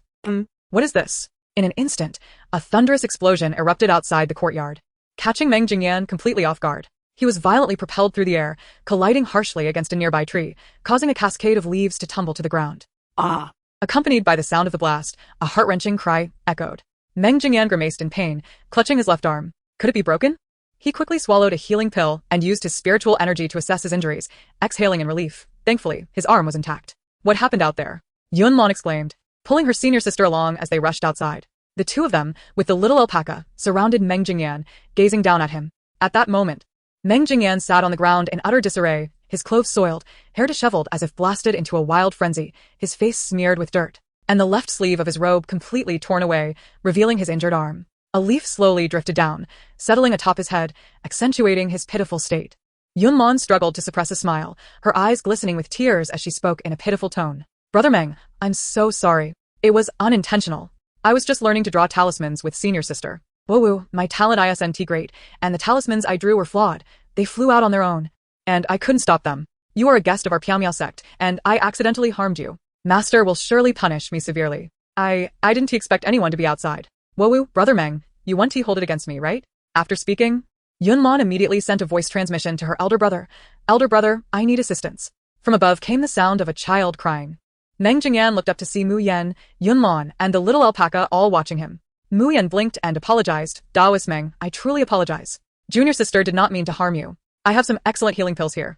Please take one. Meng Jingyan thought. How could he allow Mu Yan to see him in such a disheveled state? His luck today was truly abysmal. No, thank you. I've already taken a pill. He quickly replied, lowering his head to use magic to tidy his appearance. I won't blame her. Minor injuries during cultivation are quite common. It's nothing really. Meng Jingyan desperately tried to maintain his image, wishing to leave a good impression on Mu Yan. Suddenly, he recalled that he had finally encountered Mu Yan and must seize this opportunity. He pressed his right hand against his left shoulder, struggling to rise. Daoist Mu. Could you assist me, please? That voice, it was Yu Cheng. Meng Jingyan's expression darkened. What was Yu Cheng doing here, ruining his chance? Upon seeing her elder brother's figure, Yunlan's eyes sparkled with joy. Elder brother, you are my hero. Ha ha ha, Meng Jingyan's little schemes have come to naught. With Yu Cheng's arrival, Meng Jingyan felt too embarrassed to continue requesting Mu Yan's help, lest his intentions become too apparent. Daoist Meng, what brings you here? Yu Cheng inquired, concerned for Mu Yan's safety, wishing to prevent Meng Jingyan from pursuing junior sister's interest. Oh, I was just wandering about, hoping to find some spiritual herbs. I am currently researching a new formula. Meng Jingyan, supported by Yu Cheng, stood up, his gaze flickering as he conjured a casual excuse. Yu Cheng could easily discern that Meng Jingyan was fabricating a story. He took the opportunity to respond. I have plenty of spiritual herbs. If you need any, do not hesitate to seek me out. Junior sister here doesn't have many herbs. She prefers to dabble with talismans. Yu Cheng pointed to the back mountain. Do you see that barren patch? It was all blown up by junior sister's talismans. Meng Jingyan's gaze followed Yu Cheng's finger, and he trembled slightly. Could it be that such a vast section of the mountain was the result of Mu Yan's handiwork? I advise you not to return here. Today was merely a mishap caused by junior sister. Should you be struck by one of her talismans in the future, the consequences could be far more severe than today. We have promised Elder Meng to ensure your safety, so if you require spiritual herbs in the future, do come to me. I apologize on behalf of junior sister. Meng Jingyan thought, Yunlan didn't he do it on purpose? How could I blame her? It is my own issue. He had only heard tales of the second disciple of the Piaomiao sect being fierce, but he had not anticipated the fourth disciple to be so violent as well. Before Meng Jingyan departed from the Yawang Valley, a figure in black had approached him, stating that the fourth disciple, Mu Yan, was a spiritual body. Her blood could be used for medicine, capable of saving the life of his beloved. Regardless of whether this information was true or false, Meng Jingyan felt compelled to investigate. The ancient secret realm was fraught with peril. He might not locate the spiritual herbs he sought, but Mu Yan was right before him. Why not take a chance? However, he needed to alter his strategy. Before venturing into the ancient secret realm, he would accompany the disciples of the Piaomiao sect for training. And it would not be too late to cultivate a relationship with Mu Yan then. Watching them depart, Yunlan chuckled triumphantly. Ha ha ha. Still thinking of pursuing junior sister under my nose? Dream on. She patted the little alpaca's fuzzy head. Well done, little alpaca. The little alpaca replied with a giggle. Of course. I am a magnificent divine beast. Now, she had mastered all the low-tier talisman drawing techniques, and in the remaining time, she would practice her talisman drawing speed. The faster the speed, the greater the demand on her spiritual energy. A month later, Yunlan lifted her head, taking a deep breath, feeling her meridians unblocked. Her entire body nourished by spiritual energy. She was slightly astonished. Was she absorbing celestial energy? How remarkable. Oh, that familiar sensation. Chapter 70. Junior sister. Are you still alive? Fourth senior sister. May I borrow your cultivation chamber? After spending a few months together, Yunlan had formed an inseparable bond with fourth senior sister. They shared meals, living quarters, and sleep, their relationship flourishing. The surrounding spiritual energy surged into Yunlan's body like a frenzied whirlpool. Mu Yan understood at once. Junior sister was on the verge of foundation establishment. Hurry, hurry, hurry. Junior sister, you must push through. Mu Yan was even more anxious than Yunlan, fearing that any delay might hinder her foundational progress. She quickly sent a voice transmission to their master and elder brother. Upon receiving Mu Yan's message, they rushed over, almost instantaneously appearing by her side. Xianxia urgently inquired, fourth senior sister, where's junior sister? She is inside. Mu Yan gestured towards the cultivation chamber. Jiang Wanning fixed her gaze on the chamber, raising her hand slightly. Several beams of white light shot out, surrounding the chamber and forming a barrier to protect Yunlan within. Inside the cultivation chamber, Yunlan was oblivious to the concern from her master and others. She was rapidly absorbing spiritual energy. Her body resembled an insatiable abyss, with waves of spiritual energy pouring in like an unceasing torrent. The concentration of energy within the chamber increasing to the point of becoming tangible. After a full hour, the speed at which Yunlan absorbed energy began to slow. She furrowed her brow slightly. Her dantian swelled from the excess spiritual energy, an overwhelming pain engulfing her. Gritting her teeth, she persevered. The breakthrough process must not be interrupted. Otherwise, all her efforts would be in vain. With no outlet for the energy, it forced its way into her meridians, causing her slender channels to endure excruciating pain. Large beads of sweat cascaded down, her hair clinging to her damp face as Yunlan trembled violently. A 2.5-year-old girl's body was now tasked with enduring the pain of foundation establishment. Her body could barely withstand it. After a while, Yunlan's eyes gently closed, her head growing heavy with drowsiness. Was she about to faint from the pain? At this critical moment of breakthrough, she could not succumb to unconsciousness. Time passed unnoticed until the spiritual energy in her dantian was gradually compressed, shrinking until it transformed into droplets of liquid. The moment the spiritual liquid appeared, Yunlan felt as if she had truly come back to life. No jest, she had been in a state worse than death. Upon inspecting her body, she discovered that her meridians had become slightly thicker, and her physical strength had notably increased. The spiritual energy in her dantian had been replaced by the spiritual liquid, leaving only a minimal amount of compressed energy. Before she could relax, the surrounding spiritual energy began to actively penetrate her body. Had it not been for the energy concentrating formation set up within the secret chamber, this amount of energy would have been insufficient for her absorption. As the spiritual energy surged from all directions into the chamber, Jiang Wanqing realized that Yunlan had successfully established her foundation. Mu Yan let out a soft sigh of relief, a smile of contentment gracing her features. Master, wonderful news. Junior sister has succeeded in her foundation establishment. Boom. Thunder rumbled, and layers of dark clouds suddenly materialized above the Miaoya sect, as if they could be touched by hand. Just as everyone had relaxed, their hearts leapt once more. I am uncertain. Perhaps it is because Yunlan is unlike others. Her spiritual root is unique, requiring her to endure more tribulations than the average person. Jiang Wanqing had anticipated this, which is why she had added an extra layer of protective barrier for Yunlan beforehand. Master, senior brothers and sisters, I have finally broken through. Yunlan exclaimed, her face alight with joy as she bounced out. I am truly formidable, establishing my foundation at just 2.5 years old. Who else can claim that? Boom. A colossal lightning bolt streaked across the clouds, cleaving the sky and illuminating the dark heavens. Yunlan's steps faltered. What on earth is this? Master, is this the legendary thunder tribulation? Is it really necessary to make such a grand display? That heavenly thunder is many times thicker than me. Is the heavenly Tao trying to smite me? Wah, I have only just been reborn. I do not wish to die yet. Do not fear, my master.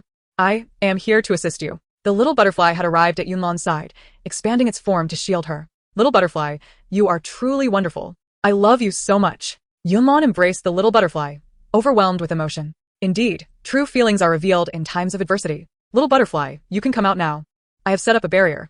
Yunlan can endure this. Jiang Wanqing reached out and pulled the little butterfly over. Absorbing the power of the heavenly thunder will benefit your body, and when you face the thunder tribulation again in the future, it will be much easier for you. The master's words were like a soothing balm, and Yunlan felt no fear at this moment. With my master present, I have no reason to fear such trivial heavenly thunder. Come on, who is afraid of whom? As soon as the words left her mouth, a flash of lightning illuminated the sky, and a bolt of heavenly thunder struck down mercilessly upon Yunlan. Her legs buckled, and she fell to the ground. Wait, you are serious? Foolish heavenly Tao. Before her words could fade, a second bolt of heavenly thunder followed. The third, fourth, and fifth bolts descended. Their potency diminished as part of their power was absorbed by the barrier before striking Yunlan. Even so, she was easily knocked down by the heavenly thunder, utterly drained of strength to curse the heavenly Tao. Whatever will be, will be. Yunlan wrinkled her nose, noting a burnt smell.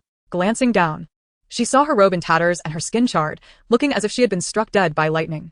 Xianxia, startled by Yunlan's appearance, quickly called out, "Junior sister, are you still alive? Please make a sound, so we know." Exhausted, Yunlan had no energy left to speak. I can manage a sound.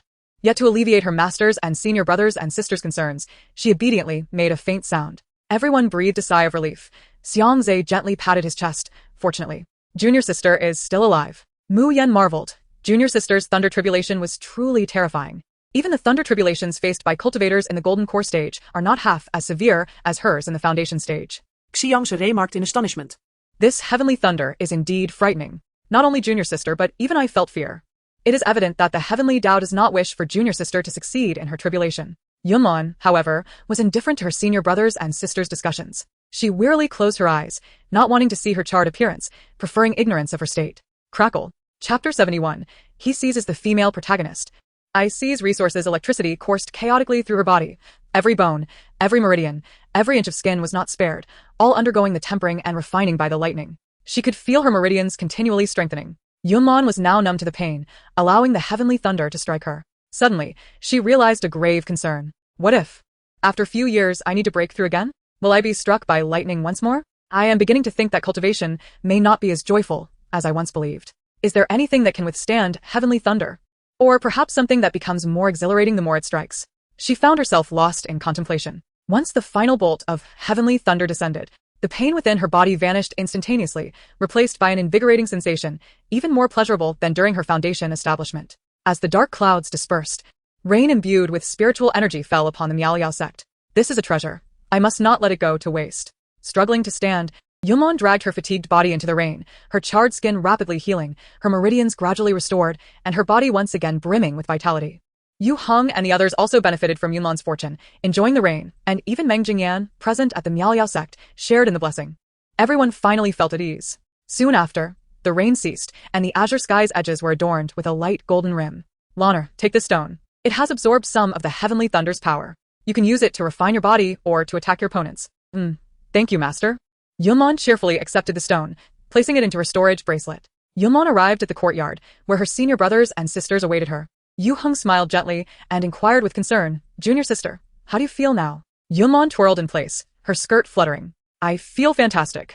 The spiritual energy within me is much stronger than before. No wonder everyone desires to increase their cultivation." Her lips curved into a smile, her cheeks slightly flushed, her voice sweet. "Thank you, master, and my senior brothers and sisters for coming to see me. If it weren't for master today, I might have truly been struck dead by the heavenly thunder." Wherever Yunlan went, the gazes of those around shifted to her. She seemed to possess an unparalleled charm that effortlessly captivated everyone's attention. Outside the courtyard, Meng Jingyan stood at the entrance, peering through the gap to observe Yunlan and the others laughing and chatting, her eyes filled with envy. She had not anticipated that such a formidable thunder tribulation had been conjured by Yunlan. At such a young age, she had already established her foundation, her future limitless.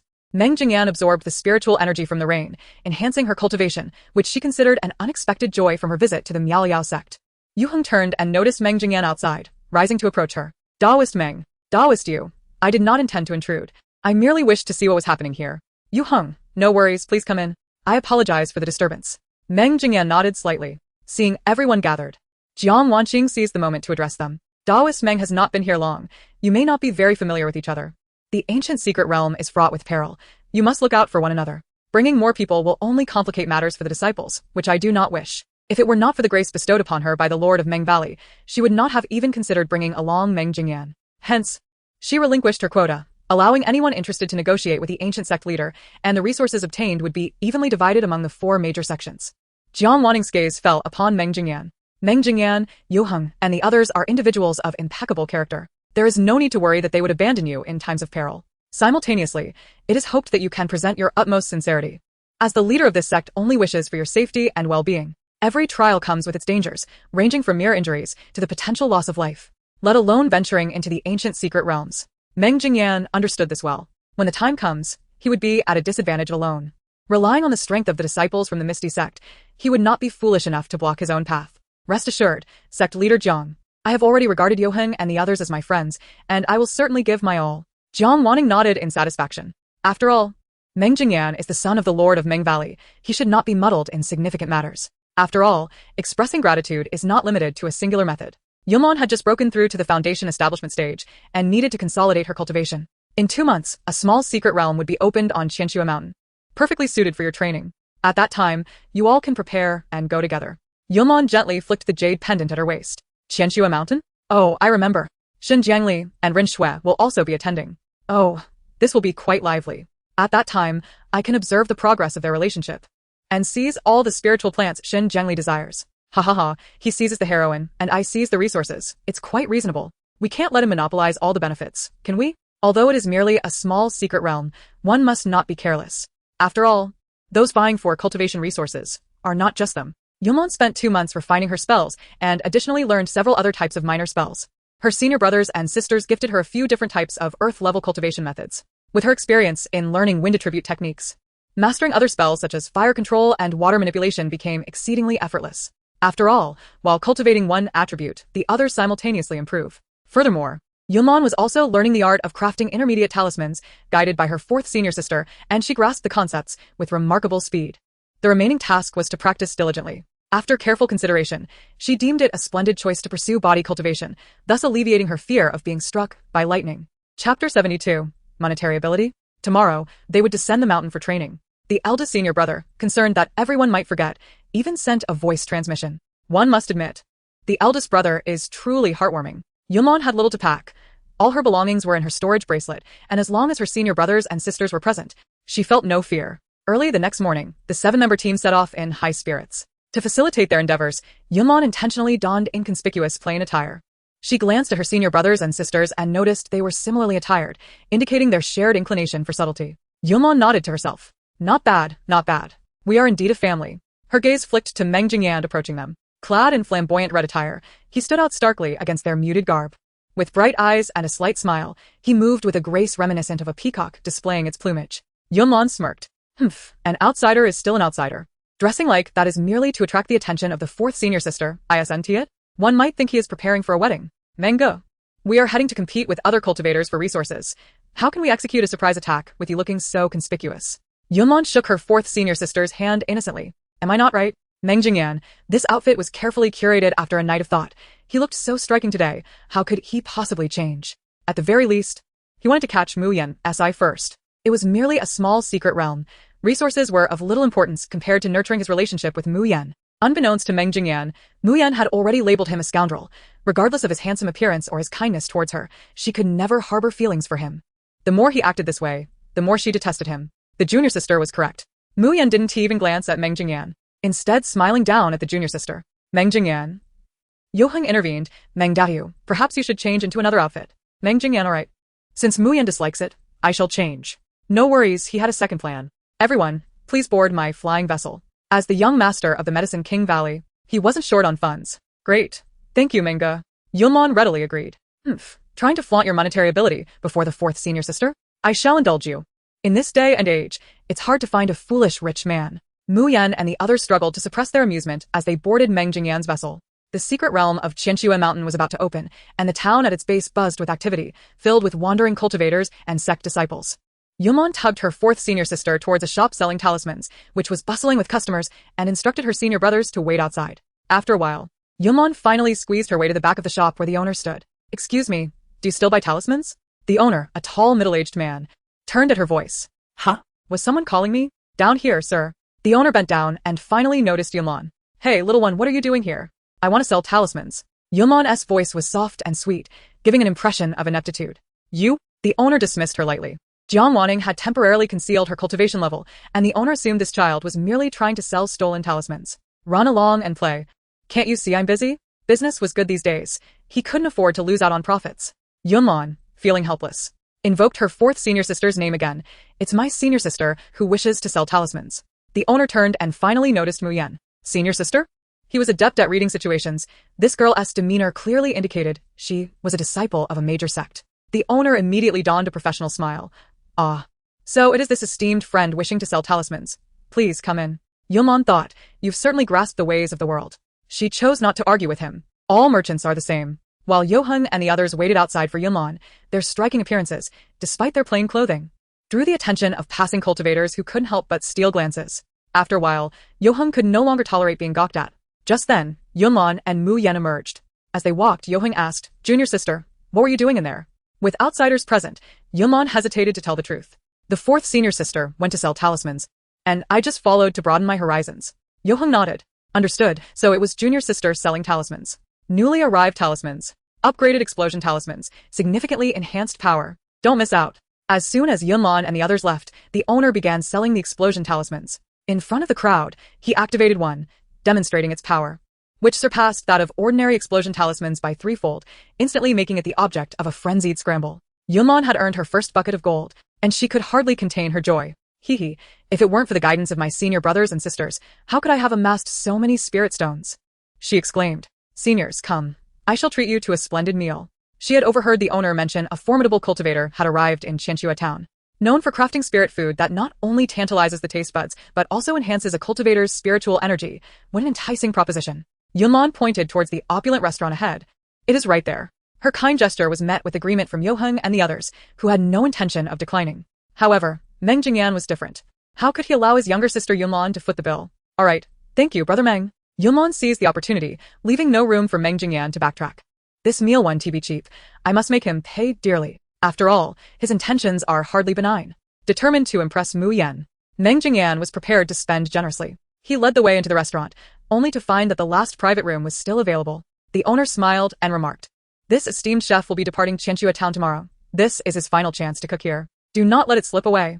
Meng Jingyan, having no intention of declining, magnanimously declared, "Very well, we shall take this room." "Wait!" A sharp female voice rang out from behind them. "We want this private room." Chapter 73. A well-deserved rebuke. Yunlan turned to follow the voice. The speaker, adorned in a striking yellow attire, was stunningly beautiful and exuded an air of aristocracy. With her chin slightly raised, she cast a disdainful glance at them, her eyes brimming with contempt. She circled around Yunlan and the others, as if they were mere filth. Producing a storage bag, she slammed it onto the counter. "Owner, we will take this room." Flanked by two individuals who shielded her, the owner, glancing at the storage bag, did not accept it. With a patient demeanor, he explained, "My dear lady, I'm afraid they arrived first." The woman, undeterred, retorted, "And so what? They haven't paid yet, have they? Whoever pays first gets it." She scrutinized Yunlan and the others with a sneer. "Dressed so poorly, do you think they can muster enough spirit stones?" The owner's eyes flickered. He certainly feared the possibility of them dining and dashing, yet they had indeed arrived first. Upholding the principle of customer priority, he still refused to accept the woman's spirit stones. Hearing this, Yunlan felt a hint of relief. Truly, the owner of a grand restaurant is quite reasonable. Meng Jingyan scoffed. "How do you know we cannot produce spirit stones?" He dramatically produced a storage bag, stating, "Owner, please accept this." As the esteemed young master of Yawang Valley, who would dare to compare financial strength with him? Who knows if your spirit stones are even sufficient? Perhaps you are merely putting on a facade. The woman continued her cold mockery. Upon inspecting Meng Jingyan's storage bag, the owner confirmed its ample contents. "I shall have someone take you upstairs." The woman's expression shifted. Could it be they truly had wealth? No. She had promised her senior brother she would bring him here for a meal. If she broke her word, How would he regard her in the future? Wait. She flung another storage bag onto the counter, insisting, "Owner, I will pay more. I want this room." "My dear lady, one must adhere to the principle of first come, first served." "You are making this difficult for me," the owner replied, a clever glint in his eye, realizing that he could not offend anyone over money. He pivoted, suggesting, "If you truly desire this room, perhaps you should negotiate with this young gentleman?" The woman deemed this a viable approach. "Listen, if you relinquish this room to me, I will generously gift you a bag of spirit stones." Meng Jingyan, initially aiming to maintain a refined image before Mu Yan, could no longer contain himself. "Do you think you are the only wealthy one in the cultivation world? I wouldn't even glance at your paltry spirit stones." What an insufferable woman, truly vexing. His expression soured as he shot a disapproving glance at the owner. "Are you not concerned about your restaurant's reputation? We arrived first, and our spirit stones have already been provided. Are you not respecting your customers? Her presence is severely affecting our dining experience. Will you not intervene?" Unquestionably, Yunlan now regarded Meng Jingyan with newfound respect. Who would have thought this young man possessed such admirable traits? Yet that is beside the point. As long as he persists in pursuing fourth senior sister, he shall remain on my blacklist. Mu Yan shared a similar sentiment. Meng Jingyan's character held no significance for her. To her, he was merely a disaster. Whispers began to ripple through the crowd, condemning the woman's unreasonable behavior. In the cultivation world, wealthy individuals were few, and ordinary cultivators detested those who flaunted their wealth while looking down upon common folk. To preserve the reputation of his establishment, the owner reluctantly relinquished the 2 storage bags, directing a servant to escort Yunlan and her companions upstairs. Stop. The woman, taken aback by their blatant disregard for her authority, seethed. When had she ever faced such humiliation? "Do you know who I am? You lowly peasants. Speaking to me is a privilege." Yunlan. Where on earth did this brainless heiress come from? Truly irritating. Who desires your privilege? Bah. Unable to endure any longer, xianxia stepped forward. His eyes filled with disdain. "Oh, so you are noble and we are mere commoners, is that it? What brings you to our humble abode? Did you leave your brain at home? I care not who you are. Who do you think you are? Speaking to you makes me feel nauseous," he scoffed, waving his hand to disperse the surrounding air. "I suddenly detect a foul odor. Oh, it's emanating from you." Puffed. Yunlan couldn't contain her laughter. "Ha ha ha. I simply cannot hold it in. Fifth senior brother is truly my mouthpiece." "Well said. I detest these arrogant, unreasonable people." It was not only Yunlan who laughed. Yu Heng and the others, along with the surrounding patrons, joined in the mirth. "Indeed, there is quite a stench." Yunlan, now thoroughly disinterested in the woman, remarked, "Seniors, I am starving. Let us ascend to dine. Come, I can hardly bear to waste more words on her." Xianxia turned, cradling his junior sister as they made their way to the upstairs private room. "You!" The woman seethed through clenched teeth, her eyes nearly bulging. "You too? Go and teach them a severe lesson." "My dear lady, what are you intending to do?" The owner's expression darkened, his smile vanishing. He gestured, and several golden core cultivators entered from outside. "Humph, do you think I fear you? You are but a bunch of peasants." The woman's gaze hardened, intent on punishing those who defied her. Fu Hua, stand down. At that moment, Shen Jiangli entered, relief washing over him. Thankfully, he had arrived just in time to prevent Fu Hua from causing a major incident. Fu Hua smiled sweetly, her eyes softening. "Senior brother, what brings you here?" Upon the thought of her private room being seized by another, she felt a surge of anger. Fu Yu's temperament had long been witnessed by Shen Jiangli, and it was evident that she bore the fault in this matter. In a realm where martial prowess abounds, not everyone trembles before her. Tasked by his master to safeguard Fu Yu, Shen Jiangli had no choice but to comply. With patience, he urged, "Do not fret, my junior sister. I do not wish to dine here today. Allow me to take you elsewhere." Fu Yu, albeit skeptical, queried, "Really?" "Indeed. Let us be on our way," he replied. Feeling the gaze of those around them, Shen Jiangli grasped Fu Yu's wrist and departed. Fu Yu glanced at the hand that Shen Jiangli held. Her cheeks flushed with shyness as she followed him outside. Chapter 74.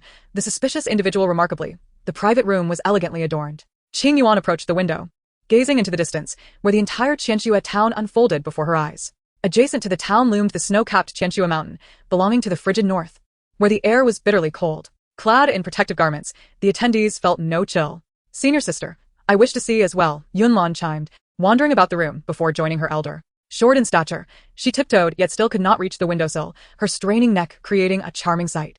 Qing Yuan smiled gently. "Very well, I shall lift you." Once in her senior sister's embrace, her view expanded dramatically. Is that not Shen Jiangli? Why is he holding hands with a woman? Surely, he has not progressed to such intimacy with Ren Shui? No, that is not Ren Shui. Yunlan squinted closely. Goodness. Is that not the woman with whom we quarreled at the tavern? What connection does she have with Shen Jiangli? Strange if she is associated with him. She must hold some significance, yet why can I not recall? A sudden realization struck her. Could it be that the narrative has shifted, introducing a new character? This complicates matters. From her demeanor, it seems her status is not low. The fact that she is now linked to Shun Jiangli suggests she harbors feelings for him. A phrase abruptly flashed in Yunlan's mind. The male leads poisonous affection. How delightful. Though this woman may assist Shin Jiangli against us, her lack of intellect might render her useful to me. Thus emerges the female protagonist's rival. Hehe. I shall obstruct the male lead's career while also sowing discord in his romantic pursuits. Qing Yuan, observing the slight smirk on her junior sister's face, felt a twinge of unease. Why did her smile appear so unsettling? Following her junior's gaze, Qing Yuan soon sensed someone observing them. Shifting her attention, she spotted a concealed alleyway. The high walls obscured visibility, making it impossible to ascertain whether anyone lurked within. A sense of caution stirred within Qing Yuan, prompting her to remain vigilant. The meal was exquisite, a testament to the chef's skill, as even the act of dining seemed to enhance their spiritual energy. A truly delightful experience. Witnessing the camaraderie among the group, Meng Jingyan felt his expenditure on spirit stones was justified. He had finally bridged the gap with the disciples of the Piamya sect. Let's venture out for a stroll, my treat. Matters solvable by wealth were trivialities for him, as Meng Jingyan was indeed affluent. However, a single remark from Yoheng shattered Meng Jingyan's illusion. Meng Daoyu, you have already treated us to this meal. It would be improper to ask you to pay again. One should not bite the hand that feeds. He did not wish to be beholden to Meng Jingyan in the future. Qing Yuan nodded in agreement. Indeed, Meng Daoyu, we shall purchase our own items. Rising to leave, her gaze swept past the window once more, landing on the alley. At that moment, she noticed a glimpse of black fabric adorned with golden embroidery peeking from the corner, confirming the presence of someone. Everyone be alert. We are being followed, Qing Yuan whispered. Instantly, the group grew vigilant, concealing their concern. Qing Yuan discreetly gestured towards the alley, and they subtly extended their spiritual senses. Yoheng nodded slightly. I see. Meng Jingyan queried. Who is that person? Could it be that woman from earlier sent someone to trail us? Yoheng shook his head lightly. That remains uncertain. We do not know who it is. Yunlan suddenly recalled her earlier sensation of being watched. Could that individual be targeting me? She pondered. But I have no enemies. If I did, it could only be Shun Jiangli. Yet surely, he would not be foolish enough to act against me at this moment, with all my senior brothers and sisters nearby. Yunlan found herself perplexed, yet she resolved to stay alert. Even though I have reached the early stages of foundation building, I remain vulnerable. I must not stray alone. Hearing her junior's thoughts, Qing Yuan promptly embraced her, declaring, no one shall harm you. Cheng Yu interjected, in that case, let us forego the stroll and proceed directly to the entrance of the secret realm. The group unanimously agreed.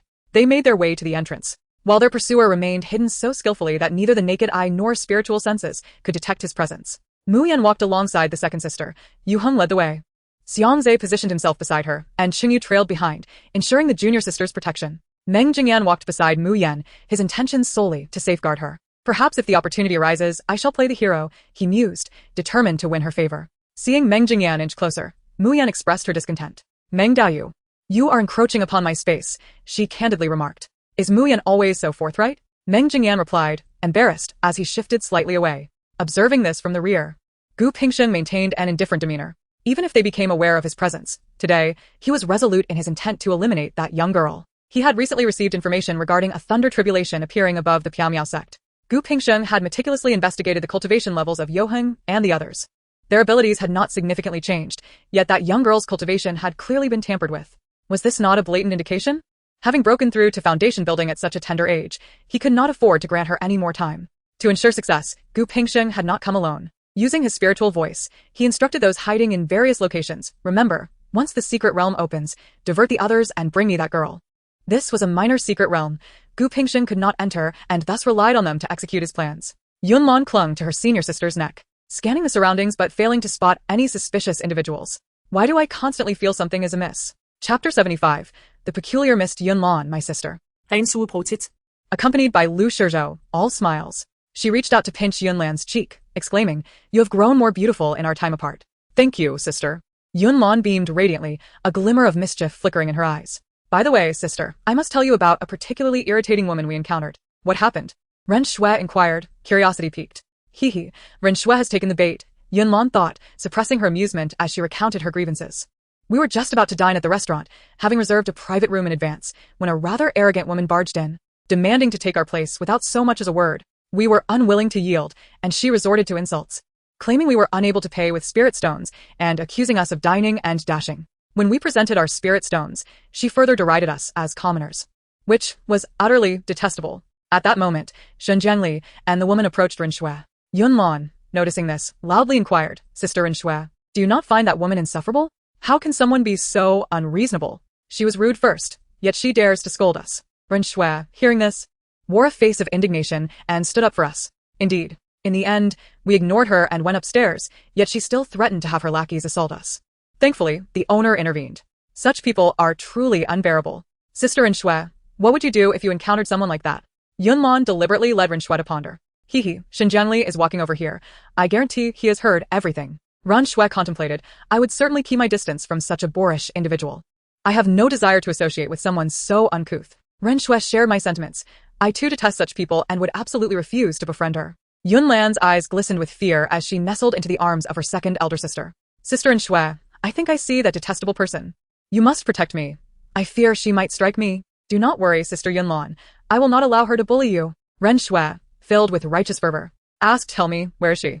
Yunlan pointed behind Ren Shui. Right behind you. Behind? Ren Shui turned and encountered Shen Jiangli. Fu Qiu walked beside him, clutching his arm as if she wished to meld into him. He gently called out, Ren Shui. Ren Shui shot him a glare, turning her back to him. Humph. Did he think she hadn't noticed? He had just been holding hands with that woman. Since Shen Jiangli already had someone he favored, why was he still attempting to flirt with her? Shameless. Shen Jiangli's heart sank.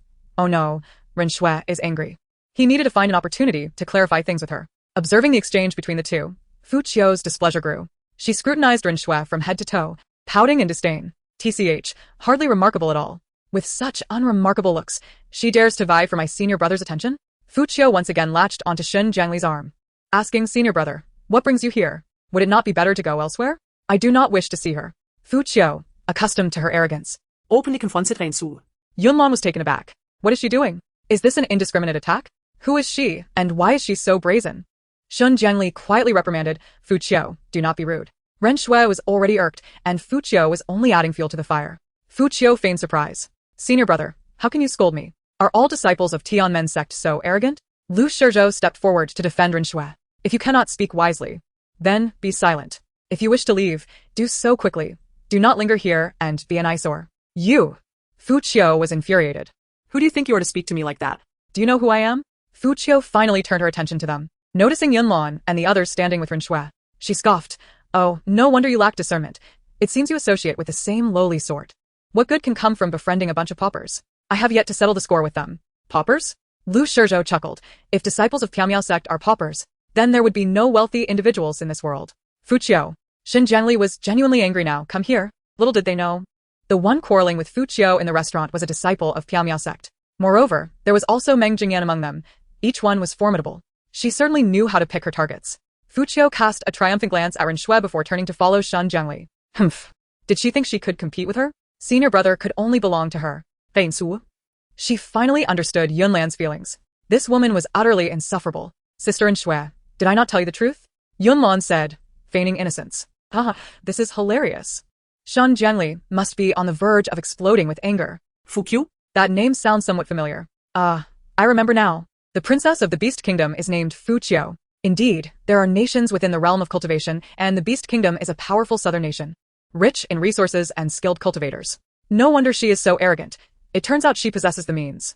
However, our sect is not under the jurisdiction of any nation, particularly not the 4 leading sections. If it comes to a head-on confrontation, stripping them of their pride would not be a problem. What a nuisance.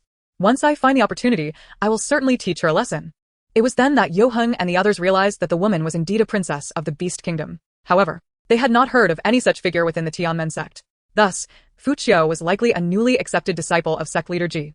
Lu Shizhou cautioned Yoheng and the others, be wary, there is mist within this secret realm. Exercise caution once you enter. Thank you for the warning, you two. Yoheng replied with a gentle smile. The secret realm of Qianxia Mountain had previously been entered by others, and the mist within would diminish the reaction time of cultivators. So everyone would prepare beforehand. Either they would pay a hefty price to procure detoxification pills in advance, or they would use defensive artifacts. Although using artifacts would consume spiritual energy, generally everyone opted for the detoxification pills. Yunlan and the others did not need to purchase any, as the senior brother had already distributed detoxification pills to them in advance. Upon entering the secret realm, they were indeed greeted by a thick mist. One cultivator voiced their confusion. Why is the mist so dense this time? Alas, I will need to use several detoxification pills. Yunlan also found it strange. Something is off. The mist here should not be so thick. Chapter 76, Surrounded soon. The mist surrounding the forest thickened further, enveloping everything in a white haze, rendering it impossible to see anyone else. Yunlan, on high alert, looked looked around and clung tightly to her second elder sister's shoulder, whispering, "Second elder sister. Our senior brother and the others have vanished. Just a moment ago, they were right beside us, and in the blink of an eye, they were obscured by the thick fog. Logically, if we cannot see them, we should still be able to hear their voices, right? Surely they would call out to me. But I cannot hear anything from them or any other cultivators." Qing Yuan sheltered her younger sister in her embrace, reassuring her, "Do not be afraid, little sister. Your second elder sister is here." Qing Yuan had also considered this possibility and speculated, "Little sister, we must be trapped within a formation. I wonder if the others are experiencing the same, without Qingyu by their side." Qing Yuan was uncertain of the nature of the formation and did not dare to act recklessly. "A formation?" Yunlan murmured. "It is impossible for there to be a formation at the entrance of the xianxia mountain secret realm. Otherwise, everyone would have been prepared. Moreover, this formation is clearly not a natural one. It must have been set deliberately. The fact that this formation was activated not long ago and has already created such a situation indicates its considerable level." Qing Yuan expanded her consciousness and discovered that only she and her little sister remained. "Little sister, hold on tight to me and do not let go. Someone had been tracking them earlier. It must have been those individuals behind the scheme." As soon as the words fell, 3 figures clad in black surged forth from the dense mist, each possessing the formidable cultivation of the late golden core stage. 3 formidable sword energies sliced through the white fog, crashing toward Qing Yuan and her companion like an unstoppable tide. Qing Yuan harnessed her spiritual power, weaving swiftly among the deadly arcs of sword energy, and suddenly lunged before one of the attackers, delivering a powerful kick to his chest. Yunlan distinctly heard the sound of bone fracturing. Goodness, second senior sister is truly formidable. Blood trickled from the corner of the assailant's mouth as he was mercilessly sent flying into the distance. The other 2, taken aback, grew increasingly vigilant. Indeed, the second disciple of the Misty Sect possessed remarkable prowess. Though this formation was powerful, there were many adept cultivators familiar with formations nearby. They needed to eliminate the young girl before the formation was breached or find a way to extract her. The 2 men retreated, disappearing into the mist. Qing Yuan focused intently, missing not a single rustle of movement. She was the only one who could protect her junior sister now. Yunlan narrowed her eyes slightly and called out, "Little butterfly, come forth." In the next instant, little butterfly expanded in size, standing guard before them. "Do not fear. My master, I am here." A radiant light ignited from behind them. Qing Yuan swiftly darted aside as the second and third waves of sword light rushed forth. The swords swinging with relentless ferocity, unleashing a chilling and terrifying aura that assaulted them from all directions. The enemy lurked in shadows while they stood exposed. Yunlan continued to hurl talismans at them, all of which were deftly blocked. "Second senior sister, let me down. Junior sister, do not descend. You are no match for them." Despite Qing Yuan exerting all her strength to evade, she was still wounded by the sword energies, her back and arms marred by cuts. Even with little butterfly's presence, it could not shield her from every assault. Blood flowed from her wounds, and fine beads of sweat formed on her forehead. Qing Yuan seemed oblivious to the pain, her expression taut as she focused solely on protecting Yunlan. She glanced at her unharmed junior sister, silently relieved, and quickly consumed a healing pill. As long as her junior sister was unscathed. With her junior sister's cultivation, at only the initial stage of foundation establishment, she was no match for them. The 3 opponents were astounded by Qing Yuan's resilience. Under their relentless assault, she still refused to yield. Moreover, with the appearance of a powerful spirit beast, their task became even more daunting. Striking a serpent at its 7 inches, that little girl was their weakness. In the next moment, they pivoted their swords and abruptly attacked Yunlan, their figures flickering in and out of sight, leaving behind numerous afterimages. They flanked her, trapping Yunlan and Qing Yuan in the middle, their onslaught fierce and lethal, with techniques shifting unpredictably. Qing Yuan was suddenly alarmed, recognizing that they were clearly targeting Yunlan. She hastily retrieved a defensive artifact, conjuring a protective shield to encase them. "Be careful, junior sister." Bang! Despite Qing Yuan's strength, she could not withstand the combined assault of 3 late golden core cultivators simultaneously. The shield crumbled under their might, as if it were made of paper. The remaining attacks rushed toward them. Outnumbered, Qing Yuan found herself at a loss. The speed of their strikes was too swift for her to counter. In the next instant, little butterfly charged in, absorbing the brunt of the most ferocious sword energies. Seizing the opportunity, Qing Yuan braced herself against the pain, carrying Yunlan to safety. Coughing violently, Qing Yuan knelt, spitting a mouthful of blood, her complexion pale, eliciting a pang of concern in Yunlan. In such a brief moment, second senior sister has been reduced to this. They are overwhelming us with numbers. Second senior sister, do not engage any further. You need to rest. Allow me to handle this. They cannot capture me. Do not fear, junior sister. I am here, Qing Yuan replied with a faint smile, her voice weak. Yunlan's gaze darkened with fury, her tone icy as she declared, "How dare you harm my second senior sister? You shall pay for this. Little butterfly, do not worry about me. Go and eliminate them." The hidden assailants in the mist smirked contemptuously. Just a mere child of 2 or 3 years. Her bravado is amusing. Little butterfly, anxious for its master, had no choice but to heed her command. Yes, master. In an instant, a massive alpaca appeared before one of the men, casting a shadow over him, causing his eyes to widen in terror. What is this creature? How is it so fast? Little Butterfly raised its hoof and stomped down with incredible speed. The man, unable to evade, was crushed beneath the powerful blow, his body mangled, his breath extinguished. Little Butterfly, ensuring he was not merely incapacitated, stomped down twice more. No one shall bully my master, and you too as well. Prepare-toi. It was determined to rid its master of these two nuisances. Witnessing their companion's horrific demise, the other two were instantly paralyzed with fear. They exchanged glances, a glint of malice flashing in their eyes, and each produced several pink pills, hurling them towards Yunlan and Qingyuan. The pills exploded above them, releasing a cloud of pink powder. Junior sister, hold your breath. Qingyuan's expression shifted dramatically as she covered her junior sister's mouth and nose, conjuring a defensive shield. To her dismay, the powder pierced through the shield, settling upon Qingyuan's wounds. Moments later, she closed her eyes and collapsed to the ground, unconscious. Second senior sister. Chapter 77. Gu Pingsheng seeks to harm me. Yunlan stood guard beside her second senior sister, too fearful to speak lest she too succumb to unconsciousness. The two men, emboldened by their success, immediately unleashed several spells at Yunlan. They had not anticipated that the little girl would possess such a formidable spirit beast, and they needed to escape immediately, planning to trap the spirit beast within this formation. They had sacrificed a companion and were determined to complete their mission. Master, be careful. Little Butterfly's pupils constricted in alarm. The two assailants simultaneously attacked Yunlan and Qingyuan, causing Yunlan's complexion to drain of color. Second senior sister must not come to harm. She produced a stone imbued with the power of thunder and hurled it at the black-clad man targeting her second senior sister. The man staggered, convulsing as he fell to the ground. Little Butterfly leaped to Yunlan's side, positioning itself protectively before her. Suddenly, the other assailant conjured a vine that ensnared Qingyuan's foot. Little Butterfly, witnessing this, quickly stomped down to sever the vine, but in an instant, countless vines surged forth, overwhelming Little Butterfly's defenses. Yunlan drew a small wooden sword, unleashing several wind blades to sever the vines, shielding her second senior sister. She grasped a hefty handful of talismans and hurled them at the assailant. Alas, the man possessed too much spiritual power, even with Little Butterfly blocking some of the vines. Yunlan could barely hold on, her breath becoming increasingly strained. Observing Yunlan fend off his attack, the man was utterly astonished. What cultivation level does this little girl possess? Little Butterfly was running out of options. If it attacked the black-clad man, it could not remain to protect its master. Yunlan wielded her sword with one hand while tossing talismans with the other, fire erupting all around. She quickly assessed the situation. She could not continue like this. With the powder now absent from the air, she spoke. Little Butterfly, these vines are endless. We must eliminate that black-clad man. You go kill him, and I will hold on for a little while longer. Okay. Little Butterfly, seeing the situation, raised its hoof and charged toward the man, prepared to deliver a fatal kick.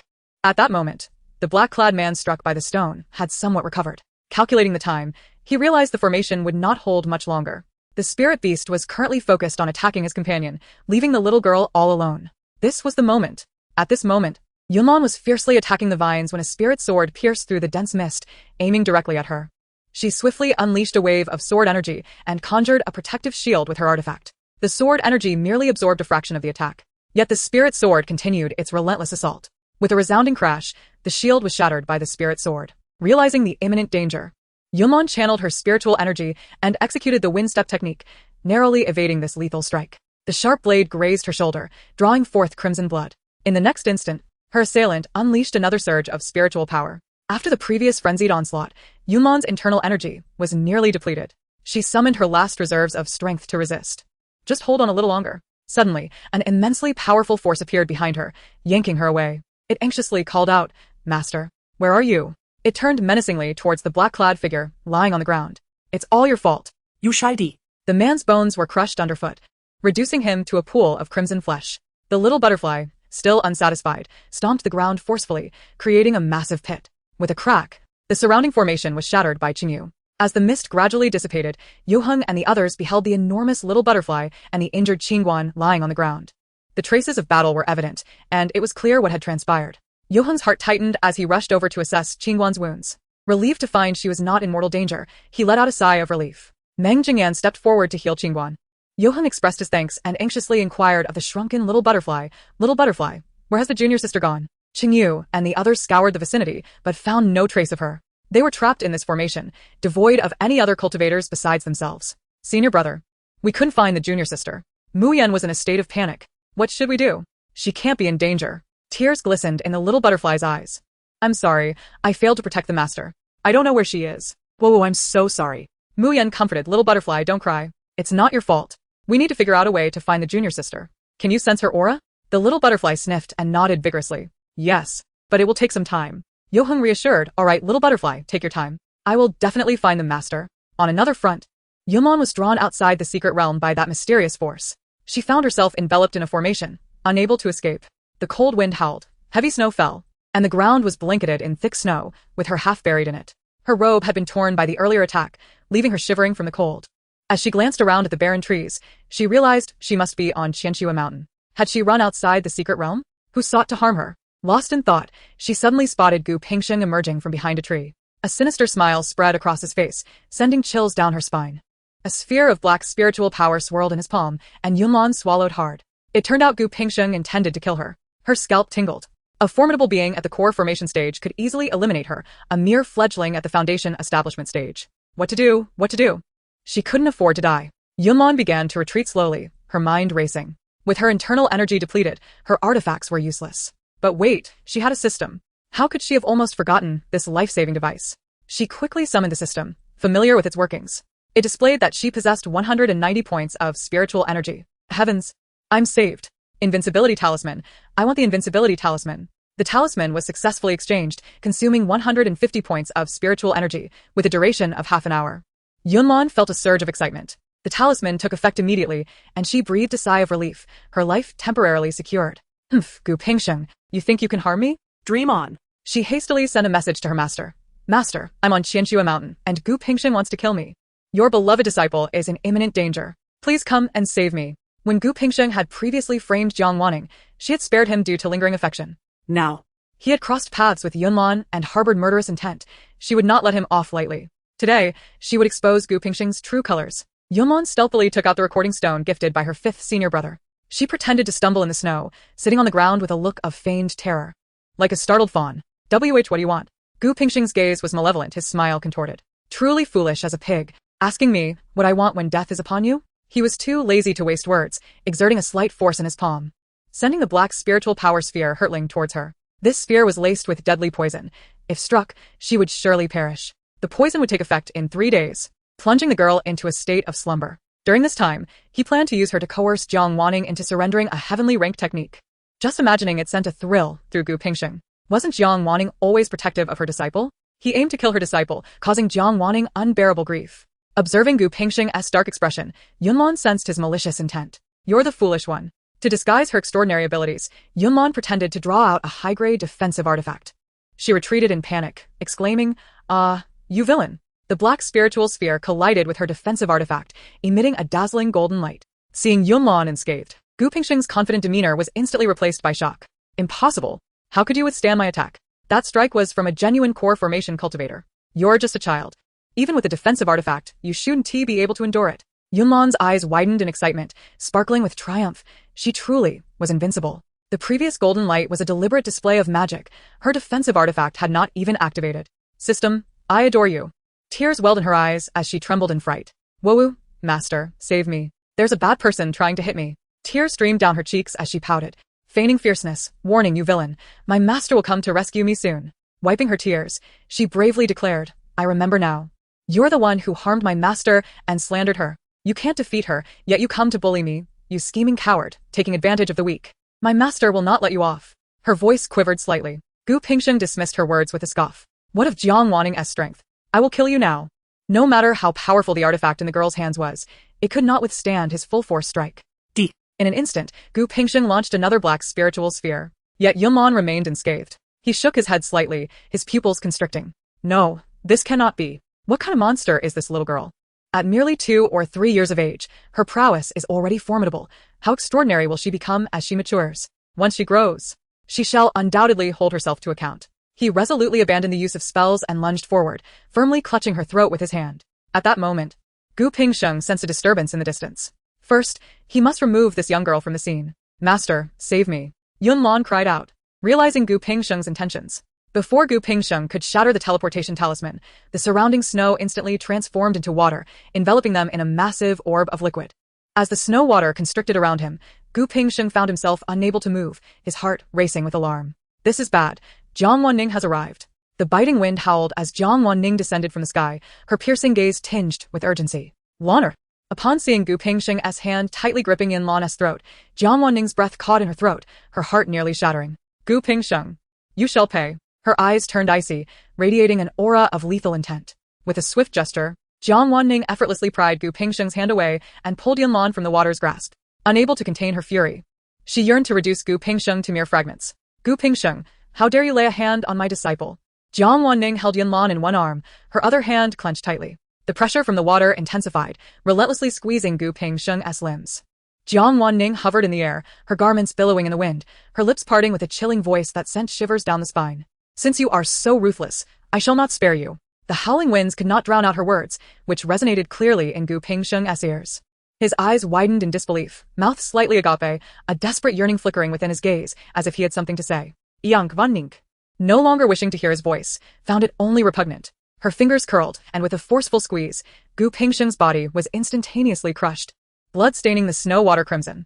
In the final fleeting second of his life, his eyes remained filled with insatiable greed for the celestial rank cultivation technique, a longing for immense power. The celestial rank techniques Jiang Wanning possessed were hard-won through countless life and death struggles. Despite Gu Pingsheng's considerable strength, he had the capacity to pursue such techniques himself. Instead of seeking them out, he attempted to harm her and seize them from her grasp, revealing his utter lack of integrity. Furthermore, Jiang Wanning had another reason for withholding the celestial rank techniques from Gu Pingsheng. When she had learned of a location harboring such techniques, she had invited him to accompany her, believing that whoever obtained them would rightfully claim them. That place was perilous. Yet what sanctuary of rare treasures was devoid of danger? Gu Pingsheng, cowardly and fearful of death, had made excuses to decline. Since that day, Jiang Wanning had not sought him out again. He had refused her initial invitation, yet now sought to pilfer from her. Such audacity was unfathomable. Unable to match her strength, he resorted to bullying her disciple. What manner of being is he? Jiang Wanning's grip tightened until every limb and bone of his was reduced to dust. The overwhelming dominance of a tribulation-transcending cultivator against a mid-stage transformation cultivator was undeniable. With a resounding explosion, the blood-red water orb shattered, mingling with snowflakes that fell softly upon the ground. Gu Pingsheng vanished completely from this world, taking his avarice with him. Lan, are you alright? Let your master examine you thoroughly. Jiang Wanning regarded Yunlan with palpable concern, using her spiritual energy to assess her from head to toe. Once assured that Yunlan was unharmed, her relief washed over her. Lanner, you truly frighten me. Jiang Wanning changed Yunlan into a new robe and employed her spiritual energy to heal the wound on her shoulder. It's all well, it's all well. Jiang Wanning embraced Yunlan tightly, resting her chin atop her head and gently patting her back. Do not fear, your master is here. Master, I am fine. Nestled in her master's embrace, Yunlan beamed, savoring the comforting warmth. Master was truly magnificent just now. A fierce and commanding heroine, decisive and ruthless. It seems Master is not only a gentle beauty, but also a cold and formidable one. Oh, I am utterly enamored. Master, come closer. Jiang Wanning thought. So, it appears my little disciple's fear was merely an act, as Yunlan still found time to praise her. Yunlan's sharp eyes caught sight of a storage ring hidden within the congealed blood. Chapter 79, Sect Leader Jiang. I require an explanation. Master, quickly retrieve that storage ring. She exclaimed with delight. It was Gu Pingsheng who attacked Master and seized her treasures. I am no saint. I shall claim the spoils from vanquished foes. Moreover, some treasures within were gifts from Master to him in the past. Jiang Wanning chuckled indulgently, ruffling Yunlan's hair. Very well. Jiang Wanning presented the storage ring to Yunlan, who promptly declined it. Seeing Yunlan's resolute attitude, Jiang Wanning chose not to press the matter. After all, she would continue to provide resources for her disciples' cultivation in the future. Just then, a voice filled with urgency rang out from afar. Master, little junior sister. Upon turning, Yunlan's face lit up with a radiant smile. It was her senior brothers arriving. Jiang Wanning descended to the ground, cradling Yunlan. Little Butterfly dashed forward, reaching Yunlan in the blink of an eye. Wah, Master. Yunlan stepped away from her master, enveloping Little Butterfly's neck in a tight embrace. Little Butterfly. With tears welling in her eyes, Little Butterfly lamented. Master, I'm so sorry. I failed to protect you. Yunlan gently patted Little Butterfly's head, reassuring her. Do not cry. You have already done remarkably. How could I possibly blame you? You defeated those 3 men in black.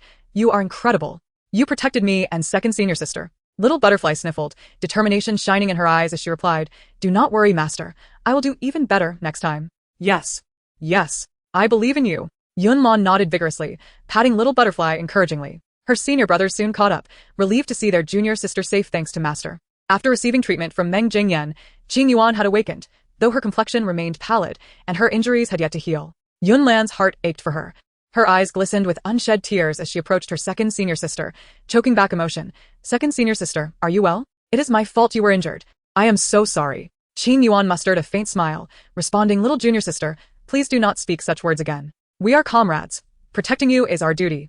She reached out to wipe away the tears at Yunlan's eyes, speaking gently, do not fret. I am quite well. This minor injury is nothing to me. A good sleep will suffice. Had it not been for that powder, I would not have fainted. Yunlan was moved to tears. Yes, yes. Second senior sister is the strongest. Rest assured, once I grow stronger, I will protect all of you. Qing Yuan smiled genuinely, her fondness for her junior sister evident. Indeed. Little junior sister possesses remarkable talent. We shall rely on you in the future. Yunlan grinned widely, hee fear not. I am utterly dependable. Observing the two share laughter. The tension in the hearts of the others finally eased. Meng Jingyan watched silently, once again appreciating the unity within the Piao sect, a quality he envied greatly. In the Medicine King's Valley, although Meng Jingyan had his junior brothers and sisters, their interactions were largely filled with sycophantic flattery, regardless of his actions. They sang his praises, leaving him feeling disingenuous. Only when he was with Xian could he truly be himself. Now, he found a similar sense of belonging within the Piao sect. Meng Jingyan's gaze grew increasingly complex, causing him to question the righteousness of utilizing Mu Yan to save Xian. In the presence of her master, Qing Yuan felt no need to show off. She nodded slightly, saying, yes, master. Yunlan shook her head, no need, second senior sister. I am not injured. And I still wish to accompany senior brother and the others on their training expedition. This has already delayed us for quite a while. Shen Jiangli has likely acquired numerous spiritual herbs by now. I shall not allow Shen Jiangli to have such an easy and smooth journey. With Gu Pingsheng now eliminated, Shen Jiangli has lost a significant ally. Let us see how he will rally the Qingyan sect from here on. I must exert more effort to keep Shen Jiangli underfoot. The crowd murmured, the junior sister is fiercely ambitious. However, the junior sister can rest assured that they will all strive together. Jiang Wanqing showed no intention of stopping Yunlan. The cultivation world is fraught with peril, and such encounters are inevitable for Yunlan in the future. Experiencing more now will ultimately benefit her. Jiang Wanqing nodded, her gaze sweeping over Yuheng and the others, admonishing. You must protect Yunlan well. Yuheng picked up the junior sister, assuring, Master, we will take good care of her. Jiang Wanqing was about to depart with Qing Yuan when Gu Yang and several others suddenly appeared behind them. Just moments ago, in the secret chamber behind the Qingyan sect's main hall, the soul lamp belonging to Gu Pingsheng had extinguished. The extinguishing of the soul lamp signifies that the individual has perished. As the peak master of the Qingyan sect, Gu Pingsheng's murder necessitated Gu Yang's investigation to uncover the truth.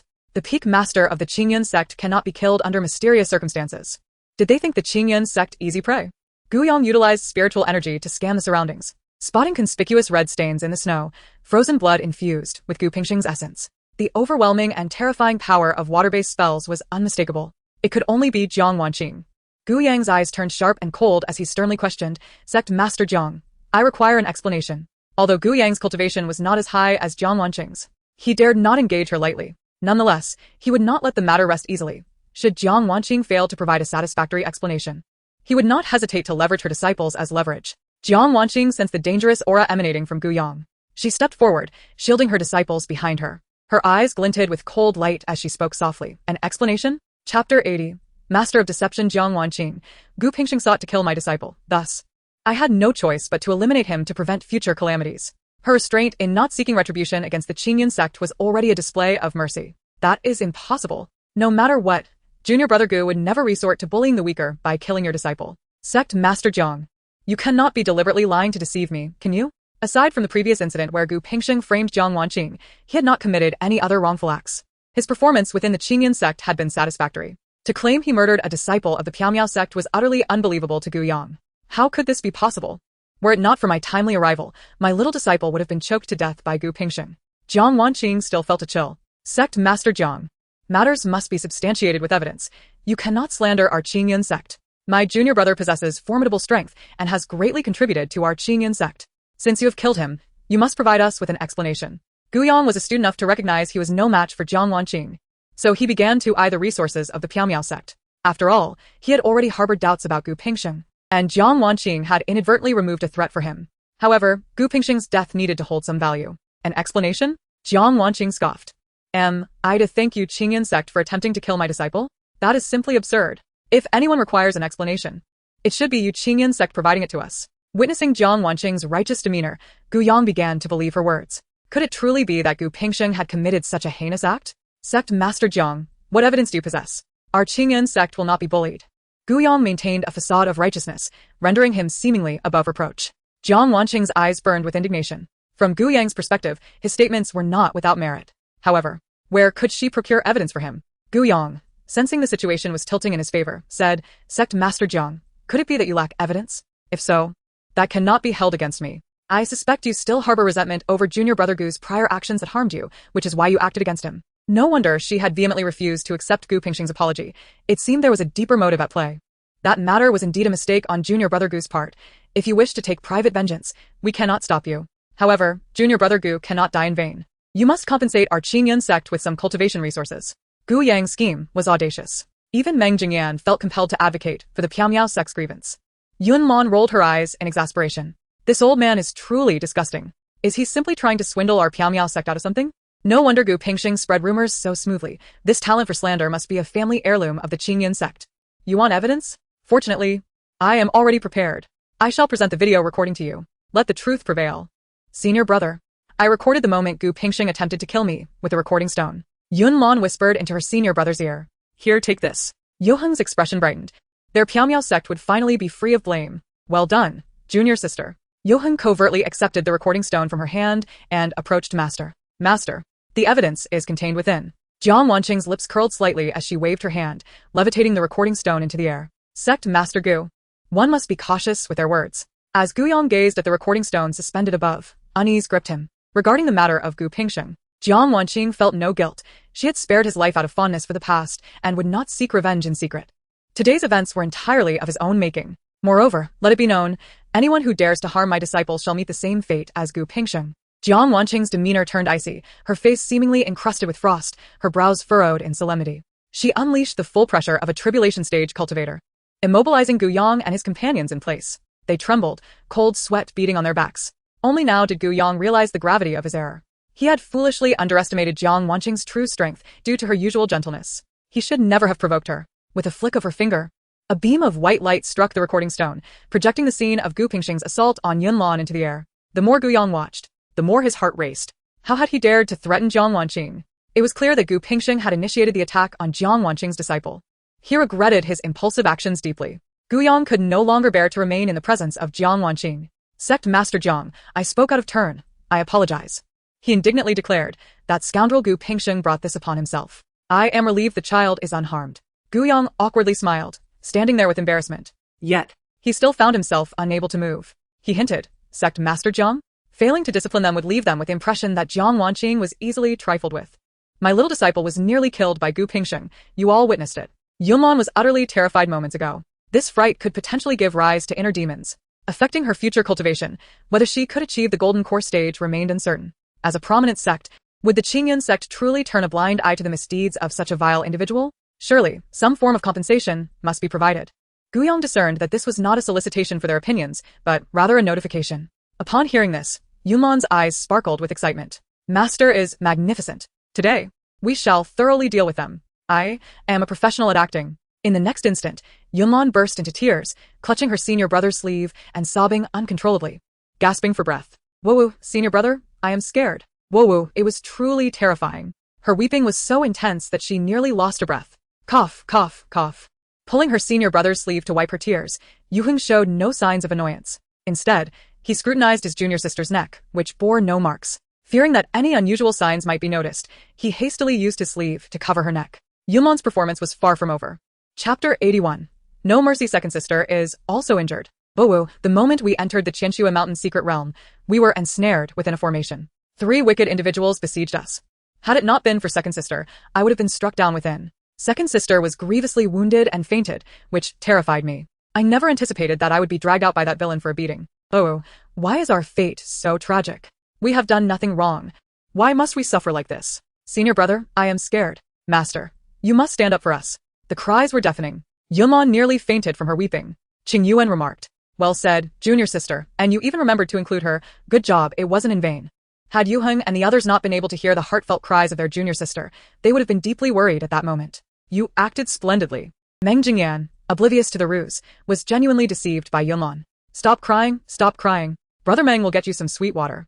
He produced a vial of spirit liquid for Yunlan to drink, which could soothe the mind and help alleviate her emotions. Yunlan thought, how does this fellow possess a hint of kindness? However, I, Yunlan, am not one to be swayed by such trifling gestures. Guyang had never found children so bothersome. His head spinning from the noise. After drinking the spirit liquid, Yunlan's voice gradually diminished, allowing Guyang to feel the world become pleasant once more. He wished only to depart from this place swiftly. Today was indeed unfortunate for him. He should never have come here. Furrowing his brows, Guyang reluctantly stated, fine. I shall compensate you. No sooner had he spoken than his body was able to move. Jiang Wanqing seemed overly pragmatic. Humph. Guyang flung a storage bag at Jiang Wanqing, then turned and flew away in anger. Yunlan sniffled, and her tears ceased. Ha, this is hilarious. Old Gu really came to deliver resources. He deserves it. The items Guyang provided were primarily low and mid-tier spirit herbs. The old miser was certainly unwilling to part with anything of greater value. Nevertheless, these would suffice to cause him some discomfort for a while. Jiang Wanqing distributed the resources among the disciples. Even Meng Jingyan received a share. Meng Jingyan gazed at these resources, slightly bewildered. But didn't he do anything? Why should he receive any? Meng Daoyu, you saved second sister and showed great concern for Yunlan. Just accept it, Yu Heng said with a gentle smile. Yes, I will accept it. Suddenly, something struck Meng Jingyan's heart. Should he not have deceived Mu Yan? Yet, Xin Yue remained unconscious, and he needed to save her. After Gu Yang's departure, Jiang Wanqing also left with Qing Yuan. It's all that old man's fault for wasting our time. If we don't hurry, all the good things will be snatched away. Considering the time, they should be heading to gather the bio grass by now. Bio grass, here I come. How can I get my senior brothers and sisters to accompany me? Oh, I have an ancient treasure, right? Yu Heng glanced at his junior siblings. Let us fully cooperate with our junior sister's performance. Received. Understood. Got it. Only Meng Jingyan remained in the dark. Yunlan looked up at her senior brothers and sisters. Senior brothers and sisters, you know, I possess a treasure-finding artifact. If we follow its lead, we will quickly uncover treasures. Xianxia replied naturally, all right, junior sister, lead us there. Yes, junior sister, we trust you, Mu Yan added. Yunlan felt deeply moved. Ugh. My senior brothers and sisters trust me so much. Rest assured, I will not let you down. Meng Jingyan did not fully understand, but he dare not speak up and simply followed along. The danger level in the small secret realm was not high. After battling those three cloaked figures, Yunlan felt that these spirit beasts were mere child's play. Under her guidance, they gradually ventured deeper into the secret realm, where the spiritual energy grew increasingly dense. The richer the spiritual energy, the higher the quality of the spirit herbs that would grow. Junior sister Yunlan, you are truly impressive. It is evident that this place is brimming with treasures. Meng Jingyan gazed at Yunlan with admiration. How can this little one possess such capability? Before long, the view ahead opened up to reveal a vast expanse of verdant spirit herbs. Just a whiff of their fragrance invigorated the spirit, bringing refreshment and comfort. It was bio grass. Yunlan's eyes gleamed with excitement. Bio grass belonged to the mid-tier spirit herbs. It could expand one's sea of consciousness and enhance a cultivator's spiritual power, making it a valuable find. Although its grade was not particularly high, its abundance sufficed. However, after consuming a certain amount, further consumption would yield no benefits. The remaining bio grass could be refined into pills for sale. Wei struck gold. Quickly, gather them all. Observing his junior sister's elation, Yu Heng swallowed hard and timidly inquired, Junior sister, should we leave some for those behind? Yunlan looked utterly perplexed. What? Why should we leave any for those behind? The ones behind are Shun Zhengli. Didn't he gather resources to deal with us? Though I may not be the brightest. I am not foolish enough to leave anything in this situation. We shall not leave any. Xianxia was ecstatic, surprised to discover that his junior sister shared his sentiments. He enjoyed this. I support junior sister. Mu Yan urged, stop talking, let us hurry. Didn't you hear junior sister say Xin Zhengli is coming? Don't dawdle. Meng Jingyan felt inexplicably excited as well. I am a professional at gathering spirit herbs. Watching Meng Jingyan move with such speed, Yunlan was astounded. No wonder he is the young master of the Medicine King Valley. He is truly skilled. She was thoroughly impressed. The bio grass was pulled from the ground along with its roots and placed with Yu Heng, to be divided after they exited the secret realm. Junior sister, where are we headed next? Xianxia asked. Don't rush. I still have one more thing to do. Yunlan's lips curled into a mischievous smile. I am preparing a grand surprise for Shun Zhengli. Senior brother, do you have any monster-attracting grass? Chapter 82. Persuasion through reason. Yu Heng nodded and, without hesitation, produced a storage bag. Junior sister, here, it contains all the monster-attracting grass. Thank you, senior brother. Yunlan had already grown accustomed to the pampering from her senior brothers and sisters. Yunlan rushed to the fields, diligently commencing the planting of the bewitching grass. The onlookers were perplexed, wondering what the little junior sister was up to. It appeared she was crafting letters with the bewitching grass. Xianxia furrowed his brow. As the little junior sister had yet to finish, he was unaware of the characters she was forming. After a while, She returned the remaining bewitching grass to her elder brother, gazing contentedly at her masterpiece. Mission accomplished. Xianxia hurried over for a closer look and nearly burst into laughter. The little junior sister had inscribed the words fool in large characters on the ground, and to his surprise, the strokes were quite elaborate. She truly had a mischievous streak. Bravo. He gave her a thumbs up. He. Thank you for the compliment. Fifth senior brother, Yunlan replied, hands on her hips, relishing the praise. She then turned to her third senior brother, asking, Third senior brother, do you have any formations that only allow entry but not exit? Indeed. Qingyu not only provided the formation but also thoughtfully helped her set it up, ensuring everything was in place. Yunlan grinned widely. Thank you, third senior brother. Everything is ready. We just need some unsuspecting victims. Let us find a good spot to watch the show. Meng Jingyan was baffled. Watch a show? Could it be that Yunlan knows someone will be arriving shortly? Meng Jingyan felt lost, but seeing Yoheng and the others naturally follow Yunlan, he thought little of it. Perhaps they possessed knowledge he was unaware of. Suddenly, he felt a desire to join their little family. Yunlan found a secluded yet suitable location for observing the unfolding drama, while Qingyu set up a mesmerizing formation around them, ensuring they would remain undetected even if someone passed by. Before long, a woman's voice echoed nearby. It's been so long. Why haven't we encountered that group yet? I was hoping to teach them a lesson in the secret realm. How dare they oppose me? Fuziu? I shall ensure they experience my wrath. Though her elder brother had informed her that those individuals were disciples of the Miao Liao sect, she remained unperturbed. The Tianmen sect was equally prestigious. She was not only her master's direct disciple, but also the most esteemed princess of the Beast Kingdom. By all accounts, she ought to be superior. What right did they have to challenge her? Although she could not kill them, she could certainly impart a lesson. Yunlan rolled her eyes. Oh. So you wish to show us your colors? I knew you harbored ill intentions. Just wait. We'll see who teaches whom a lesson. Meng Jingyan was startled, whispering, Little junior sister, how did you know Fuzi would come? You truly are remarkable. Yunlan replied mysteriously, Brother Meng, my spirit beast is quite powerful. It informed me. I cannot abide her insults. She deserves a lesson. Little butterfly. When did it ever speak?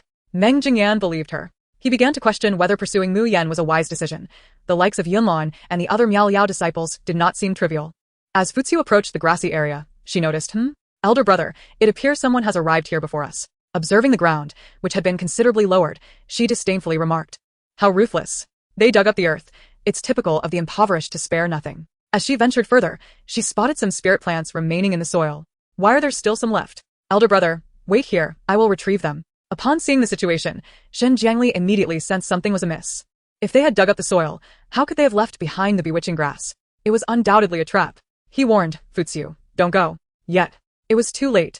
Fuziu had already dashed to the center of the dug-up area. Bending down, she caught sight of the large characters spelling fool created from the bewitching grass. Ah. Who did this? Fuziu clenched her fists, her body trembling with anger as she stomped on the bewitching grass, wishing to crush them all. Whoever did this, I will kill you, she shouted, frantically swinging her spirit sword and indiscriminately hacking at the bewitching grass. Yunlan, hidden in the bushes, stifled her laughter. Ha ha ha. This is too funny. What a fool. Shen Jiangli isn't easily fooled, but Fuziu certainly is. I can't believe Shen Jiangli won't follow her. Let us hope the bewitching grass attracts some formidable beasts. Shen Jiangli rushed over, concerned. Fuziu, what's wrong? Hearing her elder brother's voice, Fuziu felt a wave of grievance. She pointed at the bewitching grass, crying, Elder brother, look. Upon seeing the words on the ground, Shen Jiangli's expression shifted. Who did this? Moreover, these are not bewitching grass, they are the bewitching grass. He realized with alarm that the bewitching grass had been there for some time. Everyone, we must leave. Shen Jiangli grasped Fuziu's wrist, preparing to retreat. Suddenly, a formation barrier illuminated around them, trapping them inside. Fuziu's eyes widened in shock as she instinctively took a step back. Oh no, elder brother, we're trapped. Someone is targeting us. She seemed to recall something, speculating, could it be those disciples from the Miao Liao sect? Regardless of whether it's them or not. I shall not spare them. Fuziu was seething, directing her ire at anything associated with the Miao Liao sect. Yunlan rubbed her nose. So they wished to target us. It seems our lesson was not severe enough. No worries, a good beating will suffice. If one round isn't enough, we shall have two. If that still doesn't work, we shall continue until they capitulate. After all, I, Yunlan, always adhere to reason. We shall discuss matters sensibly. Everyone thought, the little junior sister truly is a proponent of reason. At that moment, an unsettling buzzing sound filled the air, making their skin crawl. Yunlan peered outside, her eyes sparkling with uncontainable excitement. It's the giant tail bees. A swarm of giant tail bees, each measuring a foot long, approached, darkening the sky. Fuziu's skin crawled as she hid behind Shen Jiangli, swallowing hard. Elder brother, I'm scared. Fuziu, being of noble birth, had never encountered such a situation. Tears flowed uncontrollably. smudging her makeup, leaving her face a mix of black and white. In that moment, Futsiu seemed even more terrifying than the giant tail bees. The bees, drawn by the scent of the bewitching grass, zoomed in, their stingers long and sharp, connected to their venom glands. Although these bees were not highly ranked and their venom would not cause immediate death, the sheer number of them was overwhelming. Futsiu cried, "Elder brother, please drive away these disgusting creatures." Shen Jiangli sighed, feeling exasperated. Inwardly, he cursed, useless. Chapter 83. Found it if not for Futsiu still holding some value for him, he would have been disinclined to pay her any attention. While he thought this, he spoke gently, "Little junior sister, do not fear, just stay behind me." "Thank you, elder brother." With those words, Futsiu's affection for him grew even fonder. Her eyes sparkled with love for Shen Jiangli. He was not only handsome and powerful, but also so gentle with her. He was truly her destined partner. Only she, Fuyu, is worthy of being with the senior brother. While Fuyu daydreamed about a beautiful future, Shen Jiangli was tirelessly battling the giant tail bee in front of her. He could hardly contain his frustration towards this fool. If it weren't for Fuyu, he would never have fallen into this trap. Nor would he be engaged in a fierce battle with the giant tail bee, wasting his spiritual power. With this delay, how could he compete for resources? Having thoroughly enjoyed the spectacle, Yunlan left with satisfaction. "Ah, what a splendid day. Gu Pingsheng has been dealt with, and I have also managed to thwart Shen Jiangli. A resounding victory. Not only does this prevent him from contending for resources, but it also hinders his attempts to woo Shui. Two birds with one stone. However, to truly alter the fate of my senior brothers and sisters, I must find a way to eliminate Shen Jiangli, the root cause of it all. Yet, I have yet to discover a method to expose the demonic bloodline within Shen Jiangli." Yunlan, with a heart set on returning, began a frenzied sweep of the secret realm with her fellow disciples. Yu Hong and the others were still oblivious to any oddities after the sect competition. They had grown accustomed to this manic approach to raiding secret realms. However, Meng Jingyan was utterly astonished. In less than an hour, they had already gathered 6 types of mid-tier spiritual plants. Was treasure hunting in secret realms this effortless? How was this experience so different from his previous ones? Meng Jingyan suddenly thought, if he joined them in raiding the ancient secret realm, wouldn't he be inundated with treasures? What he did not realize was that, had it not been for his presence, Yunlan would have already completed the entire sweep of the secret realm using her teleportation talisman. "Senior brothers and sisters, this place's treasures have already been taken by others," Yunlan announced as they arrived at the next treasure location, only to find they were too late. Yu Heng, sensing his junior sister's thoughts, chimed in, "It seems we entered too late. The treasures have already been snatched by other cultivators. However, that's of little concern. This training is primarily to coordinate well with you, Daoist Meng. After our recent collaboration, how do you feel?" To be honest, the disciples of the mysterious Cloud sect were the best teammates Meng Jingyan had ever encountered. Even his fellow disciples from the Medicine King Valley could not compare. Meng Jingyan replied honestly, "It feels wonderful. Everyone is intelligent, and dealing with intelligent people is naturally effortless. Moreover, you all possess considerable abilities, making collaboration even smoother." Yu Heng politely responded, "Daoist Meng is well-versed in medicine, making him an excellent partner for us. I trust our journey through the ancient secret realm will continue to be as successful as today." Muyan nodded in agreement. She couldn't shake the feeling that Meng Jingyan's attitude towards her had shifted, yet she reminded herself to remain vigilant and observe for a while longer. Indeed. Yunlan nodded enthusiastically. The senior brother and I are truly in sync. As soon as they emerged, Shen Jiangli eagerly took his junior disciples to search for resources. However, the treasures within the secret realm had long been depleted, leaving them with nothing. Perhaps Shui had already left the secret realm as well. Frustrated, Shen Jiangli stormed off. Fuming. Damn it. If I ever find out who is behind this today, they will not escape my wrath. At the mysterious Cloud sect, Yunlan, clutching the storage bag bestowed upon her by the senior brother, made her way to the courtyard of her second senior sister. The bag contained the resources they had gathered in the secret realm. She took only her share, not caring much about the resources, as they were all family. Noticing her second senior sister asleep, Yunlan quietly placed the storage bag at her bedside before hastily rushing to the library. Upon entering the library, Yunlan was astounded by the abundance of books. Despite the relatively small number of people in the mysterious Cloud sect, they certainly had a comprehensive collection. Most of these were thanks to Jiang Wanning's efforts, while a smaller portion had been added by Yu Heng and the others. To facilitate the disciples' learning, Jiang Wanning had chosen to store all the books there, as they had grown up and no longer required her constant guidance. Whenever they faced difficulties, they would first consult the library before seeking Jiang Wanning's advice. After browsing the first floor of the library, Yunlan found no information related to the demon race. She then ascended to the second floor, where she finally encountered books about the demon race. However, there were numerous shelves to explore, and she realized she would have to examine each book one by one. Suddenly, an idea struck her, and she called out, "Little Butterfly, come out and help me with the books." At her summons, Little Butterfly sprang forth. Master, what book are we looking at?" Yunlan gestured towards the large bookshelves. "Not much, just these." Little Butterfly exclaimed, "Not much? Well, I guess I must obey my master." Yunlan Institute. Help me find anything that can reveal if someone possesses a demonic bloodline, even if it's hidden. Understood. I will ensure the task is completed. Little Butterfly confidently transformed into human form. The two of them spent the day and into the night in the library. With Little Butterfly as company, Yunlan felt no sense of loneliness. That night, Yu Heng went to the library, intending to assist his junior sister. To his surprise, he found her fast asleep inside. How could he enter without being discovered? After all, he couldn't let her know he could hear her thoughts. On his way back, Yu Heng encountered Chengyu, Muyan and xianxia. Don't go in, the junior sister is sleeping.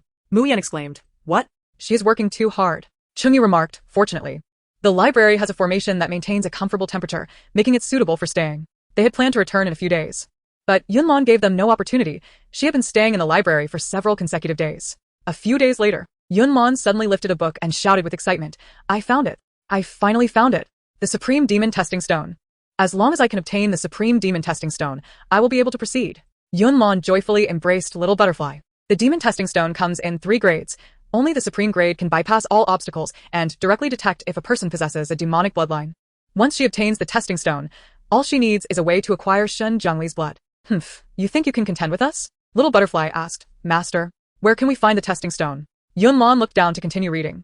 The text stated that there are 2 methods to obtain the Supreme Testing Stone. One is to enter the demon territory and pay a hefty price to purchase it from the demon royal family. The other is to mine it from the demon mountain. Yunlan thought. The demon race and humans are sworn enemies. How could I approach them for a purchase? Especially from the royal family? The first method is out of the question. The second method seems feasible. But what is the demon mountain? The author had kindly provided information about the demon mountain. It is located within the demon territory, directly governed by the demon royal family. Before she could finish reading, Yunlan tossed the book to the ground in frustration. If she couldn't even defeat Shen Zhongli, how could she enter the demon territory to obtain their testing stone? Was it merely with her fervor? Is there no third method? Yunlan picked the book back up. The text continued. Aside from those, there is another method. The author certainly had a sense of humor, turning the writing of a book into a game of trickery. In search of the exquisite demon stone at the ancient demon clan ruins, Yunlan's eyes sparkled with excitement. This method is indeed feasible. After all, are we not heading to the ancient secret realm? Within that realm, there should be remnants of the ancient demon clan, right? However, the original text does not mention anything regarding these ancient ruins. She couldn't rely on cheats for this matter. No, she still had Little Butterfly by her side. Little Butterfly, how much do you know about the ancient demon clan? Master, you have indeed asked the right person. The ancient demon clan was rather weak. You often took me to play among them. Upon seeing you, they would kneel in fear of inciting your wrath. What is there to fear from the demon clan? Little Butterfly's sincerity was palpable, revealing her genuine feelings. Yunlan pondered, did she truly ask the right person? Little Butterfly, once we enter the ancient secret realm, will you be able to guide me to the ancient demon clan ruins? Little Butterfly nodded affirmatively. That's not an issue. The ruins will undoubtedly still retain traces of demonic energy. I can follow that energy to locate it. That's splendid. Little Butterfly, I shall rely on you. Little Butterfly beamed. Leave it to me. Yunlan exited the treasure pavilion and gazed up at the azure sky, wondering if her second senior sister was feeling any better. Upon arriving at her sister's courtyard, just as she was about to enter, Qing Yuan happened to step out. Yunlan greeted her with a sweet smile. Second senior sister. Have you been feeling better? Seeing her junior sister take the time to visit, Qing Yuan felt warmth in her heart, recalling the storage bag by her bedside. Thank you for your concern, dear junior sister. Rest assured, I am in good health.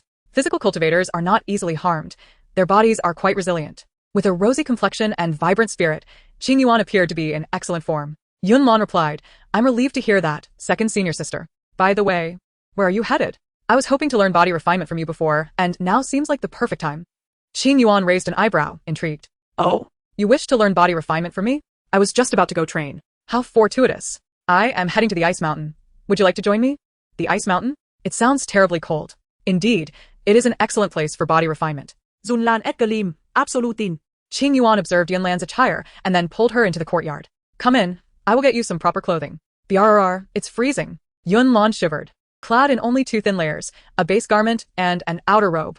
Her lips turned purple as she trembled uncontrollably. Here, there was no snow, only towering ice mountains. The most primal and purest form of frost. Yunlan followed her second sister to the mountain's peak, perplexed. With my cultivation level, am I even worthy to be at the summit?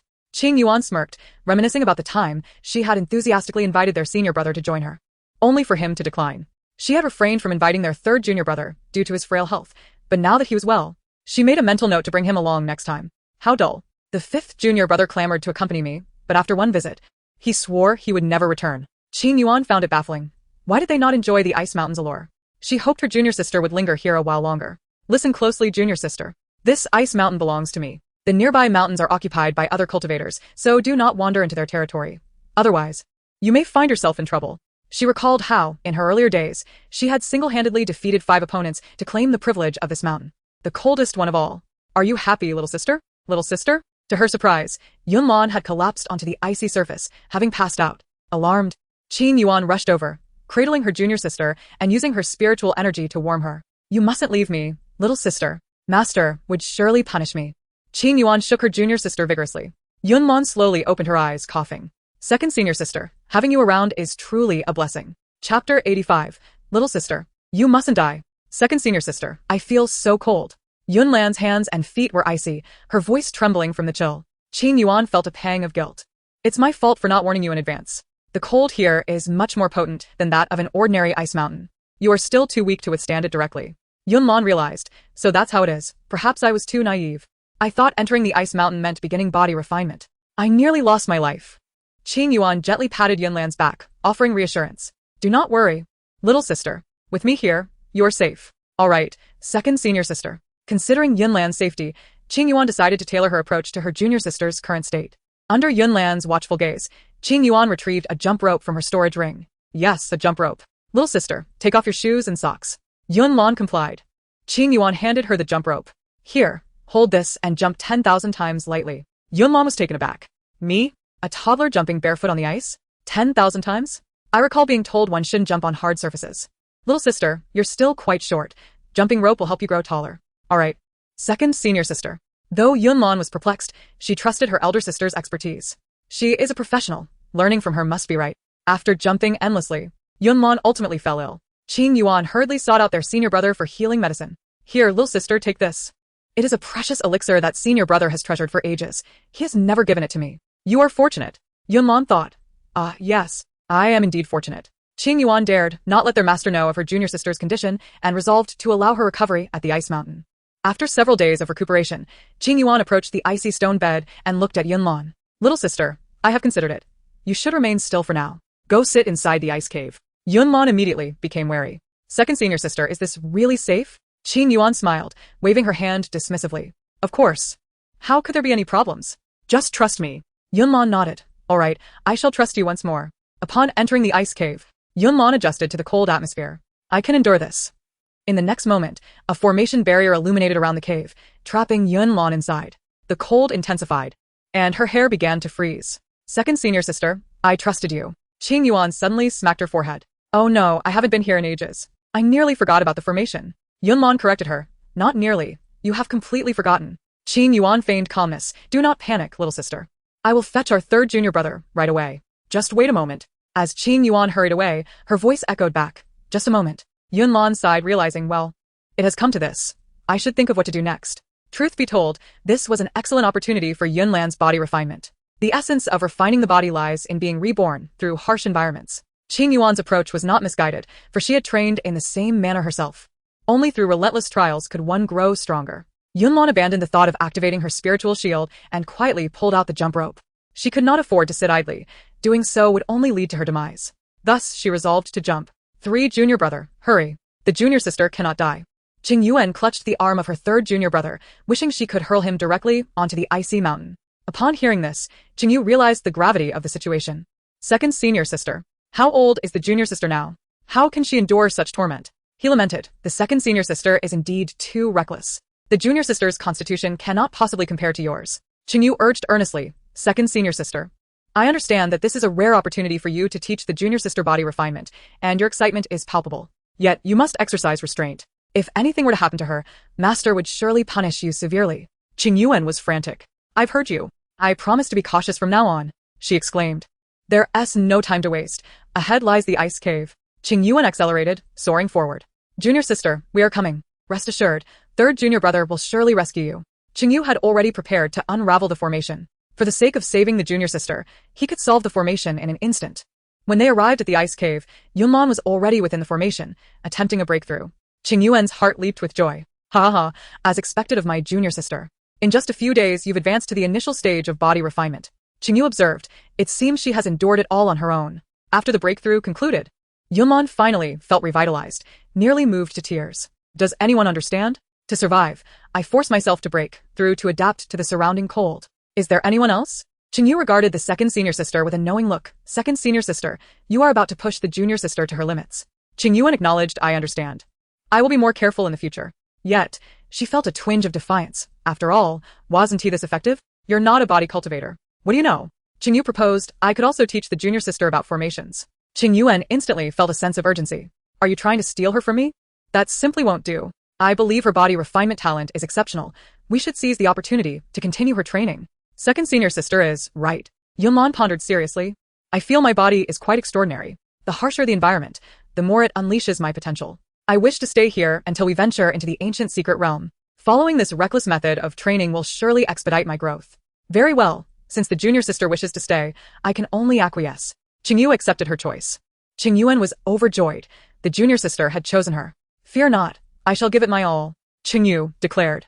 Qingyu thought, as for her own sister and junior sisters, she could only spoil them. Waving goodbye, Qingyu departed, leaving the two excited girls behind. After the third senior brother left, Yunlan eagerly inquired, second senior sister, what shall we do next? What shall we train in? Qingyuan chuckled mischievously. Let us do something thrilling. Chapter 86.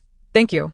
Second senior sister Qingyuan led Yunlan to the summit of the icy mountain. The white clouds billowed like waves, with several peaks jutting out of the sea of clouds. Likely other practitioners' icy mountains. Second senior sister. The view here is splendid. Indeed it is. Qingyuan suddenly realized she had not brought Yunlan here merely for the scenery. She pointed down the mountain. Junior sister, jump. Yunlan. Are you serious, second senior sister? This mountain is so high. Do you wish for my demise? There's no need for such trouble. I could simply give it to you. Qingyuan nodded earnestly. Absolutely serious. Junior sister, jump. Yunlan felt uneasy and sought reassurance. Second senior sister. I won't die, will I? Qingyuan smiled confidently, patting Yunlan's head. What are you saying? You won't die. If you were to die, I wouldn't survive either. So rest assured. I'm not reassured. Yunlan pressed. What lies beneath the mountain? I cannot perish without understanding, she thought. Qingyuan explained. There's a river below. You won't die. I shall jump with you. Jumping from the mountain will help cultivate your courage. As body cultivators, we often engage in close combat. So one must possess great bravery. Yunlan gazed down at the clouds swirling beneath her. Second senior sister, am I truly training right now? Of course. Qingyuan retreated a step, subtly gathering her strength. If the junior sister hesitated any longer, she would have to take action. All right, I will jump. Yunlan inhaled deeply, summoning her little butterfly. Little butterfly, my life is in your hands. If I am in danger, you must save me. The little butterfly nodded solemnly. Rest assured, master. With me around, fear not. Second senior sister, I am jumping. Yunlan shouted, rallying her courage. Wait for me, junior sister. Qingyuan barely had time to respond before Yunlan leaped, and she followed closely behind. Yunlan did not use any spiritual energy, diving headfirst into the sea of clouds, absorbing the sensations around her. The biting cold wind howled around her, stinging her cheeks. Ah! Yunlan plummeted, exhilarated by the thrill, more intense than bungee jumping. This is amazing. She opened her eyes wide as the river below gradually came into focus. Adjusting her posture, she prepared for a graceful entry. Splash! Goodness, it's freezing. She realized the water came from the mountain itself. I was careless. Yunlan flailed her arms, struggling to remember how to swim. In the next moment, the once tranquil river surged violently, pulling her down into the depths. The bone-chilling cold seeped into her meridians, and Yunlan experienced a level of cold she had never known. No wonder I didn't see anything at the bottom of the river. At such a low temperature, which beast would dare reside here? Junior sister, if you wish to avoid being swept over the waterfall, you must act quickly. The second senior sister's voice pierced through the chaos. Upon realizing this, Yunlan was taken aback. What? There's a waterfall behind me? Second senior sister, I truly thank you. Could you not have mentioned that sooner? Yunlan's survival instincts kicked in, and she frantically waved her arms, managing to keep her head above water. Adopting a dog paddle style of swimming, she no longer cared about grace or elegance. As she attempted to swim upstream against the frigid current, the icy waters mercilessly dragged her back down. An hour later, Yunlan was still treading water in the same spot. Oh my, this is utterly exhausting. Jumping from the mountain isn't the hardest part. Swimming is. Thank goodness I haven't been swept back. Qingyuan called out from the shore, Junior sister, keep going. I want to help you up. You can rest as soon as you swim up. Yunlan felt tears welling in her eyes. Second senior sister. What if I can't swim up?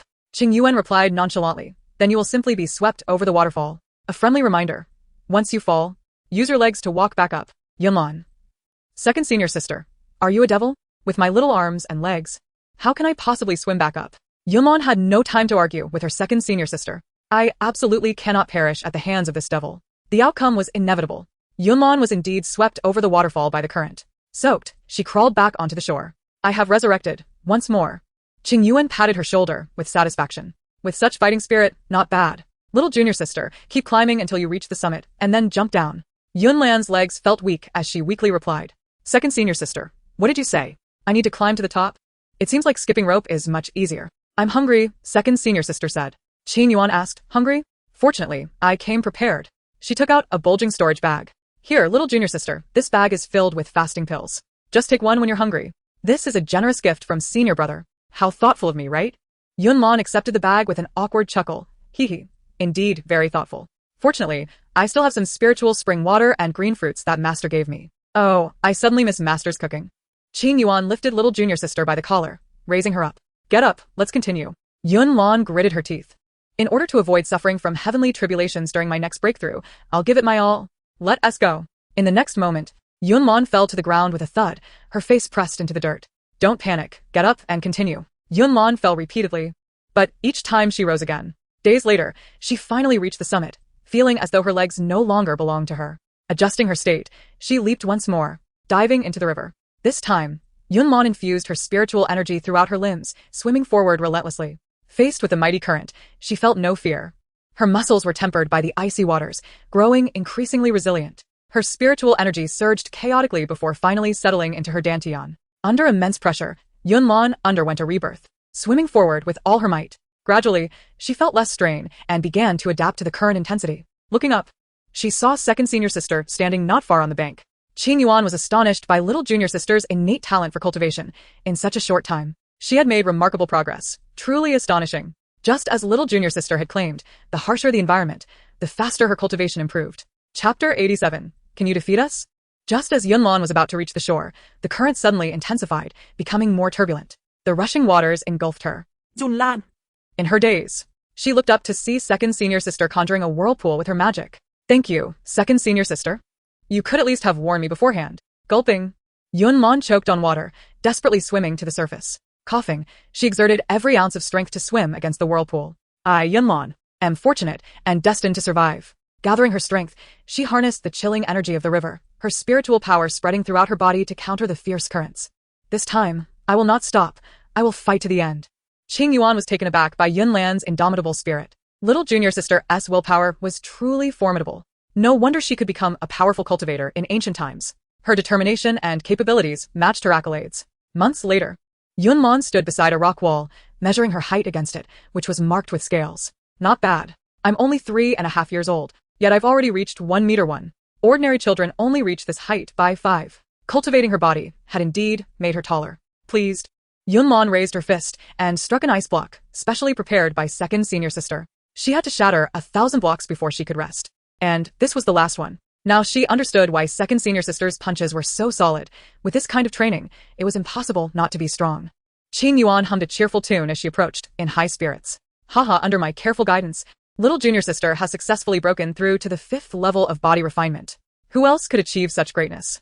Qingyuan patted Yunlan on the back. Well done. You truly are my protege. However, she noted that little junior sister's physique was becoming increasingly extraordinary. Next time, she would need to find a different place for her training. Yunlan stumbled slightly from the force of second senior sister's pat, almost falling. Thanks to you, my water-based spells have improved. I vaguely recall how gentle second senior sister was to me in the past. Now, she treats me more like an adult and has become increasingly rough. Qingyuan nodded secretly. Because you are now a resilient little sister who can take a beating. Mu Yan rushed over, hugged Yunlan and kissed her, saying, little junior sister, you've grown taller and slimmer. Fourth senior sister, don't worry, let me show you my muscles. Yunlan rolled up her sleeves and confidently showcased her biceps to everyone. Qingyuan stood proudly behind little junior sister. The others remarked, well, it seems that our sect now has another little lunatic. Seniors, where's master? I haven't seen him. Yunlan looked around, her eyes filled with a hint of disappointment. Yu Hung ruffled little junior sister's hair and said, Master left yesterday for the Immortal Spirit platform to meet with the leaders of the other 3 major sections. He summoned a flying boat. Let us go. We should head over as well. At the Immortal Spirit platform, 4 massive stone pillars stood around a broad circular platform, each intricately carved with the 4 divine beasts, the azure dragon, white tiger, vermilion bird, and black tortoise. Despite the passage of millennia, one could still feel the solemnity they exuded. On the platform lay a colossal ancient formation, extremely complex in nature. To activate it, not only did the 4 sect leaders need to provide spiritual energy support, but also high-level cultivators proficient in formations were required to oversee it. It was evident that everyone regarded this ancient secret realm with utmost seriousness. Disciples from the sect, various scattered cultivators, and members of noble families had all gathered. To gain entry into the ancient secret realm, sect disciples had to make contributions. Both the 4 major sects and some smaller sects had made sacrifices in advance to ensure their inclusion in the ancient secret realm. This was understandable. However, Yunlan and her companions were different. Jiang Wanning had not imposed any requirements on them. Opportunities cannot be forced. At the foot of the immortal spirit platform, the 4 major sects stood at the forefront. The intelligence of Fu Chu was comparable to He Yun's, both rather low. Upon seeing the disciples of the Miao sect approach, they began to mock. Those from the Miao sect have quite the audacity. Allowing that little brat to participate in the previous Qianxia Mountain secret realm was one thing, but now they want to bring her to the ancient secret realm as well? Don't they fear she'll meet her end too soon? Standing next to the Tianmen sect were disciples from the Qingyun sect. He Yun nodded in agreement, adding, exactly. Last time, I kindly reminded them, and they scolded me for it. The disciples of the Miao sect are so arrogant. We can't provoke them. Fu Chu raised an eyebrow. Is that so? What's so hard to deal with? I think the disciples of your Qingyun sect are simply too kind-hearted. You don't dare to confront them. But I do. I've long found them unpleasant. Just don't let me encounter them in the ancient secret realm. Previously, during the Qianxia Mountain secret realm, Fu Chu had witnessed a senior brother being stung by a giant tail bee, resulting in a large swollen bump that took months to heal. The thought still made her feel nauseous. Yunlan frowned. Why is it that they always discuss me? Whether or not I attend the secret realm is none of your business. If you find us displeasing, do you think we find you appealing? Just don't let me run into you in the secret realm. Otherwise, I'll hit you every time I see you. Qing Yuan was infuriated. Who dared to bully their adorable little junior sister? Watch your mouth. Who are you calling a little brat? How is it that a mindless fool like you can enter the ancient secret realm, yet my little junior sister cannot? What can you do if you find us displeasing? You dare to say not to encounter us. Based on what?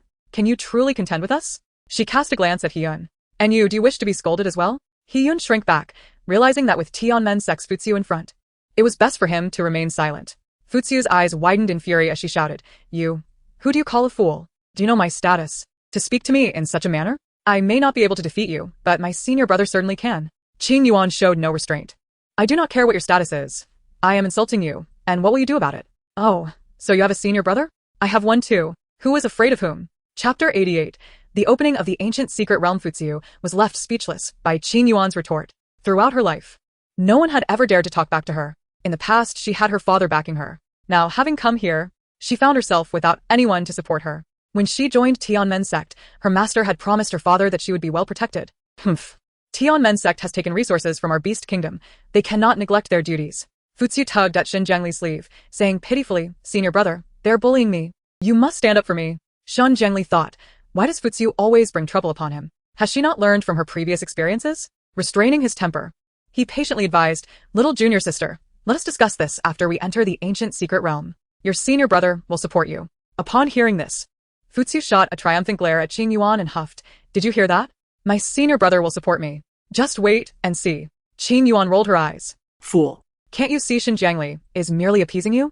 Shen Zhengli covertly observed Yunlan, feeling a sense of wariness towards her. After leaving the Qianxia Mountain secret realm, he had heard news that Gu Pingsheng had been killed by Jiang Wanqing. Gu Pingsheng was a useless individual, unable to even defeat a mere girl in the Qi refinement stage, and was instead slain by Jiang Wanqing. Fortunately, he had not placed all his hopes on Gu Pingsheng, as he had long since embedded his own people within Qingyun sect. With Gu Pingsheng gone, there remained the fool He-yun, an excellent pawn. He merely needed to guide him properly. Previously, Shen Zhengli had sent someone to feed Meng Jingyan false information to incite him against Mu Yan. Meng Jingyan was infatuated with his love interest and would not let this opportunity slip by. It seemed that half of Mu Yan's troubles had already been resolved. As for Yunlan, she posed no significant threat. She could be eliminated at any moment. Xianxia was also a simpleton. Dealing with him would be effortless. Just set a trap, and he would foolishly leap into it. Yu Heng, though clever, was merely a mere alchemist. Once the ancient secret realm concluded, he would send someone to deal with him. Qing Yuan's formidable combat strength meant she could not be confronted head-on. Instead, he would need to employ cunning to outsmart her, perhaps sending someone to deceive her and turn her strength against others. Although Chengyu had been healed by the 7-heart flower, without his fellow disciples, he could not become a significant force. The only troublesome adversary was Jiang Wanqing. With the highest cultivation, she was nearly unmatched in single combat. Only the demon lord could rival her. Shen Zhengli gazed ahead, inwardly contemplating. He had already begun to cast his net carefully. Yunlan sensed someone observing her, and the scrutiny made her uncomfortable. The gaze lingered momentarily upon her before shifting away. Yunlan turned to her fourth senior sister. Senior sister. Mu Yan bent down. What is it, little junior sister? Yunlan leaned closer and whispered in her ear. Senior sister, has Mengge come to find you during the months I was away? During my seclusion? It was the perfect time for Meng Jingyan to approach my senior sister. I cannot allow him to succeed. Mu Yan replied, no, not at all. Strangely enough, she too found it somewhat unbelievable. Previously, Meng Jingyan had gone to great lengths to get close to her, but since the xianxia mountain secret realm, he had not sought her out again. Yunlan was slightly taken aback. None. Meng Jingyan actually passed up this opportunity. What could he possibly mean? Unable to comprehend, she decided to dismiss the thought. Jiang Wanqing and her companions hovered above the Xianling platform. The foremost experts of the cultivation world gathered here, all wary of making a misstep. The voice of Mu Xiao, the leader of Haoyang Sect, resonated from above. Esteemed guests, the ancient secret realm is about to open. Each time the ancient formation is activated, it consumes a significant amount of our spiritual power, so we shall maintain it for the duration of a tea ceremony. Once the realm opens, I ask you all to enter swiftly, for we shall not wait. With a wave of his hand, a peachwood token instantly appeared at the waists of Yunlan and the others. The ancient secret realm is capricious and may become unstable at any moment, leading to unforeseen accidents. Any secret realm could collapse at any time. When it collapses, everything within will be torn asunder, with no one escaping unscathed. It is uncertain whether the ancient secret realm will last a century. One cultivator awkwardly rubbed his nose. He had initially planned on remaining within the ancient secret realm, believing it would expedite his breakthroughs. Now, hearing Mu Xiao's words, he felt uncertain. After Mu Xiao spoke, several array masters began to chant incantations, channeling their spiritual power into the ancient formation. Cheng Yuzi observed their every movement closely. Should he comprehend this ancient formation, his cultivation would surely ascend to new heights. Jiang Wanqing glanced at her disciples, conveying through her thoughts, my children, ensure your safe return. After this, Jiang Wanqing turned her attention back to the formation atop the Xianling platform, silently reciting incantations while forming seals with her hands. Then with a single hand movement, she unleashed a beam of white light. This white light fused with other colored beams, collectively merging into the formation. The massive formation inscribed upon the platform suddenly emitted a resonant hum, and the 4 towering stone pillars, adorned with the 4 divine beasts, radiated dazzling golden light, seemingly coming to life as they roared like ferocious beasts. The masters of the formation murmured incomprehensible incantations, causing the patterns on the ground to illuminate, sending beams of light soaring into the sky. The once clear sky suddenly ripped open by this thick golden beam, gradually widening to form a larger, rounder opening, revealing an abyss of darkness within. Had it not been for the previous experiences of cultivators entering, none would dare venture forth. Mu Xiao then called out, the formation is now active. You may enter. Upon hearing this, the crowd sprang into action, with the disciples of the 4 major sects being the first to soar upward. Yunlan was cradled in her second senior sister's embrace as they entered the black hole. The moment she made contact with the black void, she felt a tightening grip around her body, as if an invisible and irresistible force was being exerted upon her. This overwhelming power shackled her spiritual energy and consciousness, leaving her utterly unable to discern what lay within the black hole. This sense of helplessness profoundly underscored her insignificance. In the next moment, dizziness enveloped her, causing her to instinctively close her eyes, as if a great mountain pressed down upon her, rendering her breathless. After an indeterminate span of time, the sensation of pressure suddenly vanished, and her mind cleared. She opened her eyes without hesitation and took a deep breath. Chapter 89. Guarding against them before her lay a grayish expanse, with shadowy mountains visible in the distance. The world appeared shrouded in a thin veil of gray, instilling an endless feeling of oppression. This was indeed the realm of the formation. Little junior sister, you're awake? Qing Yuan tightly embraced her junior sister, feeling a slight relief as she awoke. Truly, our physical prowess surpasses theirs. Qing Yuan gestured towards the ground. Look, our senior brothers are still unconscious. Yunlan followed her sister's gaze, observing that not only their senior brothers, but many disciples from other sects remained in slumber. She noted that while Shen Chengli from the Tianmen sect had awakened swiftly, Lushizu from the Haoyang sect had also regained consciousness, yet none of the Qingyun sect disciples had stirred. Shen Chengli caught sight of Yunlan, and a flicker of surprise crossed his eyes upon realizing how quickly she had awakened. Is she truly so formidable? His regard for Yunlan deepened. As their brothers and sisters began to awaken, he set Yunlan aside for the moment. Yunlan rubbed her head in confusion and inquired, Sister, why did we faint?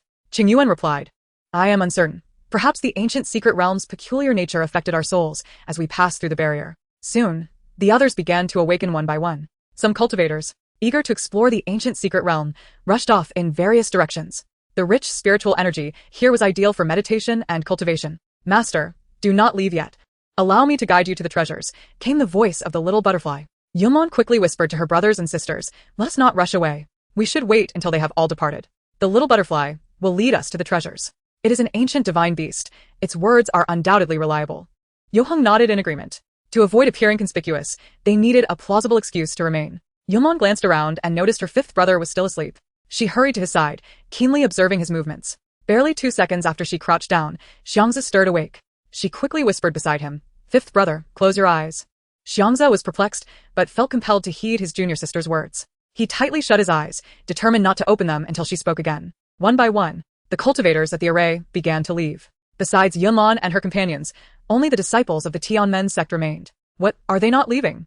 Fuhua glanced over at Yunlan, a sly grin forming on her lips, her gaze glinting with malice. She turned to confer with Shenchengli and the others. Senior brother, I heard that during the sect competition, the disciples of the Piaomiao sect were exceptionally swift in treasure hunting, earning a high score of 21 points. This was thanks to their remarkable treasure-finding artifact. Surely, they will bring it with them to the ancient secret realm. Shall we follow them and seize the opportunity? Shenchengli furrowed his brow, his expression conflicted. Junior sister, is that truly wise? Though he voiced hesitation, he inwardly concurred with Fuhua's proposal. In the last sect competition, they should have claimed first place, yet it was snatched away by the Piaomiao sect. The treasure-finding artifact in the hands of its disciples was even more powerful than his own knowledge of the secret realm. As the saying goes, if one does not act for oneself, heaven will punish them. In the ancient secret realm, whoever acquires the treasures rightfully claims them. What harm could there be in following them? After all, he would eventually gather the resources of the Piaomiao sect for himself. Fuhua immediately seized the opportunity to persuade her senior brother. Senior brother, you are far too kind. They have insulted me so, how could I ever let them off easily? Furthermore, I have a strong feeling that the troubles we faced in the Qianxia mountain secret realm were instigated by the Piaomiao sect disciples. I cannot swallow this grievance, without teaching them a lesson. She clung to Shenchengלי's arm, feigning vulnerability. Did you not promise to stand up for me? Shenchengלי's heart softened, and he acquiesced to her plea. Very well, I shall support you. Moreover, the cultivation world is inherently ruthless. If we allow them to prevail, their resources could easily be seized by other cultivators. If they truly possess skill, they should be capable of safeguarding what they have. The other disciples of the Tianmen sect rallied behind Shenchengli. Their senior brother and junior sister were not embarking on any malevolent endeavor. They were merely seeking to claim resources. A common practice in the cultivation world. Whatever their senior brother decided, they would follow. Shenchengli smiled lightly. Let us depart for now, lest we draw too much attention. After the disciples of the Tianmen sect left, Yunlan promptly declared, Fifth brother, you may awaken now. Upon hearing this, xianxia opened his eyes immediately. Junior sister, what just transpired? Why was I not allowed to awaken? Yunlan explained softly, the little butterfly wants to lead us to treasures. We must first shake off the others. Qingyu, who had been quietly observing the disciples of the Tianmen sect, cautioned, we should find a concealed spot. I noticed Fuhua's gaze was not friendly.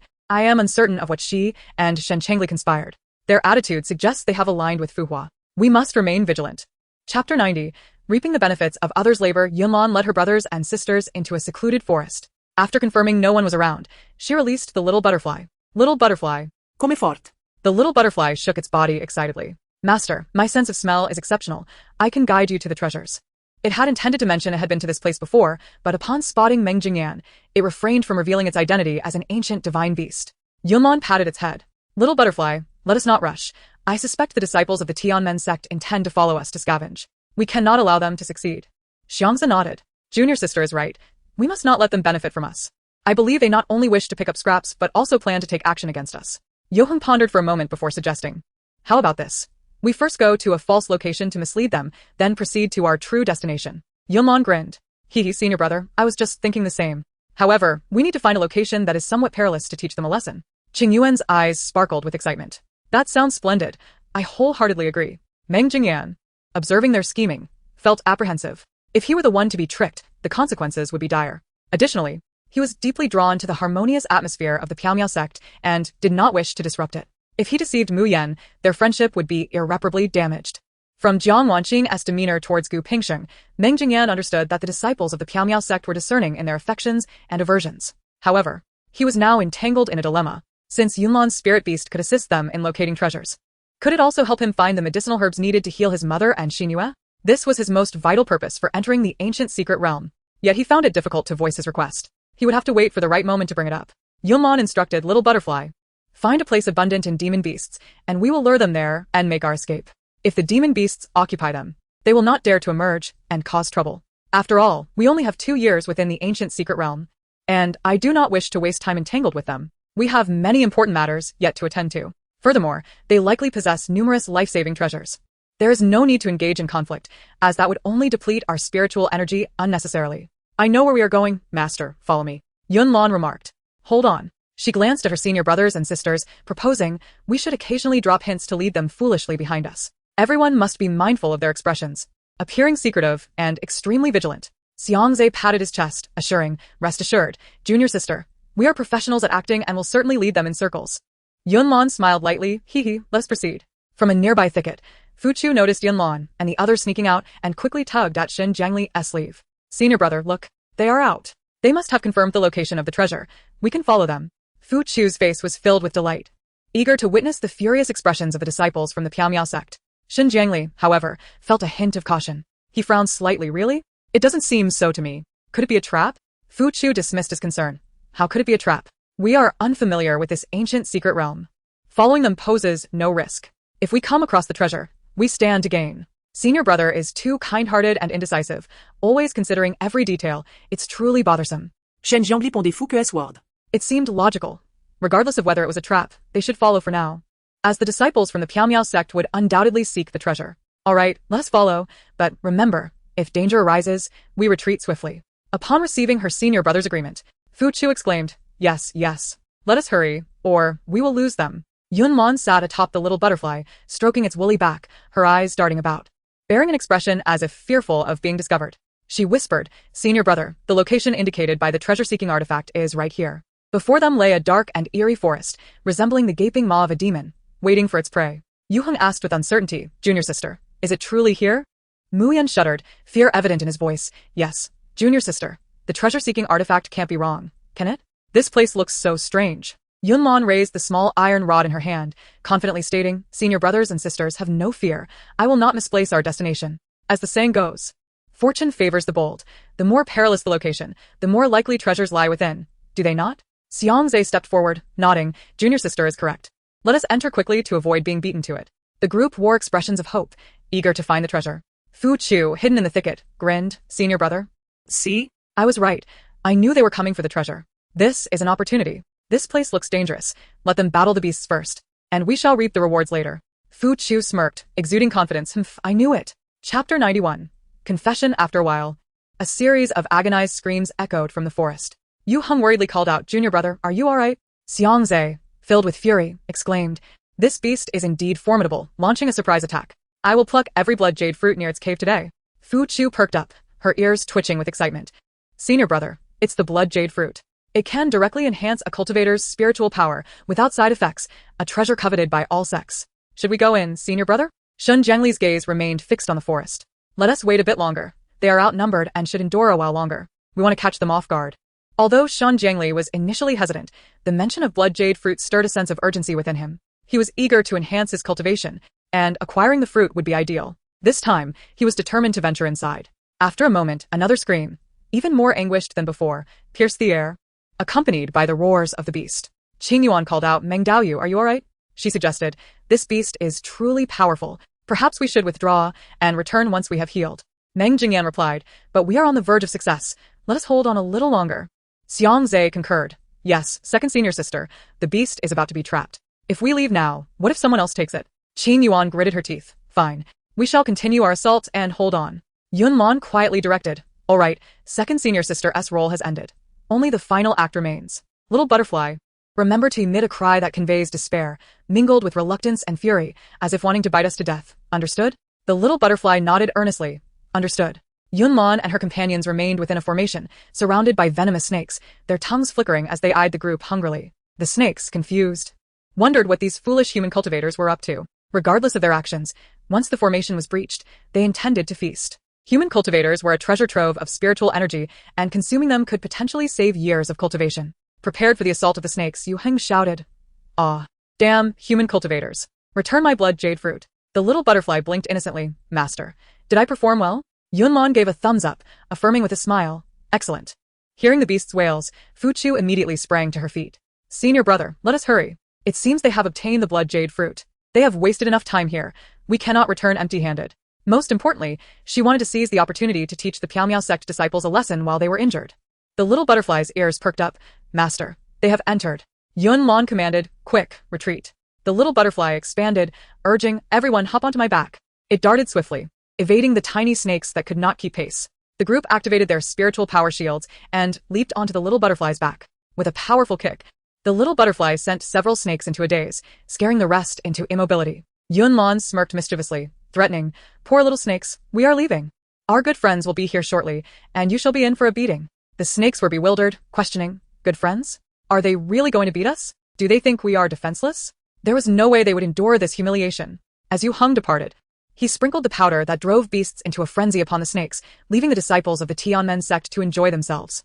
After they left, xianxia burst into laughter. "Ha, junior sister, you truly outdid yourself. Shen Jianli and the others must be infuriated right now."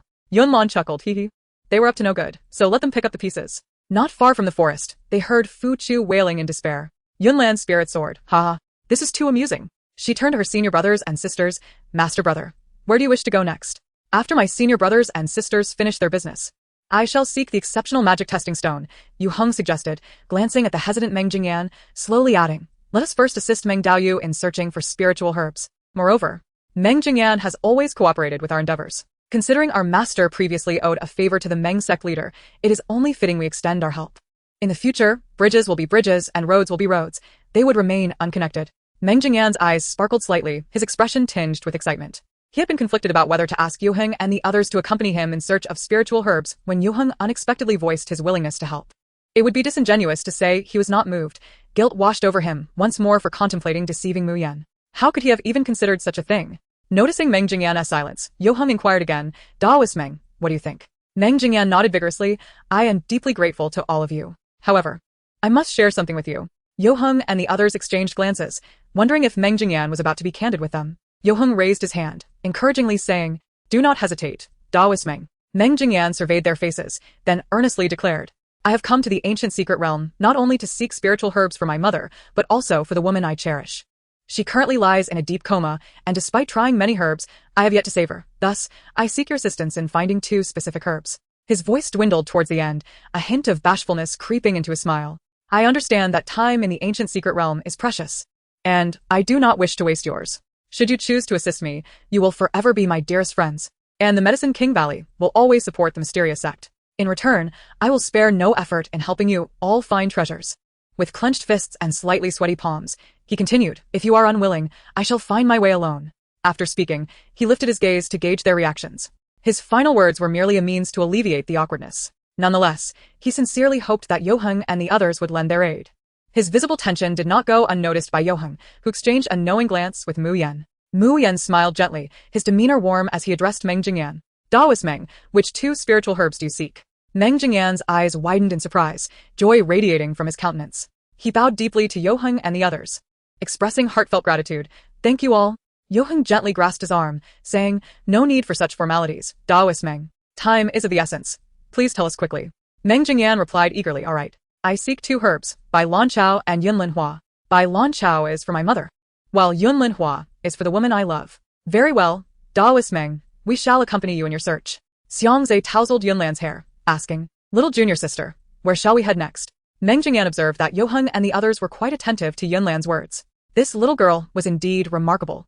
Possessing a keen intellect and exceptional cultivation talent, she was destined for greatness. While the older disciples had descended, Yunlan remained perched on the back of a small butterfly, playfully twirling its soft fur. "Little butterfly, can you locate the treasures?" The butterfly nodded. "Yes, I can."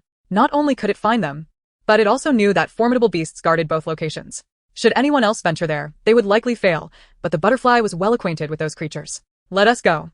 I will lead you there." Meng Jingyan's heart raced with exhilaration. It seemed they could indeed find these 2 herbs. His mother and Xinue would be saved. This fortune was thanks to the disciples of the mysterious sect. Given the dangers of the ancient secret realm, they did not use teleportation talismans and instead opted for the most basic means of travel. Along the way, they collected various low-grade spiritual herbs.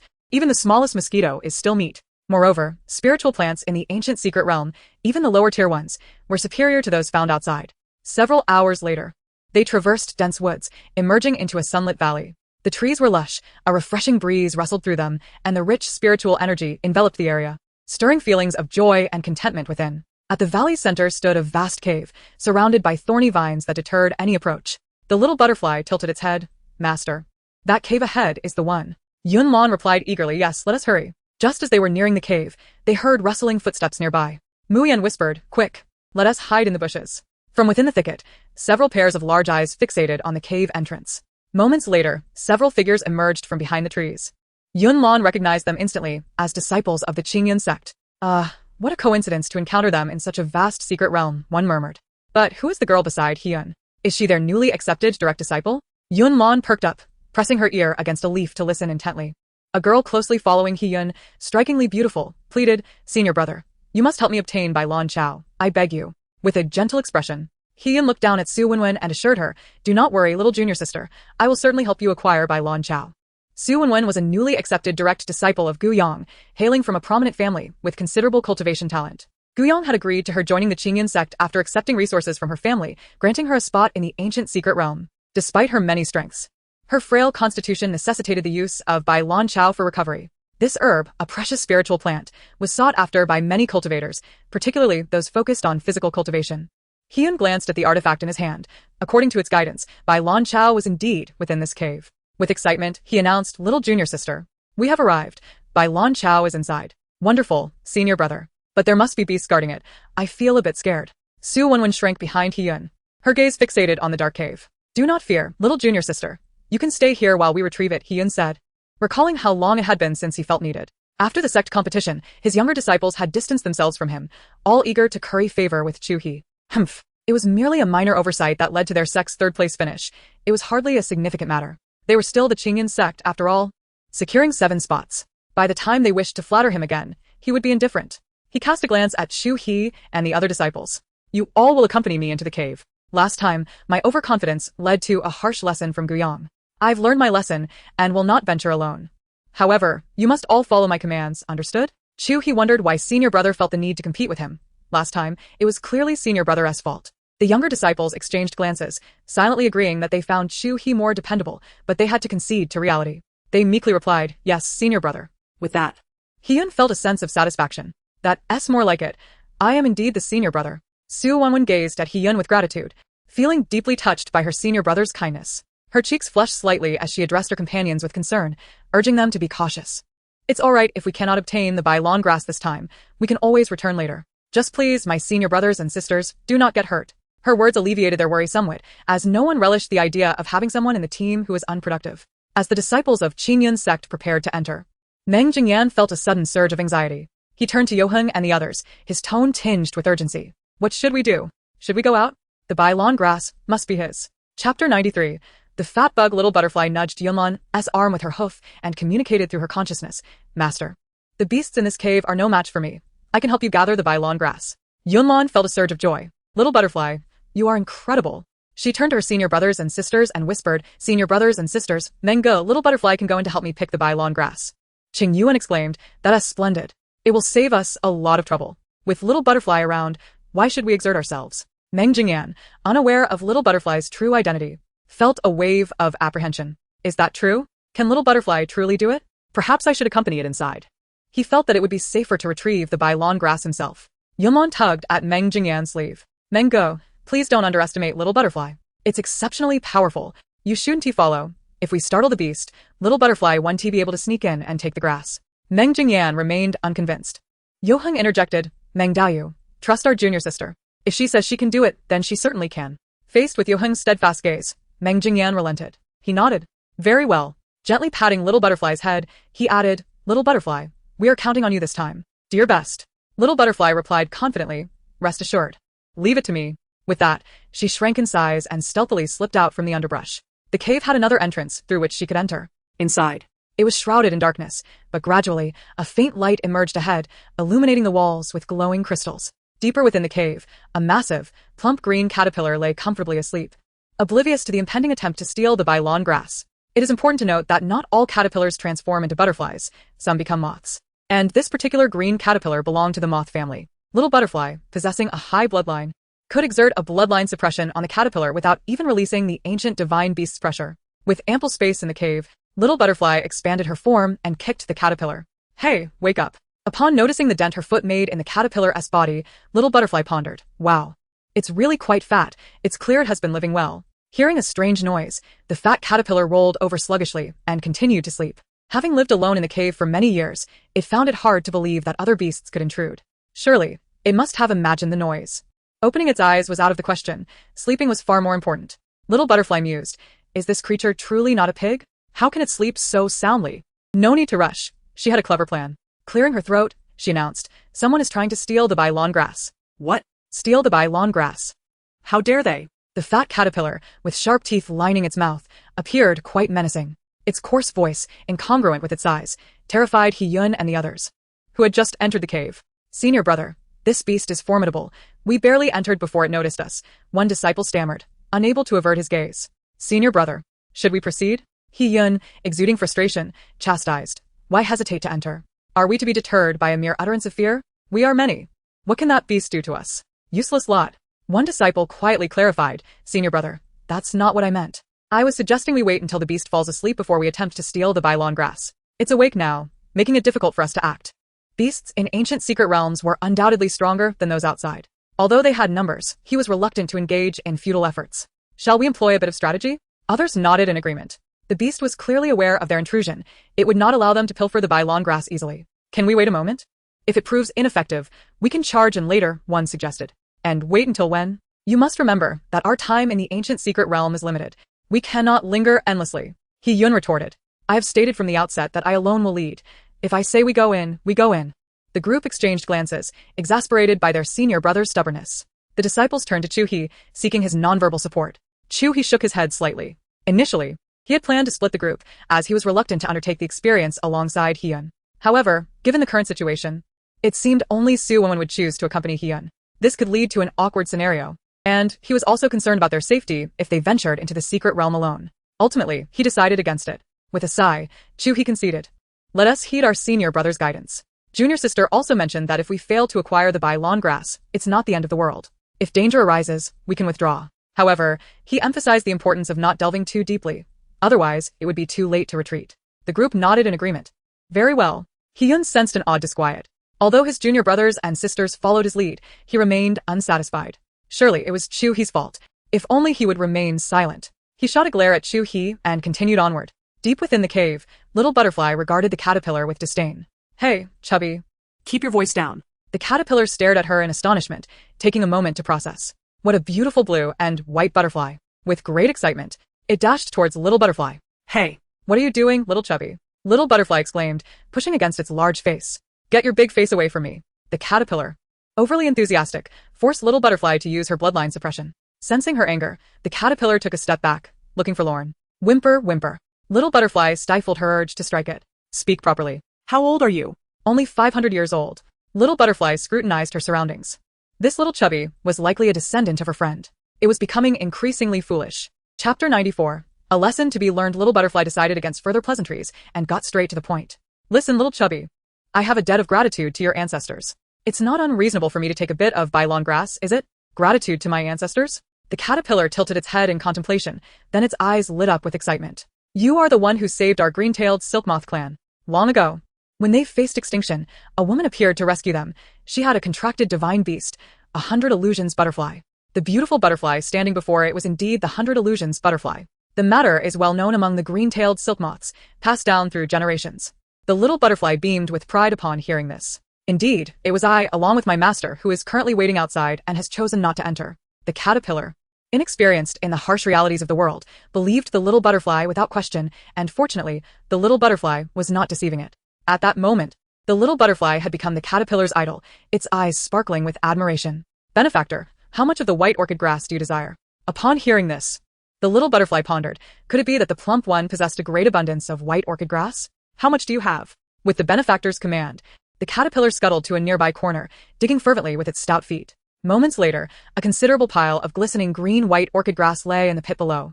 I have saved so much. Isn't that impressive? The caterpillar raised its head proudly. There's another plant growing over there. If you wish, I can fetch it for you. The caterpillar, eager to present its treasures, seemed as though it would gladly offer the entire cave to the little butterfly. The little butterfly mused, what a treasure. Something that others would yearn for, and this creature has a whole heap of it. Moreover, the little plump one is willing to bestow it all upon me? A twinge of affection stirred within the little butterfly. It was truly adorably foolish. If you give me all of this, what will you do? The caterpillar, touched, felt grateful that its benefactor cared for it, confirming that it was indeed a magnificent creature. Fear not, dear benefactor. My ancestors left behind an abundance of white orchid grass. I have grown weary of it, and it will regrow in time. After a few naps, it will be as good as new. The caterpillar spoke nonchalantly, as if it were merely a matter as simple as sleeping. The little butterfly realized it had been overly concerned. However, the thought of the plump one dwelling alone in the cave was worrisome if the disciples of Qingyan's sect were to attack. The precious white orchid grass could indeed be stolen. Rather than allowing it to be taken by those from Qingyan's sect, it would be better for the caterpillar to keep it all. All right, I shall take all of this white orchid grass, including the one growing in the soil. The caterpillar nodded vigorously, its face beaming with joy, as if the little butterfly's acceptance of its offering was an affirmation of its worth. Dear benefactor, wait here. I shall fetch it immediately. The white orchid grass was not far ahead, and the caterpillar scampered out excitedly. Watching this little fool prance away, the little butterfly began to contemplate. Even if it took all the white orchid grass, the disciples of Qingyan's sect would undoubtedly still venture in, especially Hiyun, who would not relinquish the chance to seize the grass. A confrontation was inevitable, and while the plump one might not perish, injury was unavoidable. It could not bear to witness the caterpillar being bullied. Benefactor, here you go. The caterpillar emerged with half of its body raised, each hand clutching several stalks of white orchid grass, grinning foolishly. The little butterfly gathered all the white orchid grass into the storage bag hanging around its neck and patted the caterpillar's head. Thank you, little plump one. However, there are people outside who are eyeing your white orchid grass. Though you have given it all to me, they are still unaware and will surely break in. I do not wish for you to be besieged. At this, the caterpillar nearly leapt for joy, thrilled at the prospect of being with its benefactor.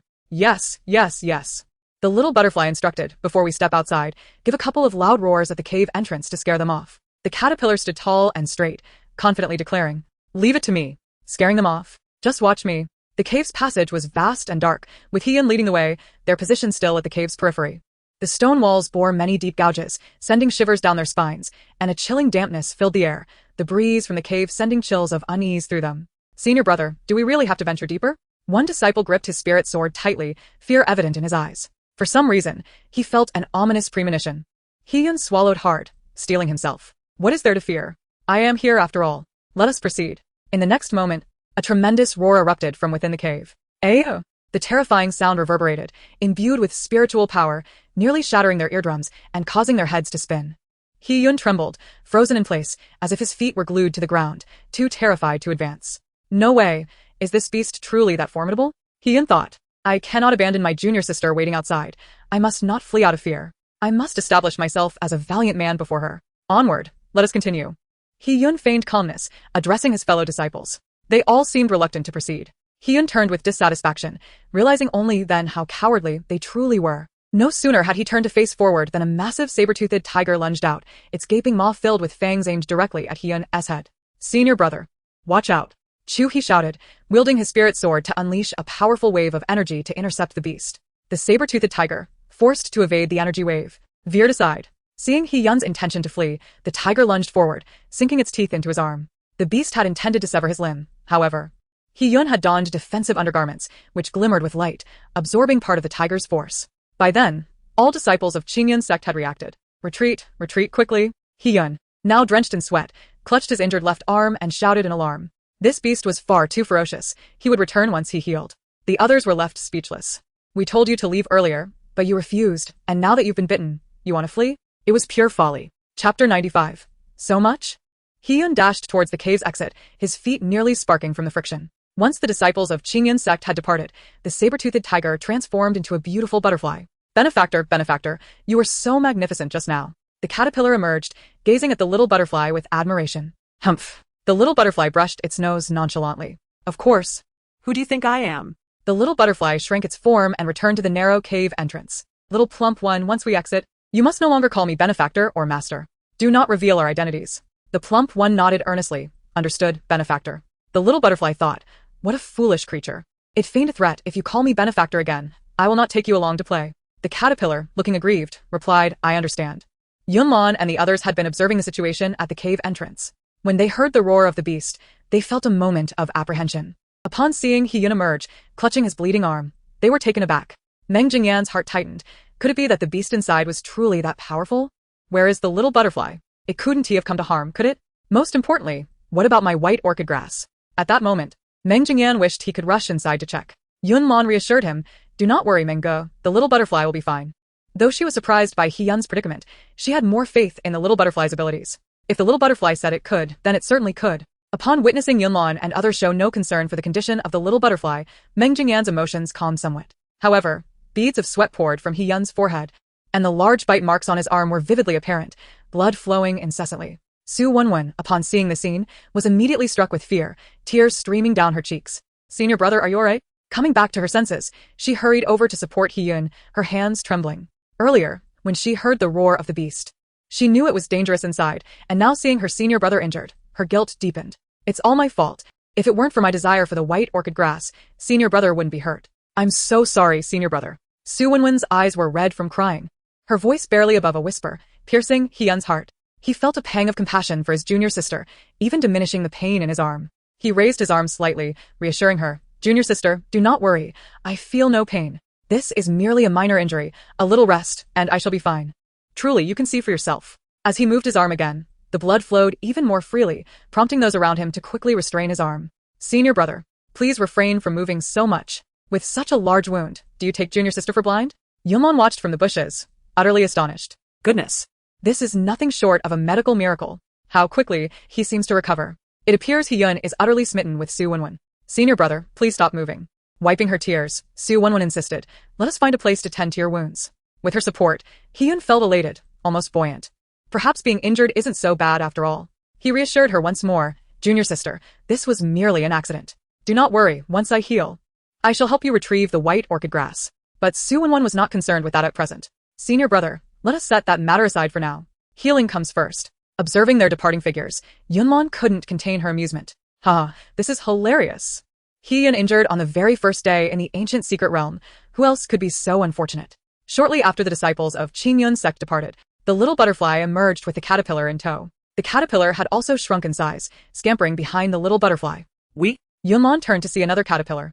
The little butterfly briefly introduced it. "You can call it Little Fatty. Master, all the white orchid grass is in the storage bag, all gifted to us by Little Fatty." Yunlan patted the little butterfly's head, praising, "Well done, little butterfly." She turned her gaze to the plump Little Fatty and smiled brightly.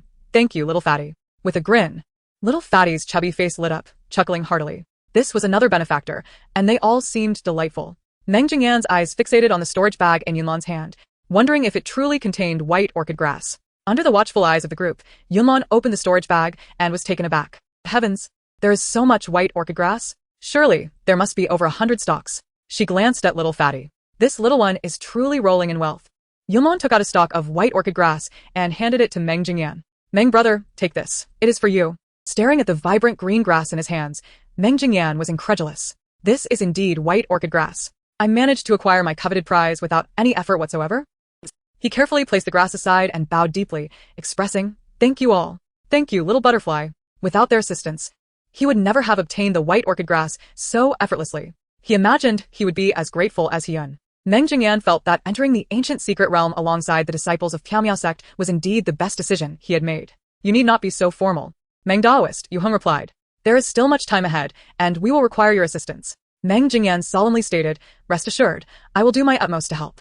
The little butterfly communicated with Yunlan through her consciousness. "Master, we have previously done favors for Little Fatty's kind, which is why he gifted us all the white orchid grass." Yunlan nodded in understanding. Indeed, he was a grateful caterpillar. She tugged at her senior brother's sleeve. "Senior brother, since Little Fatty gave us so much white orchid grass, let us also offer him a token of our gratitude." Yoheng smiled gently. "Very well." Chapter 96. The fate of the senior brother. Yoheng retrieved several bottles of elixirs from a storage ring and presented them to the caterpillar. "These elixirs can help you enhance your cultivation." The caterpillar, with its round, glistening eyes, smiled foolishly. "Thank you. I shall not be polite." In the next moment, it swallowed all the elixirs in one go, showing no concern for their potential toxicity. The caterpillar smacked its lips and remarked, "Not bad. Quite tasty indeed. Did this little one just consume all the elixirs in one breath? Can it even digest them?" Yoheng mused. Sure enough, moments later, Little Fatty began to whine about needing sleep. The caterpillar clutched its belly, feeling somewhat unwell. "Oh dear, I suspect I have indigestion. No matter, I shall sleep it off." As soon as the words left its mouth, the caterpillar laid down, its head tilting, and promptly fell asleep. This creature is so naive. It blames its discomfort solely on indigestion, never considering the possibility of poison in the elixirs. And it simply sprawled out on the ground to sleep without a care in the world. Such a carefree heart. Yunlan turned to the little butterfly. "All right, little butterfly. Let us proceed to the next location." "Master, I have detected that the location of the cloud lotus flower is quite far from here. It may take several days to reach. That is of no concern. We shall proceed at a normal pace, Yunlan replied. Perhaps we may encounter other treasures along the way. What junior sister says is correct, Yohung noted as he glanced at the sky. We should find a place to rest after 1 or 2 more hours of travel. Many beasts will emerge at night, posing a threat to us. It would be wise to hide quietly. The group unanimously agreed to Yohung's suggestion. Before darkness enveloped the land, they successfully located a cave devoid of any beasts. In the secret realm, the thoughts of other cultivators were unpredictable. They may resort to violence for treasures. The little butterfly expanded its form and lay on the ground, while Yunlan leaned against its soft, fluffy wool, feeling immensely comfortable. I am somewhat hungry. Yunlan produced a pill and chewed it a few times, then took out a bottle of spiritual spring to drink, considering her dinner settled. As they relaxed, Yunlan could better perceive the richness of the spiritual energy within the ancient secret realm. Such abundant spiritual energy, it would be a waste not to cultivate here. As the senior brother, Yohung took charge of the arrangements and Yunlan and the others complied without objection. Yohung surveyed his junior siblings. Although the third junior brother has set up an array, for safety's sake, we must take turns keeping watch. Since junior sister is still young and needs ample rest, she will not need to keep watch. It will be just us and Meng Daoist. With our numbers, we can divide into 3 shifts, each person taking 3 nights, one for the first half, and another for the second half. Yohung quickly devised a plan. On the first night, I will keep watch with Meng Daoist. On the second night, the second junior sister and 5th junior brother will take their turn, and on the third night, the 3rd junior brother and 4th junior sister will take the watch. As for who takes the first or second half of the night, you may distribute that among yourselves. Is that acceptable? Senior brother's decision stands. I have no objections, Qing Yuan affirmed. Neither do I, Qing Yu added. I agree, Mu Yan chimed in. Xianxia, whatever the senior brother says is absolute. Meng Jingyan. All right, let us proceed as such. Yunlan smiled sweetly. I concur. Hee. My senior brothers and sisters are so kind to me. Thank you, senior brothers and sisters. Thank you, Mengge. You all have worked hard. To be honest, it hasn't even been too exhausting today. It's all thanks to the little butterfly's efforts. Mu Yan smiled gently. Ruffling Yunlan's hair. What is there to thank for? Taking care of you is our duty. Yunlan requested the little butterfly to enlarge its form a bit more, patted her side, and beckoned them over. Senior brothers and sisters, come sit with us. The seniors looked at Yunlan with affectionate indulgence. If the junior sister invited them to sit, they would oblige. Yunlan, with one arm around the second senior sister and the other around the 4th senior sister, was beaming with joy. He, flanked by beautiful elder sisters. Who could understand this delightful feeling? I absolutely adore this.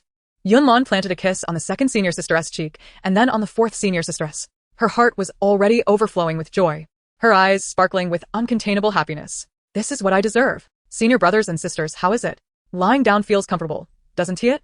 The others thought, why does the junior sister seem just a tad peculiar? As night deepened, those wishing to sleep retired, while those inclined to cultivate began their practice, each minding their own pursuits. However, upon surveying the group, Yunlan noticed that, aside from the little butterfly and the chubby creature in the spirit beast pouch, everyone else remained awake. It seems everyone shares my thoughts, eager to seize this opportunity to cultivate. In that case, I shall commence my cultivation as well. The following day, Yunlan distinctly sensed a notable enhancement in her cultivation. Goodness. Cultivating for a single night in the ancient secret realm surpasses several days of practice outside. If I were to cultivate here for a year, wouldn't that equate to several years outside? No wonder cultivators are so desperate to enter the ancient secret realm. Yunlan remarked to her senior brothers and sisters. Senior brothers and sisters, shall we hasten our pace today and quickly find a place to rest for the night? Yohung understood that the junior sister was eager to cultivate. He smiled lightly. Certainly. They shared the same intention. Cultivators entering the ancient secret realm would not spend all their time merely seeking treasures. The likelihood of finding treasures largely hinges on luck, and treasure-seeking artifacts are not infallible. Moreover, even if treasures are found, obtaining them is not guaranteed. If, in the end, they fail to acquire any treasures and have not improved their cultivation, it would be a regrettable loss. Thus, cultivating while treasure hunting as they did was indeed the best strategy. Days passed, and their cultivation visibly progressed, filling the group with excitement. Particularly Yunlan, whose cultivation was the lowest, advanced the quickest. Heavens, at this rate. In a month I shall break through to the mid-foundation stage, and I plan to stay in the ancient secret realm for 2 years. What a tremendous gain. By the time I exit, I should be a golden core cultivator. Wait, if I can break through to the golden core stage, then what about my senior brothers and sisters? Yunlan's eyes sparkled as a thought struck her. Ah. Isn't the senior brother supposed to be deceived by a woman into losing his golden core later on? If the senior brother breaks through to the nascent soul stage, then he won't need to worry about losing his golden core. Thinking of taking the golden core? Sorry, we only possess the nascent soul, not the golden core. Previously, when the 3rd senior brother was killed for treasure, only the senior brother, 2nd senior sister, fourth senior sister, and fifth senior brother entered the ancient secret realm.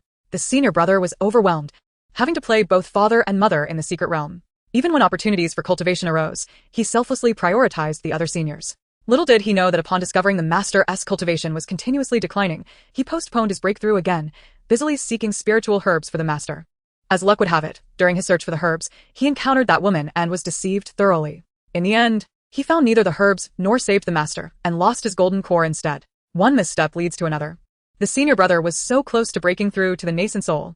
Chapter 97. Enemies cross paths. Yunlan clenched her small fist tightly within her sleeve. I truly feel for the senior brother. How can my kind and gentle senior brother have such a miserable fate? No. I must urge the senior brother to cultivate diligently, ideally breaking through to the nascent soul right here, in the secret realm. Although the senior brother no longer needs to seek spiritual herbs for the master, who knows when that woman might reappear? Ascend, T. Meng Jingyan, a living example?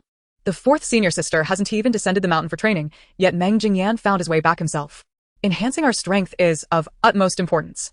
Walking beside Yunlan, Yuhan was taken aback. He had no idea he would face so many challenges. Thankfully, with the little junior sister around, they managed to evade one calamity after another. Yuhan cast a discreet glance at Meng Jingyan. That fellow initially harbored ill intentions towards the fourth junior sister. Even if he now appears to have turned over a new leaf, Yuhan remains skeptical of his true intentions. What if Meng Jingyan turns against them again? One must always be cautious. They are merely acquaintances at best. It is only right for Meng Jingyan to treat them well, considering they helped him obtain the spiritual herbs. Just the fact that he turned the fourth junior sister into a medicinal puppet is unforgivable. The mere thought of a woman deceiving him in the near future unsettles Yuhan. Without the little junior sister's reminder, he would still strive to cultivate diligently. With the junior brothers and sisters present, he need not worry as much. However, he must keep a watchful eye on the little junior sister. Without her, their sect, the mysterious Cloud sect, would not remain intact. Yunlan sensed a subtle change in the senior brother. Observing his focused figure while he cultivated, she pondered. Tonight, it is the second senior sister and fifth senior brother's turn to keep watch. The senior brother seems to be the first to start cultivating tonight. Normally, the senior brother would meticulously inspect every corner before advising us repeatedly, and only then begin his cultivation. Oh, I understand now. The senior brother has become more adept at concentrating on himself than before. This is a positive development. The senior brother should be like this. Being overly concerned about us is not necessarily beneficial. Go, senior brother. The next day, they continued their journey. After several hours, they arrived at a dense forest. The little butterfly whispered, Master, we will reach our destination after a little further. Yunlan, seated on the little butterfly's back, embraced her neck. The little butterfly is wonderful. She turned to her senior brothers and sisters. Senior brothers and sisters, we are almost there, so let us be cautious. Qing Yuan nodded. Yes. There will likely be other cultivators arriving as well. Xianxia scanned the surroundings warily. I wonder if the Yunlan flower is still here. Meng Jingyan was more anxious than anyone. His precious Yunlan flower must not be snatched away by others. Yunlan dismounted from the little butterfly's back, carefully protected by her senior brothers and sisters, and ventured deeper. In the depths of the forest lay a vast lake. At the center of the lake was a water island, adorned with a small tree bearing bright yellow flowers. Meng Jingyan's eyes widened in amazement as he gasped, That must be the Yunlan flower. At that moment, Yunlan and the others were concealed within a thicket, waiting for the opportune moment to emerge. Outside, a colossal black python, stretching several lengths, rose partially from the water, baring its fangs as it fixated menacingly on a group of human cultivators on the shore. Yunlan turned her gaze and was instantly struck with astonishment. Isn't that Shen Jiangli and his companions? What a coincidence to encounter them here. Yu Heng and the others also found it hard to believe. The odds seemed too fortuitous. Senior brother, that gigantic python is terrifying. Do we truly need to obtain the Yunlan flower? Fu Chu hid behind the others, enveloped in a thick defensive shield, fearful of being accidentally harmed. She was perplexed as to why senior brother had led them directly here after emerging from the serpent forest, not allowing anyone a moment's rest at night. Having already been frightened by the loathsome snakes in the forest, she now found herself face to face with an even larger python. Her composure was fraying. Senior brother, can we leave? We can forego the Yunlan flower. Shen Jiangli was somewhat irritated by Fu Chu's incessant chatter. This foolish girl contributed nothing and only hindered them. Now, she was chattering away, and he felt an urge to cast her aside. Fuke, see as you're facing. I must acquire the Yunlan flower. Previously, Shen Jiangli had dispatched cloaked figures to mislead Meng Jingyan into tempting Mu Yan. However, his observations revealed that Meng Jingyan had developed a fondness for the disciples of the Piamiao sect. Given Meng Jingyan's earlier actions, it seemed he was reluctant to take action against Mu Yan. If this continued, wouldn't the relationship between Yaowang Valley and Piamiao sect improve? The more he pondered, the angrier Shen Jiangli became. Was he inadvertently providing allies to Piamiao sect? No, for now, the matter concerning Mu Yan could wait. Yet, Meng Jingyan needed to be firmly under his control. He could not allow Meng Jingyan to assist Pyamya Sect. Once Shun Jiangli secured the Yunlan flower, he would be able to manipulate Meng Jingyan, unless, of course, Meng Jingyan no longer wished to save his beloved. Chapter 98. No one shall have it easy. A small butterfly observed the enormous python with keen interest. The lake remains unchanged.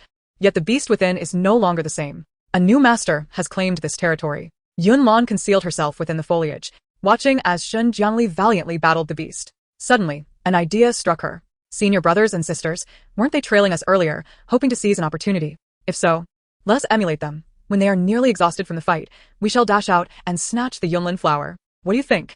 I am uncertain why Shun Jiangli is so intent on the Yunlan flower, but whatever he desires, we shall take.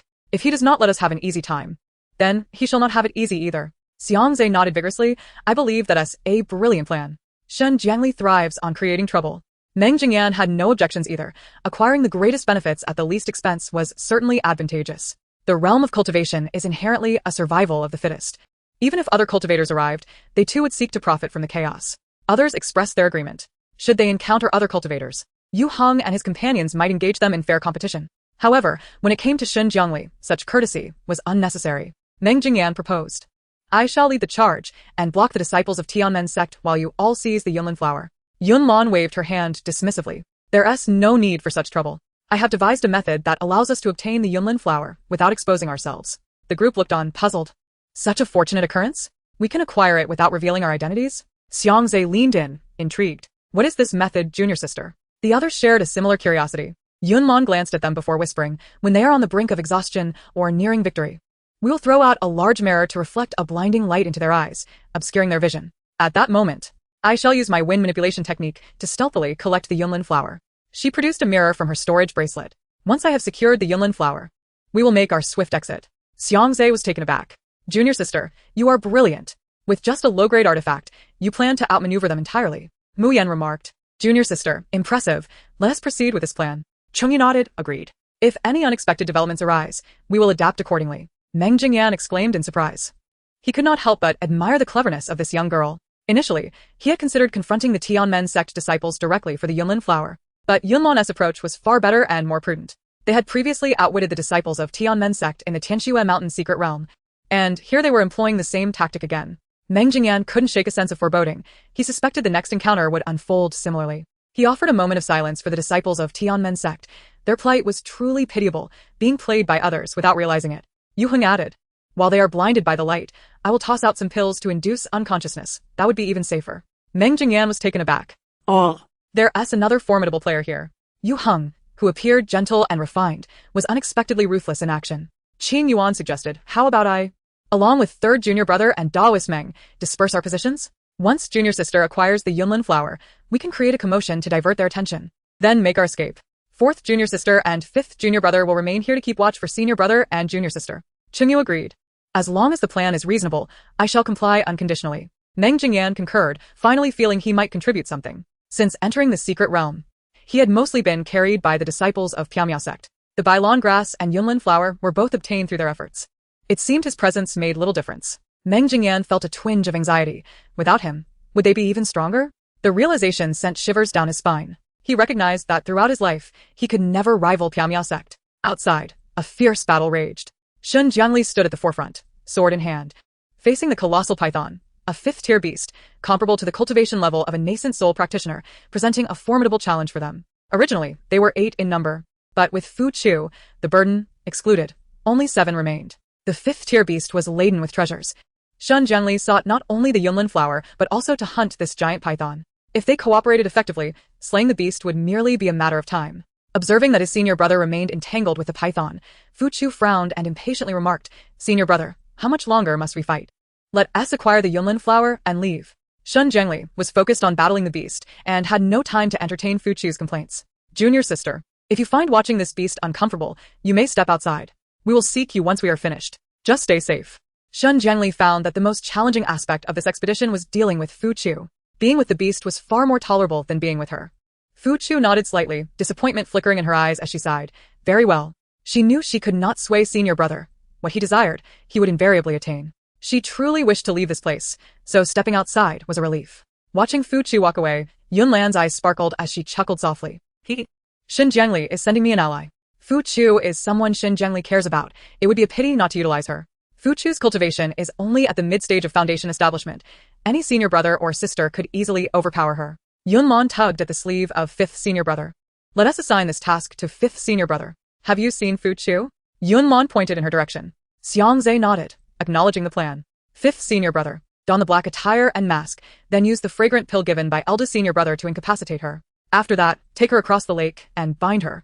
Once we secure the Yunlan flower, awaken her to use as leverage against Xin Jiangli. Excitement sparkled in Xiangxia's eyes as he readily agreed. Very well. Leave it to me. Junior sister is truly astute. After Xiangxia departed, Qingyuan, Qingyu, and Meng Jingyan also dispersed to different locations. The dense forest was overgrown with weeds, the foliage thick, shadows lurking, and silence enveloped the surroundings, occasionally broken by the distant chirp of a bird. Not long after, Fuyu regretted her decision to venture out alone. She felt safer by eldest senior brother's side. Taking a deep breath, she attempted to bolster her resolve. It's just a matter of observing snakes for a while. It's nothing significant. Suddenly, a peculiar fragrance wafted through the air. Fuyu sniffed, curious. What is that scent? Moments later, dizziness enveloped her, and she felt drowsy. Realization struck her. This fragrance was toxic. In the next instant, her eyes fluttered shut, and she collapsed to the ground. Xiangxia held his breath and stepped from the shadows, disdain evident in his gaze. How foolish to venture into the ancient secret realm. What audacity. He effortlessly hoisted her onto his shoulder and made his way across the lake. How fortunate for her to encounter me. Had it been someone else, they would have resorted to murder for treasure. He sighed. Ah, what a benevolent and kind-hearted individual I am. Meanwhile, Xin Jiangli remained oblivious to Fuyu's abduction. Engrossed in battle with the giant python, a disciple wiped the sweat from his brow and exclaimed, Eldest senior brother, the beast is on its last legs. Let us strike together. Indeed, you all attack the beast while I seize the Yunlan flower. Xin Jiangli nodded slightly, his eyes gleaming with greed. He desired both the giant python and the Yunlan flower. Yunlan, hidden in the brush, watched intently. Finally, my patience has paid off. This is the moment. Eldest brother. When they launch their attack, throw the mirror. Understood. The mirror concealed within his sleeve, Yu Hong remained poised. Just as the disciples of Tianmen Sect coordinated their final assault on the giant python, Yu Hong waved his hand, and the mirror soared into the air, expanding rapidly. In an instant, the vast mirror erupted with blinding white light. Caught off guard, the disciples shielded their eyes from the searing brightness. Yunlan's spiritual power surged, and unobstructed, she swiftly gathered the Yunlan tree and flowers into her storage bracelet. Her heart raced with exhilaration as she internally cheered, what a windfall. Immediately, Yunlan used her spiritual communication to inform her fellow disciples. We have secured the items. Retreat. Xin Jiangli reacted swiftly, realizing they were under ambush. He muttered a curse under his breath. Damn it. My Yunlan flower. Harnessing his spiritual energy, Xin Jiangli swiftly maneuvered around the giant python, glancing at the water's edge. He realized that in just a brief moment, not only the Yunlan flower but even the Yunlan tree had been stolen. Who was the audacious thief? Furious, Xin Jiangli scanned the area, shouting, return the Yunlan flower to me. After expending so much spiritual energy and fighting for so long, we cannot leave empty-handed.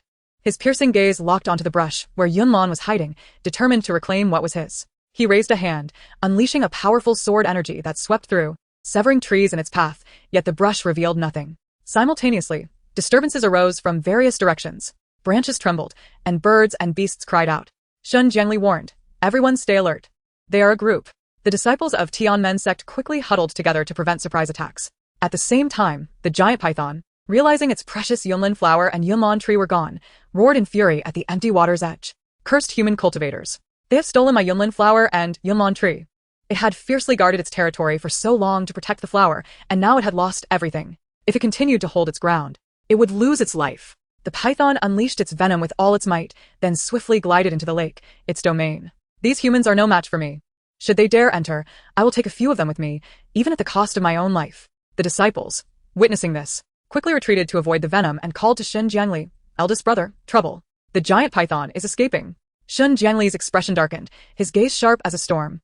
He was determined to unearth those who had stolen the Yunlan flower. Why are you all standing there? Quickly search the surroundings. If you find any clues, notify me immediately. What a useless bunch. If these were my subordinates, I would have beaten them senseless by now. Fortunately, he had the foresight to send a few of his own into the ancient secret realm.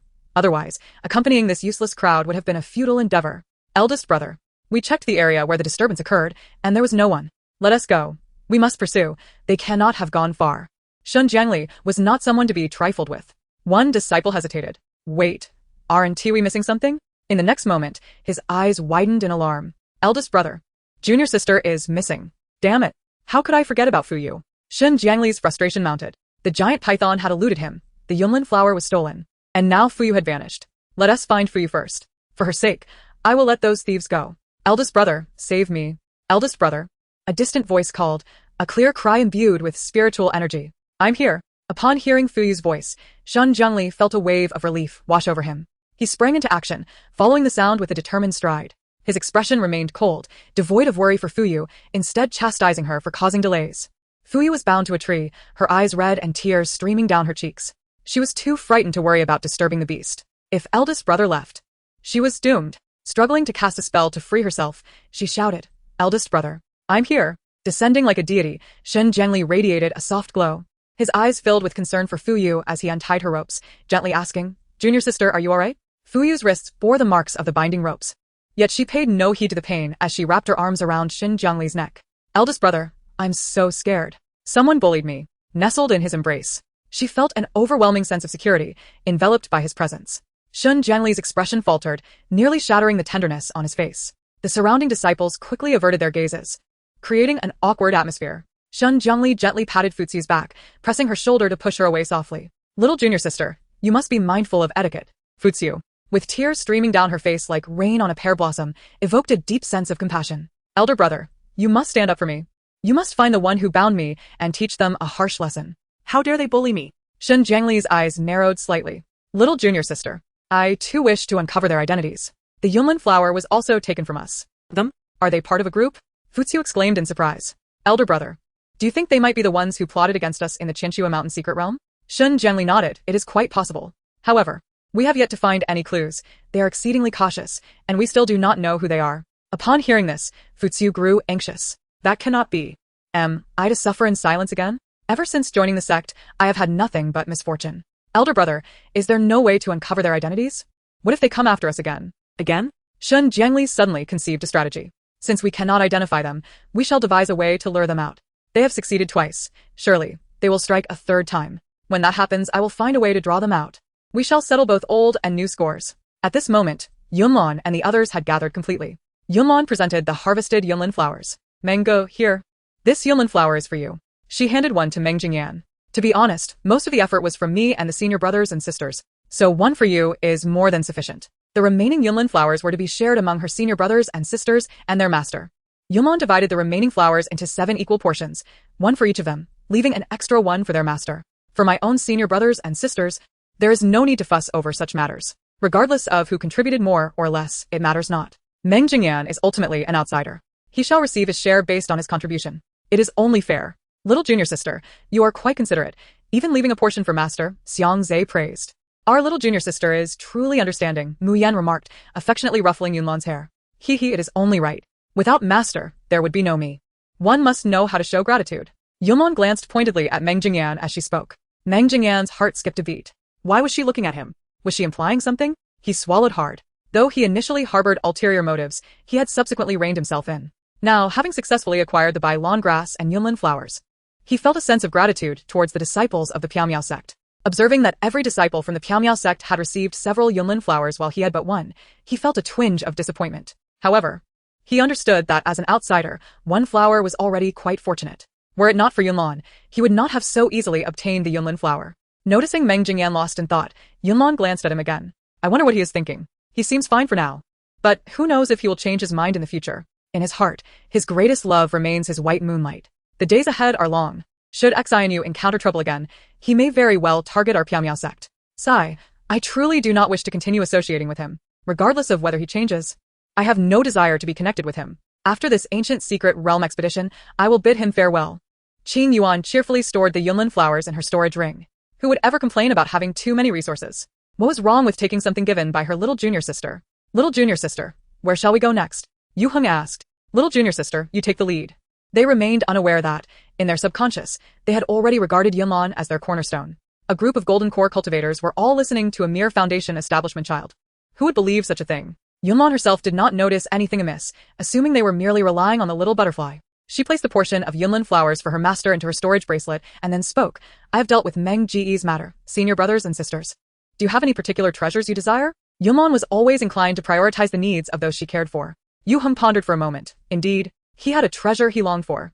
Previously, he wished to concoct a high-grade pill to lower one's cultivation for dealing with Gu Pingsheng, but he had yet to begin, as he lacked a certain spiritual herb. Although Gu Pingsheng was now dead, there remained Shen Jiangli. Given Shen Jiangli's cultivation talent, he would surely have made significant advancements in the ancient secret realm over the past 2 years. Even Yu Heng himself was uncertain he could surpass Shen Jiangli. He could not confront him directly. He must rely on cunning. His expertise lay in alchemy, and he would prevail through his craft. Little junior sister, I require a spiritual herb called heart-eating grass. This herb can damage a cultivator's heart veins. Combined with my other spiritual herbs, it can concoct a superior pill that not only lowers cultivation but also damages heart veins. Should Shen Jiangli consume this pill, he would pose no further threat. However, such a pill could only be crafted by cultivators at the nascent soul stage. I am on the verge of breaking through to nascent soul, so it should not be a problem. Heart-eating grass? Yunlan murmured. Chapter 101. On-site gossip. Little butterfly, can you help us locate the heart-eating grass? The little butterfly feigned a search, shaking its head vigorously. Its wildly swaying tail revealed its anxiety. The little butterfly sighed inwardly. Alas, being an actor is truly exhausting. Master, I think I found it, but I am not entirely sure. The little butterfly communicated to Yunlan. Master, I know where it is. I was only pretending for Meng Jingyan's benefit. Yunlan's face lit up with joy, and she feigned comforting the little butterfly. It's all right, little butterfly. We don't know where it is either. Just lead us there. Even if we go astray, we can still cultivate along the way. Yu Heng smiled. Yes, little butterfly. We will not blame you. Who could guarantee that the cultivators entering the ancient secret realm would return laden with treasures? We would be quite satisfied with acquiring a few items. The little butterfly rubbed its head against Yunlan's palm, feeling quite pleased. All right, follow me. It might be a bit far and we will need to walk for a while. Yunlan and the others traveled at a normal pace, and after about 10 days, they had covered nearly half the distance. Indeed, it was quite far. Yunlan lay on the little butterfly's back, her left hand holding a half-eaten green fruit and her right hand engrossed in a book titled Comprehensive Knowledge of Arrays. I need to catch up on my array knowledge. Seeing his little junior sister so earnest, Chen Yu felt a sense of satisfaction. Finally, it is my turn to teach her. Everyone, let us pause for a moment. There are people ahead. Chen Yu raised his hand to signal them to stop. Smack. The next moment, a loud slap echoed from the front, followed by an angry woman's curse. Oh, Song Ting, how dare you sneak off to flirt with another woman behind my back? Have you no conscience? I sacrificed decades of my cultivation resources to find you the spiritual herbs you needed to enter the ancient secret realm. I have diligently sought the elixir for you. And yet, my face bears the scars inflicted by the monstrous beasts, while you cavort with that wretched woman. Peering through the gaps in the grass, Yunlan gazed outward. The woman speaking was adorned in purple, her beauty striking yet marred by a deep claw mark on her left cheek. In her fury, the scar contorted her expression further. It is well known that it is human nature to be a spectator. They halted their journey, eyes wide, captivated by the unfolding drama. The woman in purple raised her hand once more, aiming a vicious slap at the white-clad woman hiding behind Song Ting. A red handprint appeared on Song Ting's fair face, and upon witnessing the impending attack on his beloved, he instinctively seized the purple-clad woman's wrist. Shielding Zhang Xiaoxiao behind him, he confronted Yu Chan with anger, exclaiming, Yu Chan, what do you intend to do? You may strike me, but you shall not lay a finger on Xiaoxiao. Yu Chan was taken aback by Song Ting's defense of Zhang Xiaoxiao in front of her. Her anger flared even higher. Very well, I shall strike you again. If I cannot reach Xiaoxiao, then striking you will suffice. Now both sides of Song Ting's face were swollen, a stark contrast to his former charm. Zhang Xiaoxiao cowered behind him, gripping his clothing tightly, tears shimmering as they rolled down her delicate cheeks. With reddened eyes, she resembled a frightened little rabbit. Brother Song, I am afraid. Her soft voice echoed in his ears, prompting Song Ting to puff out his chest and glare at Yu Chan. I do not wish to engage with you further, just leave at once. Yu Chan, incredulous, responded, leave? You wish for me to leave? You find it amusing, don't you? I have sacrificed so much for you. What gives you the right to demand my departure? She must be the one to go. Yu Chan pointed at Zhang Xiaoxiao, trembling with rage at Song Ting's betrayal. His eyes flickered, fists clenched as he declared, Yu Chan, you are delusional. I will make myself clear before Xiaoxiao. I no longer love you. It is you who has clung to me unrelentingly. Do not blame me for that. Xiaoxiao is the woman I cherish most. What have you given for me? The opportunity to enter the ancient secret realm was not yours alone. It was not granted by me, so how can you claim it was for my sake? The more he spoke, the more he felt justified. Only Xiaoxiao had truly acted in my best interest. She fought for me to gain entry into the ancient secret realm. Zhang Xiaoxiao, the daughter of the second-tier sect, the Falling Sunset sect, had recently fallen in love with Song Ting. In her desire to accompany him into the ancient secret realm, she had pleaded with her father for an additional entry. Zhang Xiaoxiao had never doubted Song Ting's affection for her. After all, she had introduced him to her parents. She was aware of his past romances, but bore no ill will, for he had assured her they were long over. Stealing a glance at Yu Chan, she thought, No wonder Brother Song detests her. She is so fierce. Song Ting gently patted Zhang Xiaoxiao's hand, reassuring her. He looked at Yu Chan and continued, moreover. I am already betrothed to Xiaoxiao. Once the ancient secret realm concludes, I shall marry her, and you need not persist in your pursuit. His declaration struck Yu Chan like a thunderclap, leaving her stunned and unable to grasp the reality of the situation. What did you say? You intend to marry her? Did you not once profess your undying love for me? Was it not you who pleaded for my help in finding the elixir? Did you not vow to wed me in 2 years? Were those words mere lies? Her expression twisted with rage. If not for her love for Song Ting, she would never have sacrificed decades of cultivation resources to enter the ancient secret realm. As mere loose cultivators, she and Song Ting were at a disadvantage, facing the beasts alone, and any injuries sustained would have to be borne in silence. And now, Song Ting had chosen another woman over her. I do not require your assistance in seeking the elixir. Xiao Xiao's father has already cured my ailment, so spare me your misplaced affections, Song Ting declared. How long would he wait for Yu Chan to find the elixir? Once he wed Xiao Xiao, he would become the son-in-law of the Falling Sunset Sect, securing his place as a direct disciple. He had no desire to remain entangled with the loose cultivator Yu Chan. That would only hinder his ascent to greatness. Yu Chan laughed bitterly, tears streaming down her cheeks, tracing the wrinkles and scars.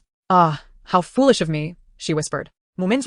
As she turned to face Song Ting again, her eyes brimmed with an almost palpable hatred. Her voice, cold as steel, pierced through the air. Song Ting, do you recall what I warned you would befall those who betray me? Song Ting swallowed hard, a flicker of panic crossing his features as he took a slight step back, a chill creeping into his heart. I intended for us to part amicably. This is not betrayal. What madness are you spouting? Yu Chan chuckled bitterly, her hair cascading down her waist, seemingly draped in despair. You call me mad? Then let me show you what madness truly is. Song Ting, you will come to regret this. Just wait. With that, she turned and left, spitting blood in a deserted spot. She wiped the blood from her lips, her gaze resolute as she strode forward. After Yu Chan's departure, Song Ting turned and embraced Zhang Xiaoxiao. Do not fear, she has left. He gently stroked her hair, his expression tender. Zhang Xiaoxiao nestled against him, softly questioning. Did you not claim you had severed ties with that woman? Why did she come seeking you? Holding her hand, Song Ting patiently explained, Xiaoxiao. That woman used everything of mine when we were together. For years, I devoted my resources to her. Now that I am with you, I have discovered what true love is. I know that only you care for me genuinely. Zhang Xiaoxiao's eyes glistened with tears. Such a wonderful man as Song Ting was undeserving of neglect from that woman. Brother Song, you have suffered. Song Ting smiled gently. I do not suffer. Being with you is my greatest happiness.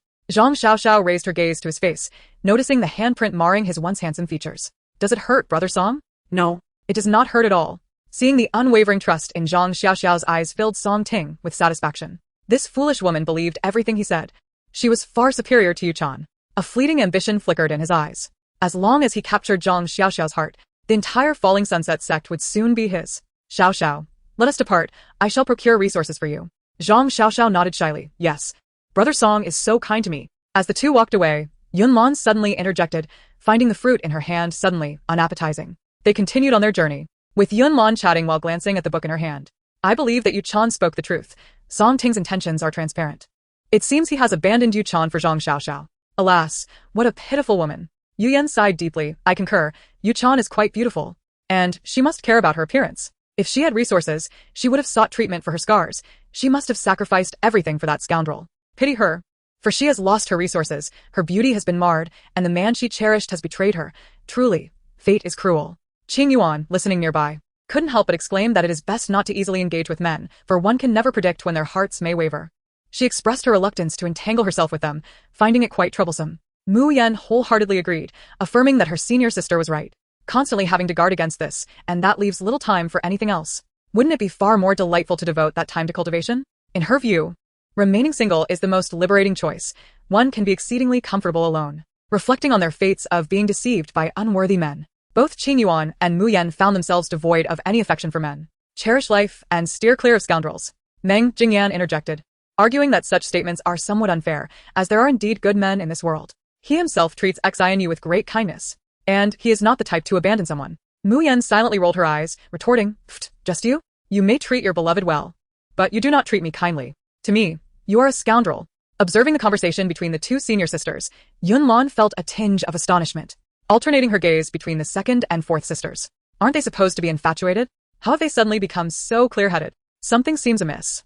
Yet, this is a good thing. It allows them to escape the fate of being mere pawns. Currently, the third senior brother, fourth sister, and Master have all evaded danger. I am quite impressive. Now only the first senior brother, second sister, and fifth senior brother remain. The first senior brother has devised a plan. Breaking through to the nascent soul stage will suffice. As for the second sister, I have yet to conceive a solution, but diligent cultivation is always wise. When the time comes, I shall counter and thwart the scoundrel from preying on my second sister. Despite her current clarity, who knows if she might be ensnared by a despicable man when the time arises. Once her cultivation rises, she will be less susceptible to harm when deceived into retrieving artifacts. I will rally my senior brothers and sisters to support her, exposing whatever tricks that scoundrel attempts to employ. The fifth senior brother's good friend is an undercover agent sent by the demon clan, seemingly connected to Shen Jiangli, also a half-demon. Once I utilize the exceptional magic testing stone to eliminate Shen Jiangli, I will draw that individual out for testing, and the fifth senior brother's predicament will be resolved. At that moment, the little butterfly suddenly halted. Master, there lies a person ahead. A person? Let me see. Yunlan hugged the little butterfly's neck, tilting her head forward to look. A figure in purple? Yunlan's eyes brightened. Could it be the woman from earlier? Senior brothers and sisters, let us hurry and take a look. Upon approaching, they indeed found it to be the same woman in purple. Let me tend to her wounds. Meng Jingyan volunteered to heal the woman. They did not obstruct him. Yu Heng also stepped forward, suggesting, we shall assist together. Yu Chan lay on the ground, her body icy and her complexion ashen, clearly afflicted by poison. She had only just escaped the domain of demonic beasts before encountering Song Ting, sustaining injuries and unable to travel far. Slowly, she opened her eyes to see a group of people gathered above her, causing her to bolt upright in alarm, her expression wary as she regarded Yunlan and the others. Who are you? What do you want? Noticing the pain in her body dissipating, she quickly examined her meridians and then suddenly lifted her head. Did you save me?